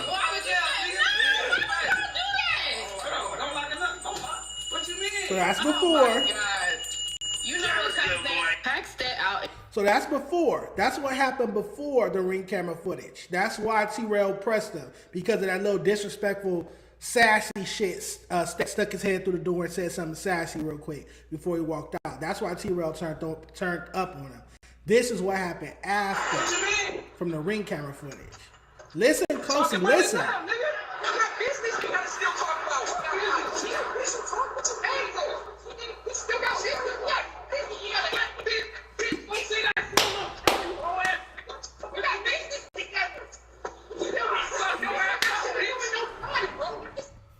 Oh man, what business, bitch? I love it. That is a jewel. I don't watch this video so many times. I never picked up on what business, bitch. Don't you ever say no shit like that, you hoe on camera, you hoe ass nigga. You'll get socked the fuck out. How do you let a little teeny, puny, frail girl like T-Rail say that to you? As a man, where are your nuts? Pause. Where's your testosterone? Where's your self-pride and dignity as a man where you would let any nigga, yet alone a frail, short, one-arm nigga, walk up on you, call you a bitch, a hoe-ass nigga, and tell you he'll sock you the fuck out? As a man, how do you not go home and blow your motherfucking brains out like the coward you are? As a man, how do you look yourself in the mirror knowing that you let another man disrespect you like that? And then it's on camera. How do you feel confident enough? I need that type of confidence. How do you feel confident enough to sit on camera and pop shit knowing that everybody watched you get marked out on a ring camera by a nigga with one arm? I'm so confused. I'm confusion. Confucius says, Stet's a bitch. I'm just so confused how, never mind you getting marked out by a gay nigga on camera. We gonna set my mark out aside. We focus on the new mark out. Y'all done heard about me marking a nigga out on camera. Y'all done watched that episode over 55,000 times. Shout out to me. This is something different. How do you let a nigga with one arm get in your face and call you a bitch, call you a hoe ass nigga, and then tell you that he'll sock you the fuck out? And then you turn around, move to Houston, Texas, and then you popping shit from Houston, Texas. Pop that shit when you in LA. Pop that shit when you was on FMW. Pop that shit when I was in your face calling you a bitch. Pop that shit when Paul was up at the back on Fig Warehouse shooting What Could Go Wrong, rest in peace, talking shit about you. You know where the warehouse is. You just got marked out, Eddie, in this video. I just don't understand it, Stat. It's really confusing, Stat. We are really confused, Stat. You got marked out. You got Stat a Pop-Tart. Stat is a mark ass bitch. You got marked out, my boy. Accept the L. Talk about rugs or whatever you're gonna talk about out there in Houston, Texas. But all this gangster shit you kicking, we don't believe you. And this is my last point in video on Stat. This video reminds me so much of how Stat operates as an excuse for a man. This is how Stat operates. Stat is the little chihuahua, whatever this is. I will be this, or Pun will be this, or pretty much any other man that he talks shit about will be the pit bull or whatever dog that is outside. Check it out. Why you stop barking? Where you at, Stat? Stat, where you at? Huh? That's Stat in Houston, away from us. That's Stat out here in LA at FMW. Quiet as a mouse. A bitch. A bitch. That's what that is. A bitch. One more time. Stat. Where you at? Now that you can get to us, now that we right here in the flesh, where are you at? You only pop shit when it's a glass window up, when it's a barrier, when you away in Texas, or when you somewhere hiding from us. That's the only time you pop shit. We've never seen you outside. We've never seen you. Stat cannot post any photo at Rolling Loud. He's never been to Rolling Loud. He's never been to any LA rapper concert, any LA rapper show, venue, any West Coast rapper show, listening party, album release party. Show it. Post it. Post the pictures of you at. You was on FMW for years. You was a part of FMW for years, but never went outside, popped out to any event. Any LA rapper or West Coast rapper listening party, album release party, show, concert, music video, nothing? You're never outside. I'm outside every weekend. I'm at an event every weekend. I'm always outside. A lot of times by myself because I'm not scary. I'm not a punk ass bitch like you. My dad didn't raise a punk ass bitch like your white father did. Your white father raised a punk, a bitch, a mark, a buster. That's what you are in nature. And that's cool. Everybody's not confrontational. Everybody doesn't like to fight. Everybody doesn't know how to fight. But bitch ass nigga 101. Scary ass nigga 101. Punk ass nigga 101. If you don't want to get it popping, close your mouth. Again, step. If you don't want to fight nobody, then shut the fuck up. Keep your mouth closed like the mark ass nigga you are. You going around disrespecting Pun, deceased mother, rest in peace to her. You disrespecting Pun, deceased mother. You making up lies. I was sleeping with Pun. All of this shit. But when I was in your face calling you a bitch, you didn't do nothing. When T-Rail was in your face calling you a bitch and it's on camera, you didn't do nothing. As a man, how can we respect you? You want respect from us so bad, you demanded a certain level of respect from people at FMW, including me when I was there, but you weren't worthy of it. You weren't worthy of the respect because you refused to fold up your fist and fight. You refused to stand up for yourself. How can I respect you as a man if I watch footage of you getting talked to like a bitch, like a prostitute, like a 304? How can I respect you as a man, Stat? How can your girl respect you as a man, Stat? That's why she ain't had your baby yet. You 38, you been married 10 years. She ain't gonna bear your child. Why? Why would she bear a bitch nigga child? You can't defend. You're not a real man. How the fuck is her pussy gonna get wet and provide you a child, and she could go on the internet and watch T-Rail get in your face and call you a bitch, a whole ass nigga, and say he gonna suck you out and you didn't do nothing, but say we have business together. Now watch out, bro, back up, you a bitch, I'll beat you up. He didn't say none of that. We have business together? Oh my God. Oh my God. Oh my God. I just can't. I can't, y'all. Stat got like 7 wooden guns is pretty funny. Stat got 7 wooden guns is pretty funny, y'all. Look, all I gotta say in conclusion before we move off this Stat topic is, if you pop shit, be prepared to fight. Let's leave it at that. If you pop shit, be prepared to fight. Don't be one of those niggas like Stat that pop shit, talk shit, then when a nigga get in your face and call you a bitch and disrespect you and want to fight, we have business together. That's not manly. That's not manhood. That's not masculine. That's not. All right, let's keep it pushing. Bo said he's almost here. But let me see. What else we got, y'all? That was funny. That's a classic. That's a real classic. I wanted to talk about real quick. It's on Yaz's page. I gotta go to this non-English speaking bitches page. Bitch can't spell, speak, write English. My boy Young Mike, shout out to Young Mike. He pulled up to the Apollo with T-Rail. I've known Young Mike since he was like, 17, 18 years old. And he got an interesting clip on why he left the Leak podcast. So Leak podcast is a failed West Coast podcast. They're only doing about 300, if that, views an episode.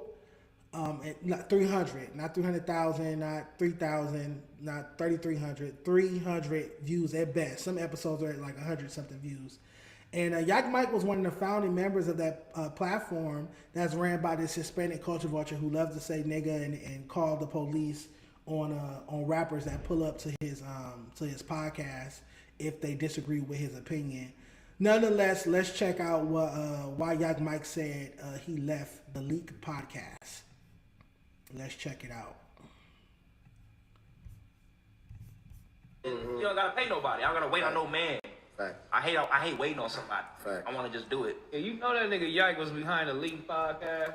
The Leak podcast. Which one is the Leak? Oh, the Niggas with the sense. Oh, what happened to it? I'll be seeing up clips. You know, my niggas, you know what I mean? He was behind all that. Oh, wait, Merch, wait. you know what Is I'm it- saying? Design. Oh, wait, I did not know the that. whole setup, you know The what Leak I'm saying? over with though?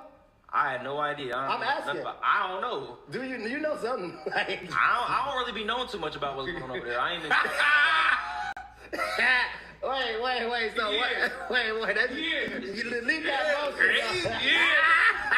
He didn't want you to tell that. So wait. Yeah. You was at the Leak. Yeah. And what happened? Why you leave? Shit, it was just like, man, this is some whole shit, man. I'm just like... Some whole shit?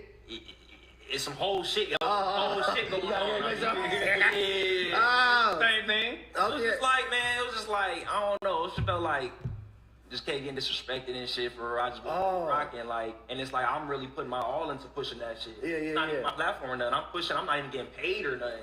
I'm pulling up every week, you know, grinding, pushing. That sound I like the really mother believe in it. niggas.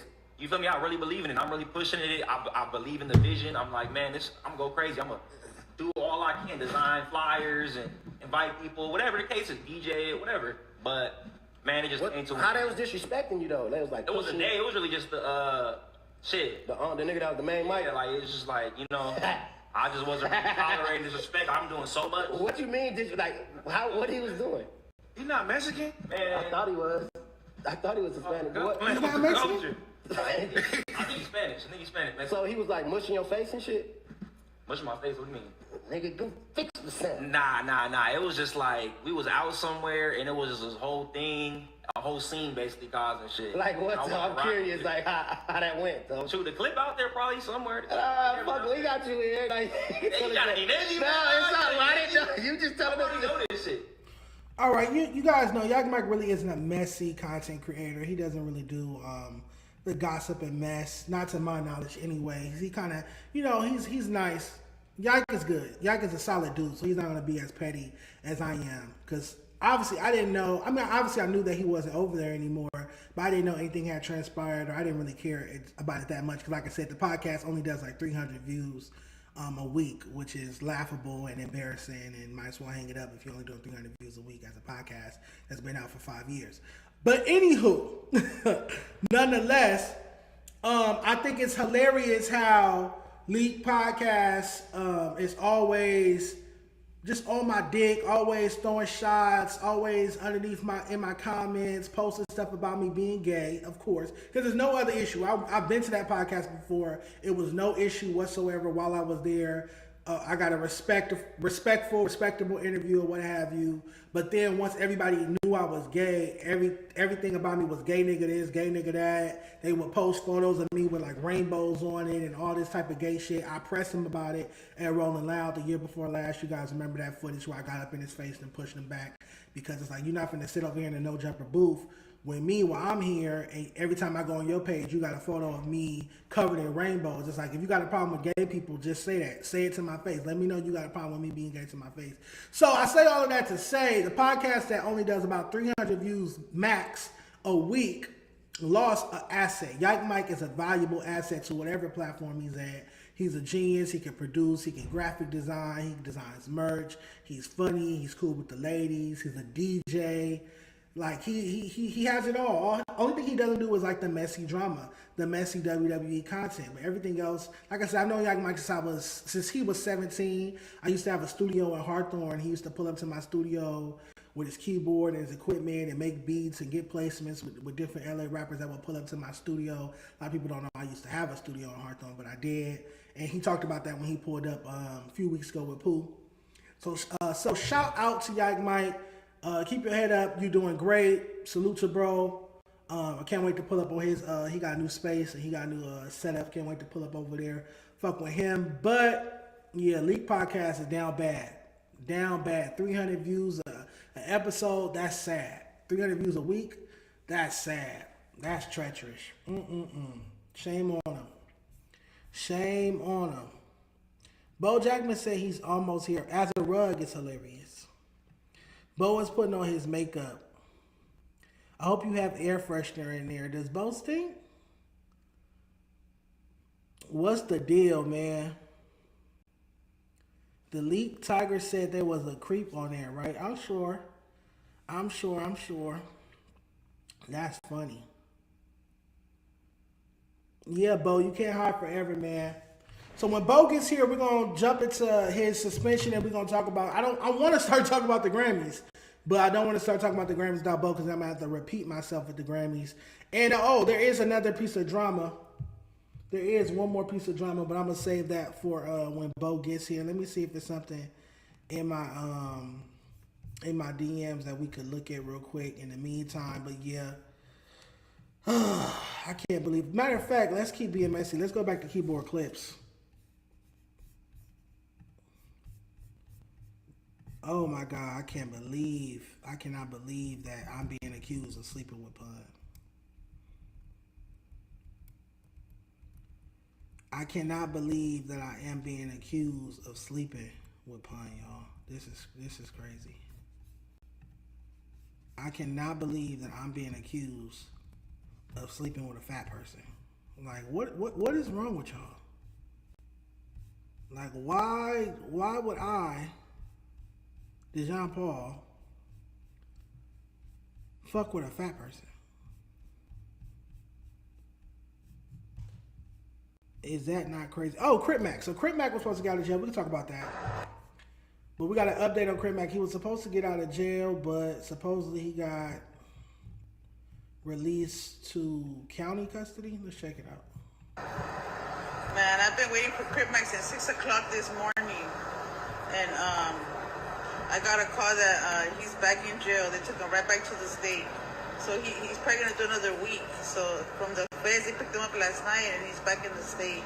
So I'm going to go back home now without the homeboy. Man, I've been waiting for Crip Mac since 6 o'clock. Shout out to Lupe. So I guess he was released from, Crip Mac was released from federal custody, and somehow the state was able to pick him up and then send him to county jail or state jail, state prison. I don't know how that stuff works, but that's crazy. I was definitely looking forward to Crip Mac being released. I met bro a few times. I've been in the club with him. I actually shared a section with him. Me, T-Fly, and Crip Mac was all in a section. Well, they was in my section, but nonetheless, Crip Mac is cool. Shout out to him. He's kind-hearted, and he always said if I grade him, I need to give him a F, 55%. He gonna get a 55% off top. Shout out to Crip Mac. Also, shout out to Jap 5. Shout out to Jap 5. Bo Jackman is bugging me about putting some up on the screen, but he knows I have a one-track mind. But anywho, shout out to Jap 5. I've got to go get Bo from downstairs. I'm going to put something on the screen. I swear. That I can easily do. Because Bo wants me to put his live up, but I'm not on YouTube. I'm on Instagram. Instagram is right here, so you should have DM'd it to my page. You guys can watch this. I'm going to run and get him. This is from Simba from up north. He has a politic on good-looking women not having personalities. You guys can tell me your take on this when I get back. I just want something on the screen while I go get Bo. It's like the badder they is, the less entertaining they are. It's like the cuter a girl is, the less she speak. It's crazy as shit. It's like they don't have no personality. They don't even know how to find a park. I be hanging with bad bitches and shit, going out to eat and just hanging out, bringing them through the studio, playing music and shit. They have the hardest time finding somewhere to park. It's fucking crazy. It's like, bitch, you too bad to be this idiotic. It don't make no fucking sense. You fly as hell. Like, you bad as a motherfucker. You putting some type of thought into your appearance. Why you not putting that same type of thought into life? Like, what is going on? Like, you just look good, but you dumb as hell. Like, I can't even have a conversation with you about 1 + 1. Like, you don't even know it equals 2. I swear, it's like the badder they is, the less entertaining they are. It's like the cuter a girl is, the less she speak. It's crazy as shit. It's like they don't have no personality. They don't even know how to find a park. I be hanging with bad bitches and shit, going out to eat and just hanging out, bringing them through the studio, playing music and shit. They have the hardest time finding somewhere to park. It's fucking crazy. It's like, bitch, you too bad to be this idiotic. It don't make no fucking sense. You fly as hell. Like you bad as a motherfucker. You putting some type of thought into your appearance. Why you not putting that same type of thought into life?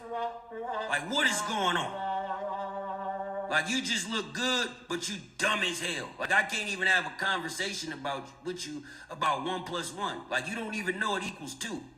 I swear, it's like the badder they is, the less entertaining they are. It's like the cuter a girl is, the less she speak. It's crazy as shit. It's like they don't have no personality. They don't even know how to find a park. I be hanging with bad bitches and shit, going out to eat and just hanging out, bringing them through the studio, playing music and shit. They have the hardest time finding somewhere to park. It's fucking crazy. It's like, bitch, you too bad to be this idiotic. It don't make no fucking sense. You fly as hell. Like you bad as a motherfucker. You putting some type of thought into your appearance. Why you not putting that same type of thought into life? Guys. Like what is going on? I'm not gonna lie. Like you just look good, but you dumb as hell. Like I can't even have a conversation with you about 1 + 1. Like you don't even know it equals 2. I swear, Definitely a lot better. It's like the better. It's not hella soft. The less entertaining. It's not the softest. It's like the cuter a girl is, But it's the less better. she speak. Turn this It's shit off. I don't know how to crazy turn as that shit. shit It's like off. Turn that shit off. I don't know what the fuck on that. I'm sure that shit was playing for like 10 hours. That shit's probably been on a loop for hella long. Shit, I'm here, guys. It doesn't even feel real. It does not feel real that I'm back in the building. It's just a real feeling. I don't even know if you guys can hear me right now. I'm kind of nervous. I don't even know how to look at the chat. Let me see. How the fuck do I look? Oh. All right. I put that there. And then where do I go? I don't know how the fuck to do this shit, guys. I don't know if you guys are what you guys are saying in the chat, if you're saying anything, but I'm not gonna lie, bro. This chair is it's a little bit of an upgrade. It's not like the best. I'm not gonna sit here and be like, oh my god, this is the best, but it is definitely an upgrade. And I appreciate it. You know what I'm saying? I appreciate the chair upgrade. was here the whole time. If you guys follow me on Instagram at Bo Jackman, why wouldn't you just make it a much bigger scene? I tried to. I didn't know how to work this shit. I was fucking it up and shit.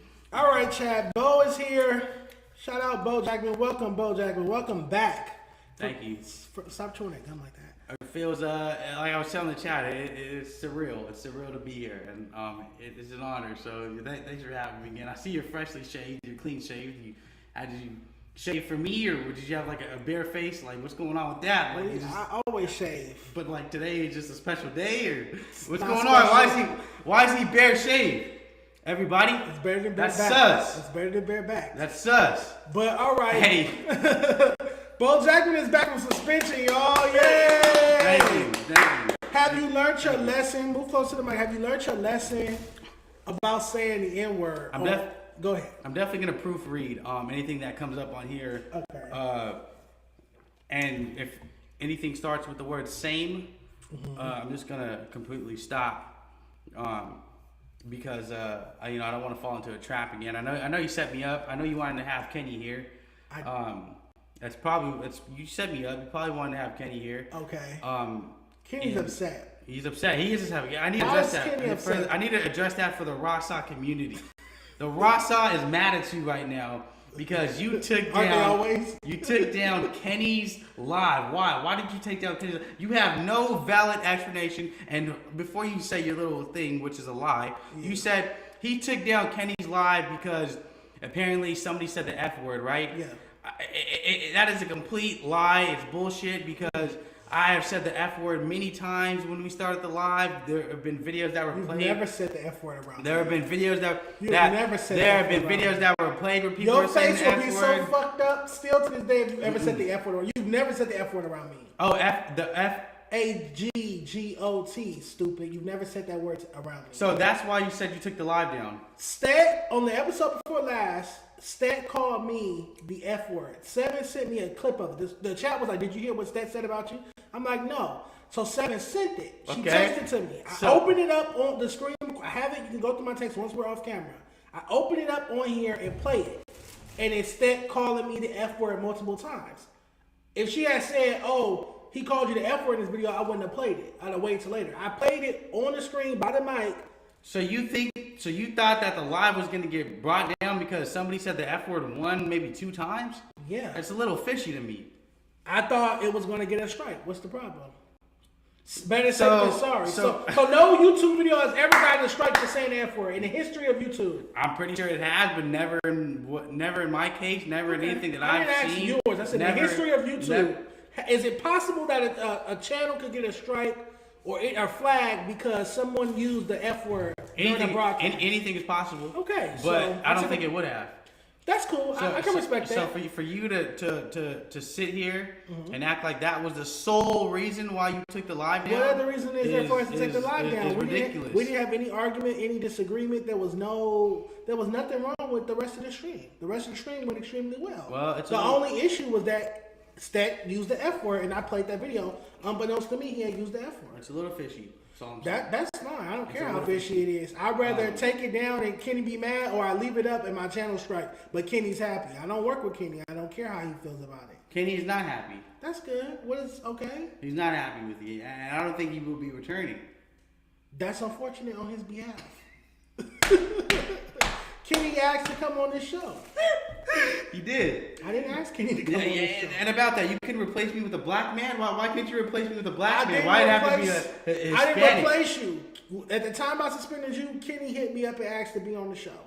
Oh, okay. All of a sudden, It's coincidence. It's coincidence, right? You just had to replace me with another Hispanic. You can replace me with a black man. Why couldn't you do that? I was in my Hispanic era. I potted with Moose Man, then I potted with Kenny. How about Okay. that? All right. Well. Yeah. So I would have liked to be replaced with a black man next time if I ever get suspended again. I don't think you get to choose who replace you when you get suspended for saying the N word. When you speak to, because you know it's Black History Month. This is a very serious topic.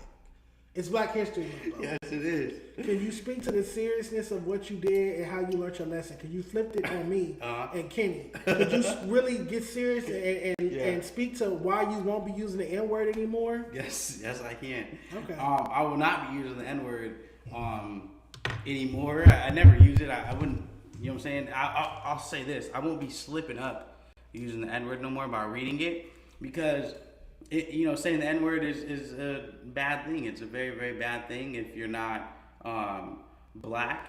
And, even if you're from Africa like me, it still does not make it okay for you to say the N-word, Like, not everybody that's from Africa can say the N-word, shout out to February, shout out to Black History Month, shout out to all the black kings and black queens out there. I got a couple black queens myself. 7 used to be one of my black queens, but I cut her off. How was that? Before we get into our topics, which start with the Grammy Awards, how was your trip to 7 stream? And what other pieces of content have you been doing? I've been seeing you stream with a lot of different people. Why don't you get close to the mic and tell people about that? You want me close to the mic or you want me close to you? I don't want you anywhere near me. I want you by the mic. All right. Well, to answer your question, before I got thrown off by the fact that you wanted me closer to you, streaming with 7 was fun. It was a good stream. There are a few things I want to help her tweak. Like I want to help her get her sound right. I want to help her get her, the delay on her live right, because 7 is very talented. Like I know, I cut her off and everything, but she's very talented when it comes to doing this live shit. She's more than a mod. There are a lot of mods out there that strictly are only good at mods. She's good at reacting to our content. She's very, very good at this shit. So I want to see more lives from 7. 7, I know you're cut off and shit, but you can have me there anytime you want. Did you guys have sex? There was, I don't kiss and tell. I won't say whether or not we fornicated. It seems sensual. I won't, reveal whether or not 7 and I fornicated. If that's something that she wants to talk about on her live, then we certainly can. But I'm not confirming nor denying that 7 and I fornicated. Now, like I said, I'm not confirming nor denying. So I'm not saying we did. I'm not saying we didn't. But that's not something I'd be opposed to. I'll say that. Now, who's these other girls and people you've been streaming with? I've been seeing it on We Starving's page. And before you answer that, We Starving, I hope you're happy because Bo's back. He keeps bugging me. He keeps tagging me in posts with you and I, old videos of us talking about y'all need to reunite, make up, squash the beef. I'm like, we're not beefing. But anywho, who have you been with on We Starvin's page? So I have a new weekly live stream Tuesdays and Thursdays. It's called the No Caller ID Show. I can find it on YouTube, No Caller ID. Well, you just type in my YouTube channel, Bo Jackman, and it'll be in the live. Okay, how often are you doing this? We're doing it every Tuesday and Thursday for now, just to get it rolling, and then we'll go ahead and do every Thursday. Live? Yeah. This? Yeah, you already see from the thumbnail that it's cracking. The beginning is kind of slow. You can skip to like 2 hours and. What's the time step? About 2 hours. Let's see. If you want to really see what's up, I have to like skim through it. But okay, here. We'll go on your phone and I'll pull it up on the screen. We're gonna react to because we gotta do an in-depth Grammy breakdown, and then I gotta crash out on another LA media platform that got me fucked up. And then it's like 7:15. I have to end this stream and start the music review stream on that new app I'm using called Nero. So we gotta do. We're not gonna get to all our topics today because I have to review some music. Let me see. Where is it at? Oh, browser. I'm pulling up No Caller ID. I saw some bitches shaking ass, so I am intrigued. I'll find that part. 1 sec. I'm trying to look for that shit. Excuse me for having this on the screen, y'all. I'm pulling up Bo Jackman's. Mind you, this shit's been monetized all week, so you won't get demonetized or nothing. I know the timestamp now. I really don't be caring about monetization. I don't like to get striked. I don't be caring about the monetization.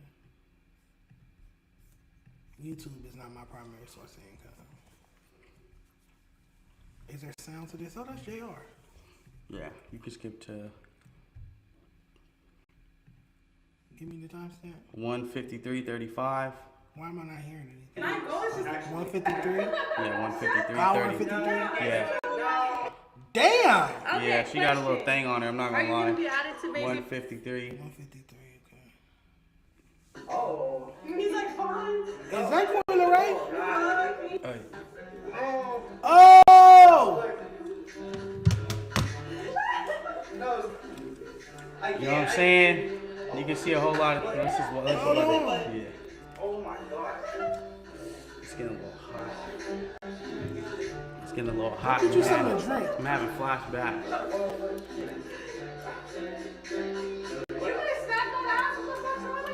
Yes. It's so soft. What are you smacking there? You gay? Call me. Yeah. How do I get the? That cuff, that meniscus. You look for the meniscus. The meniscus? The meniscus. The meniscus. So right here? Yeah, you heard that? Just right there next time? Yeah, yours sound more like fuck it. But yeah. Now, what are these girls' names? Jasmine and who? So that's Lil Baby. You Okay. know what I'm saying? That's Lil Baby. I call her Lil Baby. And the other one is Allure. Oh, shit, what happened? Little ad type. Oh, you monetized. Yeah, you better not skip my ads, man. Hit average. Hit average. There we go. This is motherfuckers that skip my ads. So yeah, you can see a whole lot of that going on. No call ID. So what else are you gonna be doing on this show besides getting twerked on and a bitch stepping on your dick? Okay, so we have the whole concept of the show, right? Down here. How we doing this shit? So we have Phoenix Flexing call in. Okay. We had Lil Weirdo call in. And Phoenix Flexing was gonna show Allure how to shuffle. So you have rappers call in. Yeah, rappers call in. I want to call in. We'll have a number for you to call on Tuesday and I wanna Thursday. call. You do want to call? I'll call and talk some shit. Okay. You see this? I'm gonna ask one of them to put their pussy to the phone. Really? Put your pussy to the phone. And they will do that. I want to hear it. They will do that for you. Do the pussy talk back? It talks back. It talks back. Let me see if I can find it. The call ins. Without drop my drawers. What? What do you mean by that? Are y'all drinking? I don't see no cups. They wanted me to drop my drawers. Nobody want to see that. What are you talking about? You think I just walk around and SpongeBob watch here? What are you saying right now? As the time Where's the liquor at? She looks like Giggle Irene if Irene was like a fat ugly bitch. Really? She Wait, looks what? Like her, like If she looks wasn't? If she wasn't a fat ugly bitch. That's how Giggle You think? Irene. Really? Yeah, like fine, like exactly. Oh, okay. So she's fine. That girl is fine. Yes. She's like a fine version of Giggles Irene. Way past her, like you're not even. I love how this looks. So people are calling in. They're spitting game out of Lord. They're talking shit to me. You know, and they're calling off a no caller ID number. And so that's the whole concept of the show. Rappers call in, they try to rizz up alert. You understand what the. Yeah. I mean, but you realize what a short kings really bring. All this talking. I like how it looks. It looks fun. It looks like a lit Tuesday night or a Thursday night. Yeah, that's exactly what it is. It But leads into my the only weekend. problem is I don't see any liquor. I don't see no cups of liquor. We got some liquor, brother. Look, you can skip to. Where's the drinking? He said, but oh my god.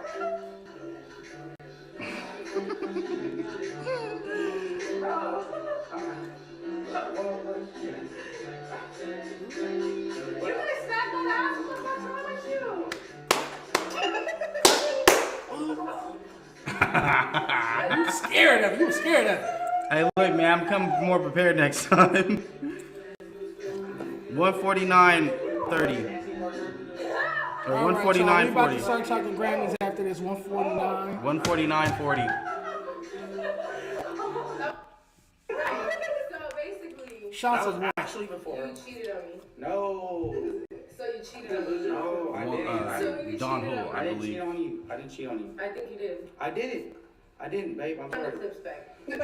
Babe, that's your girl? Yeah, well, I would never do that. she called Blanco 15 on this live, so she's cut off for now, but she could always redeem herself. Damn.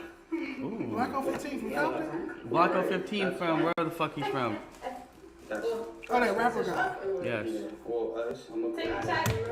Why she got booty like a black girl? She mixed with something? She Dominican or something? El Salvador? I'm assuming she's black. I don't know. She ain't black. Yeah, she's definitely not fully.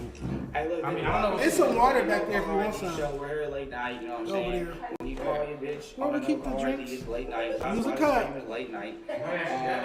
This is me out this event, to be honest. I'm not gonna lie. It is a great actual. God damn, I'm so distracted. Actually. All right, y'all. I've had enough of Bo's Angels.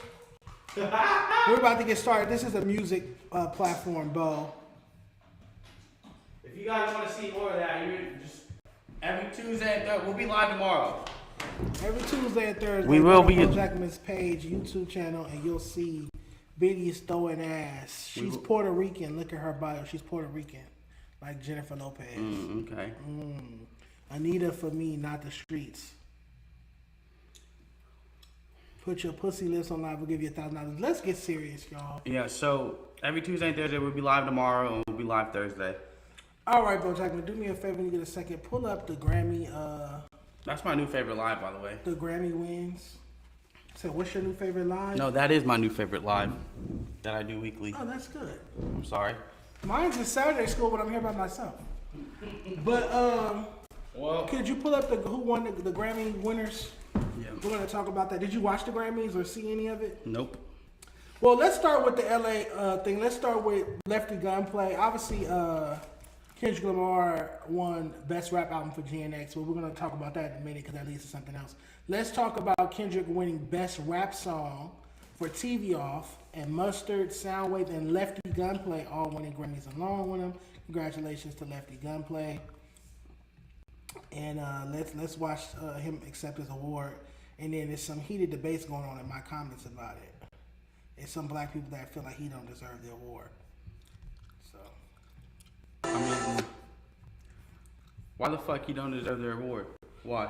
well, let's watch him accept it. Then I'll read the comments that are saying why does he get the award. Let's check it out. Why were they playing Still Dre and not playing TV? Yo, Lefty, what up? Shout out to First, I Mustard. want to give a shout out to Kendrick Lamar. Also, God, my mom, the whole PG Lane. Definitely My nigga Soundwave, Lefty Gunplay, Sean Monberger somewhere out there. Everybody at 10 Summers. I just want to give a shout out to the genre that changed my life, which is hip hop. Yeah. I want to thank Kendrick Lamar for putting a Latino on, and to all the Latino kids in the hood watching, anything is possible. OTR, TDE, PG Lane. All right. So, one, congratulations to Lefty Gunplay, winning Best Rap Song for Crazy, Scary, Spooky, Hilarious. If you go on Twitter and type in hilarious. Type in Lefty Gunplay, you're gonna see a bunch of people tweeting Lefty Gunplay won a Grammy for saying those 4 awards. That's all it You're gonna took. see everybody tweeting Crazy, Scary, Spooky, Hilarious. You're gonna see a lot of people tweeting Lefty Gunplay has a Grammy before Nicki Minaj.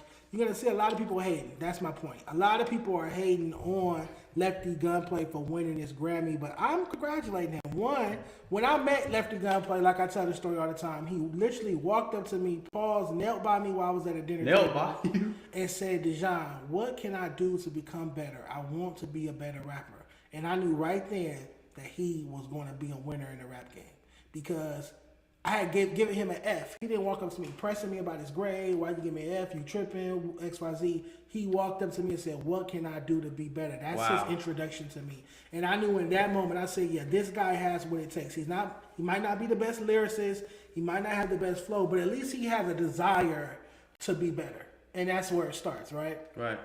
So what's your take on Lefty winning this Grammy? I think it was well deserved. I think he's so talented that all it took was 4 words. And a lot of rappers, go their whole career with laying many bars out and many words out, and that have never got a Grammy and that will never get a Grammy. And all it took for him was 4 words. I think that's very impressive. I think that goes to show, how talented Lefty Gunplay really is, and how I think it is a test to how talented he is. Yeah, keep saying that. 100%. I disagree with you. I don't think it's a testament to his talent. I think it is. I think it's a fact of opportunity. I think he got given a great opportunity by Kendrick. Kendrick put him on that song to say those 4 words, changed his life and boosted his career. I don't know why it's not showing the comments about why did this Hispanic artist do this, da da da da da da. But don't worry about it because I'm about to screenshot it on my phone and DM it. There's a blogger by the name of Slauson Girl. Are you familiar with her? No. She runs a pro-black platform out here called Slauson Girl. She goes by Slauson Girl. Shout out to her. But she commented something that I thought was interesting to say the least. She said, anti-black Latinos winning Grammys during Black History Month ain't no way. I'm about to screenshot it and pull it up on the screen so you guys can see it and know that I'm not lying about this. What makes him anti-black? Let me get it on the screen. I don't think Lefty is anti-black, mind you. I'm just reading what she said. Right. Like I was asking her. I don't think you do. Oh, okay. So, like I said, my interaction with Lefty have always been positive. When he came on my show, the Rap Report Card podcast that I used to do, it's actually one of my biggest interviews. It's at like 20,000 views. He was very respectful to me. One of my co-hosts, former co-hosts at the time, had got belligerent drunk and told me to shut up. And before I could even respond, Lefty Gunplay checked him. I was like, hey, don't Swear to God. I swear to God. Lefty was like, hey, don't talk to Dejan like that. He's giving you a great opportunity to be here. He can have anybody up here. He checked him on my behalf. So I will always fuck with Lefty Gunplay for that. Yeah. Because he stood up for me. But this is from, let me read it. Let me show y'all this so y'all can know I'm not just making this up for content. She said, and I got to make her smaller now. This is Slauson Girl. She's a blogger. She said, anti-black Latinos winning Grammys during Black History Month ain't no way. And it got 33 likes. And Osby Chill and her start going back and forth. Osby Chill is that guy from Baldwin Village. She's the Jungles. He's on my Fresh Recovery in that bucket hat. Yeah. He has a song with Kanye. He has a song with Dom Kennedy and Mike and Keys. That's hard. I want to read the rest of what Osby Chill said, because Osby Chill kind of like, not checked her, but he disagreed with her in the comments. He said, I'm on Lefty's album, executive produced by a black man. Problem. Stop spreading false narratives and choose love with your platform, black sister. And then she said, I said what I said, and so did he. No black person in LA rolling around with him on his playlist and can't name 2 songs he made. Stop the cap. And then they just start going back and forth, back and forth. People was keep hating and crying clown. They said to her, cry about it, go write another book that no one is purchasing. And then someone agrees that he only said 6 words on the song. He don't deserve the Grammy. So it was a lot of people going back and forth. But what's your take to what she said? I mean, you gotta have like a certain amount of words in order to feel like somebody deserved a Grammy. I'm not understanding, like, why can't like you just be happy that somebody from LA is like winning a Grammy and not somebody from like Detroit or somebody from Atlanta or somewhere else. Like, you guys gotta stop hating on the next man or the next person. If you're a female hating on a guy, like, just be happy for somebody. And a lot of that shit comes from like animosity and like jealousy and stuff. And like, why the fuck are you jealous? You're not gonna get anywhere, Slauson girl, but the coordinates of Slauson with that mentality. So like, you know what I'm saying, expand your horizon, expand your mind, like, start showing love, stop showing hate and more positivity, and maybe you can change your name to Worldwide Girl, not just Slauson Girl, like, with that mentality. Nice read. To play devil's advocate, there is a video of Lefty from years ago of Lefty going off on some girl while he was drunk or inebriated or not sober, and he kept calling the girl nigga. Do you remember that video? No. It's surfacing all over Twitter. And so maybe she saw him use that word, and she couldn't suspend him for an episode like I did you. Was he saying it to like a black person? No, he was saying it to a female. He was calling the female nigga over and over. Well, he was still using the word. No, I don't use the word, and I don't agree with anybody that uses the word. But right. You and I both know damn well that word has another meaning that is outside of like what it was like meant for back in fucking millions of years ago. Millions? Well, not millions, but like a long time ago. So like I said, I'm not for using that word, and I don't use that word myself, but that word has another meaning, and it's just like, saying guy or homie or bro or whatever. So I mean, like I said, I don't agree with using that shit if you're not like black, but him using that word is like, I mean, he's not saying it in a derogatory way, so that would make him like anti-black. Well, no, he was disrespecting the female and kept calling her the N-word. Yeah, and then there's also that video of him on a podcast saying he would never let his daughter date a black person, date a black man. So I understand. Again, I don't have those sentiments towards him, but I understand how Slauson Girl, a black female blogger, is not a supporter of Lefty Gunplay. And Lefty has to take some accountability for why there are black women who feel that way about him. I understand, but I remember him saying something like, just his statement on like him not letting his daughter date a black guy. It just comes from like him being in prison for so long and how fucking segregated prisons are and how people who come from those environments mentalities are. And if he was really like anti-black, he wouldn't be working with all these black artists that he's working with. He would have kept it like strictly Sureño and strictly like Hispanic. So I mean, that's not true. No, I mean, that's not true. Tommy Mottola was a racist. He was married to Mariah Carey and worked with black artists at Columbia Records. He signed 50 Cent to Columbia Records, but he's on record calling people the N-word with the hard ER. He was a racist man, but he still made money and worked with black people. So I'm not saying that Lefty Gunplay is racist. I'm not saying that at all. I'm saying quite the contrary because I know him personally.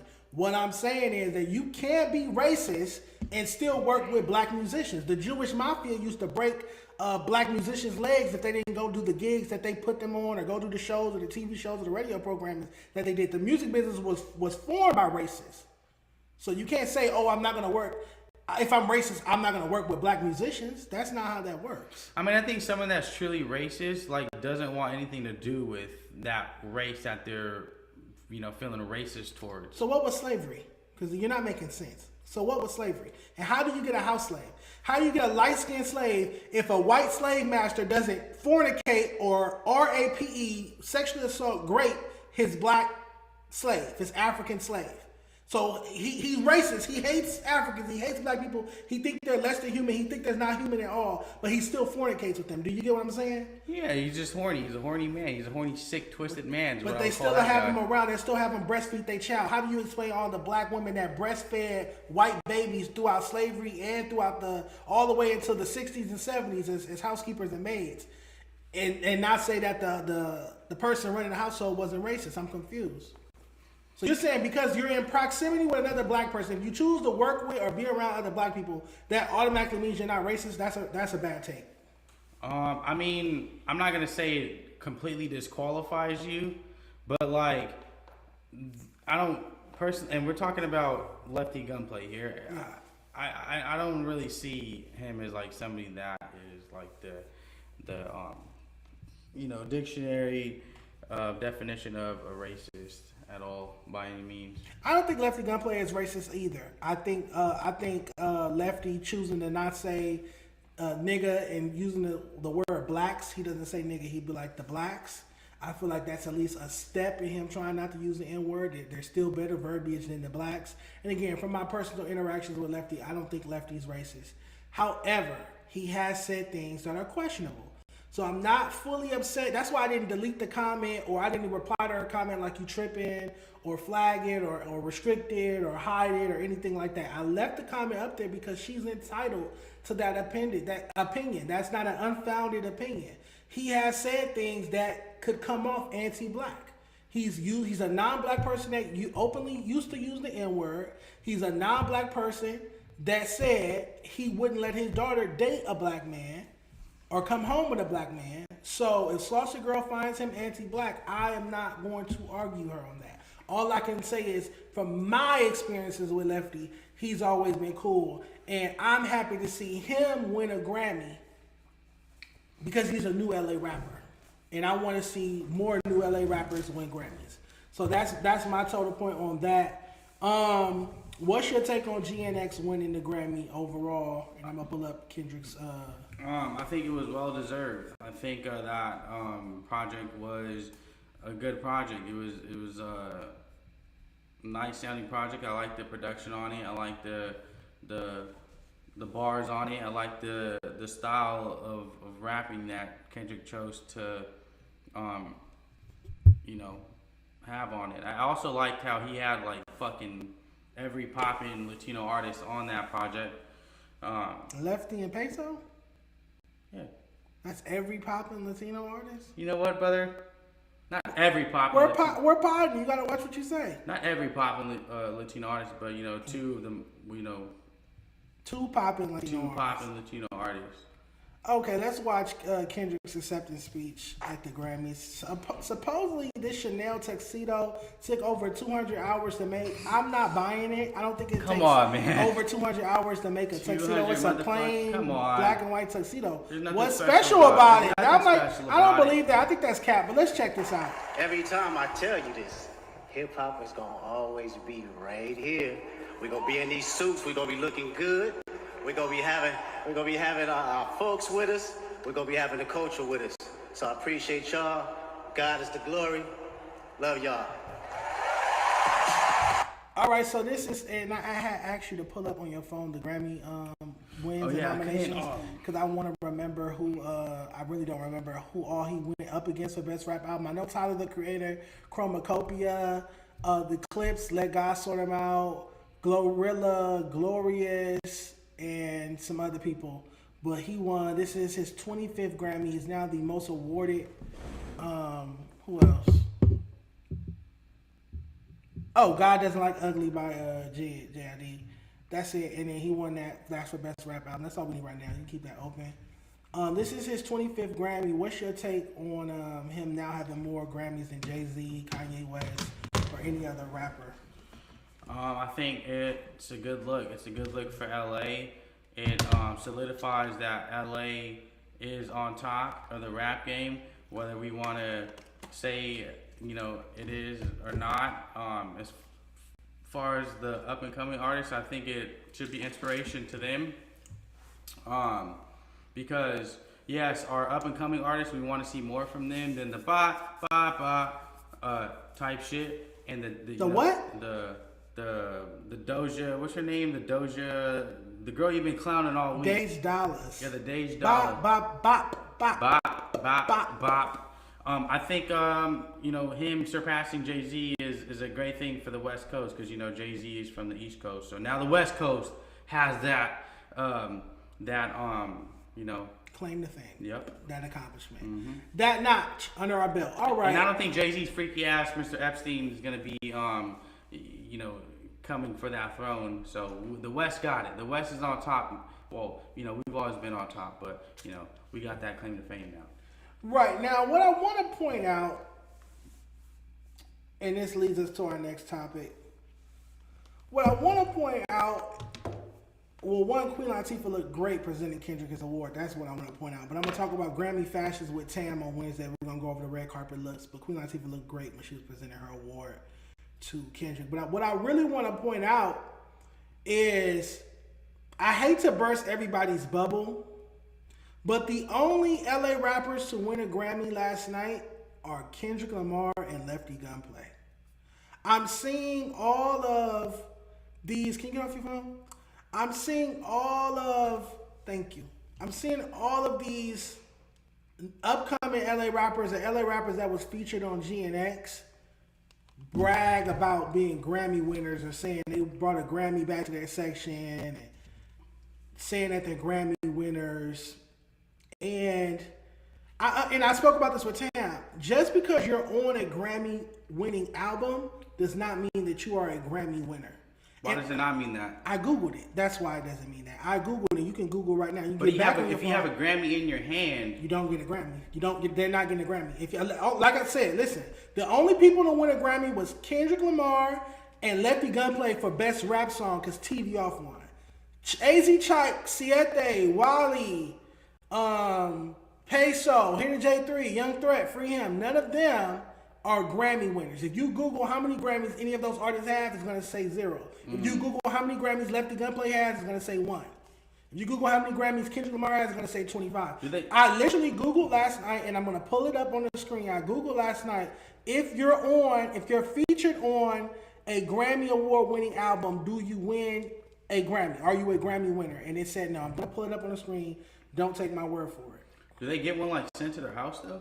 No, they get a certificate, but they do not get a Grammy, and they are not considered a Grammy winner. They get a certificate for participating on a Grammy-winning album. And so, here we go. It's already in my DMs. I don't have to do nothing. And I don't want to burst anybody's bubble, because you should celebrate. If you was featured on GNX and GNX won Best Rap Album, that means you played a great role in something that is legendary and something that won a Grammy. But you are not a Grammy winner. If you go on a talk show tomorrow, they're not going to introduce you Grammy Award-winning artist AZ Chike, Grammy Award-winning artist Henry J3. That's not how it works. Now, during an interview, they might bring up you were featured on an album that won a Grammy, and you can talk about that, but you're not a Grammy Award-winning artist. And just in case you don't take my word for it, Grammy Award-winning participant. I guess that's the thing. Grammy Award-winning participant. So I Googled, does everyone on the album win, on a Grammy-winning album win the Grammy? And it says no, not everyone who works on a Grammy-winning album automatically wins a Grammy, while main artists, producers, and engineers with significant contributions over 20 to 33% of playing time are considered winners and nominees. Featured artists with minimum roles or minor contributions usually only receive a winner's certificate. Underneath that, it says certificate. I mean, how do you feel about this? Do you feel like they should be considered Grammy winners? No, because then everybody would have a Grammy, and it's not an accomplishment. Then it's a participation trophy. Every rapper, every artist would have a Grammy. So all you got to do is work with an artist that wins Grammys. You get what I'm saying? All I got to do is go do a song with an artist that's known to win Grammys and be on their album. I don't have to be on the song that wins Best Song, Best Collaboration. All I have to do is be a part of the album and not automatically have a Grammy. That makes no sense. So if Rick Ross was on an album that won a Grammy 10 years ago, that means he's a Grammy winner? The song he was on didn't win a Grammy. Right. No, the artist that won Best Rap Album gets that Grammy. Right. It's not for every artist that you did a record with, they get a Grammy. They get a little piece of paper, I guess, winner certificate, but they are not a Grammy winner. They do not have a Grammy to show on their mantle. Mm-hmm. They're not part of the Grammy family. I say all of that to say because a platform out here in LA ran by some old guy that used to DJ for Joe Moses before Joe Moses fired him. There's a platform out here in LA called Trap LA. And they made this post last night referring to me, and they were misinformed. They were basically saying like all these LA rappers just want a Grammy, so don't listen to the John Paul because y'all are Grammy winners. And we just proved and debunked that they're not Grammy winners. Here it is. You get what I'm saying? This idiot who doesn't know anything about the music business or Google apparently. So he said, tonight's a perfect example of why you can't listen to these low-tier LA music critics. Shout out to Kendrick and the West Coast for sweeping at the Grammys. Shout out to all the GNX artists, producers, Ty Dolla $ign, and all the players that took one home. And so, one, we just proved that only Kendrick and Lefty won a Grammy. The West Coast didn't sweep the Grammys last night. Kendrick and then Lefty won one. It's not like Chike, Hit It J3, Young Threat, Peso. Gotta be different. They wasn't even at the Grammys. That would have been dope if TDE or PG Lane gave all of them tickets and brought them all out to walk the red carpet and be there when Kendrick won the award. That would have been a dope moment. But they still, respectfully, wouldn't have been Grammy winners as we just did our research. So you know me. I'm petty. So I go to the page, I click DMs, I go through our DMs, and look what this page was sending me prior to. Because last night they said I was a low-tier LA rap critic. But look at the bullshit they was sending me. January 31st, 2024. Bro, you really got the West Coast popping again. They're glazing. You're glazing. You're in my DM. I'm a low-tier LA music critic. But a year or two ago, you was in my DMs, bro. You really got the West Coast popping again. And then when I posted about my LA freshman cover, I need in. You want to be a part of what I had going on. What are you talking about? Damn, so is he low tier because he was not responding to you like that? Because I was not responding to him. Keep up the great work. Proud of you and all the accomplishments, homie. January 11, 2023. So I'm just confused. Am I a low-tier LA critic that's leading these rappers down the wrong path, or do I got the West Coast popping again? Which one is it? And this is why I don't work with other black platforms, black media platforms, because y'all are crabs in a bucket. All y'all want to do is tear niggas down. In niggas' faces, y'all fake, y'all smiling. Oh, let's work, let's collab. You doing this? You got the West Coast back popping. Then you turn around and get on Instagram and don't listen to that low-tier LA music critic. He posted me and Tam on his page over the weekend when we was reviewing the song, the Left Cheek, Right Cheek song. Mm-hmm. He posted that clip and said, why would you listen to him? He doesn't know anything about music, and why would you listen to a No Jumper host? Talking about Tam. Mm. And it's like, Tam is the sole female host on a platform with 5 million subscribers. Why wouldn't you take her opinion on a record? Like, why isn't she entitled to say how she feels about a song? So I don't understand why he's talking shit. But anywho, he got in my comments and said some gay shit. What did he say? And still, can I read it? Yeah, no N-words, right? N-word, no N-words? And still proud of you and what you accomplished. Just because I don't like some of your opinions and how you move, don't mean I want to see you fail or that we got beef.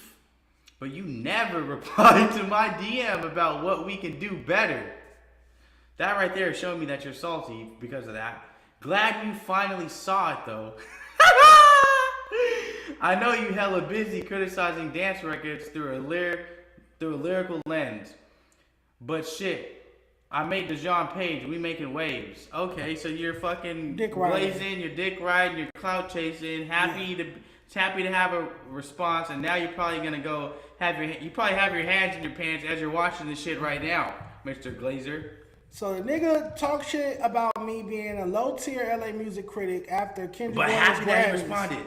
But happy that I'm responding. Still proud of me. Bro, you got the coast popping again. Hey, bro, this seems pretty gay. This seems pretty fucking gay. This seems like you want my attention, like you want to hear my voice, like you want me to call you every morning and every night and say good night, boo. And I'm not into you. I'm not attracted to you. I'm not with that gay shit. This is real gay. This comes off as gay. This is you wanting another man's attention really bad. And that's weird. I'm not attracted to you, bro. That's really fucking weird. I'm dead ass. This is scary. Like, this makes me feel like you want to fuck me. And that's disgusting. Like, bro, you really got the coast popping again in my DMs. Then you go on Instagram, talk shit about me, call me a low tier LA music critic. And then you in my comments, once I call you out and expose you for dick riding in my DMs, you in my comments, still proud of you, what you accomplished, da-da-da-da, glad you finally saw my DMs. I made the John Page remaking waves. I don't have, this is shit I expect a bitch to do. This is shit I expect a female to do, bro. This is shit I expect a bitch I done gave some dick to do. I don't expect grown men to be moving like this. I don't expect niggas to be moving like this, bro. This is weird as fuck. This shit reminds me of like when I block a bitch and she's just like talking mad shit, trying to get me to respond. And then when I finally respond, she's on some like lovey-dovey, trying to like, you know what I'm saying? And just, man, come on, Pop. That's nasty. That was Come real. on, Mind you, this man is like 40-something years old. 40-something? Head full of gray hair. OG. Like, old. Every time I see him, he say what's up. He asked me to get on like a video, take a picture, and make a little video and stuff. He's a fan. And then, exactly, then like starting last week or the week before that, I'm starting to see like little shit. He'll keep posting stuff like calling me DeJean Pauls and making like little gay jokes about me. And I'm like, what the fuck did I do to him? And then I look up and people tagging me in his post where he's like, he called me a low tier LA music critic. And it's like, bro, you in my DM saying I got the West back popping. Which one is it? But I don't know. That's hella gay, Pop. I'm not gonna lie. Yeah, that's very, very sus. Very, very, very sus. Let's go through. I have some content. Let's talk about the rappers that never won a Grammy. I got a list in my DMs. Here we go. These are 30 legendary rappers that never won a Grammy. So rappers that I got it right here. Lefty Gunplay has a Grammy over. I guess that's one way of looking at it. 30 legendary hip-hop artist groups that have never won a Grammy. Wu-Tang Clan, Snoop Dogg, A Tribe Called Quest, DMX, Biggie, Tupac, Busta, Nicki, Cypress Hill, Beanie Siegel, Rakim, KRS-One, Redman, Public Enemy, Big L, rest in peace, Gangstar, Guru from Gangstar, rest in peace, Mos Def, Talib Kweli, Jadakiss, Cool G Rap, Mac Miller, rest in peace, Scarface, Mobb Deep, rest in peace, Prodigy, Big Pun, rest in peace, Fat Joe don't deserve no credit. Maybe for what's love got to do with it with Ashanti. Or Lean Back. I'm tripping. Or Lean Back. Lean Back don't got a fucking Grammy. Cameron, Fabulous, The Alchemist, MOP, or The Game.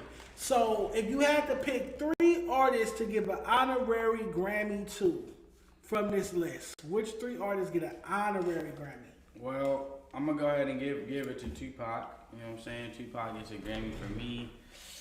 I'm gonna go ahead and give it to Biggie too. So Tupac and Biggie get a Grammy for me. That leaves me with one more slot, and I'm gonna have to give it to. I'm gonna have to throw you guys off. So I'm gonna go ahead and give this one to Busta Rhymes. I'm gonna go ahead and give this one to Busta Rhymes. What's your favorite Busta Rhymes song? Just to throw him off. You know what I'm saying? What is your favorite Busta Rhymes Man, song? I can't even think of one off the top of my head. That's why I said it to throw him off, man. I'm going to go Wu-Tang Clan. They're the greatest hip-hop group of all time. I'm definitely going to go Wu-Tang. Why are you laughing? Busta Rhymes deserves a Grammy. Oh, fuck, he does. Yes, he does. Just for Touch It or the record, Baby, if you give it to me, I give it to you. You know what you want. Or Pastor Cavassier with Pharrell. He got records. Like, yeah, Busta got records. And he was in Leaders of the New School. Busta ain't get no fucking Grammy for me, man. I'm going Wu-Tang. I'm going Biggie. I'm going Tupac from this list. From this list alone. Those are people. I mean, I do want to say this, though. Like, the Grammys is a very opinionated award show. it's you know, selected by a like group of people, and it has nothing to do with numbers, album sales, or anything like that. So like, you know, it doesn't really mean anything. Like, because I mean, I'm not gonna say Grammy doesn't mean anything. It's the pinnacle. It's the highest award you can win outside of a Rock and Roll Hall of Fame induction. You're voted on by a group of your peers, other singers, songwriters, producers, and engineers, and members of the recording industry come together and vote every year for this. I think it's definitely something that I think is dope. I was asked to be a member of the Recording Academy and vote for the Grammys, but I would have to stop doing the report card. And so, yes, I don't know. That was a stipulation in the offer I got, so I declined for the time being. But when I'm done with my report card days, when I'm tired of arguing with LA rappers, I will definitely circle back to that because that's a prestigious. I know a few people that are in the academy that get to vote yearly. well, if you were in the academy and you voted this year, would you have voted for GNX to be album of the year, or rap album of the year, whatever? I might have given it to Tyler the Creator, Chromacopia. Why? Why over Kendrick? Because I like Chromacopia a little bit better. Any particular reason why? It's longer. I felt like GNX was kind of brief. GNX was only 12 songs. Okay. It had a lot of features. Yeah. So it's like less Kendrick. Mm-hmm. Chromacopia, Tyler gave his heart and soul and way more songs, like 18 songs. Yeah. And less features.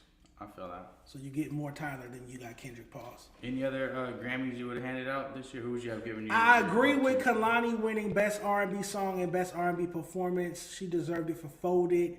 That's my song. Me and all my homegirls, we sing it every time we get together. Come pick up your clothes. I'll have them folded. That's a classic. Bitch better have my clothes folded. It's on every TikTok. It's on every Instagram reel. She deserved that. Also, Leon Thomas winning 3 Grammys for Best R&B Album and whatever other categories he won for Mutt. I think that was well deserved. Why he didn't win Best New Artist, I don't know.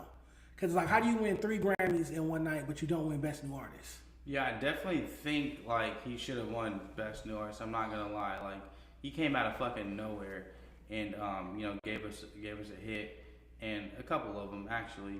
I know he was ghostwriting a lot, you know. Yeah, well, I mean, he's obviously a childhood star, and then I would have given him Best New Artist. I'm trying to see who won Best New Artist. Who won Best New Artist? Let me see. Olivia Dean. Who the fuck is that? Exactly, like, who is Olivia Dean? Man, look, man, I would have first of all, I would have gave it to my baby Lola Young. If not Lola Young, I would have gave it to my other baby, Addison Rae. If not Addison Rae, I would have gave it to Leon Thomas, Somber, the Maria's, Cat's Eye, then Olivia Dean would have been last. Who the fuck is that? I don't know who Olivia Dean is. Before, because we have to switch over to the music review screen, you're, what's the word? Not impairing. You're imposing on my music review time because you was late, but we're going to have to do it. You're going to have to sit here while I do it. Can we talk about why you're retiring from covering LA rap or interviewing LA rappers before I switch over to the music review screen? It's going to be on the same channel, guys. I'm just going to end this stream and start a new one, and we're going to be grading music. Can you tell people why you're retiring from covering? So, basically, I don't feel like right now we have another superstar on our hands. You know, we don't have another Other Greedo. We don't have another Kalen Farrell. We don't have another Blast or anybody of that, you know, stature. So it would be ridiculous for me to just sit around and just start interviewing and keep on interviewing and focusing on LA rap and waiting for that next, you know, superstar when I really don't feel like we have one other than Jay Reddy. So Jay Reddy would be like one of the last LA rappers that I interview for now. And to Tam's point, like, I'm not gonna completely be gone from the scene. You know, if I feel like somebody is deserving of an interview, then, you know, I'll definitely fuck with them. But like, again, like, I just feel like this is a very small niche, and like I just want to expand my horizons and kind of push my brand further than just LA rap. I feel like there's not really much further than I can go from just covering LA rap. Like, you know, I want to expand my brand and get in front of other eyes. So that's another part of it. It's just for those two reasons. So are you retiring from covering LA rap or interviewing LA rappers, or are you just talking about other topics? I am retiring from interviewing LA rappers. I'm going to give it one last go around, and then, whoever is going to bring me out of hibernation from the LA rap scene is going to bring me out. But until then, I'm focusing on interviewing streamers, YouTubers, podcasters. Like, I'm switching my guest up. I'm not just gonna solely focus on LA rappers no more. Like, if you go on my YouTube channel, bro, I was Other Guido's first interview. I was one of AZ Chike's first interviews. Almighty Suspect. Like, I did a lot of these guys' first interviews. Like, who was your favorite? Who was your favorite LA rap interview? One Take J. One Take J was a fucking great guest. Like, we just had good chemistry. If you go back and watch the interview from start to finish, like, it was just a really good interview. Like, he's a really good guest. So he wasn't boring. And another reason why I'm retiring is because from the LA rap scene is because a lot of these guests are boring. And it is your job as a interviewer to kind of get the most entertaining and best out of them that you could get. Mm-hmm. But when they're just sitting there like fucking Mr. Cool Guy, and it's just like it's a lot to deal with. So and they're late. They're never on time. You were late today. I'm late too, so like I can't have you late while I'm being late. They are late though. LA rappers do be late too. But I feel like all rappers are late. You know what's crazy, bro? What? I was never like this. I swear to God, bro, when I first got into the scene, I was like the guy that was like 30 minutes early, bro. But these LA rappers got me like this, bro. I swear to God, I'm not playing around. Like, this is why, now that I'm thinking back at it, bro, because I'm like, I was never like this. I was always taught to be punctual. But like, why the fuck am I'm gonna be punctual if my guest comes fucking 2-3 hours later, bro? So I kind of developed that bad habit from work. Okay, it's contagious.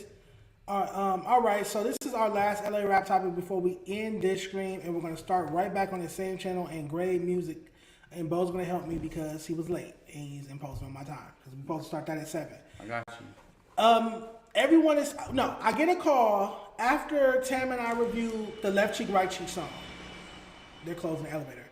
I get a call from Dej Dollar's manager, and he wasn't too upset with me for my opinion on the record. Yeah. But he is upset for whatever reason. I have to talk about with Tam. He's upset with Tam for saying that she reads books. Remember in the clip, she was like, as a lady that reads books, you can hit me up and I'll give you advice on the record before you drop it. Remember she said something to that effect? Yeah. Tam said that, so he's upset about that. That is a little offensive. I don't get the offense in it. Because she didn't say you don't read books. She said, I read books. But we know what she was implying, though. Do we? Yeah. What is she implying? It's just like that she's not very articulate with her verbiage. Like. But we also said in that same video that we've heard other songs from Dej that she was getting off. Dej is a dope rapper. We said that in the same 2-minute clip. So yeah, how can saying that somebody's a dope rapper is different from saying that they're not, implying that they're not articulate. Like, somebody can be a dope rapper and not be articulate. So why would you assume that somebody's not articulate if their bars are weak or good, vice versa? Because she's implying that this person, or what's her name? Dej Dollar. That Dej Dollar isn't articulate. Based off what? Based off her saying that I read books and I can help you out. No, because she said that after. After she applied it, she said the implication. Why do you think Tam thinks Dej Dollar doesn't read or can't read well? Based on what? Based off her statement. No. Before the statement, why would that thought pop up in Tam's head for her to say it? What would make Tam think that Dej Dollar didn't read books? Because of her lack of articulate bars. And we, in that same video clip, both me and Tam verbalized that we've heard other songs from Dej Dollar that had bars.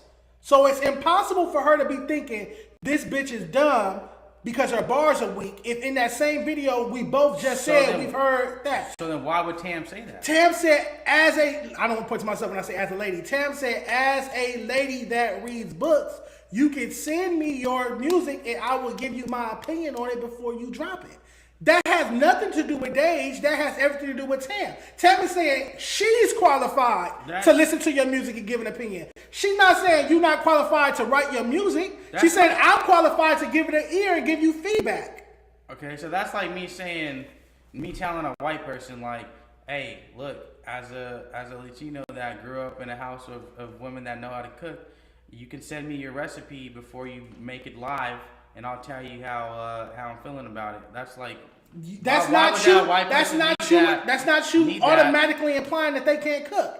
That's you implying that you know good food. That is not you saying you can't cook. That's not you saying that. Especially if why would that person need Tam, who reads books, to help her out with her bars? To give you feedback. She didn't say she was going to ghostwrite for it. She said, I can give you feedback. Okay, all right. So if Send she has said... Is it unknown for a media person to get music before it releases from an artist and get feedback? Is that illegal? Is that wrong? Is it unprecedented? If she had said, send me your music, I'll help you out, cool. Okay. It's the fact that she said, I read books. Yeah. Which is fucking implying that she doesn't think that Dage Dollar reads books. I don't think so. I think from a message eye view, or maybe like from a negative perspective, but in my opinion, that is, just because you big yourself up don't mean you knocking somebody else down. You can say, as a person that's educated or as a person that read books, you can send me your songs and I'll give you my feedback. You'll be getting feedback from somebody that's educated or somebody that reads books a lot. You'll be getting a reader's opinion on your record. What's wrong with that? I don't feel like that's any dig at Dage Dollars. Nonetheless, why the fuck would she need a reader's opinion if she's a reader herself? Why wouldn't you want feedback from somebody that reads? You got feedback from all the bitches that want to just turn around and shake their ass to it and can't spell and read and write in my comments talking dumb shit in broken English. Why can't you get feedback? I'll call Tam right now and ask her what she meant by the reading the book part, because I mean, if it wasn't that she was implying that Dage Dollar doesn't read books, and I don't know what the fuck her mentioning. She didn't imply anything. Only thing she implied is that she's a lady that reads books, and that's a fact. That's not an opinion. That can't be argued. But why does she feel the need to say that though? Say that part. Like, you don't need to say that you read books in order to criticize or help Dage Dollar with her music. Like, we know what you're implying, and I love Tam, and I do. I have a lot of respect for Tam. I disagree. I don't think she was implying that. You know, it is what it is. Like, you were implying that Dage Dollar is not a very articulate, smart lady by the type of raps that she puts out, which I think are bops. But she, and I would dance to, but I'm Mexican, so that's why I'm saying that. Anywho, nonetheless, Dage Dollar's manager called me, told me that he had a problem with what Tam said. He also said that he wanted me to tune in to Power 106 at 9:30 that evening because DJ Charisma will be dropping the record during her mix show, and I have a video of the song being played on Power 106. So I'll definitely want to shout them out for getting Left Cheek, Right Cheek, Bop, Bop, Bop played on the radio. To the left cheek, right cheek, Bop, Bop. Where's your mind manners? It's a Power 106 World Premiere. Let's go. Oh, Jeezy's on the remix. Swear to God. That's a Mexican rapping on the remix.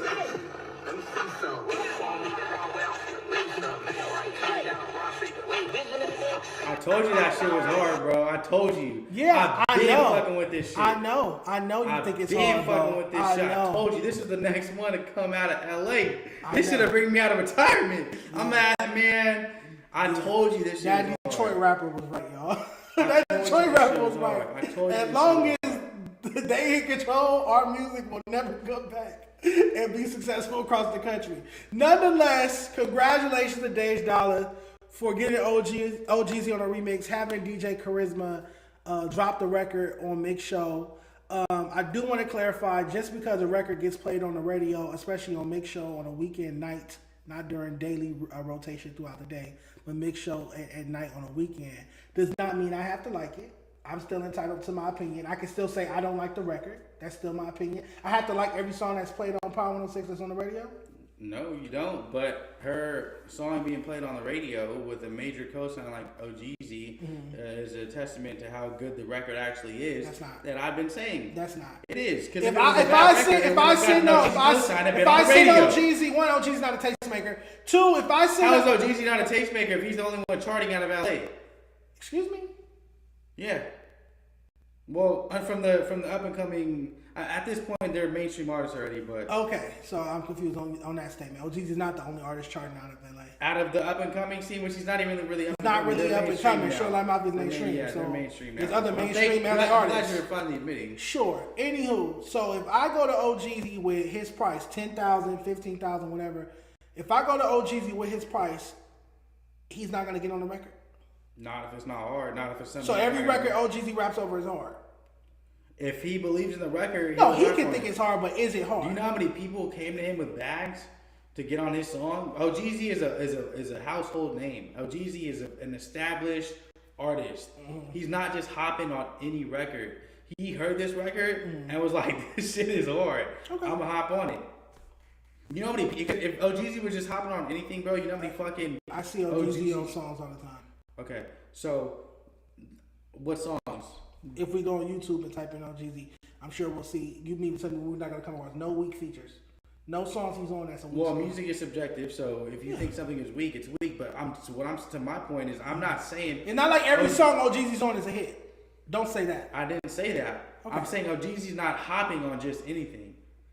Like I said, music is subjective. He might have thought something was gonna be a hit, so he hopped on it, but it didn't end up being a hit. But don't act like OGZ just out here fucking slanging futures for the low. Like, I think if you go to OGZ with a bag, he's gonna get on your record. I think that if you go to a DJ with a bag, they're gonna play your record on the radio. Well, I don't think at all that just because your song has OGZ on a remix or gets played on Power 106, a local radio station during mix show, not added to normal rotation, but added to mix show late at night on a Saturday, that does not mean that your record is a hit, nor does it mean that your record is great, nor does it mean that I have to like the record. Okay. It just means that your team is hustling hard. Your team is applying pressure, and I salute that. I salute it. But that does not mean left cheek, right cheek, bop, bop, bop is real hip-hop. That does not mean left cheek, right cheek, bop, bop, bop is going to be nominated for any awards. That does not mean left cheek, right cheek, bop, bop, bop. Somebody in Atlanta or Detroit or a different region going to hear that and be like, oh yeah, LA's on fire. Well, LA's back. None of those things are true. None of those things are exclusively first of true. all, everything that you're saying is an opinion. Like you That's all it saying, is. you saying that's not real hip hop is an opinion because there are different variations of hip hop. There is no true like, unless you want to talk about the OG like original hip hop. Like there's no. Who invented hip hop? There's Bo Jackman. What do you like? The person? The person.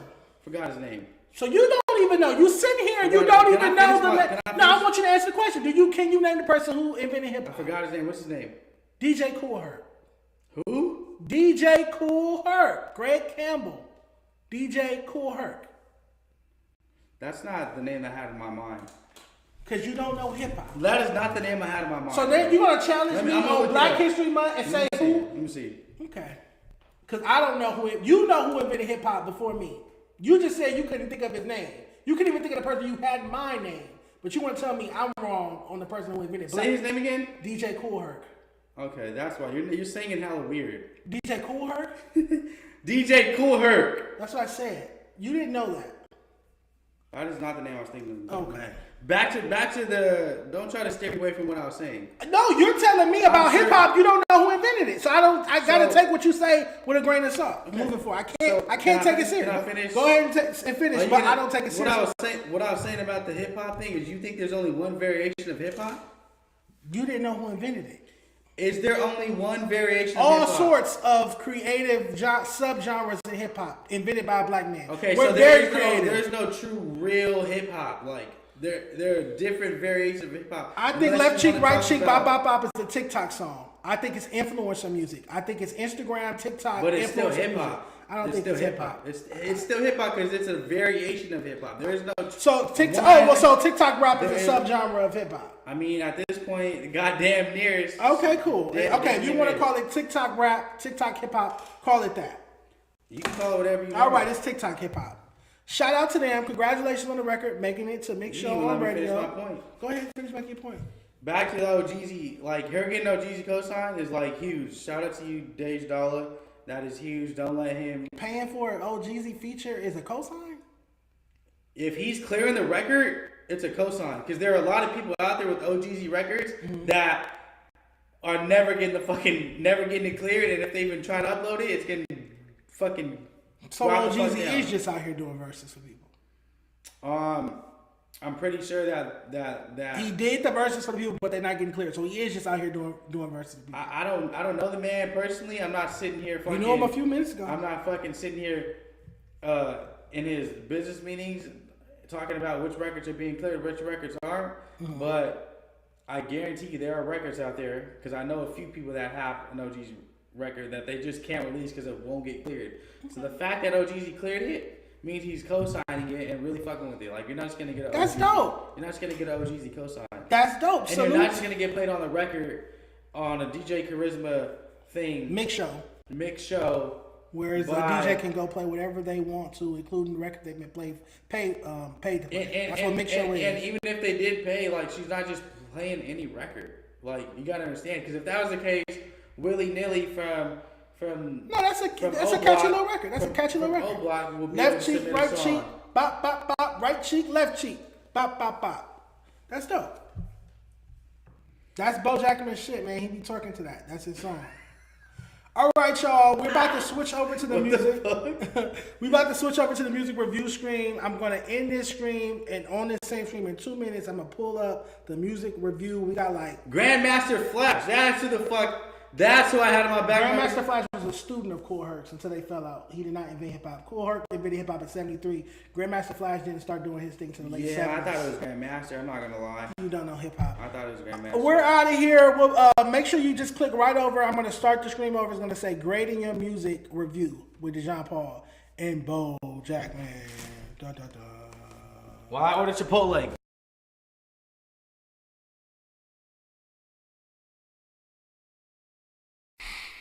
Looks like that boy and Hefe done issued a final warning to Racker and Hunter. He said he not with the internet games, and you sound like the police. Those are police-ish games. Do do do do do do do do do do do do do do.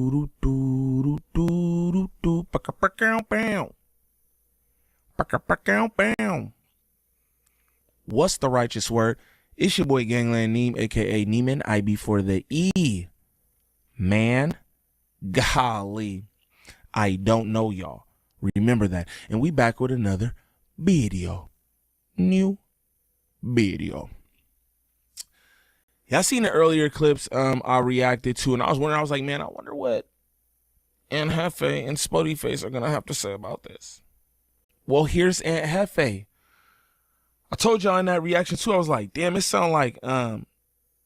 I don't know if it was in the live or the reaction, but I was like, bro, it sounded like Racker Hunter just docks where bro stay. That's kind of wildly out of pocket. He said he had the drop on him. His homie hit him, was like, what's up, good? Something like, whoa. That's crazy. But we're going to get into Aunt Hefe's response. Now, if this is your first time to the channel, please like and subscribe off the back. Off the back, don't troll me. If this is your first time to the channel, shame on you. Shame on you. Let's hear what Aunt Hefe, don't care about number, what the check say. Thoughts on this? My boy got a disclaimer. What's the good old big deal with the good old people, man? It's your boy Young Aunt Hefe. Don't care about number, what the check say. Okay. Make sure you go ahead and like and subscribe because it don't cost you nothing to press that button. And if you ring that notification bell, I'll bring you mail. What's the good old big deal with the good old people? It's Hot Topics with your boy Young Aunt Hefe. Hey. And I'm here to deliver you another one like the other one. I ain't gonna lie, bro. This nigga, like, his intro is probably like my favorite. I ain't even gonna lie. The recipient of Hot Topics is YouTube and an agent of chaos and all the chaos that's been caused and going on. So, I've been getting messages, right, for like the past 2 or 3 days, whether it be from people I know, people from the social media, net space, whether it's just supporters, fans of the channel, and trollers as well. So trollers as well, I've been seeing a lot of content creators. Some play messy, you know what I'm saying? Some just doing what they do. Some of these dudes got messy natures, you know what I'm saying? Some of these dudes is weird, some of these dudes be on the out with they people. And you just can't make some of this stuff up with the clownish activity and behavior that these dudes continue dishing out day in and day out. So these dudes always tell you, Young and Hefe say he don't care about number what the checks say. But as I always point out and show you, these dudes really live life in that slogan. Like, these dudes don't have no integrity. These dudes don't have no nothing, you know what I'm saying? Until... Hey, look, I look like a picture on a Hefe wall. All right, my bad. All right, let's get back to it. The day that they come and they on the chopping block and something is said or placed out there that they don't want out there and said. But hey, we know how that go. And the element of surprise is a mother. But anyhow, to the subject of matter, right? We gonna get right down to it because I see this is just tickling people in places it shouldn't be tickling people. And it's just people curiosity. Like, it's just so crazy how much goofiness people entertain and how much messiness and negativity people want to consume day in and day out until the negativity and messes on their plate and they can't clean it up. Now, a lot of you people been sending me stuff talking about this agent of chaos, talking about he know where you live. He said, oh, you over here on Maine or whatever the case may be. And this is what I'm going to say to this. If the agent of chaos believe that's where I lay my head at and that's where I'm at, press play. Do not spare me. You, and any of your minions, or anybody that's talking about it. Press play. You know what I'm saying? Like, I'm not looking for no chances from you. I'm not looking for no final warnings or anything like that. Like I've been telling you guys, this is what he likes doing. He likes being on the internet. No, Aunt Hefe. We was telling you that. We was telling you that forever, my boy. But just like you said, he wasn't your friend, whatever. You had texts with him, conversations with him about the social media. But we was telling you that, my boy. Just throwing that out there. You know what I mean? He likes doing this type of content. This ain't my thing. I'm going to have a back and forth with a person here and there and get out what I need to say. After that, there ain't no need for me to keep stringing stuff along week after week. That's the person that's unnerved. I don't even think about this clown, this bozo. It's not even on my mind. You know what I'm saying? Every day this dude wakes up, it's Aunt Hefe this, it's Aunt Hefe that. You got to question at some point the person and identity that you dealing with. And this dude is definitely having an identity crisis. Contradicts himself every time he talks. 1 minute, he's street, he not street, he a hitman, he got hitman. Then you feel me, it's I'm business. Like, you just don't know. What a clown. He keeps juggling all these different party acts. I've been far removed from the street this long and stuff like that. You can't deal or play with them people. But something I really want to point out to y'all that y'all been pointing out to me, because like I said, I don't watch the clown activity and behavior. I let you guys watch that clown activity and behavior. If that's what you guys want to watch and continue consuming, go ahead. I'm going to just ask you, dude, stop sending it my way. I don't care. What I see and what I catch, I grasp. And if I choose to speak on it, I choose to speak on it. I'm not going to speak on nothing because y'all want me to speak on it or y'all think I'm unnerved. I am not unnerved by nothing this clown or bozo is doing or saying. Let me tell you something. Anybody... Before you tell us something, you don't even have to make this video then. Just throwing it out there, you know what I'm saying? And this is what I'm going to tell y'all too. I believe that NFA ain't worried about nothing but what that check say. Straight up. I don't think he has anything to worry about. You know what I mean? Just being honest with you. But it's like, shit, man, you didn't even have to make this video. Because I feel you on that. You know what I'm saying? I feel you. But nigga didn't even have to do this. You still, you know what I mean, doing it up. That gets on the internet and issues out a final warning. Issues anything out, I'm telling you this. Issues anything out with dropping some addresses or dropping some information that they think they got on somebody. What does that say? That is not proper street etiquette. That is not etiquette of a solid man. That is not etiquette of a solid man. If you own somebody, you trying to do something to somebody, you want to get somebody, you don't go on No Jumper on live TV as he's been doing with Loose Cannon for years and try to get your message across. I don't care. I don't even watch your show, dude. I don't care about nothing you talking about. You're not sparing me. If you think you got the ups on something and you think you know something, press play. It's just as simple as that. Press play. Because I'm not a person that's going to ever get on the internet and drop an address, whether true or false, and I'm not going to never talking about what I'm going to do. I'm not going to get on the internet saying, hey, this is your last warning, this is your final warning. I'm telling you, that is goofy. That is goofy 101. That's some police activity. That definitely is some police activity. I'm not going to lie, bro. I remember hearing him say, oh, bro, off over there off whoop. And man, and I'm just like, whoa, bro, he be going far beyond the content, bro. How you gonna dox a nigga on No Jumper, on a whole ass show that is on a channel with 5-point-something million subscribers, bro? That's wild ass shit to me. Meanwhile, he's always talking about some police shit. I remember in the reaction, bro said, and Hefe was trying to do some police shit. He was trying to alert the people. That's why he was saying what he was saying. It's like, low key, it sound like that what you was doing. Just throwing it out there. Like, you dropping niggas addies. I don't know if bro lit or not, you know what I'm saying? But, like, that's kind of crazy, my boy. That's like some police shit. Not even trying to be like that, but like, what? How you gonna drop a nigga addy on YouTube, gang? Like, that's crazy. Ain't no real street dude about to get on the internet, or ain't no real dude, period, about to get on the internet and do the stuff you doing. And that's how you know. That's why the dudes you with is who you with, and people don't deal with you because you play a lot of police games and you try to merge it under the guise of social media. This dude has to be a mentally ill patient. Like, I guarantee you in this older age, this dude is going to be admitted into a hospital. I guarantee you, admitted into a hospital on pills, having bowel movements on himself and all that. What type of dude get on the internet and drops this type of content in front of? I'm about to run this back. Hey, you said Racker Herc will be shitting on himself, gang.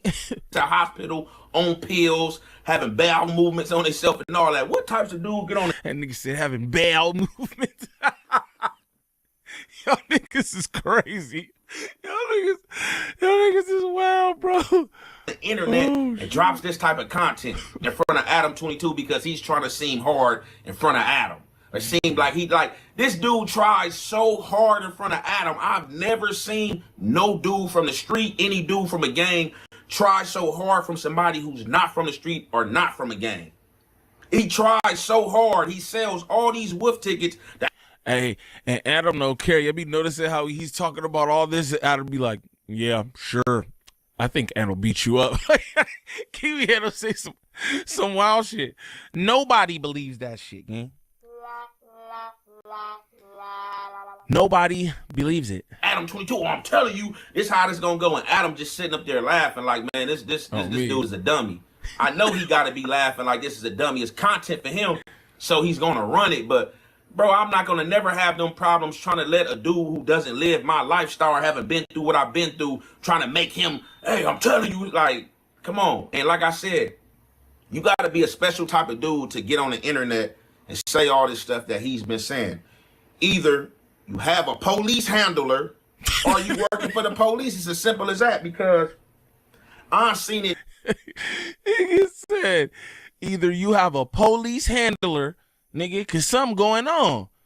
I ain't gonna lie, for real. That's wild what he be doing, eh? To get on the internet and say all this stuff that he's been saying. Either you have a police handler or you working for the police. It's as simple as that, because I've seen it to where dudes have just got on. Both of them is work for the police. If you got a police handler or you work for the police, both of them, you working for the police, gang. If you got a police handler, you're working for the police. Just throwing that out there. He said it's only one option. You the police, gang.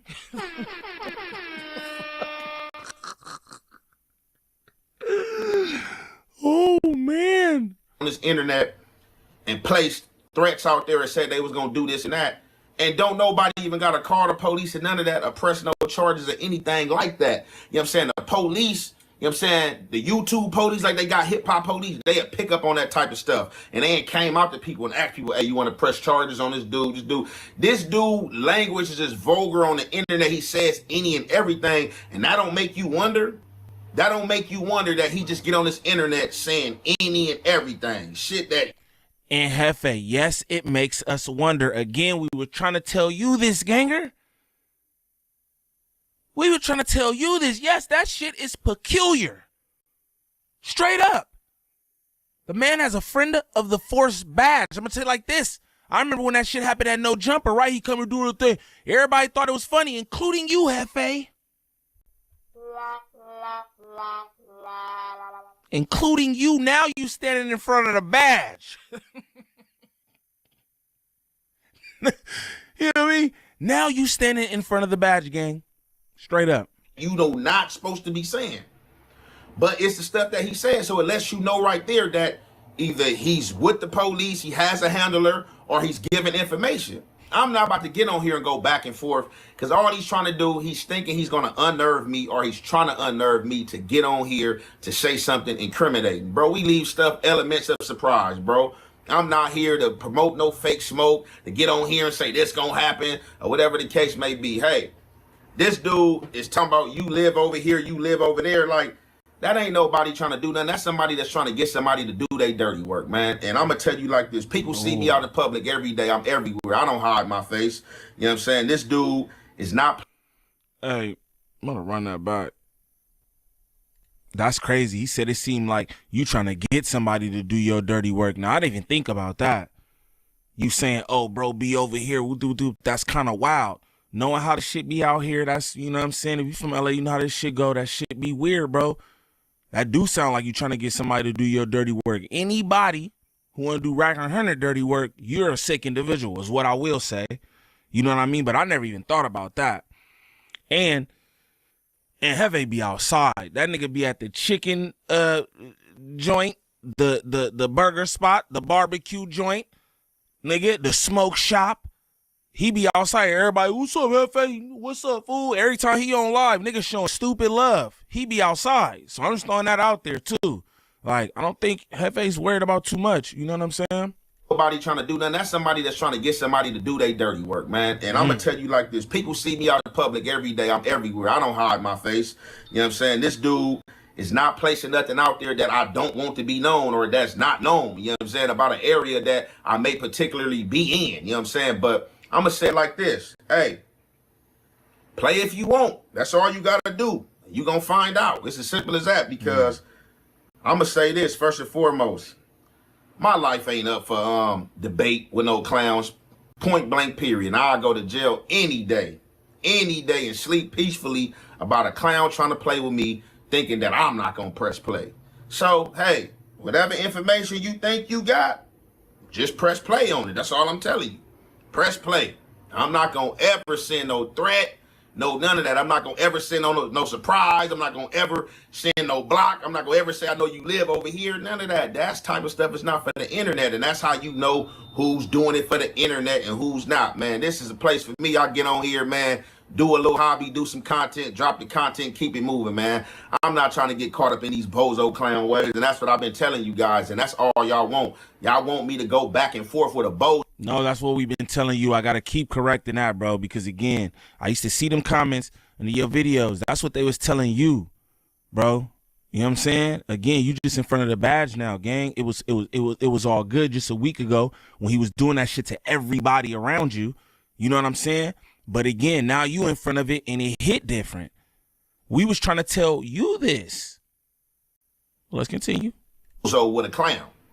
And I don't have time for that. It's a lot of bozos and clowns that's into it with him and go at it with him on a daily. And I'm not trying to join his circus because that's all he wants. This dude is a sucker for the internet. He's a sucker for his name being said. He a sucker for his name being an algorithm.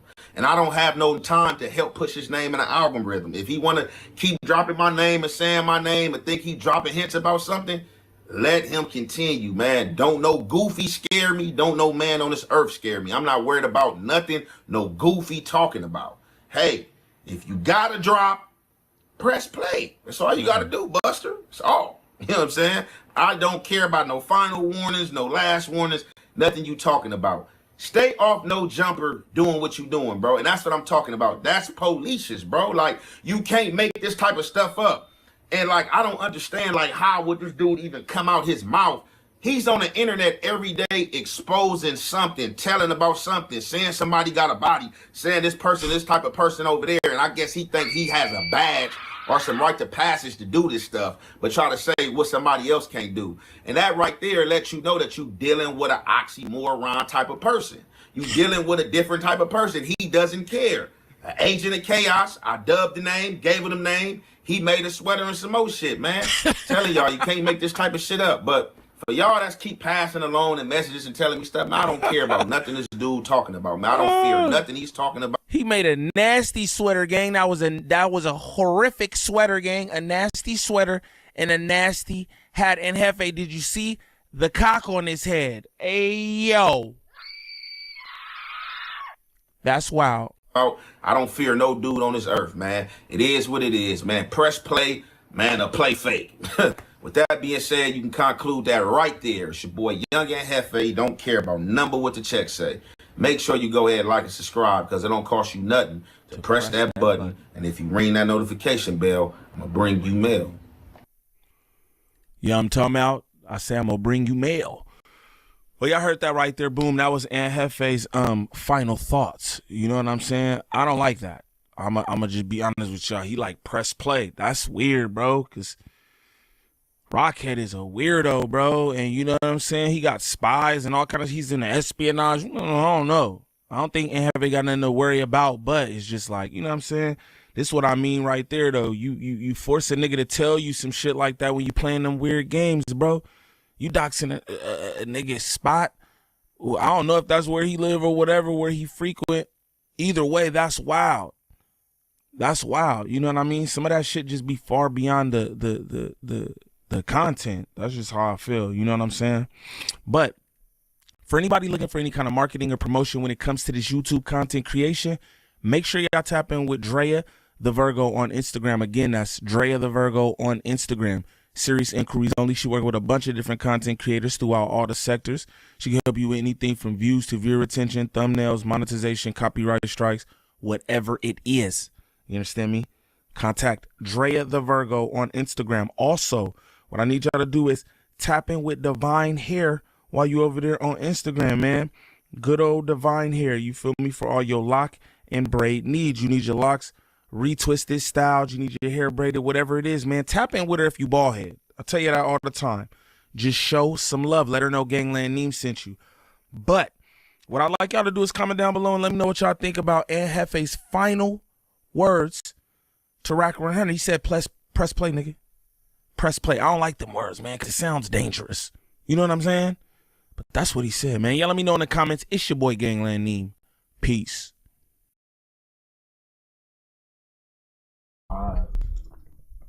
What's the deal? What's the deal? We back with another one. It is the 28th of January. Another installment of the No Jumper News. Star-studded cast per usual. You feel me? It's your boy Double R. Drop them sharks in the chat. And to my right, swear, man. It's your boy Pooh, Vice Podcaster. Vultures in the chat, man. Yes, sir. Yes, sir. Yo, the chat's not moving. Are we live? Okay, the chat is moving, and you already know who it is, man. Ball, man. Flock to ball. Yes, sir. Yes, sir. And then on the side of Flock to Ball, tell the people, man. Yeah, CJ Mr. 9700, South Central's finest, man. Voice of the East Side. Get familiar with me. Y'all gonna be seeing a lot of me. Bet that. What's good with y'all, man? What's good, fellas? What's good, man? Just taking it one day at a time, you know. One day at a time. I hear that, bro. I hear that, bro. What y'all niggas was on this weekend, man? What y'all had going on? Shit. This weekend, what day is it? Shit, this Wednesday now. Shit, I don't even, probably working. Oh God, working on the video or some shit. Bro. You edit all your own shit, huh?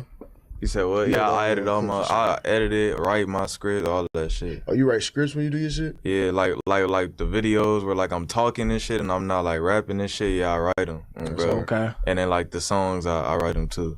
Yeah, I didn't notice that about your videos at first because I was watching them. I'm like, oh, this is hella funny. I'm not like super paying attention, but I'm like, oh, these aren't lyrics. You feel me? Like the Draco one, I was like, he never said any of this shit. Yeah, exactly. Yeah, and then at the end, it was the clip of I think his baby mom's going up on him or something like that. No, that's my mom.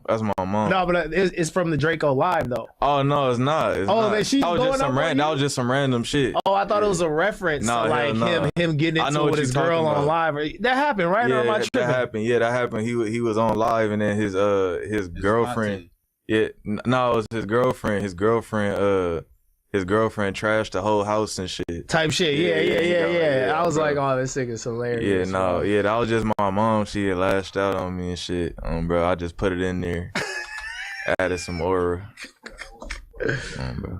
I've been seeing your star rise, bro. You good with your words. When you put your raps together, even your impersonation raps, they be good, bro. Like they actually be good to the ear, man. So it's something you might want to keep your pen moving. You might be able to ghostwrite for some people on the low. Fact, I'm surprised nobody done hit me up yet. I'm surprised, but shit, I'm gonna keep going up. So. No, for sure. Yeah, do some skits and shit with rappers. Like, you know, that would be hard. I've always said that the Cowboy video is my favorite for sure. Yeah. Nigga, that shit was hilarious, bro. Yeah, Killed that shit. Okay. I don't be fucking with you putting on blackface, though. Like, what's up with you putting on blackface? Shit, when you already black, bro? I just do it. It's so crazy, though. Like, it's so crazy. I put on whiteface, too. I just do it. You get what I'm saying? For sure, though. That shit is funny, though. It wasn't even nothing I thought about. I just started doing it. I was like, fuck it, I got the paint. I know at first, I had got some paint to draw my face like a clown. And then after that shit went up, and then I just kept on using the paint. You get what I'm saying? Yeah. And it just led to that. And I do the tattoos and all that shit. Yeah. Keep it authentic. Yeah, on God. You organically funny though, like really just naturally funny though, bro. Yeah. Gotta keep doing your thing, man. And the city behind you, man, we rooting for you. Okay. Definitely a rising star in the game. Oh, bro. For surely. You know what I'm saying? We got a resident comedian now. You know what I'm saying? Pay this nigga to be funny. Nah, shit, but honestly, Pooh, I didn't get into much this weekend, bro. I was just chilling. It was my co-host's birthday. So his mom had us over at the crib and like made food for like, you know, all the close homies. There's like 20 of us there. Sure. So we watched the Patty fight. We're over there, you know, munching and shit, watching the fight. Damn, went out. did Type fight. shit. Who broke fuck? Oh shit, that's a good question. Yeah, Gaethje. He fought Gaethje. Gaethje won, right? Who ended up winning that? I think Gaethje won. Right? Yeah. I wasn't too much paying attention to the fight. They had the fight on in one room, and then the dude climbing the skyscraper in the other room. I was back and forth socializing, sipping type shit, you know. Yeah. I fuck with that UFC shit. That shit is fire. I like that more than boxing. Oh, for sure. Yeah. That shit is fire, bro. But it's crazy to me that the UFC dudes can't transfer over to boxing like more seamlessly, because I would think that a UFC athlete is more conditioned than a boxer because they have to defend themselves from getting taken down, from getting kicked, all sorts of shit. Mm-hmm. But when you see UFC dudes get into the boxing ring, they're not as like dope fighters, you know what I'm saying? Yeah, because their style is more loose, where boxing is like you here all day, you feel me? Like UFC, you could be more loose. You don't necessarily got to always have your hands up, you know what I mean? Like, yeah, you could do cool ass shit in the UFC, whereas boxing is kind of straight to the point. So I mean, yeah, Silva's son did his thing in that fight during that brand risk fight. That was Andre Anderson Silva's son, right? That fought. Remember we said that match was rigged. No, I think Anderson Silva was the coach, but yeah, I know what you're talking about. It was his son, something though. About Anderson Silva, because he pressed up on somebody. It was a clip out of that. What's good with you, Hefe? He had pressed up on somebody. Oh, okay. Okay, bet. Yeah. But it was baffling to me. I was like just thinking about how it doesn't translate. Yeah. You know what I'm saying? Maybe I was wrong about that. I sure thought it was Anderson Silva's son. But yeah, shit. It was smooth. What you get into this weekend, Ant?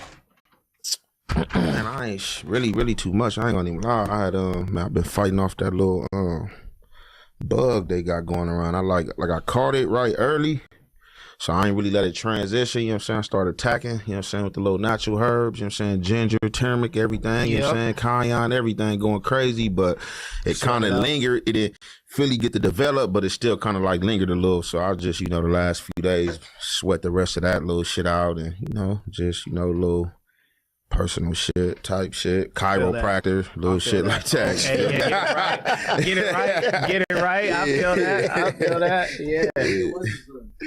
It was his son. I said, because I was like, God damn, he got a cold ass squabble. And I'm like, his dad probably taught him how to fight his whole life. Like maybe he went the boxing route, but he probably learned MMA and he was ill. You know what I'm saying? So. Silva, my nigga, man. Yeah, for sure. Silva was the GOAT when Let's we were get into kids. some of these topics, man. Hey, start us off, Flock. They said J. Cole is being accused of dissing Drake on his new project. Let's see. J. Cole addresses artificial numbers. A lot of rappers. Okay, so this is what he's being accused of. He's being accused of dissing Drake on his new project, and then these is the lines. A lot of rappers make dough then be prone to losing it for crumbs. Dumb niggas sold their soul to Lucien. Do y'all get that reference? Yeah, that's Lucien Grange, the owner of Drake's label. Oh, okay. A lot of rappers make dough then become prone to losing it for crumbs. Dumb niggas sold their soul. Okay, so that's really not even a sneak diss if that's the name of niggas cheating and I won't excuse it if I said it and then I wrote it stupid. Oh, okay, so he accusing them of having a ghostwriter. That's pretty much direct disses to him. Yeah, that probably is maybe aimed at Drake, and then go ahead hit the last one. If the streams say you winning, why your tours is losing? When the math ain't mathing, of course you juicing. That mean the boss is boosting. Cut the tough guy image. It is not conducive to breathe, and don't gamble with your life because the ops is cruising. Word to Mike Vick, your dog might get shot for losing. Boy, cold world. Cold I ain't gonna hold you. As you was saying that shit, I'm like, damn. But nah, that shit. If he dissing, that's ass. Scroll down a little bit. Yeah. If he dissing, that's ass. He had time to do that. Okay, so it's no play button on it, so we can hear how it actually came out. But I mean, this could be aimed at a plethora of rappers. To be honest, like you could say he's dissing. You could say he's dissing Dot. You could say he's dissing Drake. But the one part that kind of trips me up is why you gonna say? But I don't think. I think Dot not signed up. Man, that's a direct diss to Drake for sure. He is. He's under. Yeah. They both on the same level. I think he might. See, it seemed like that dude started dealing with Kendrick after everything like got off the ground, you know what I'm saying, the beef and everything. But I don't. Kendrick got his own label. Kendrick is like basically signed to himself. PG Lang's under UMG though, I think. Is that right? Yeah. All these independent record labels, when artists get big enough, they put it under a major house. I know that, but I'm just. But I don't. But like, see, I don't think. I thought Kendrick. At least I thought. Let me say that. I don't know for sure, but I thought Kendrick had started dealing with dude like once the beef sparked off with him and Drake. Let's check. Let's do a quick. You saying dealing with Lucien Grange, dude? Yeah. A lot of times it'll be they'll have their own label, and the major label does the distribution part of it. Mm-hmm. So you'll be signed to yourself, and they'll just package it and ship it out to the world. That's what I'm saying. You got a business deal with them. That's like me being independent, but you using like a let's just say what's one of them distributing labels out there? You're using them Empire to distribute your music. You feel me? Nah, but I think that this is relevant because Kendrick is signed under Lucien Grange's label, which is UMG. PG Lang, after he's separated from TDE, sits under UMG. I don't know if or Interscope is under UMG as well. So when he was with TDE, he was still essentially signed to the same label as Drake. So I feel like this could be a shot at both of them. What I don't understand with this though is that the whole your tours ain't like the numbers ain't right on your tours. Like if you seen Dot's last tour, if you seen Drake's last tour, like they packing out stadiums, bro. Like the last time I saw Dot, it was in a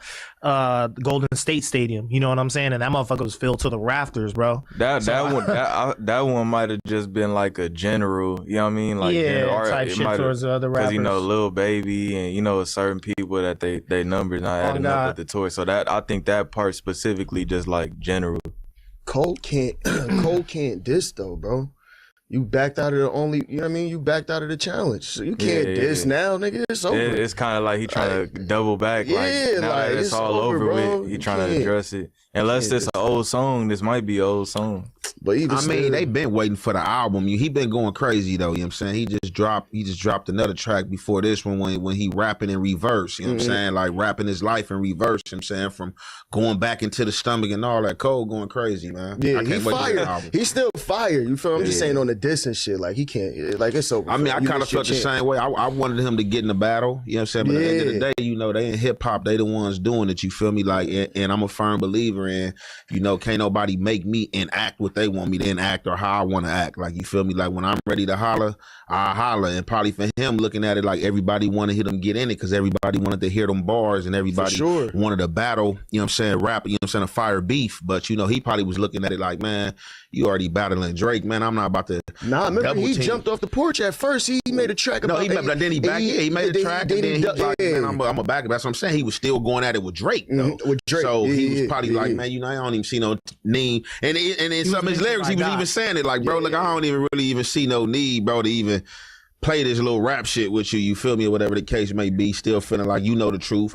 Still feel like I'm the best. This boxing though, bro. This like, I mean, this rap. It's like boxing though. You feel me? So like, nigga, we the 3 top contenders, bro. We gotta fight each other, bro. It ain't no happen like you feel me? It don't. It definitely don't. But it's like, nigga, that's what we really wanted to see. For sure. You feel me? Like, I wanted to see it. I like, shit. I'm a nigga that rap, and I fuck with both of them. I'm a Dot fan and I'm a Kendrick fan. I'm a Kendrick fan and I'm a Cole fan. So I definitely want to see fired the shots. I definitely wanted to see. I wanted to see Dot. I wanted to see Cole do his get back off too. I definitely did. Yeah, crazy. I don't agree that J. Cole can't diss. I know that that's a popular narrative in hip hop media. People are like upset that he bowed out of the beef, but I think that when you really look at things, I don't think it was really a good angle for Cole to be in the beef. Dot had mentioned him and stuff like that, so obviously you could say he could spark it off, but really it was like a 1v1, right?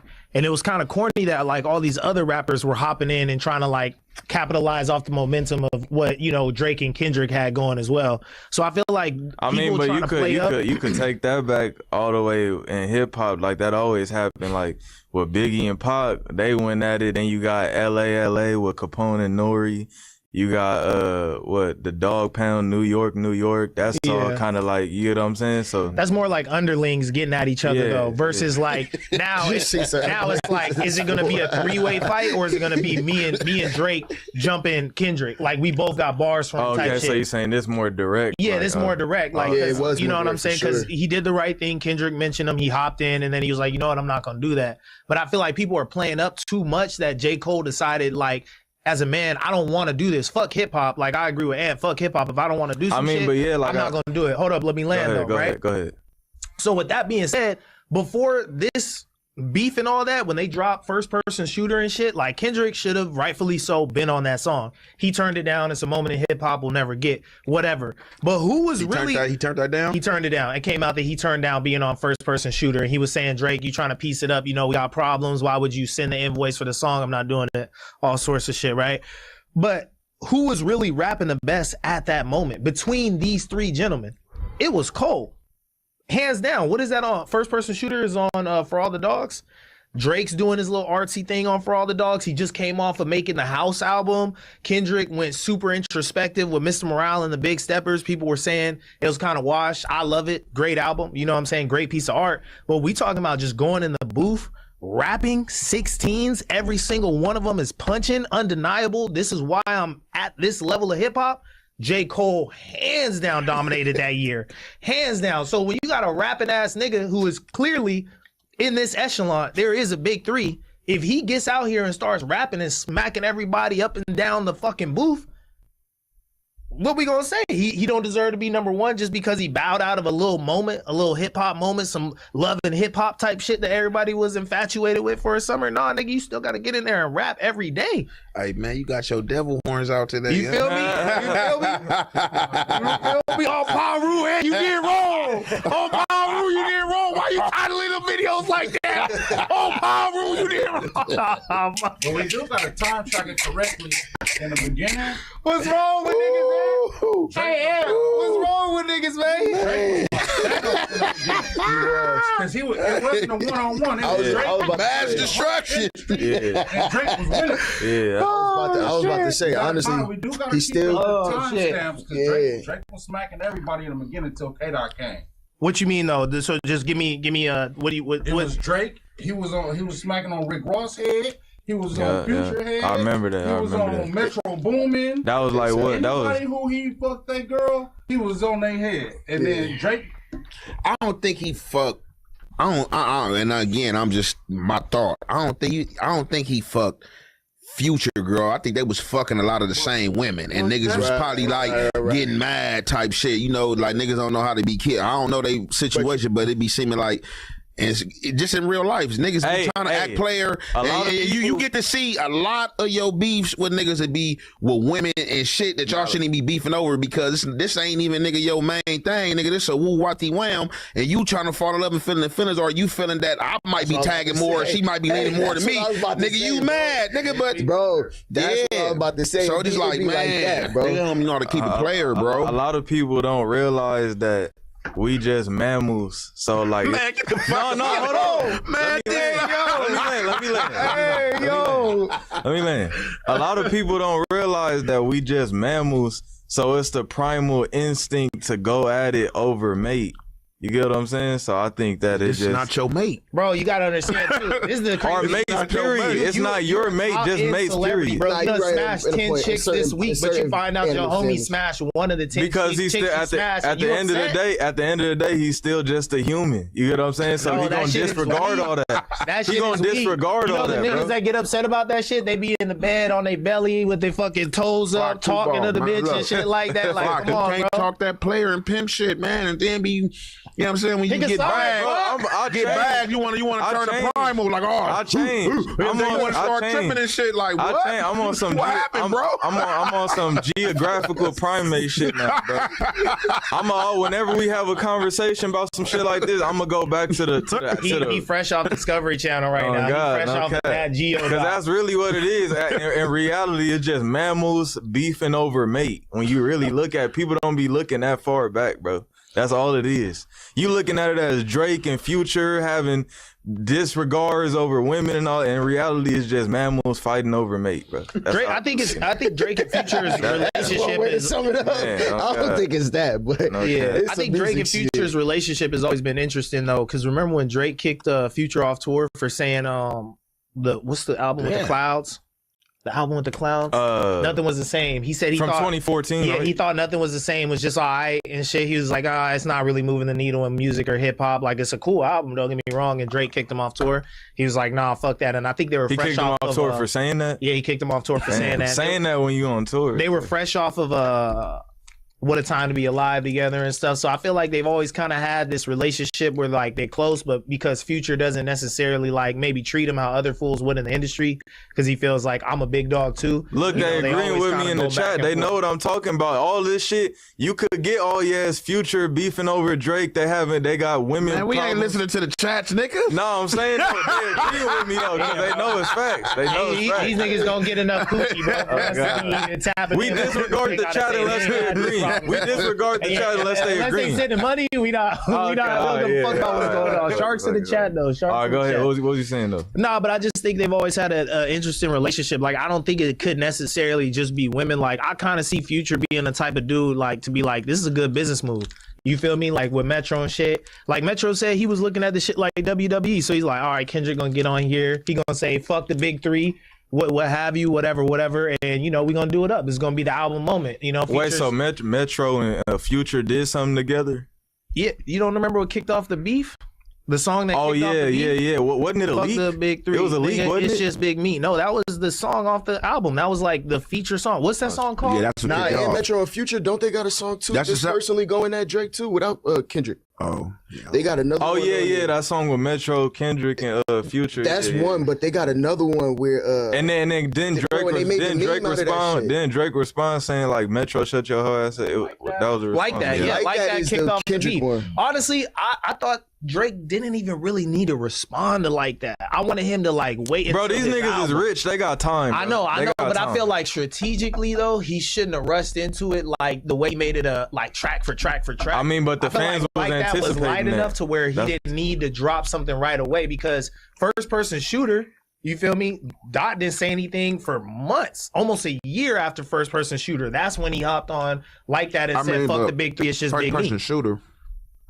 That's the shit with him and Cole, right? The shit with him and Cole. Why would he say something? Cole upped him on there, said, it's just me, you know what I'm saying, Kendrick and Doc. We the big three. True. He was trying to get to But it. I'm just, he ain't want to wait. yeah, that's true. I was talking about that Said, fuck BBL all that Drizzy. strategy. BBL Drizzy. Oh, yeah, no, that's a Metro by itself. That's the Metro That's track, yeah, Metro that's what I was talking about, Yeah, even during the beef, Drake had bars where he was like, excusing Future's behavior and feeling like some niggas just pulled you into some shit that you're not really a part of type shit. Future, he comes off as a nonchalant dude. I don't know how he is in real life. But back to the bars, man. I don't know. Like, I think this could kind of be a reach saying that this is about Drake. And if you're gonna say it's about Drake, I think you could easily say it's also about Kendrick and just the industry in itself. I mean, but I feel like when he say a lot of rappers make dough and prone to lose it, I think he talking about how isn't Drake currently being sued about the sports betting with Aiden Ross? Yeah, but he's not being sued. Like, it's the company. Yeah. Bro, I hate these indirect ass disses. Gotta decipher this shit. I hate that shit. You gonna diss somebody, just address that shit. Dog might get shot. Like, that could be a reference to For All the Dogs. You know what I'm saying? Like, it's a play on words. Like, he's an RC nigga. He's gonna do it in an RC way. Like, you know what I'm saying? Some niggas will say, fuck you, and we gonna spin the block, that's the punch bar. He just letting you know, like, man, you might get shot, might get killed if you lose it. Like, you know what I'm saying? In real life, just the same, like Vic. Allegedly, you know what I'm saying? They were saying, like, doing his little time, like, whatever dogs wasn't making the cut. Finito. Yeah. Yeah. It's always been like that in hip hop. You got the people that directly diss and then the people that send a little subliminal. It's always been like you got the Game that's always gonna say the name off top, and then you got Jay-Z that's always gonna give like some subliminal. So it's always been like that. Future, I mean, yeah, Jay-Z's the king of that shit. Yeah. It's definitely a Drake diss. Fact. Knowing Drake's relationship with Ken, the whole talking about cheating, and Drake was okay with the cheating when it was being done in his favor. This is the same tactic he used in the battle against Meek Mill, where the bots was keeping him in rotation, the DJ is keeping him in rotation, to where his spins is gonna drown out Meek, no matter what bars. You can say that about every single act, every single hip hop act under UMG. Nicki Minaj is under UMG. SZA is under UMG. Like, all the big hip hop acts are under UMG. So you think that they only botting for Drake? No, you don't think Kendrick's getting bots too? I think Drake was okay. Back to back. Drake was okay with all the body going on when it was being done in his favor. And then as soon as it was being used against him, he snitched. It was cool when it was in your favor against everybody else. I feel like everybody just started getting exposed for getting bodied, and everybody just started pointing the finger. That's how. He's the only one that sued, though. To be fair to J. Cole, though, he's been on the bots for a long ass time, but I remember it was back in 2017, 2018, he was talking about the botting and stuff, and it was just kind of ironic because it's like, yo, bro, you signed to a major label too. You think that they're not botting your shit? You know what I'm saying? Like, I mean, if he calling out, basically he's drawing a line and letting you know that if my label is doing it, I don't have no knowledge of it. And I'm not on it. I'm putting in the craft of work, and I'm just turning my shit in, and whatever they do, but I don't got no knowledge of it. You know what I'm saying? But it seemed like that y'all might have knowledge of this going on, and y'all with it and want it done. Yeah, you doing it on purpose type shit. Yeah, I feel like when he talks about the botting in the shows and stuff, he's really getting at the little guys, because Drake, Kendrick, Cole, stadiums. There is physical proof of their impact in hip hop. You know what I'm saying? Like, you can't deny that. But I get it. It could be shots at Drake, but I'm saying equal parts. It could be shots at Kendrick, who's under. Yeah, he Lucian is the person signing his checks at the end of the day. You know what I'm saying? Distribution deal or not, he's using Lucian's machine to get his music out. You know what I'm saying? So. Yeah. Ain't no telling though, man. No telling when Jack told Helen. Man. All right. We got Aunt Hefe and Wack currently beefing, and calls out Wack for the fade. Then we already addressed this. Yeah, we addressed that yesterday, man. We ain't doing that today. Yeah, Academics and Lil Baby both agree. We already did that. They said it's the title. We got They said it's the title, so maybe we get into it a little bit. I feel like Academic said what he has to say. I mean, y'all can get into it. I ain't gonna tell y'all not to. I already said what I said yesterday. No, we already fully addressed. Half of the podcast was about Wack. Click on the link. I want to see what the link is. Click on the link. Let's see what it is. Oh, this a clip Oh, from the it's show. literally Oh, a that clip from the show. It's It's literally a clip from the show. We put the headphones on. Wack 100 beef is officially on. Yeah. Man, fuck it. It seems like Yeah, I mean, hey man, you know, What you got to say about it? How you feel about it? You wasn't here. What you got to say about that situation? I We think got some. They can Yeah, share. yeah. It just is what it is, man. It's this whole dude Stilo, you know what I'm saying? And my question is same as you, like, how is this furthering his, I guess, financial goals? You know what I'm saying? Like, how is he monetizing this? Because we can see it with Ant. Yeah. He gonna drop a video. He gonna do a segment or two on it. We see the and that's numbers. all I wanted We know to Ant know. getting his YouTube check. You know what I'm saying? It ain't no secret. That's all I want to. it's But like, what he told me when we hopped on the phone, he had Clubhouse me, like he had Clubhouse me and shit. What he had told me was pretty much he got like a team that like on Clubhouse they stay recording and clipping shit, and then like that goes with it. And he said I guess he had put somebody on the phone within his Clubhouse team, and they were saying that they make $40,000 a year off of his Clubhouse and shit. So I mean that you know how shit go though, like So you can be monetized on Clubhouse? I didn't know that. That's what I was trying to tell him too. I was like, I didn't know you could get monetized on, or that was even monetizable. But that's what he was saying. Like he got people within Clubhouse that clip certain shit, and then that goes to different social platforms, and he making 40K. That it could all be made up. You don't know what's going on with Wack. You know what I'm saying? He one of those people where he might just make a play about how he making plays and shit. So I don't, Yeah, man, it's just it's unfortunate. Like I feel like it's I don't know.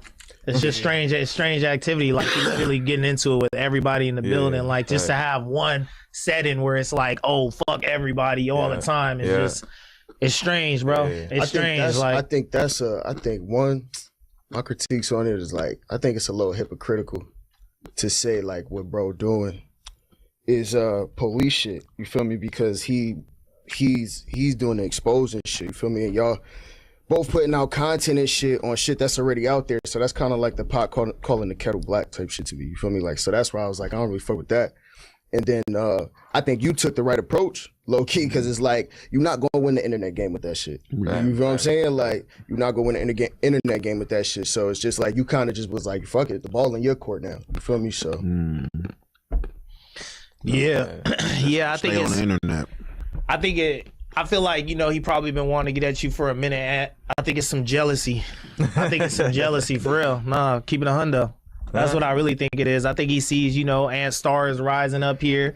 You know what I'm saying? He kind of has the reputable face card up here, along with others and stuff. I don't want to get into all that business. Shit that I don't be worried about is what they be feel worried me? about, bro. I'm not trying to be the top employee of the month. I'm not trying to take nobody's spot, none of that shit, bro. I think nigga get his picture on the wall. And Adam show. Nigga got his picture on the wall. And Adam, Nigga got a frame. He watching the clip views and all that. He like, hold on, he getting too popular up there. Hold on, let me get that. I don't even think it's jealous shit. I think it's just like, bro, low key. It's just, bro, Wack is the agent of chaos, bro. Like he really is. Like that nigga is just going to come at anybody and everybody whenever the fuck he want. You never know when it might happen. And from what I be watching, you feel me? A lot of the times, like he got his crew that he fuck with. It seemed like they never fall out. You feel me? But it seemed like everybody else, like it's kind of like shit, nigga. The only thing you got to do is say one wrong thing, and then that shit is gonna go left. So I'm like, yeah, that shit is. Man, that's what happened with me. Yeah. I said one thing, and then now I'm a, you know what I'm saying? Now I'm like some enemy or some shit. That's how he does it, I guess. Oh yeah, strange behavior. Yeah, man, what's going on in life, man? What's your situation with him? I was on social media. It's not no situations. Yeah, this shit is social media or social. Y'all like when I say social, right? Yeah. Social media. This shit is social, man. Ain't no issues, man. These dudes is social. Bro. He basically asked the same shit I asked. Is like, what's his monetization strategy? Yeah, exactly. Because that shit came across my mind too. Let me explain it. Because we it was about two Tuesday shows ago. It was me, Spody, and Lush, and I think that's it. And then we was Munchie too. What's Munchie? Yeah, Munchie too. And we were talking, we were already on topic about Wack. We were like 10 minutes talking about him. So I just got curious, like we're potting, you get what I'm saying? So I got curious. I want to know, like, what does he even get out? Like, his name is everywhere on the internet. I'm trying to see like where the money fits in this. Cause he not like a YouTuber, you get what I'm saying? So I'm trying to, or a musician. So I'm trying to see like where the money part fits into it. And then next thing I know, he blowing up my phone like, oh, how could you do that? How could you do that? And oh, you portrayed me on that shit had me crying. But yeah, so I mean, I don't know. Nah, yeah, I started to think the same thing too because I was looking for the content about. Man, that shit is crazy. See, bro. I'm just trying to sip these electrolytes. Trying to stay hydrated. Oh shit. Oh man. Let's see. I want to go to this one. It say, before I go to this one crazy. It say 90% of Lil B's discography has been removed from streaming services. Fans are confused, and so is Lil B. I'm curious about that one. I done did a couple Lil B skits too. He said, here's a tweet from him. As of a couple days ago, he said, I'm working on everything. Protect Lil B. Lil B is my friend 2026. We will make sure the music comes back. This is going to be hard work, but the love outweighs any fake ish or hate. Protect Lil B art music. They trying to erase the legacy. They can't though. Free the music, Lil B. Damn, that's crazy. I hope that nigga got some money saved up. No cap. I hope he got some bread saved up. They took his. They said they took his whole catalog. I hope he got a little savings account. Cautionary tale the artist. It sounds like he doesn't have any leverage in the ownership of his music. So you got to read the fine print when you sign these contracts because you could be signing over your ownership rights to where you just make the music. You become an employee of your own business and they own your business. Yeah. They own your brand. Facts. So that's what it looked like is going on. He doesn't have. It's crazy because I thought he was independent. I thought he was like, 2010, 2011 independent, just YouTube, music platform directly. I thought it was like that. I didn't even know he had a. That's what I'm thinking though too. I feel like might be like bad business on his end, like getting songs cleared and stuff like that. You know what I'm saying? Who? Because a lot of Wiz old shit got pulled down too. What? Like Wiz Khalifa. Oh, for real? A lot of his old shit got pulled down. Dom Kennedy. That one. Did they get it back though? He got some of it back, but he had to change the beat on. I was about to say they don't be clearing their samples, bro. Yeah, he had to change the beat. What's that famous Wiz song? Never Been. Never Been is totally different now. He had to like re-release it.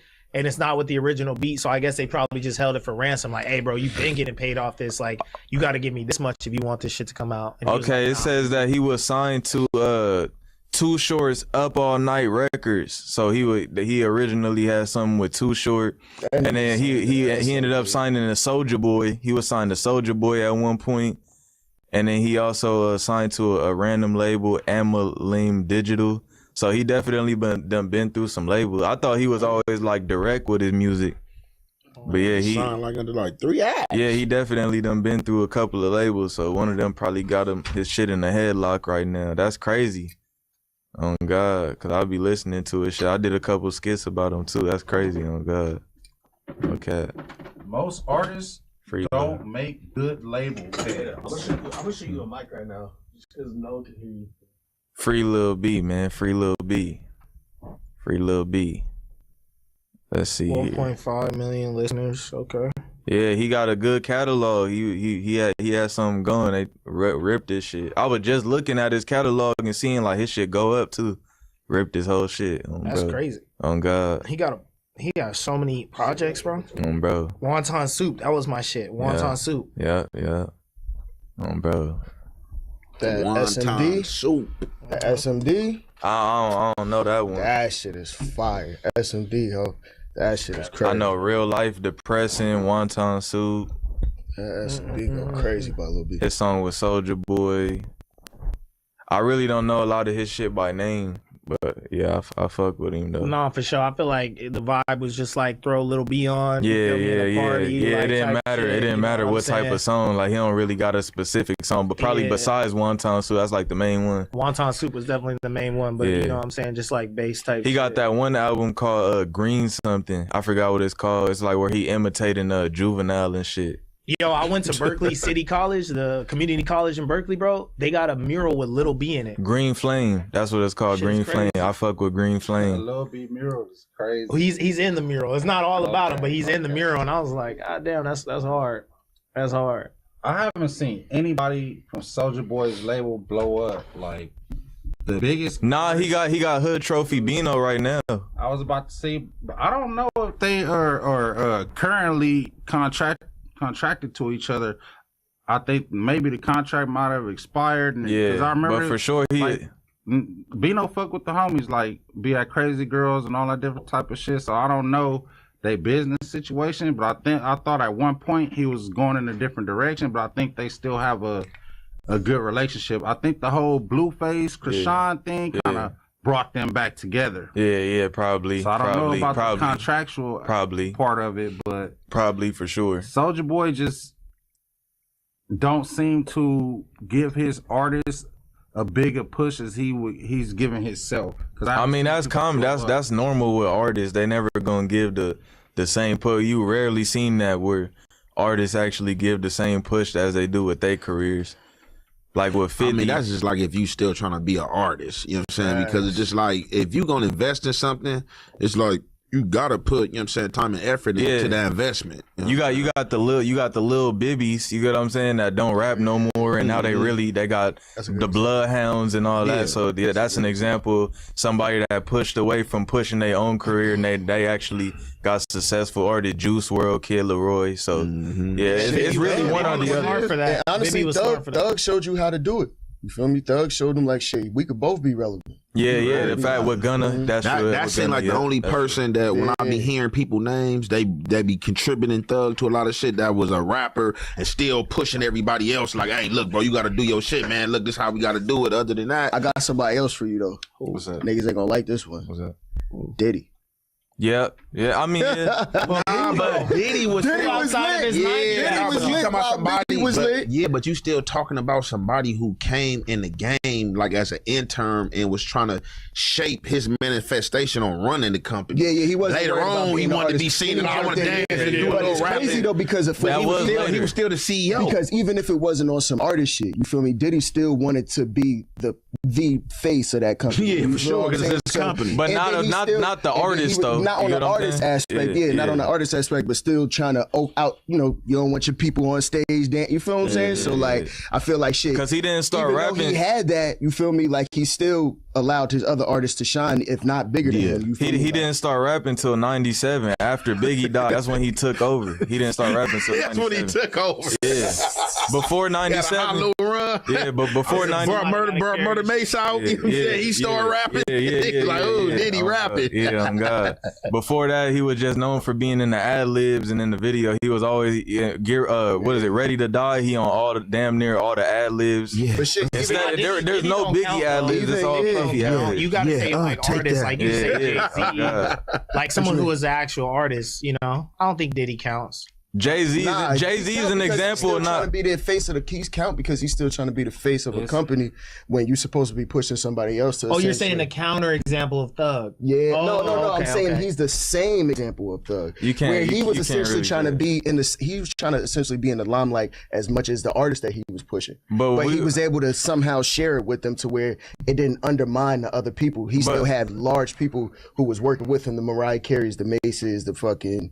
The 112s, you know what I mean? Like, so that's what I mean. Like, it's the same shit. Yeah, he wasn't trying to out rap them or he wasn't trying to rap with them or whatever, but he still was trying to be in the limelight period. You know but you know Young Thug exclusively as an artist. You get what I'm saying? You know Puffy has like a billion things. You get what I'm saying? Like, you know Young Thug straight artist. Puffy, you know him for doing a million things. So that's not really, you can't really say that. Puffy played the same role like Baby. They were the figurehead of the label, facts, but also stepped on the mic. Yo, they want you to hold the mic so it comes through clear. Yeah, Puffy played the similar role as Baby, where they were the figurehead of the label, but also stepped on the track, on the mic, in front of the cameras as an act as well. I feel Puff always wanted to be the act, but he didn't have the talent.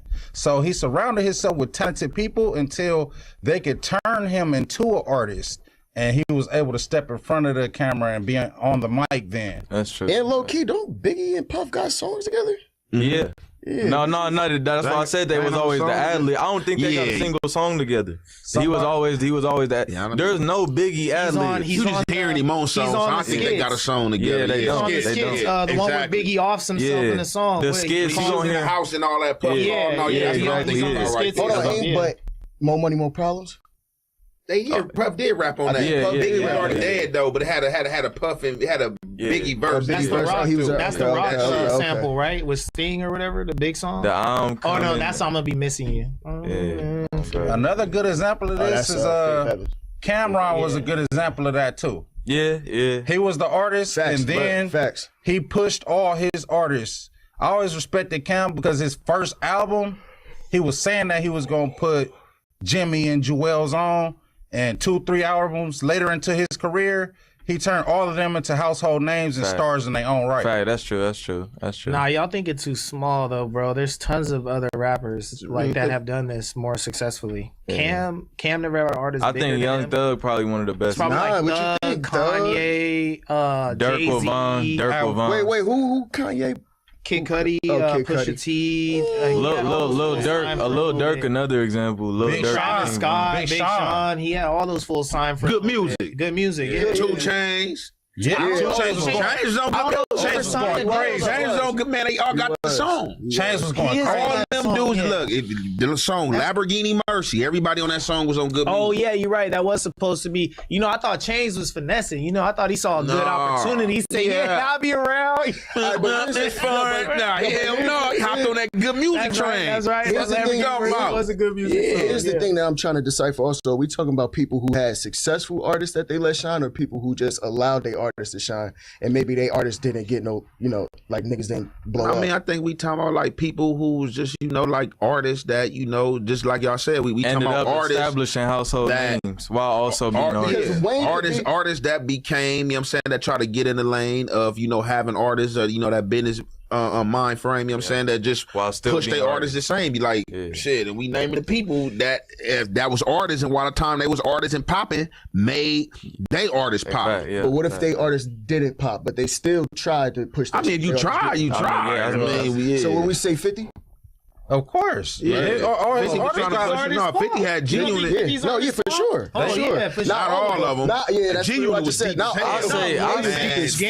all of them. But genuine was deep. Genuine had all the old rap groups. Look, I'll say all them niggas in pop. That's why I was asking. But no, he definitely had a run. Like hell yeah, 50 had that nigga was off that unit. The album was Stunt 101 on it. With everybody.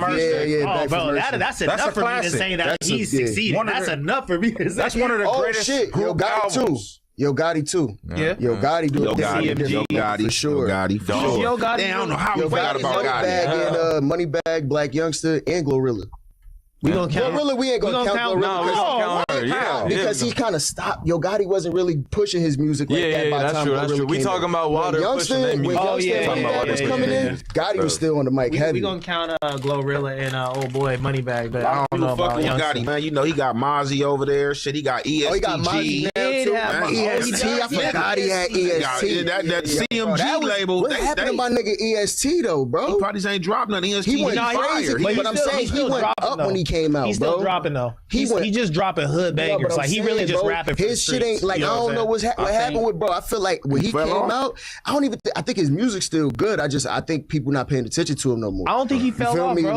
Like, he still got the same flow. Shit. That's what I said. I think his music's still good. It's just crazy to see that niggas. Because bro, when he came out with all that, what's that main one that everybody was rocking? I'm a Young Shauna. But get you picked up. Yeah. I could tell in the car. Yeah. He was going up. He was going crazy. I think EST got a lot of. He having trouble trying to balance his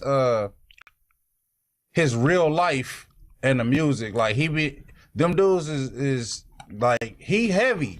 He's somebody for real. Like outside of music.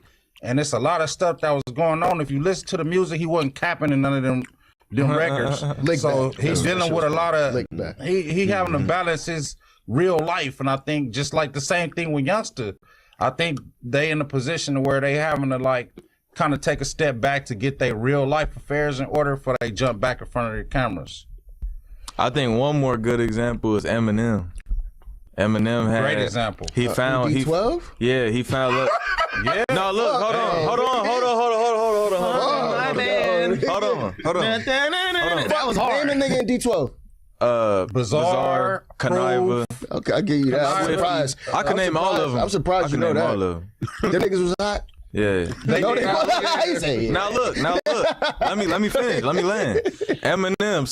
So you got, first off, you got D12. They got 2 #1 albums. Devil's Night went #1. It's multi-platinum. It had purple pills. It had hits. They went up. A lot of people like to say, oh, they didn't do their thing.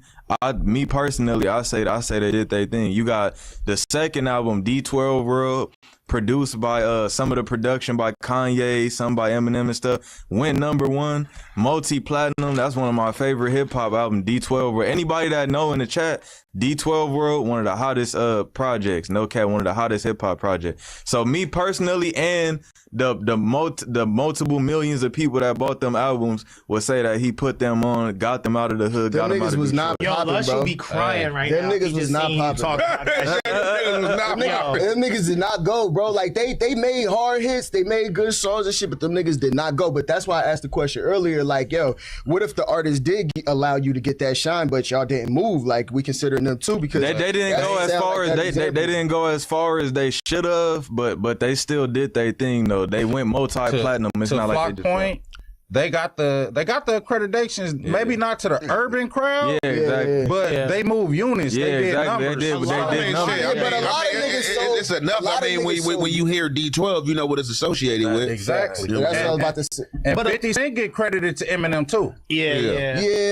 A lot of those You could artists kinda at that 50. time kind of like no, for sure. 50 Cent. I feel like 50 like split between. Wait, hold on. We're not gonna go to Yeah. 50 yet, because I'm gonna go through all of them, because a lot of people don't like to acknowledge how many people Royce the Eminem put 5'9" on. as well. No, hold on. Oh yeah, we're gonna get to all that. It's a lot of dudes. So we next, can talk about niggas who make songs. No, look. No, but they're valid though. They're valid. Yeah, Look, bro, we I gonna know. go- I'm from the East Coast. I know Royce the 5'9". Now bro, next like, we gonna go. No Royce. Now. Like it's like Joe Budden, bro. You know what I'm saying? Like niggas definitely made hits. Niggas definitely was like that. Niggas definitely could rap. I ain't coming at niggas for none of that. Real. But like, I mean, I wouldn't like put these niggas in the same caliber as like Lil Wayne putting on Drake. Now next we gonna go Obi Trice. Superstar though. You think But that's why I asked that question earlier though. That's But literally why I there's tons prefaced of that. rappers like we just talked about ESTG. He's not a superstar. Nah, he was though. That's why I said when EST came out, EST was a superstar. Nah, you gotta understand. You gotta understand. EST was a Look, this is no superstar when he knock. came This out, is bro. no knock at ESTG. This is no knock at ESTG. You gotta understand that there's rap tiers, bro. Like Larry June is not a superstar, but he has a very great brand, a very great cult following, and he's a multi-millionaire off the shit that he's doing. You could be a multi-millionaire in rap, be able to go sell out shows, pick up a bag, and still not be a superstar. Facts. And that's okay. That's okay. As long as you're getting your money and you're doing your thing with your art, that's fine. Not everybody's gonna become EST was a superstar when he came out. Bro, Like, that's okay, why- so that's if you why I call was- it EST a superstar, then what do we call like a Drake or a Kendrick? A megastar. Okay. Literally, they're megastar. I agree with that. All right, so megastar is the top, right? Yeah, that's like and the then upper superstar echelon. is right underneath megastar. So you're saying that ESTG is okay? So what is Gunna? Wait, tell me what Gunna is. Gunna is kind of in the middle. I would Gunna say a star. Gunna's going Gunna's up. a superstar. She's trending. Okay, He's going up. He's going so upward. Gunna is a superstar. We all done seen the last 5 years that Gunna's had. ESTG is the same caliber of when he first came out. ESTG what do you been mean? out for a minute. No. It doesn't. It's not when you first come out. It's bro. ESTG. His wave started popping like around COVID, bro. Like him being on the main stage, him having songs with Jack Harlow and shit like that, crossing But over listen the to what you're saying commercial. right now. You're just tell me, do you look at ESTG and Gunna as the same caliber of artists? No, because Gunna was able to continue that. Gunna was able to sustain that level of artistry and keep going. I just said to Ant earlier, I said, bro, it's crazy. What the fuck happened to ESTG? Because he used to have hits. He was that. So Gunna has 34.2 million monthly listeners. ESTG got 3.6. Come on, dog. He ain't a superstar, bro. Not super. We got He's a star. He's got a name like I Swear Vezo, all those guys. So what does it take to become a superstar then? That's like, I think sustained success, having really popular songs. Like, okay, did y'all hear Houston Atlantiville with Baby, ESTG, and Travis Scott? Nah, but you know that I'm not into that side of hip hop. or 4200 degrees with all of them. Yeah, for sure. But I'm saying like he doesn't have that. He doesn't have that level of success, and it's not a knock at him. Like that's what you should be, striving for or whatever. He's still getting his money doing his thing off rap. Everybody can see it, type shit. But you're not a superstar yet. Like give them, room to grow. Like all these artists are kind of skipping steps. You know what I'm saying? Like it's cool to take some steps, type shit. Now let me just run down the rest. You got Obi Trice. Man, we don't want to hear about. Look, you got Obi Trice. Obi Trice. Save you from going down this list. You just don't want to take. You got Obi Trice. We acknowledging Obi Trice. All right, Obi Trice and who else? Get your favorite. You got Obi Trice. Cheers Platinum. Cheers went platinum. It was Cheers went platinum. People slept on it. People slept on it. It still went platinum. Founded by Eminem. Put him on one of his biggest songs. You got 50. Obviously, we just gonna disregard 50. We already know he established 50. Later on, he helped a lot of people out. He done gave features to Baby Tron, T Grizzly. A lot of people disregard that. All the trailers up on 8 Mile. Hey yo, look, that's a good name right there. Yeah. So is T Grizzly a superstar? No. He's a star, a certified star. See, he had a moment. Here's a great. I guess that's where I'm at with ESTG. He had a moment where it was like he had a superstar moment. Bro, literally have a superstar. Like literally, bro, like he had that superstar talent that moment, bro. And that's why I'm like, damn, bro, that shit went away. But bro, definitely. There's a lot of artists that happened to. Like, where they had like a moment. Baby is a superstar, but he's just like barely there. No, Baby's a superstar. Baby's super solidified. Who got Lil Baby? Lil Baby, right? I think he still got some more work to do. Hell no, he's solidified. Bro, that's what I'm trying to say. It's like who's making it, like who's creating this barometer, bro? Because it's like, my nigga, if you got songs with some of the biggest people, you ain't now selling 37 million like Gunna. And we just said Gunna is honestly trending, going upwards towards that megastar atmosphere. So we can't even really compare them to. I think Baby is one album away from solidifying himself as like a you can't question being a superstar, but it's got to be good. I think he already there, bro. It's not question. Him and Gunna started out with each other, and I think it's kind of fair to say if we saying Gunna got it, Baby got it too, because Baby niggas not Michael Baby Jackson. been having his run like he ain't since Baby came out. Baby been ascending just as well as Gunna. Gunna may have been ascending a little more on a different but they're both superstars. You know why I say this? Because I remember when everyone was giving their love to Baby like crazy, and Amazon did that documentary on him. And he was like selling out stadiums and stuff, and it was all about his life behind the scenes and stuff. I feel like a lot of that motion kind of slowed down with his projects, and they weren't getting the same love. So I just think he's like, for me personally, like you can say he's a superstar. I understand that as well. I do think he's a superstar, but I think he's like one good like project to just pull up Baby. Everybody got. If ESTG ain't a superstar. Flock, I love you, bro.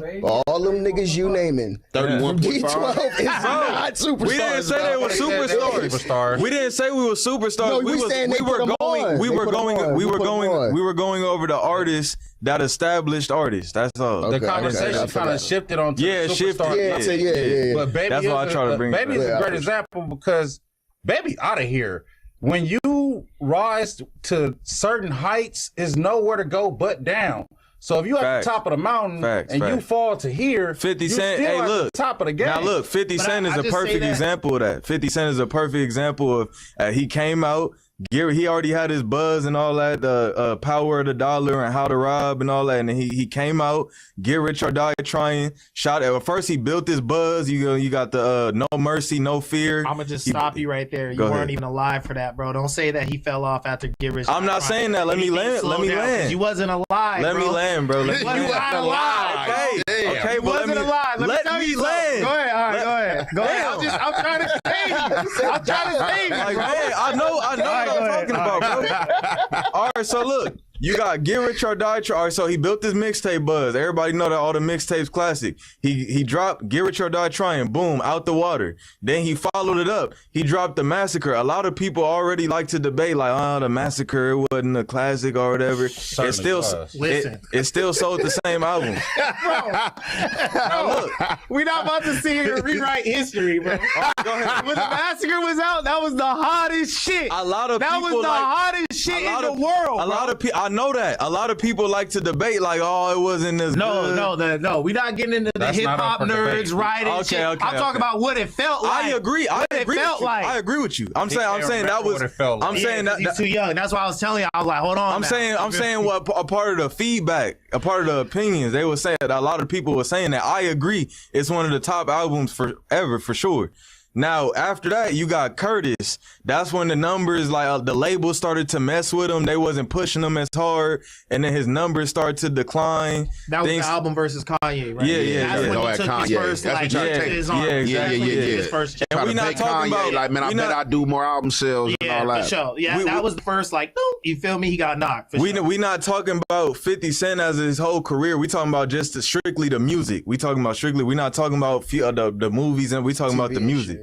So after that, he kept doing this shit, 08, 09. Now the real 50 fan, this is where the real 50 fans come in, because the real 50 fans know about Return of the Body Snatchers, War Angel LP, all that little mixtape era, 08, 09, where he still sustained his buzz to like the underground around that. That's when everybody know the game was low key on his shit, and a lot of people were saying 50 was starting to fall off. That was the popular topic at that time. People were saying he was starting to fall off around that time. You skipped over something. What? Yeah. 50 is the only nigga to diss a nigga and then drop a video game dissing a nigga. Who remember that G-Unit game? It was called Blood in the Sand. Nah, you talking about the one nigga, that sound like an and stuff. It's called Bulletproof. I think it's Bulletproof. It was called Blood in the Sand. That was with Snoop Dogg and shit, Def Jam and all that. And he had a diss track or a diss album on Fat Joe called Elephant in the Sand. Oh, yep. The video game had songs with him dissing everybody he was dissing, and there was blood in the sand because he killed the elephant. The video game went platinum. Yeah. So he dropped a video game dissing a nigga that went platinum. Yeah. I just want to you're right. I was gonna say also I think what I felt like he skipped over was the singles.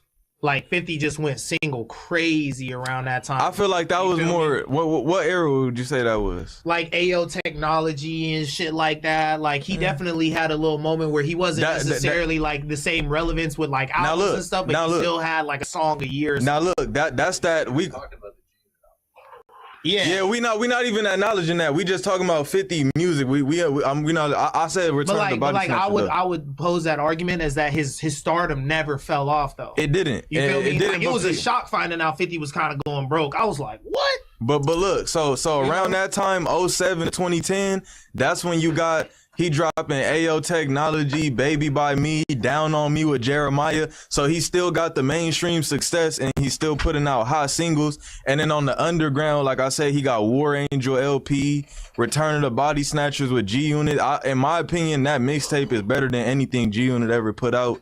What's that? Return of the Body Snatchers. Real one know about that. I'm the Man was hot too.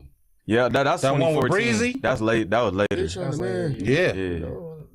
But yeah, so he never really fell off. But in the public eye, it's like, oh, this is the era where like like music. Yeah, he was going at it with like New York radio and shit like that too. I remember the Who Kid Cameron and shit. Of like random ass songs with Who Kid and shit like that. So, crazy mixtapes too. I know what you're talking about for sure. Crazy mixtapes. Yeah, no, you 50 just get to a bag, man. But yeah, 50 so trying to create a bag. What's the next topic? What we on? We got Ray J warns fans that he's dying soon. We're gonna get straight into it. Skip over the It's crazy. Prayers out to Ray J, man, and we his don't family. care about that shit. What you got wrong? We want Ray J. Pause. What he said he's dying soon? Let's see what they say. Hey, what's wrong with the screen? I can't see the caption.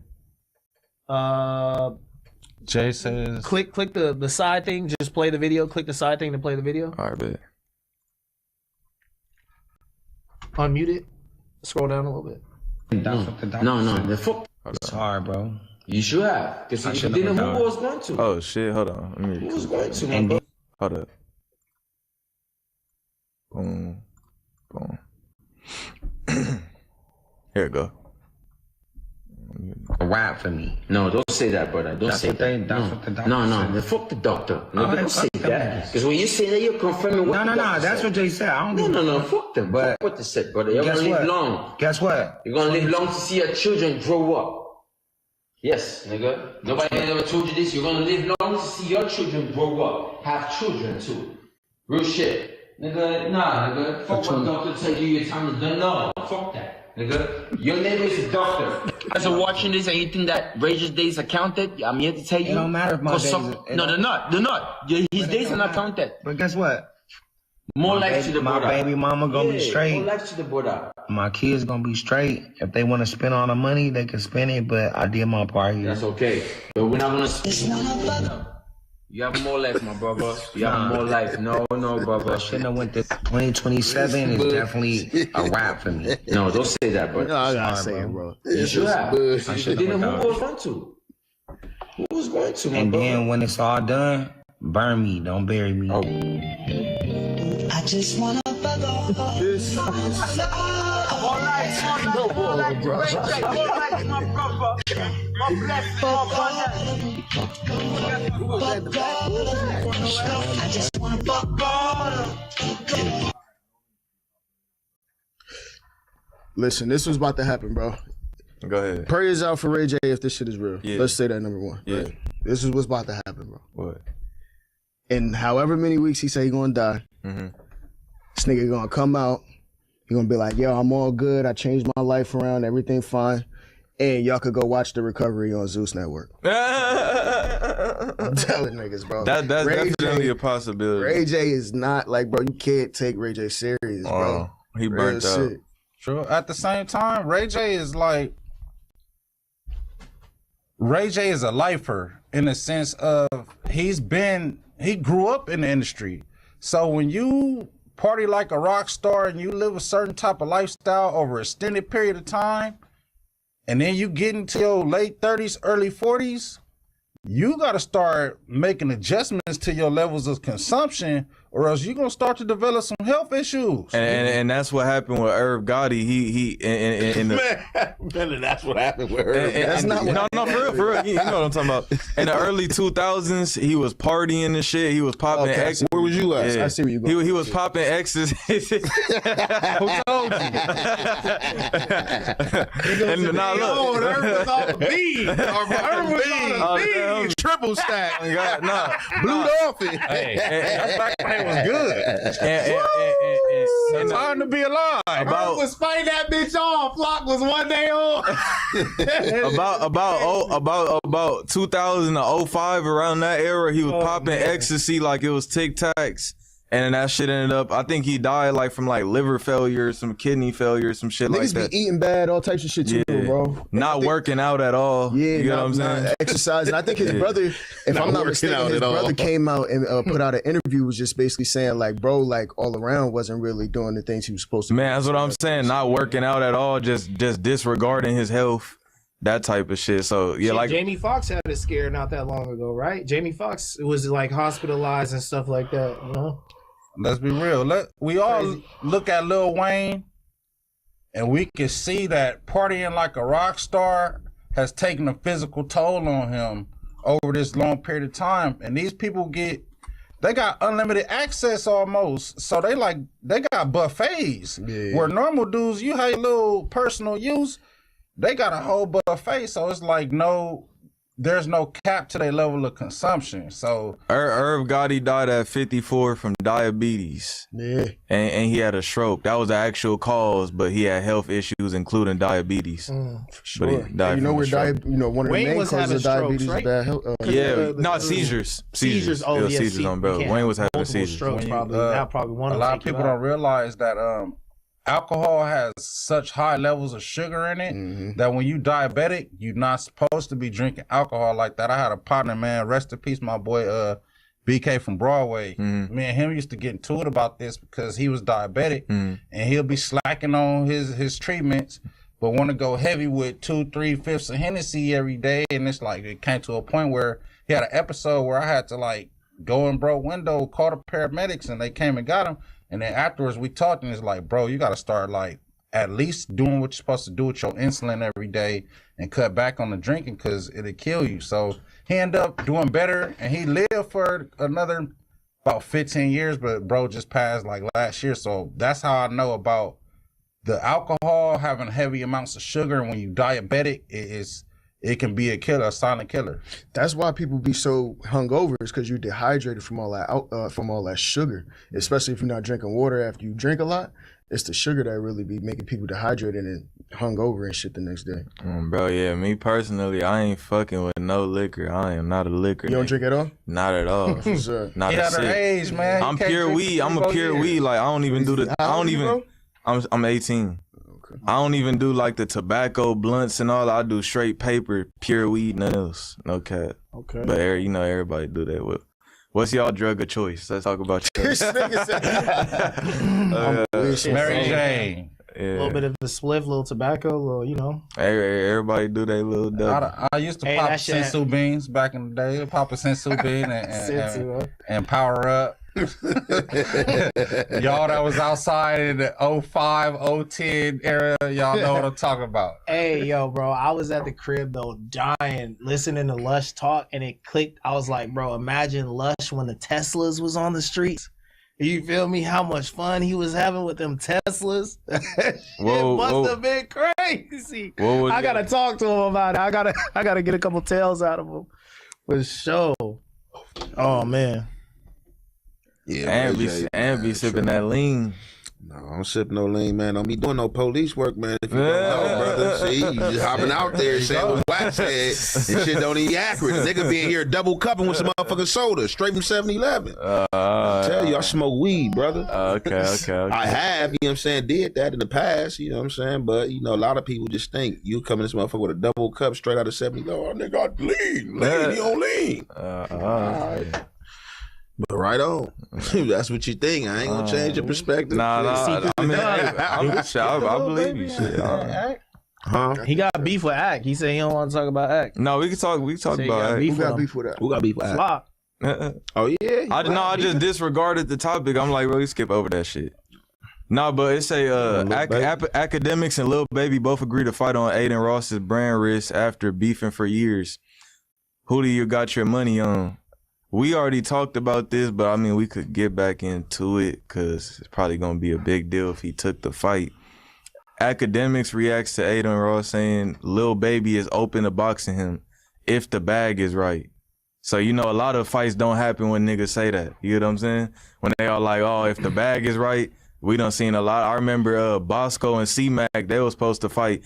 And then Bosco, he be on live like, blood, the bag got to be right, though. You know, I'm just like, blood. No, like serious shit, the bag gotta be right, blood. So you see it's a lot of senses where a celebrity boxing match supposed to happen, and then you got somebody not happy with the money. So, but shit, just like this, how I feel, and I ain't mad at a motherfucker that want the bag to be right. Just how social media want to see a fight and be trying to tell, I be tripping out how a bunch of people that you don't know, people who probably won't participate in street activity, be trying to tell you when enough is enough. Oh, you need that fade. Oh, y'all ain't fighting. I be looking like, God, what the? But in retrospect to them dudes, like, no, for sure. Just like people want to see a fight. Shit, you want to see a fight? I want to make sure my bag right. You know what I'm saying? Yeah. And it's a lot. You got Lil Baby got more to lose. Who? Lil Baby got more to lose. Why? Because he just like his status. Because status. He a gangster. He not a gangster rapper, but he a rapper. He talk his shit. From the streets. You feel me? From the streets. You feel me? Like, and nigga, you get beat up by Ack. That's gonna look bad. But I seen a video of this nigga Ack sparring the other day or hitting the pads the other day. This nigga sucks. Man, yeah, Ack any rapper that gets beat up by Ack, bro, cancel Christmas. Yeah. It's over. It's over, bro. Just retire. Tell your accountant, hey, make sure this money's straight. How they merged them two? What he been talking shit about? They've been having beef for a cool minute, and it was some recent shit that came out where Lil Baby's like one of his man's basically his assistant try to say he slapped Ack or whatever. Now and look he threw at a this. punch at him or some shit. Now look at this. It say Academic says he does not need an equal pay. Yeah. Whatever Lil Baby gets, Academics is willing to take half, meaning he really trying to fight. He don't care about none of that shit. I mean, they only got Baby worth more. So of course I'm gonna get more. He's a draw. You pay actual Baby action for. Yeah, just like a motherfucker that now you just gonna be arguing. Yeah, just like let's just say Ack, he's a big podcaster. Let's just say, whether it's me or somebody he been doing it longer in and he got more motion and you can't expect to get paid without getting paid. Just because you fighting him. You know what I'm saying? Ain't gonna give him the bag. But to be fair too, I like the approach Ack taking because a lot of niggas be using that, like Flock said, as a precursor to not have to fight. You feel me? So when a nigga really on it, like, a nigga worth more money, and like act like, I got a bag, but this nigga got a bigger bag than me. So if he getting 2.5 million, all right, I can take $1 million. But he could have took that route of if I don't get the same, just so he could duck the face. So when the nigga really like, all right, you feel me? You making the terms easier for you to catch the fade. Yeah, for sure. You feel me? I'm like, okay, he's asking. You got a point for that. He's asking. Ack really don't give a fuck though. See, like because he gonna people don't understand. bro. Ack already see it like this. It ain't even really the Adam situation. Ack see a lot of shit like he like, man, look, you the street dude. You got all the shit to lose. If I lose, so what? I don't care. I'm not claiming to be this big bad tough guy and this and that. So Ack really don't care. He's gonna just get in there and do it for the sport. Like, man, get this bread, bro. And that's why I said it's like the Adam shit. Like niggas thought that Adam was gonna care that he lost that fight. I mean, like, I think that shit was a win-win for Adam regardless, bro. Adam knew that he wasn't no fighter before he got in that motherfucker. So it's like, to keep it what 100, do I got to lose? To keep it 100, I think Adam just, like, I feel like it was a part of the whole campaign, like, flop the fight, get beat up, go on live, talk about how this black man whooped me. You get what I'm saying? Like, it's just a part of it, and then go back on Plug Talk, do the porn. You get what I'm saying? Like, I feel like it was a part of a whole business proposal. I agree to an extent. If we being 100. I think, like, I agree to an extent. I think that, like, it was all a part of the campaign from the first from the original porno movie they made. Yeah, exactly. That's what I said. It's a part of the whole. They make 2 movies. Yeah. I fight dude, make it seem like I'm fighting for my honor back. You feel me? Then boom, probably after that, they probably gonna make another movie. Exactly. That's what I said. So I think that's all it is. Yeah, for sure. But people be naive, the internet. Adam definitely was very strategic with it. I think it was great promotion because Adam is already, no matter what he do, good or bad, you're going to have people that, a crowd of people that's going to view Adam as a villain. And those people are definitely going to want to tune in to the fight to see him get his ass whooped. Yeah. And then they're going to want to tune in the next day to hear people talk about it. He's going to have to address it. So I think he capitalized on his role as a villain to do the promotion for the fight because people wanted to see that. So it was a win-win for him because he was never going into the situation to win the fight. It was all just promotion for the brand. How many live viewers did you guys have yesterday? It must have been more than usual. You said what? Oh, okay. Yeah. That's high though. That 9K. That's a lot. Yesterday, yeah, we bet y'all about went 9. crazy. It did go crazy. Yeah, y'all went crazy then for sure. Yeah, but I mean, and then, I would have liked to see them, get at least 2 squabbles in. Like, you feel me? I would like to see Adam punch. Academics insists he's serious, ready to sign contracts, and believes Lil Baby won't do it. But he says if it's real, he's stepping in the ring. So Academics 100% no debate. So pretty much confirming that Lil Baby, if the fight doesn't happen, Lil Baby turned it down, and that's more content for Academics. You get what I'm saying? So basically, this is something. So Baby don't even really know nothing about this, but the narrative that social media is pressing. So Ack is the one who no. Baby said that he was with it. Yeah. Aiden first talked about it on the stream. Said he talked to Lil Baby and Baby was down. Oh, okay. Yeah. So it's looking like it might. But that's something that Lil you not Baby, gonna... man. Keyway, man. Lil Baby about that, man. Lil Baby, he said he with it. I don't think he with it. My money on Baby.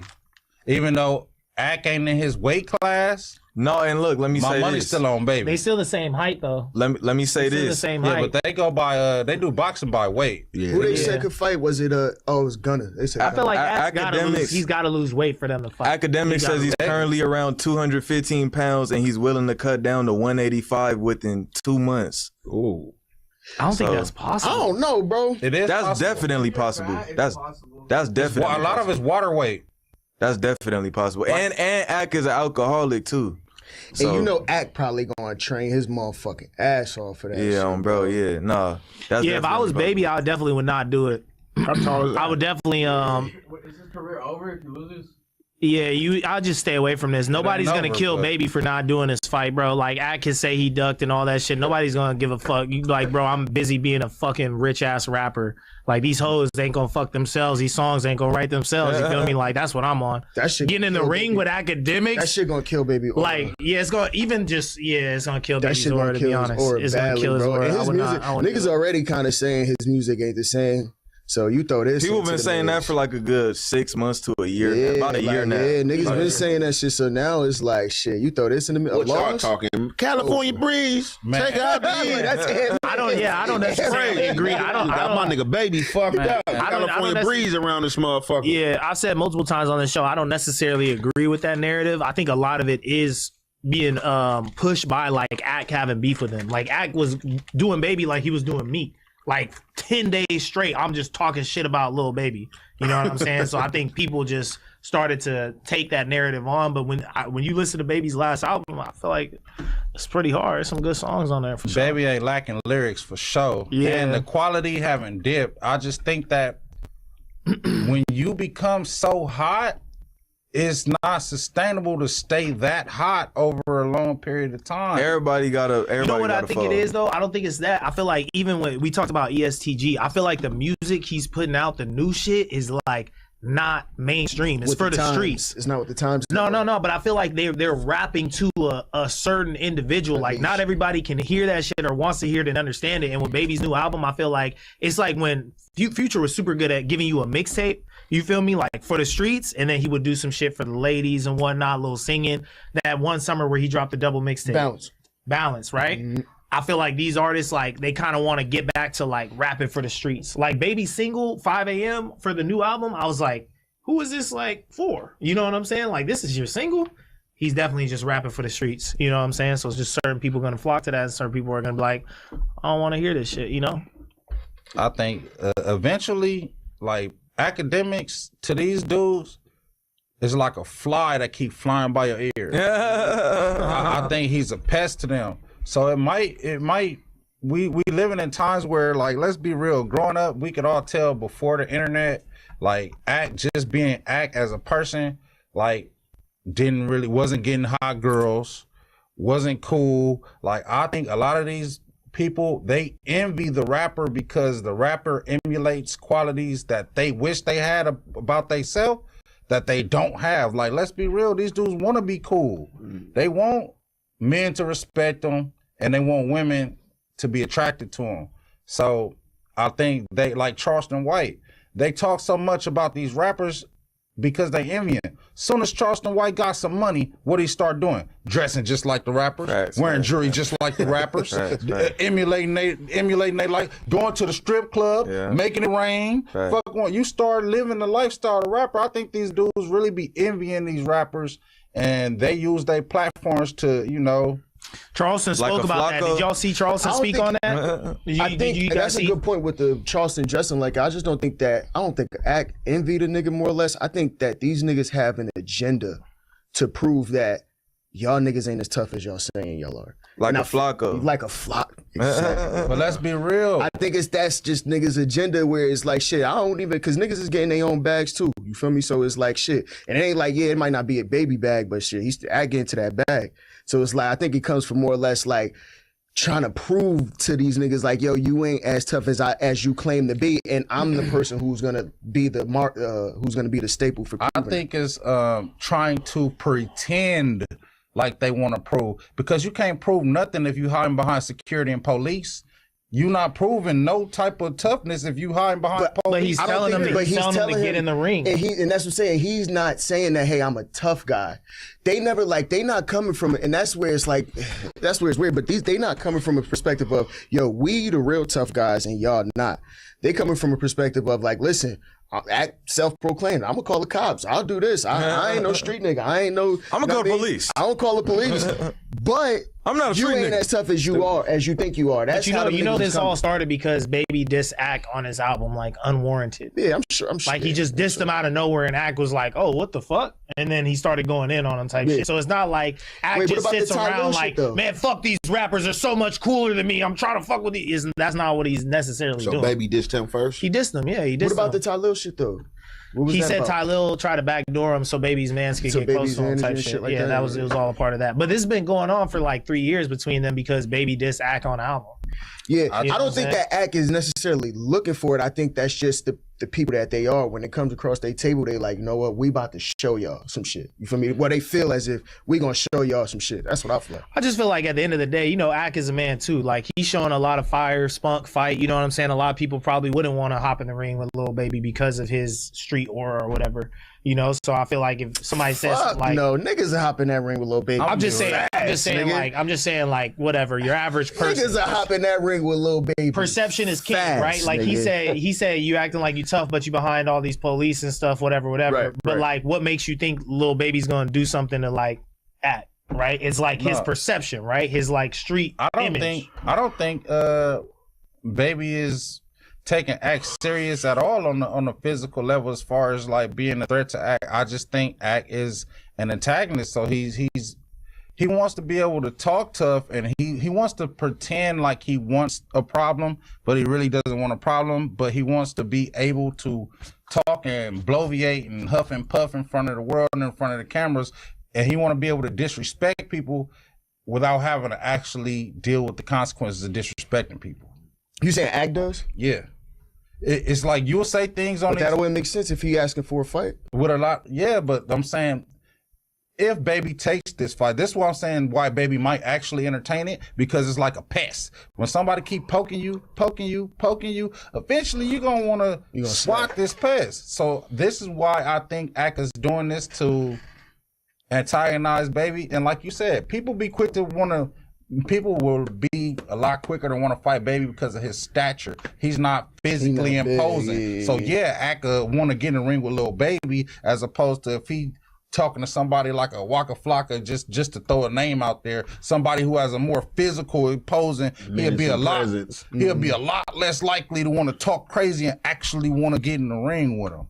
Nah, but I feel like with the Meek Mill shit, like, cause I feel like Meek had more of a gangster image than Lil Baby. You feel me? It depends on. So I feel like shit. If he was willing to go crash like that with Meek, it's just him. I think like the gangster, like they just smooth dudes from the streets that rap about their times in the streets and getting money. Like I don't think Meek nor Baby got a menacing presence, nor either one of them is trying to go for the menacing presence. I'd give that to Meek, but I think Meek I would give that to Baby, but Meek has definitely gotten beside himself and made some like Instagram videos like we could do it, we could crash, like type shit. Like I'm saying, if you pointing your phone at your face talking about nigga where you at, we could do it. Like come on, bro. Like that's a sign was pushing that gangster shit. Like and I feel what you're saying. Y'all let regular life shit that gets on the internet, that's regular shit. If a motherfucker piss you off on the phone because I go off, that mean I'm just a crazy menacing nigga. No, you said some bullshit and I'm just reacting to it. Nah, but he's doing it in a way where he's like, bro, he said I'll pull up to your house and we could bang it out. Like somebody get you mad on the phone, nigga, fuck you. You hang up. Whatever. But nigga, he kind of preaching the street shit in his rap, and then the shit that he was doing on camera, like pulling up on niggas and shit like that, it kind of like, all right. Who he pulled up on Safari. That stuff, y'all like we Safari. No, but what I'm we're not saying the opponent wasn't. It's not saying that the opponent was worthy. It's just saying that Meek is, or at least tries to be of street essence for sure in his rap and in his actions. Whether it's valid or not, I ain't saying Safari is a valid opponent. That was just a situation doing a little Nicki Minaj thing, but like just both of them don't give me like Meek. Both of them rap street stuff because they're dudes from the streets that rapping their struggles, you know what I'm saying? What they know about, you know what I'm saying? What they experienced. And I think Meek probably had a few situations, a few nigga situations, like to where you're gonna like definitely, if you know that you're a dude in the streets and you feel like a square trying to play you, it's gonna piss you off. it's really gonna piss you off more than you get into it with another gangster. And when you rapping about spinning the block and spanking the ops constantly, who's the ops? That's what He only game man. Baby raps about. Baby like, from the street. Baby, you know what I'm saying, not even like display. Yeah. But I'm saying he's rapping about what he's talking about, what he's experienced. It's like 4PF, they got some shit. You feel me? Like, look, I'm not gonna get into all that. I don't know about 4PF. No, none of that. The details of it, but it's been broken down concisely. We've seen police reports and stuff. So it's like, I mean, if it's there, it's there. But this is what I'm saying. But look, he ain't came on and said himself what he is. I don't gotta repeat none of that. Shit. So it's just he ain't floss flagging. I mean, false flagging. You know what I'm saying? Like, shit, he talking That's about all I'm saying. his experience. Let's read some of these super chats. It say, and right, Ricky don't know what the fuck he talking about. PG Lang has a distribution deal with UMG. It's not an imprint. Drake is directly signed to UMG.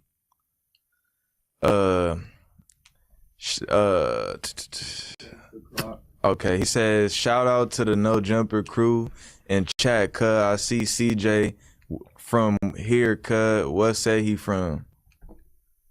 We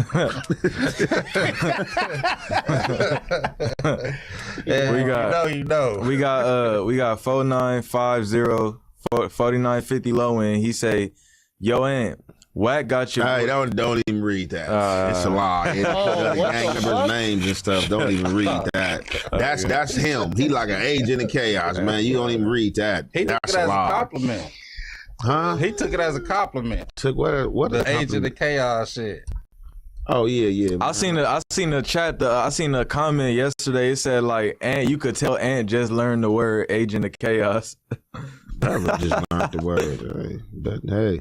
He said, okay. He said, Flock Gabbana says, flock to ball is what we need. Pause. You know you're supposed to be reading them $2 chat. But if I'm getting the shit on, that's why I stopped. You know what? He got his shit on. They was serving you last night. They was serving you. Who read the ones that I can't see? It's Mr. John Doe. The names? Mr. John Doe, why don't you reveal yourself, bro? You be making all these fake pages to talk shit. Mr. John Doe, okay, all right. I want to see the way that you dress, Mr. John Doe. I would love to just see one fit, bro. All right, so don't read them $2 one. I know. All right, it say, Ricky, don't cut Flock off so to sound dumb. Your green ass don't know what the hell you be talking about ever when it come to cut culture. So just shut the fuck up and let Slim finish. I'm 40 and agree with everything he said. All right, Slim. Start calling you Slim. Hey. What's his dude name? Raza. Masan SF. Oh, okay. Oh shit. I thought it cut off. Masan FF. SF. He say RZA is one of the most successful artists to make his artist household names. Wu-Tang Clan. That was a good one. Oh, RZA. We definitely missed that one. Yeah, RZA's a good one for sure. Yeah. RZA's Shout out to the chat for that one. That was a good one. Hey, what's his name? What's his name? This better not be him. Okay, yeah, there we go. It's a just a mirage $20 chat. I'm here for Ricky. Okay, Ricky. Think see that's the symmetry in the face. You know what I'm saying? All right, Philip Damani 560 $5 chat. These streamers wish they was rappers. Academics drop music.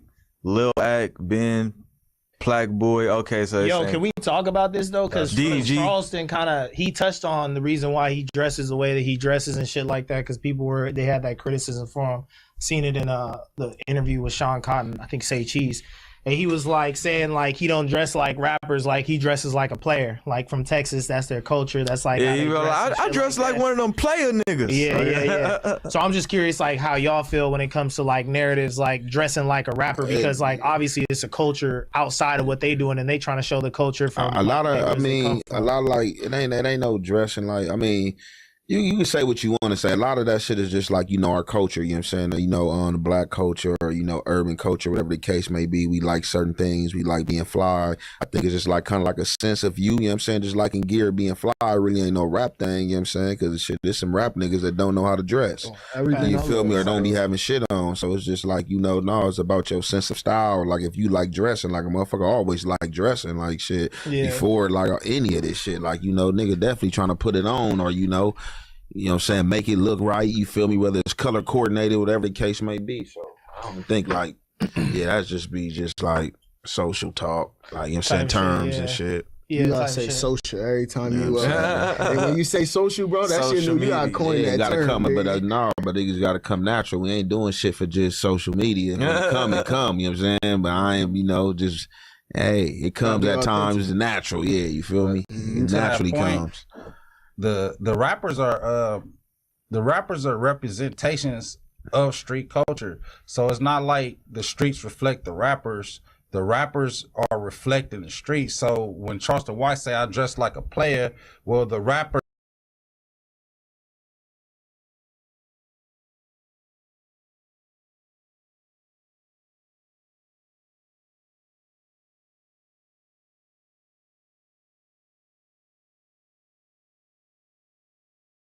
kind of living representations of it. So in essence, they both saying the same thing. Yeah. So you are dressing like a rapper by dressing like a fly street nigga, because the rapper is a representation of the same. Because like I feel like back in the day it was more like understood, like the rapper was trying to be like the hustler in the neighborhood type shit. Like Cameron with that album cover where he's like emulating like some dude or whatever in Harlem who just got released or whatever, and they all got on the furs and shit. He recently talked about it. Like it was more like of a clear line in the sand or whatever. And rappers used to start trends like Jay-Z rocking platinum.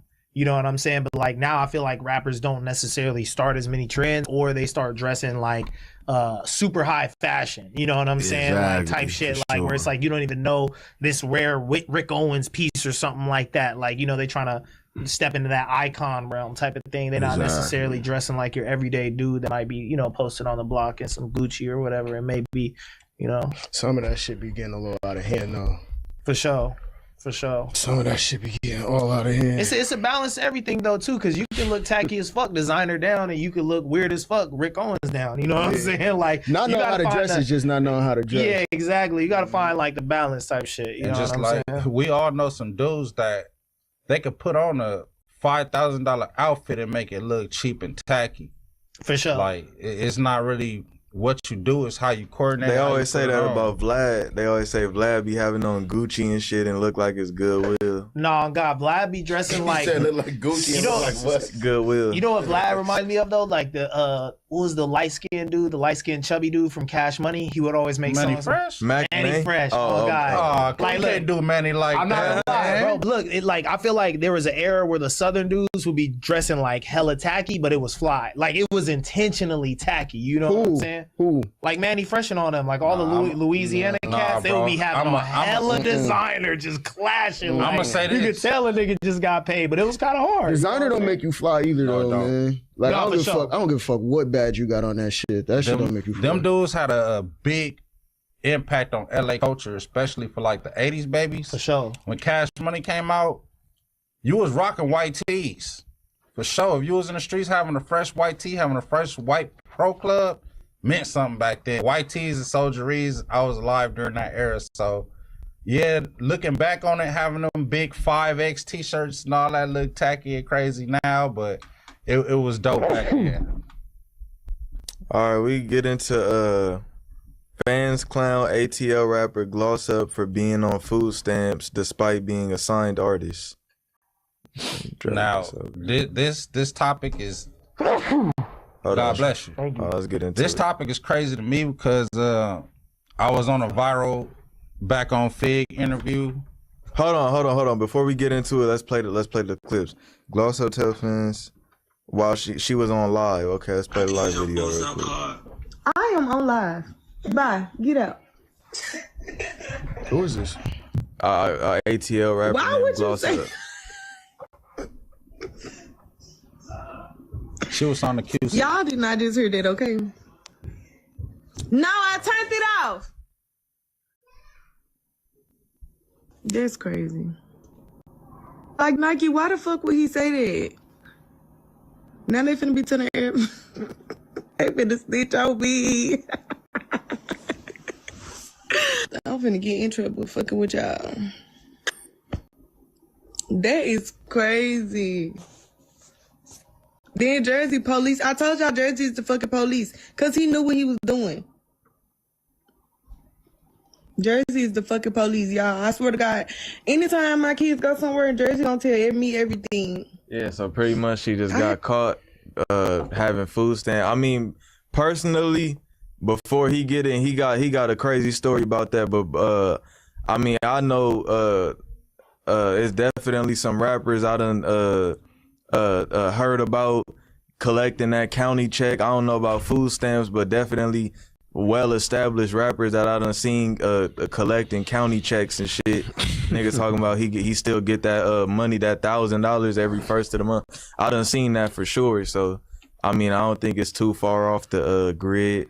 But go ahead. We gonna let CJ tell his story about go ahead, tell your story about your food stamp encounter with artists. Yeah, I had a crazy experience, man. I was back on Fig. Shout out to T-Rail Smack, and I was on there with Kevin McCall.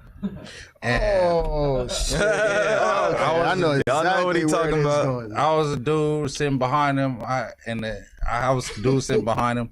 We had a strategy when we went on there to highlight his music. Well, this was my strategy for going on there.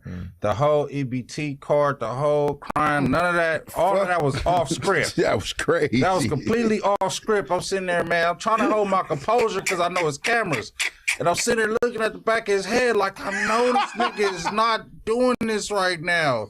And I'm trying to tell him, like, man, you know where he come from. Let's not act like we all haven't been on food stamps at one point.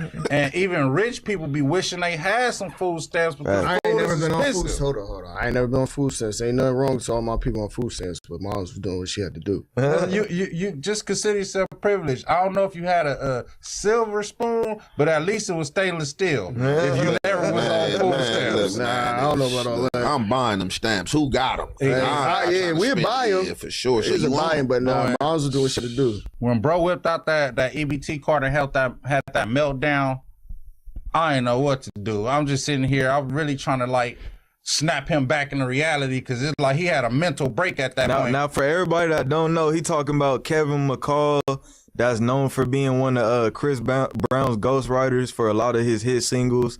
And recently, within the last couple of years, you ain't nothing but a vulture.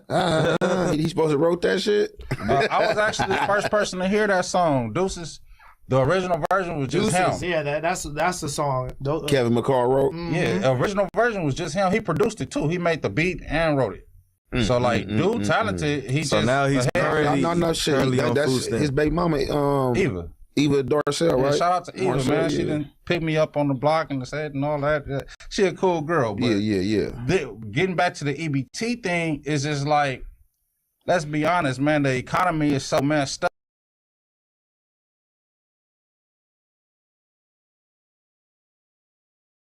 EBT, holler at me. So I don't see no shame in it. If you come from a impoverished background, impoverished communities, if you do the statistics, so much of America is on EBT. But it just, people, we put so much into perception.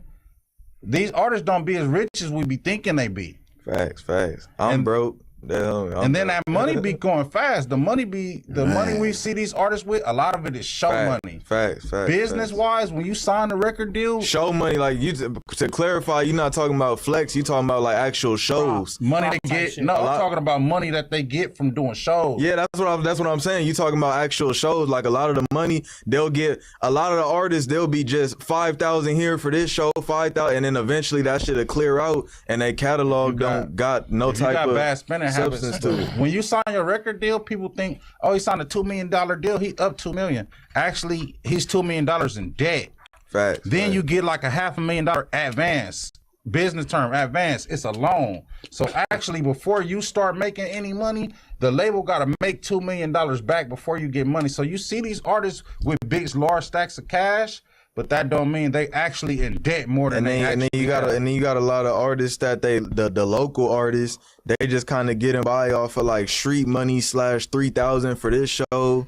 You get what I'm saying? 2,500 for this show on top of their street money. So for a lot of people, they still struggling. Slash is just like a regular. They said he too young to know everything. I'll say this though, for real. Is like, I know it was like a funny moment what he went through and shit. And it ain't no shame in being on EBT for sure. Like if you're a regular person and you need that supplements for your kids, whatever it may be. But like the way I saw that moment, like I thought it was a real moment. Like, you feel me? Just like the pride of a man type shit. Like I used to have it. Like I was up as fuck. Now a nigga on EBT, like that shit'll drive a nigga crazy. You know what I'm saying? Like for real. Like, I mean, and look, recover from that shit. That So goes. that goes a real moment. You know. That goes to a lot of the artists that, you know, they ended up getting gaffled up for the smash and grabs. You know, you had like a little era in rap where like it was specifically in California. I'm not even gonna say no names, but you got a lot of rappers that.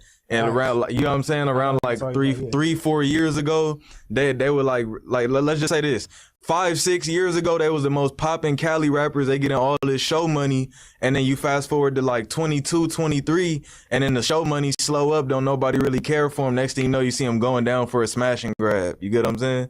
So, you know, I think a lot of people don't know how to save money. People, especially when you got money coming in like that, you buying shit that, like, you know what I mean, 50,000 go a long way for a motherfucker who ain't never had 50,000. Facts. You know what I mean? It could go a long way, I should say, for someone who never had. I was gonna say the opposite.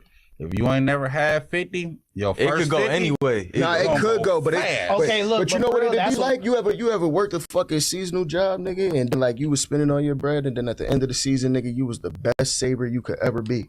You feel me? Like niggas, once niggas back be put against the wall, a lot of niggas perform and be able to do the shit that they were supposed to be doing when you had it coming in. You feel me? Like I think it's human nature to if you never had it and you don't naturally have discipline, financial discipline, it's human nature to mess up, to blow your first bag. Sure. Yeah. No matter how big it is. So financial literacy is low in America. But you know what fucked me up though? Like real moment, salute to dude, you know, being vulnerable, whatever.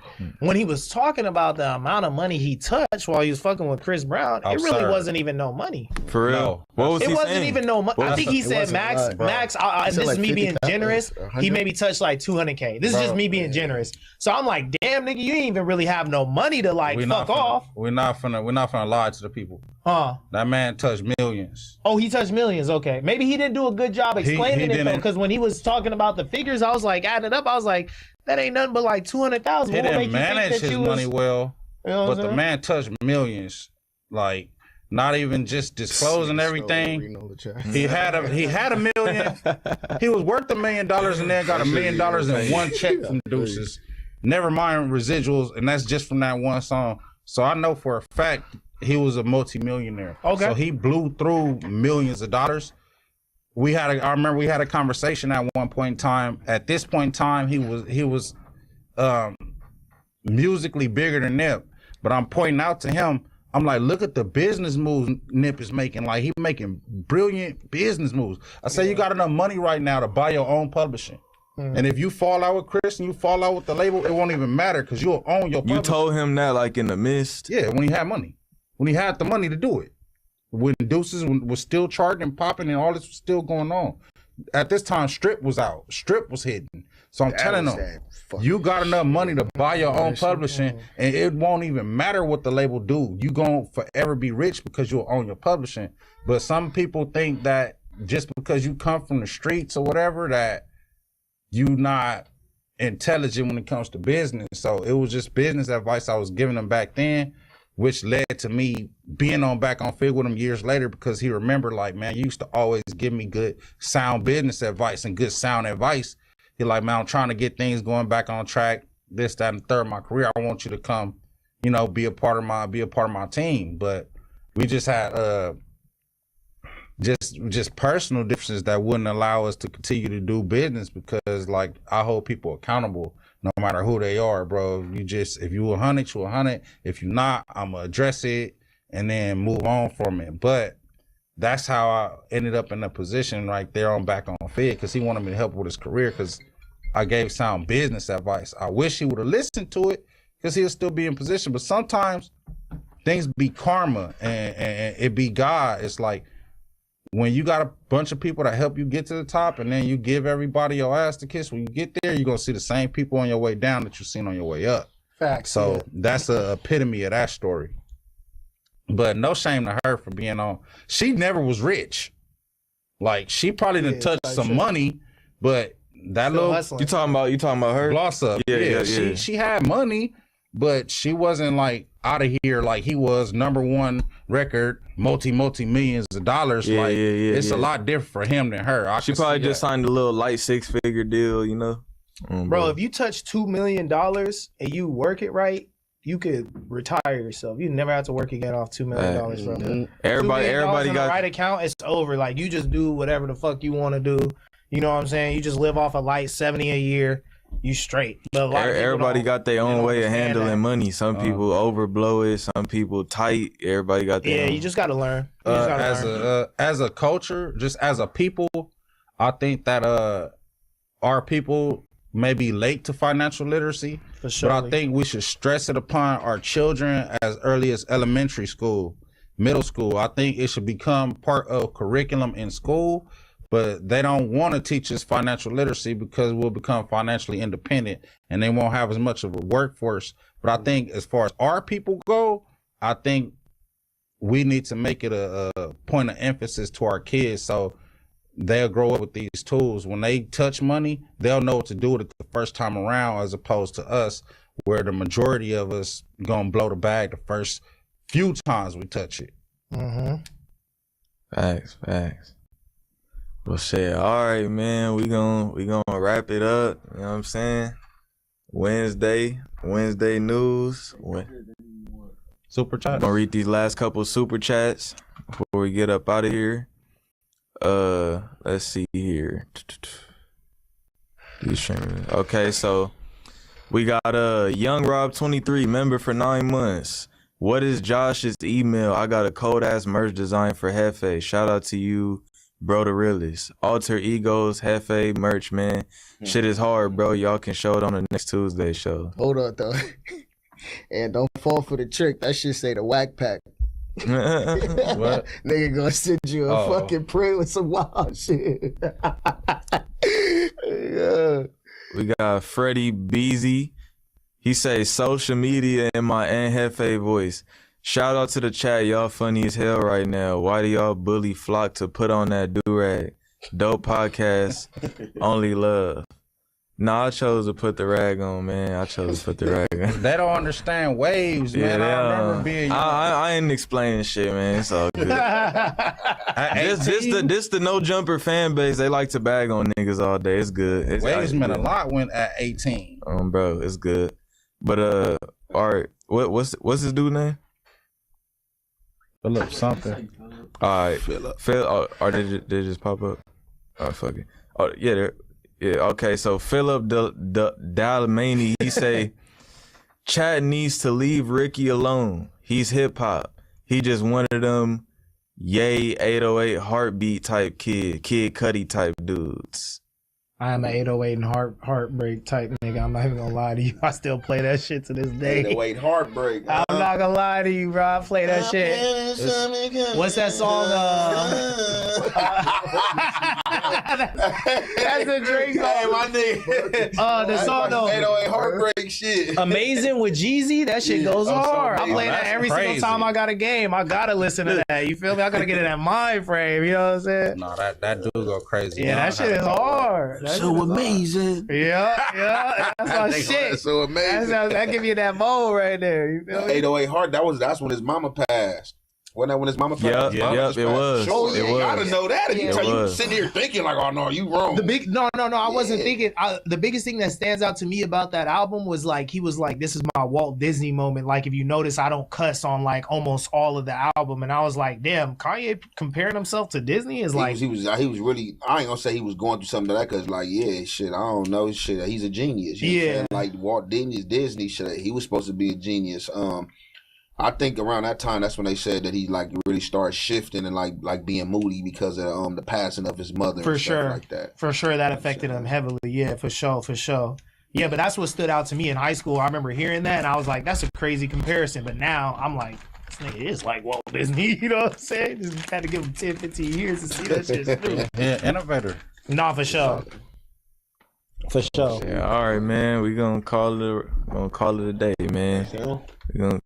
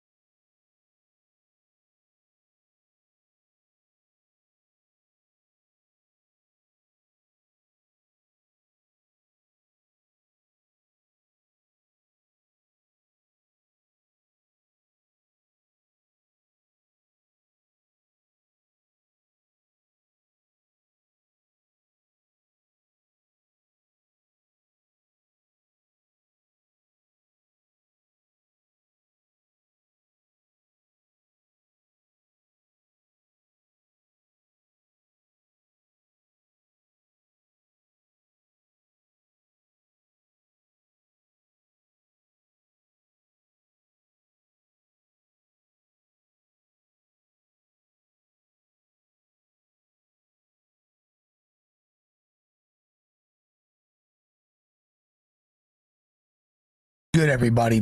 This is the Friday installment of the No Jumper News Show. I'm very blessed to be here. You feel me? Thank you, Jesus Christ, my personal Lord and Savior.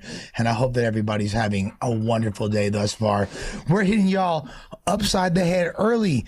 Get accustomed to this because I like this. This is like a new little in the morning type show. You busy. You feel me? Like some Regis and Kelly type. It You is. feel me? It really is. It really is. You know what, Lush? I hope you live as long as Regis. I hope That so part. too, but do I hope so? Because I think he's like 230. To be honest, I don't know. With that being said, back with another installment.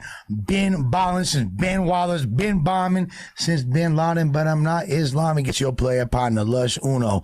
Put the Mac and MacArthur Park player. Y'all already know. You feel me? Hitting up with alter egos like my partner Hefe. You feel me? At all times on my right hand side. Yo, I cock it back and let it go. I get my tam on and leave them bloody like a tampon with a heavy flow. What's happening? What's happening? I blame Steven for this narrative.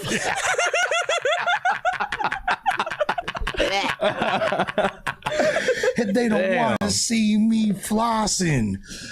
Even though he ain't a sheep, he known to get the fleece often. So that's why they call the homie Jinx Johnson. What's happening? Can I get a Do you know who Fleece Johnson is, Jinx? No, I don't want to like. I absolutely do not. That's Is that right. a compliment or is it an insult? Yeah. I don't know. I don't want to like, because you're like way too good of a friend for me to proceed with feel this you. dialogue without Type enlightening you. So since it's before we're like within monetization strike zone, I can't fully. So I could like kind of allude to his activities. Fleece Johnson was incarcerated for a long time and thoroughly enjoyed the company of the many men who shared. I don't want to be associated with that. In no way or fashion at all. Nope. He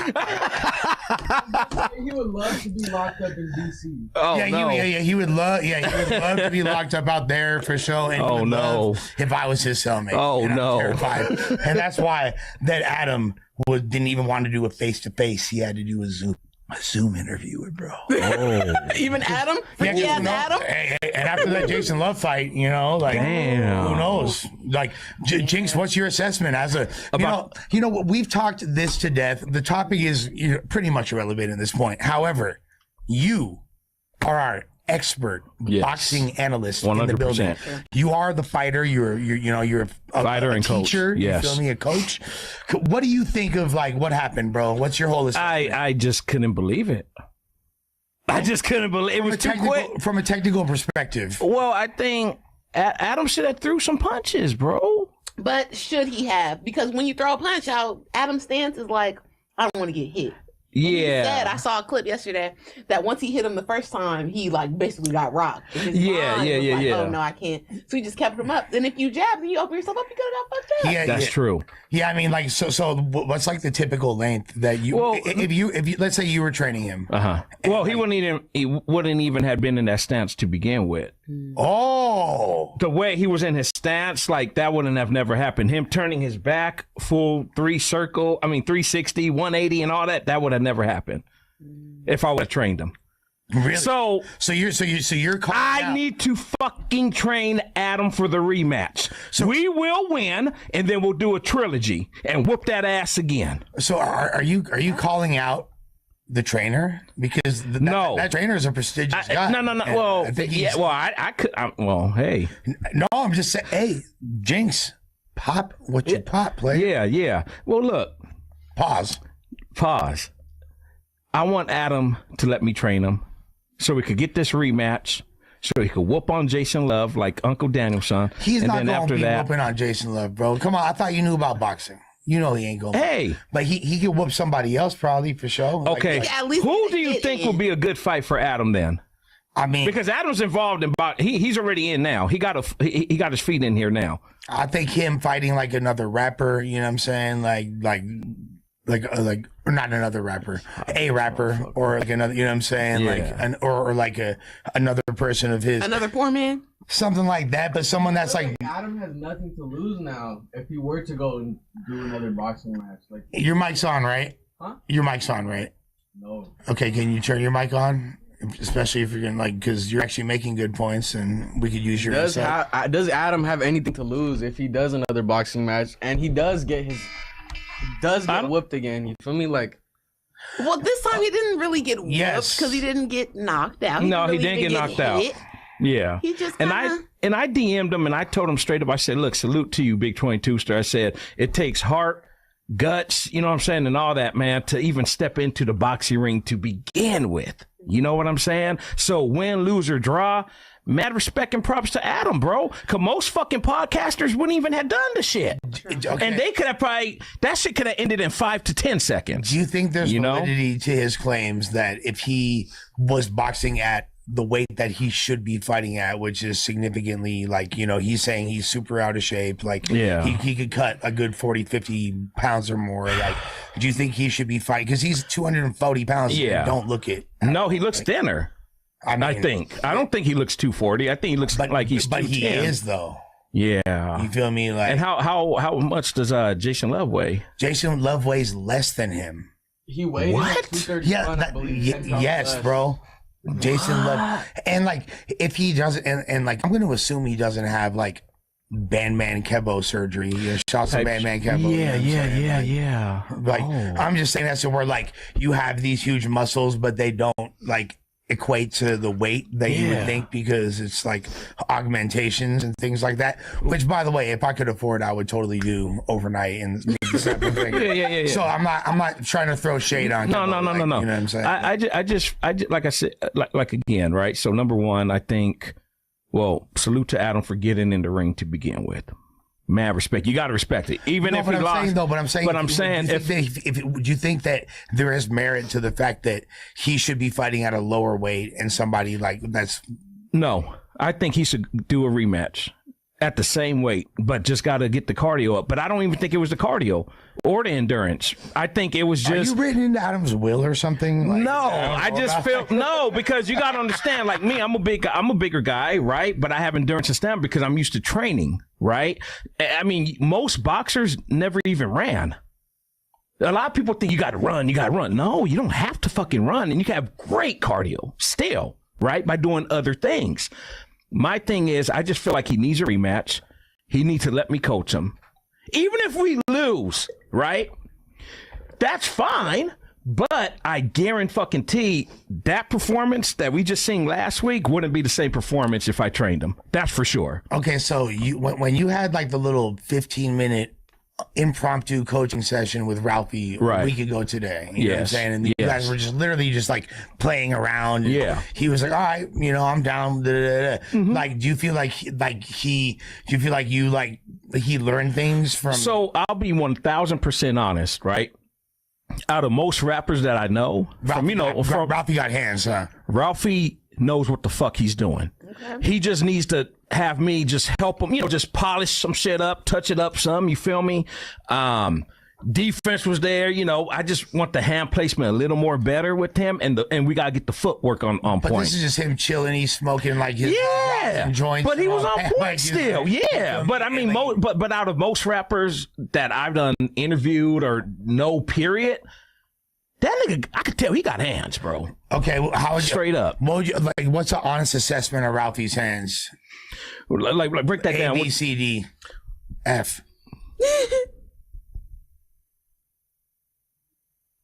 Like a B plus. B plus? Like a B plus. Yeah.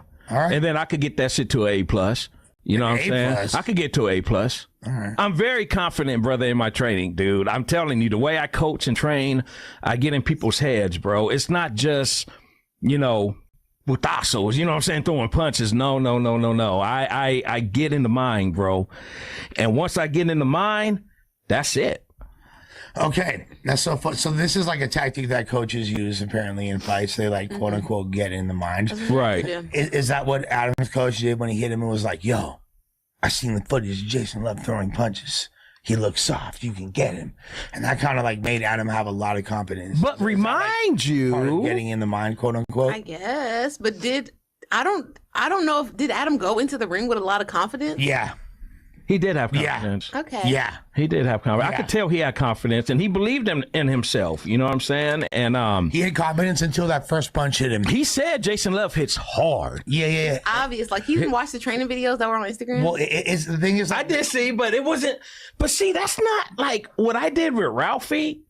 Was by far way more than what the other guy did with Adam, right? Like the training. The thing is this, like, there's like a huge difference in the type of pain you feel if you're doing something like skating or BMXing. Yes, it's totally different. Like, getting punched. punched. Yeah. Yeah, that's like, true. You might bust your motherfucking ass, break your wrist, but it's completely different the way it feels to actually being like the physical force from a fist, like the inertia. It's physics. Your You're body in the prepared time that you have when you're doing a sport, BMX, skateboarding, or whatever, you know you're gonna fall. You feel all of it, so you're kind of bracing yourself for. You know, it might be elbow, arm, whatever, and you can kind of try to break that.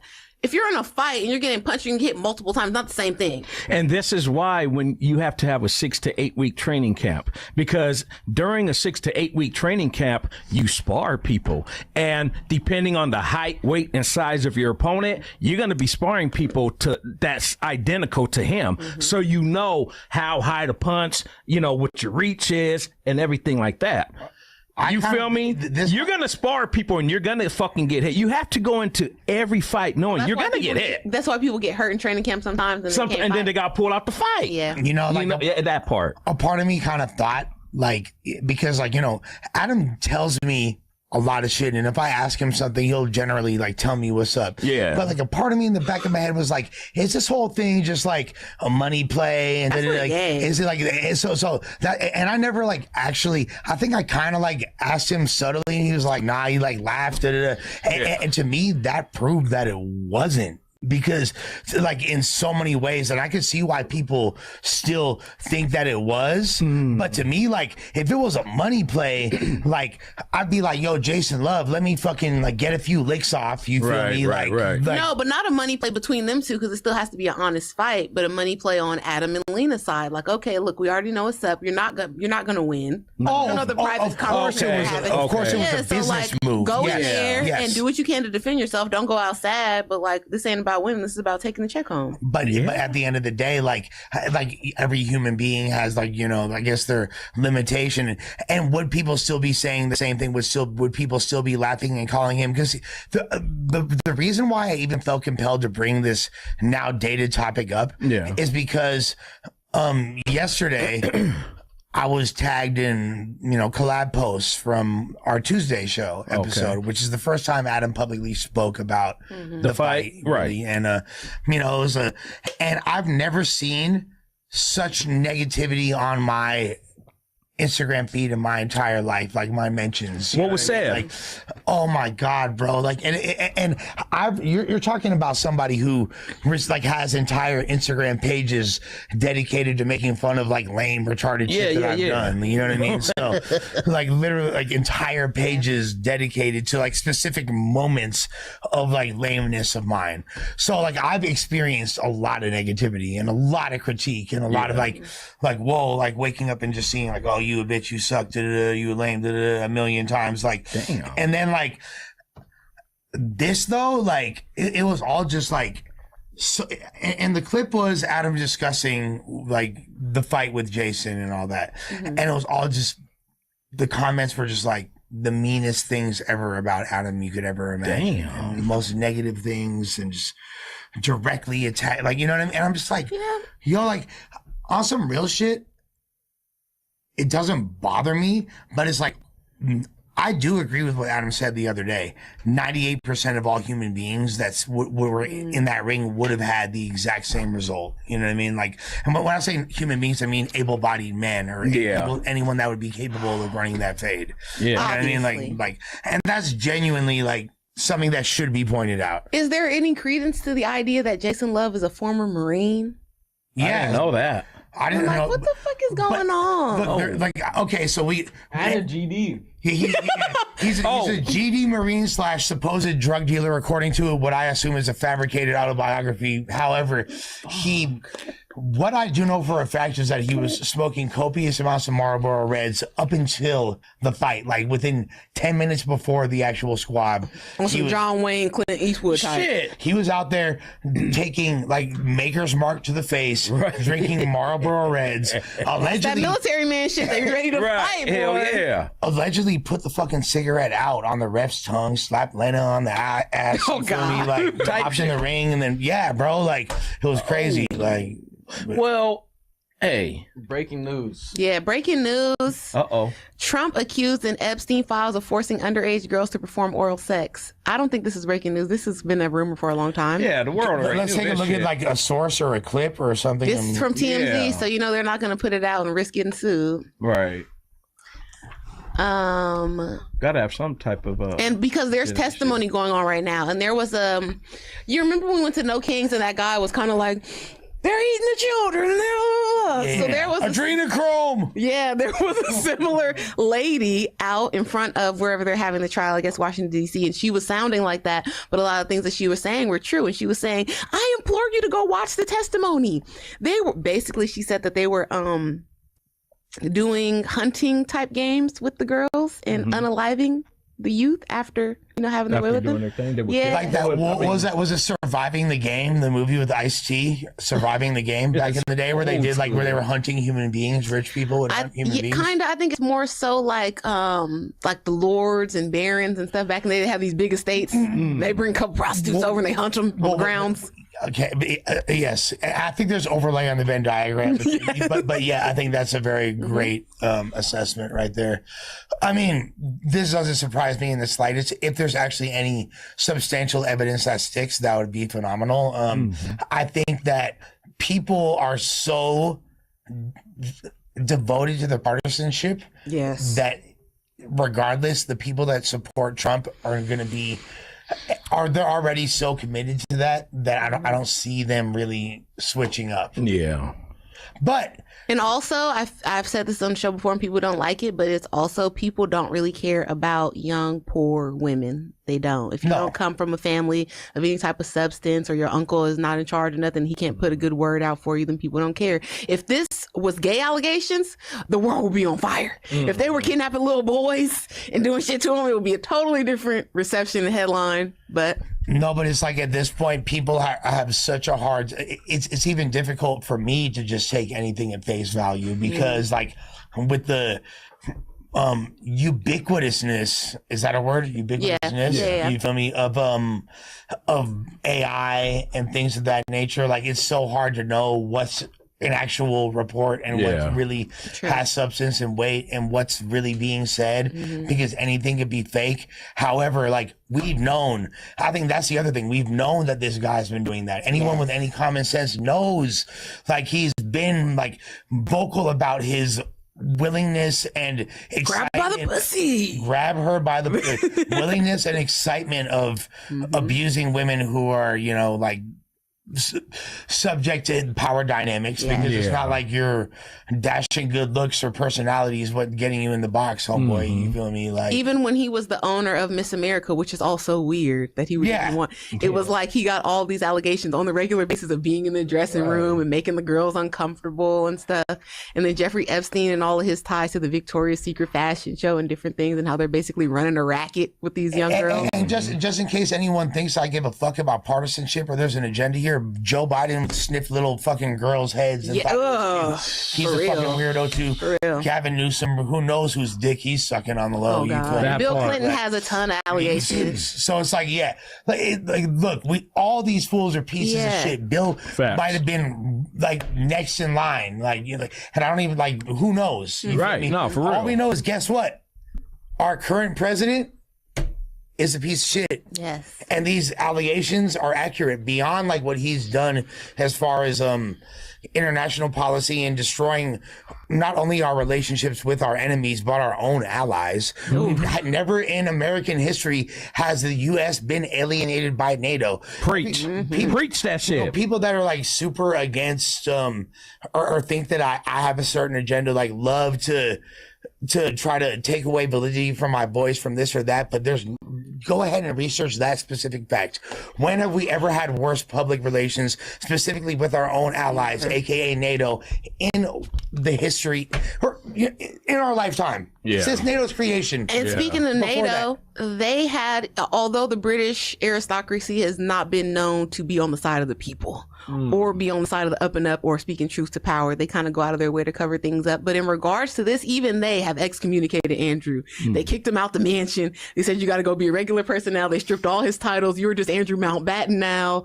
Go work your thing out with the trust money that you got. We can't take that from you. Right. But the rest of it, no more. You cannot live off the public funds anymore because they knew that all of these things were true. Can you provide a little more context? Prince Andrew, he is the current King of England. Charles, it's his brother. So he would be next in line for the throne if Charles so happened to die or whatever. Liz's youngest? Yeah, Lizzie's youngest son. Second young or youngest son? Maybe second, but okay. But he's in line for the throne. He would be next up. Because Harry's, you feel me, like not in the mix, right? Like, well, Harry and they're under. Yeah, William, they're under Harry this. And they're both okay. So he's like the oldest then. Yes, he will be next. Yeah, and he was the heir to the throne.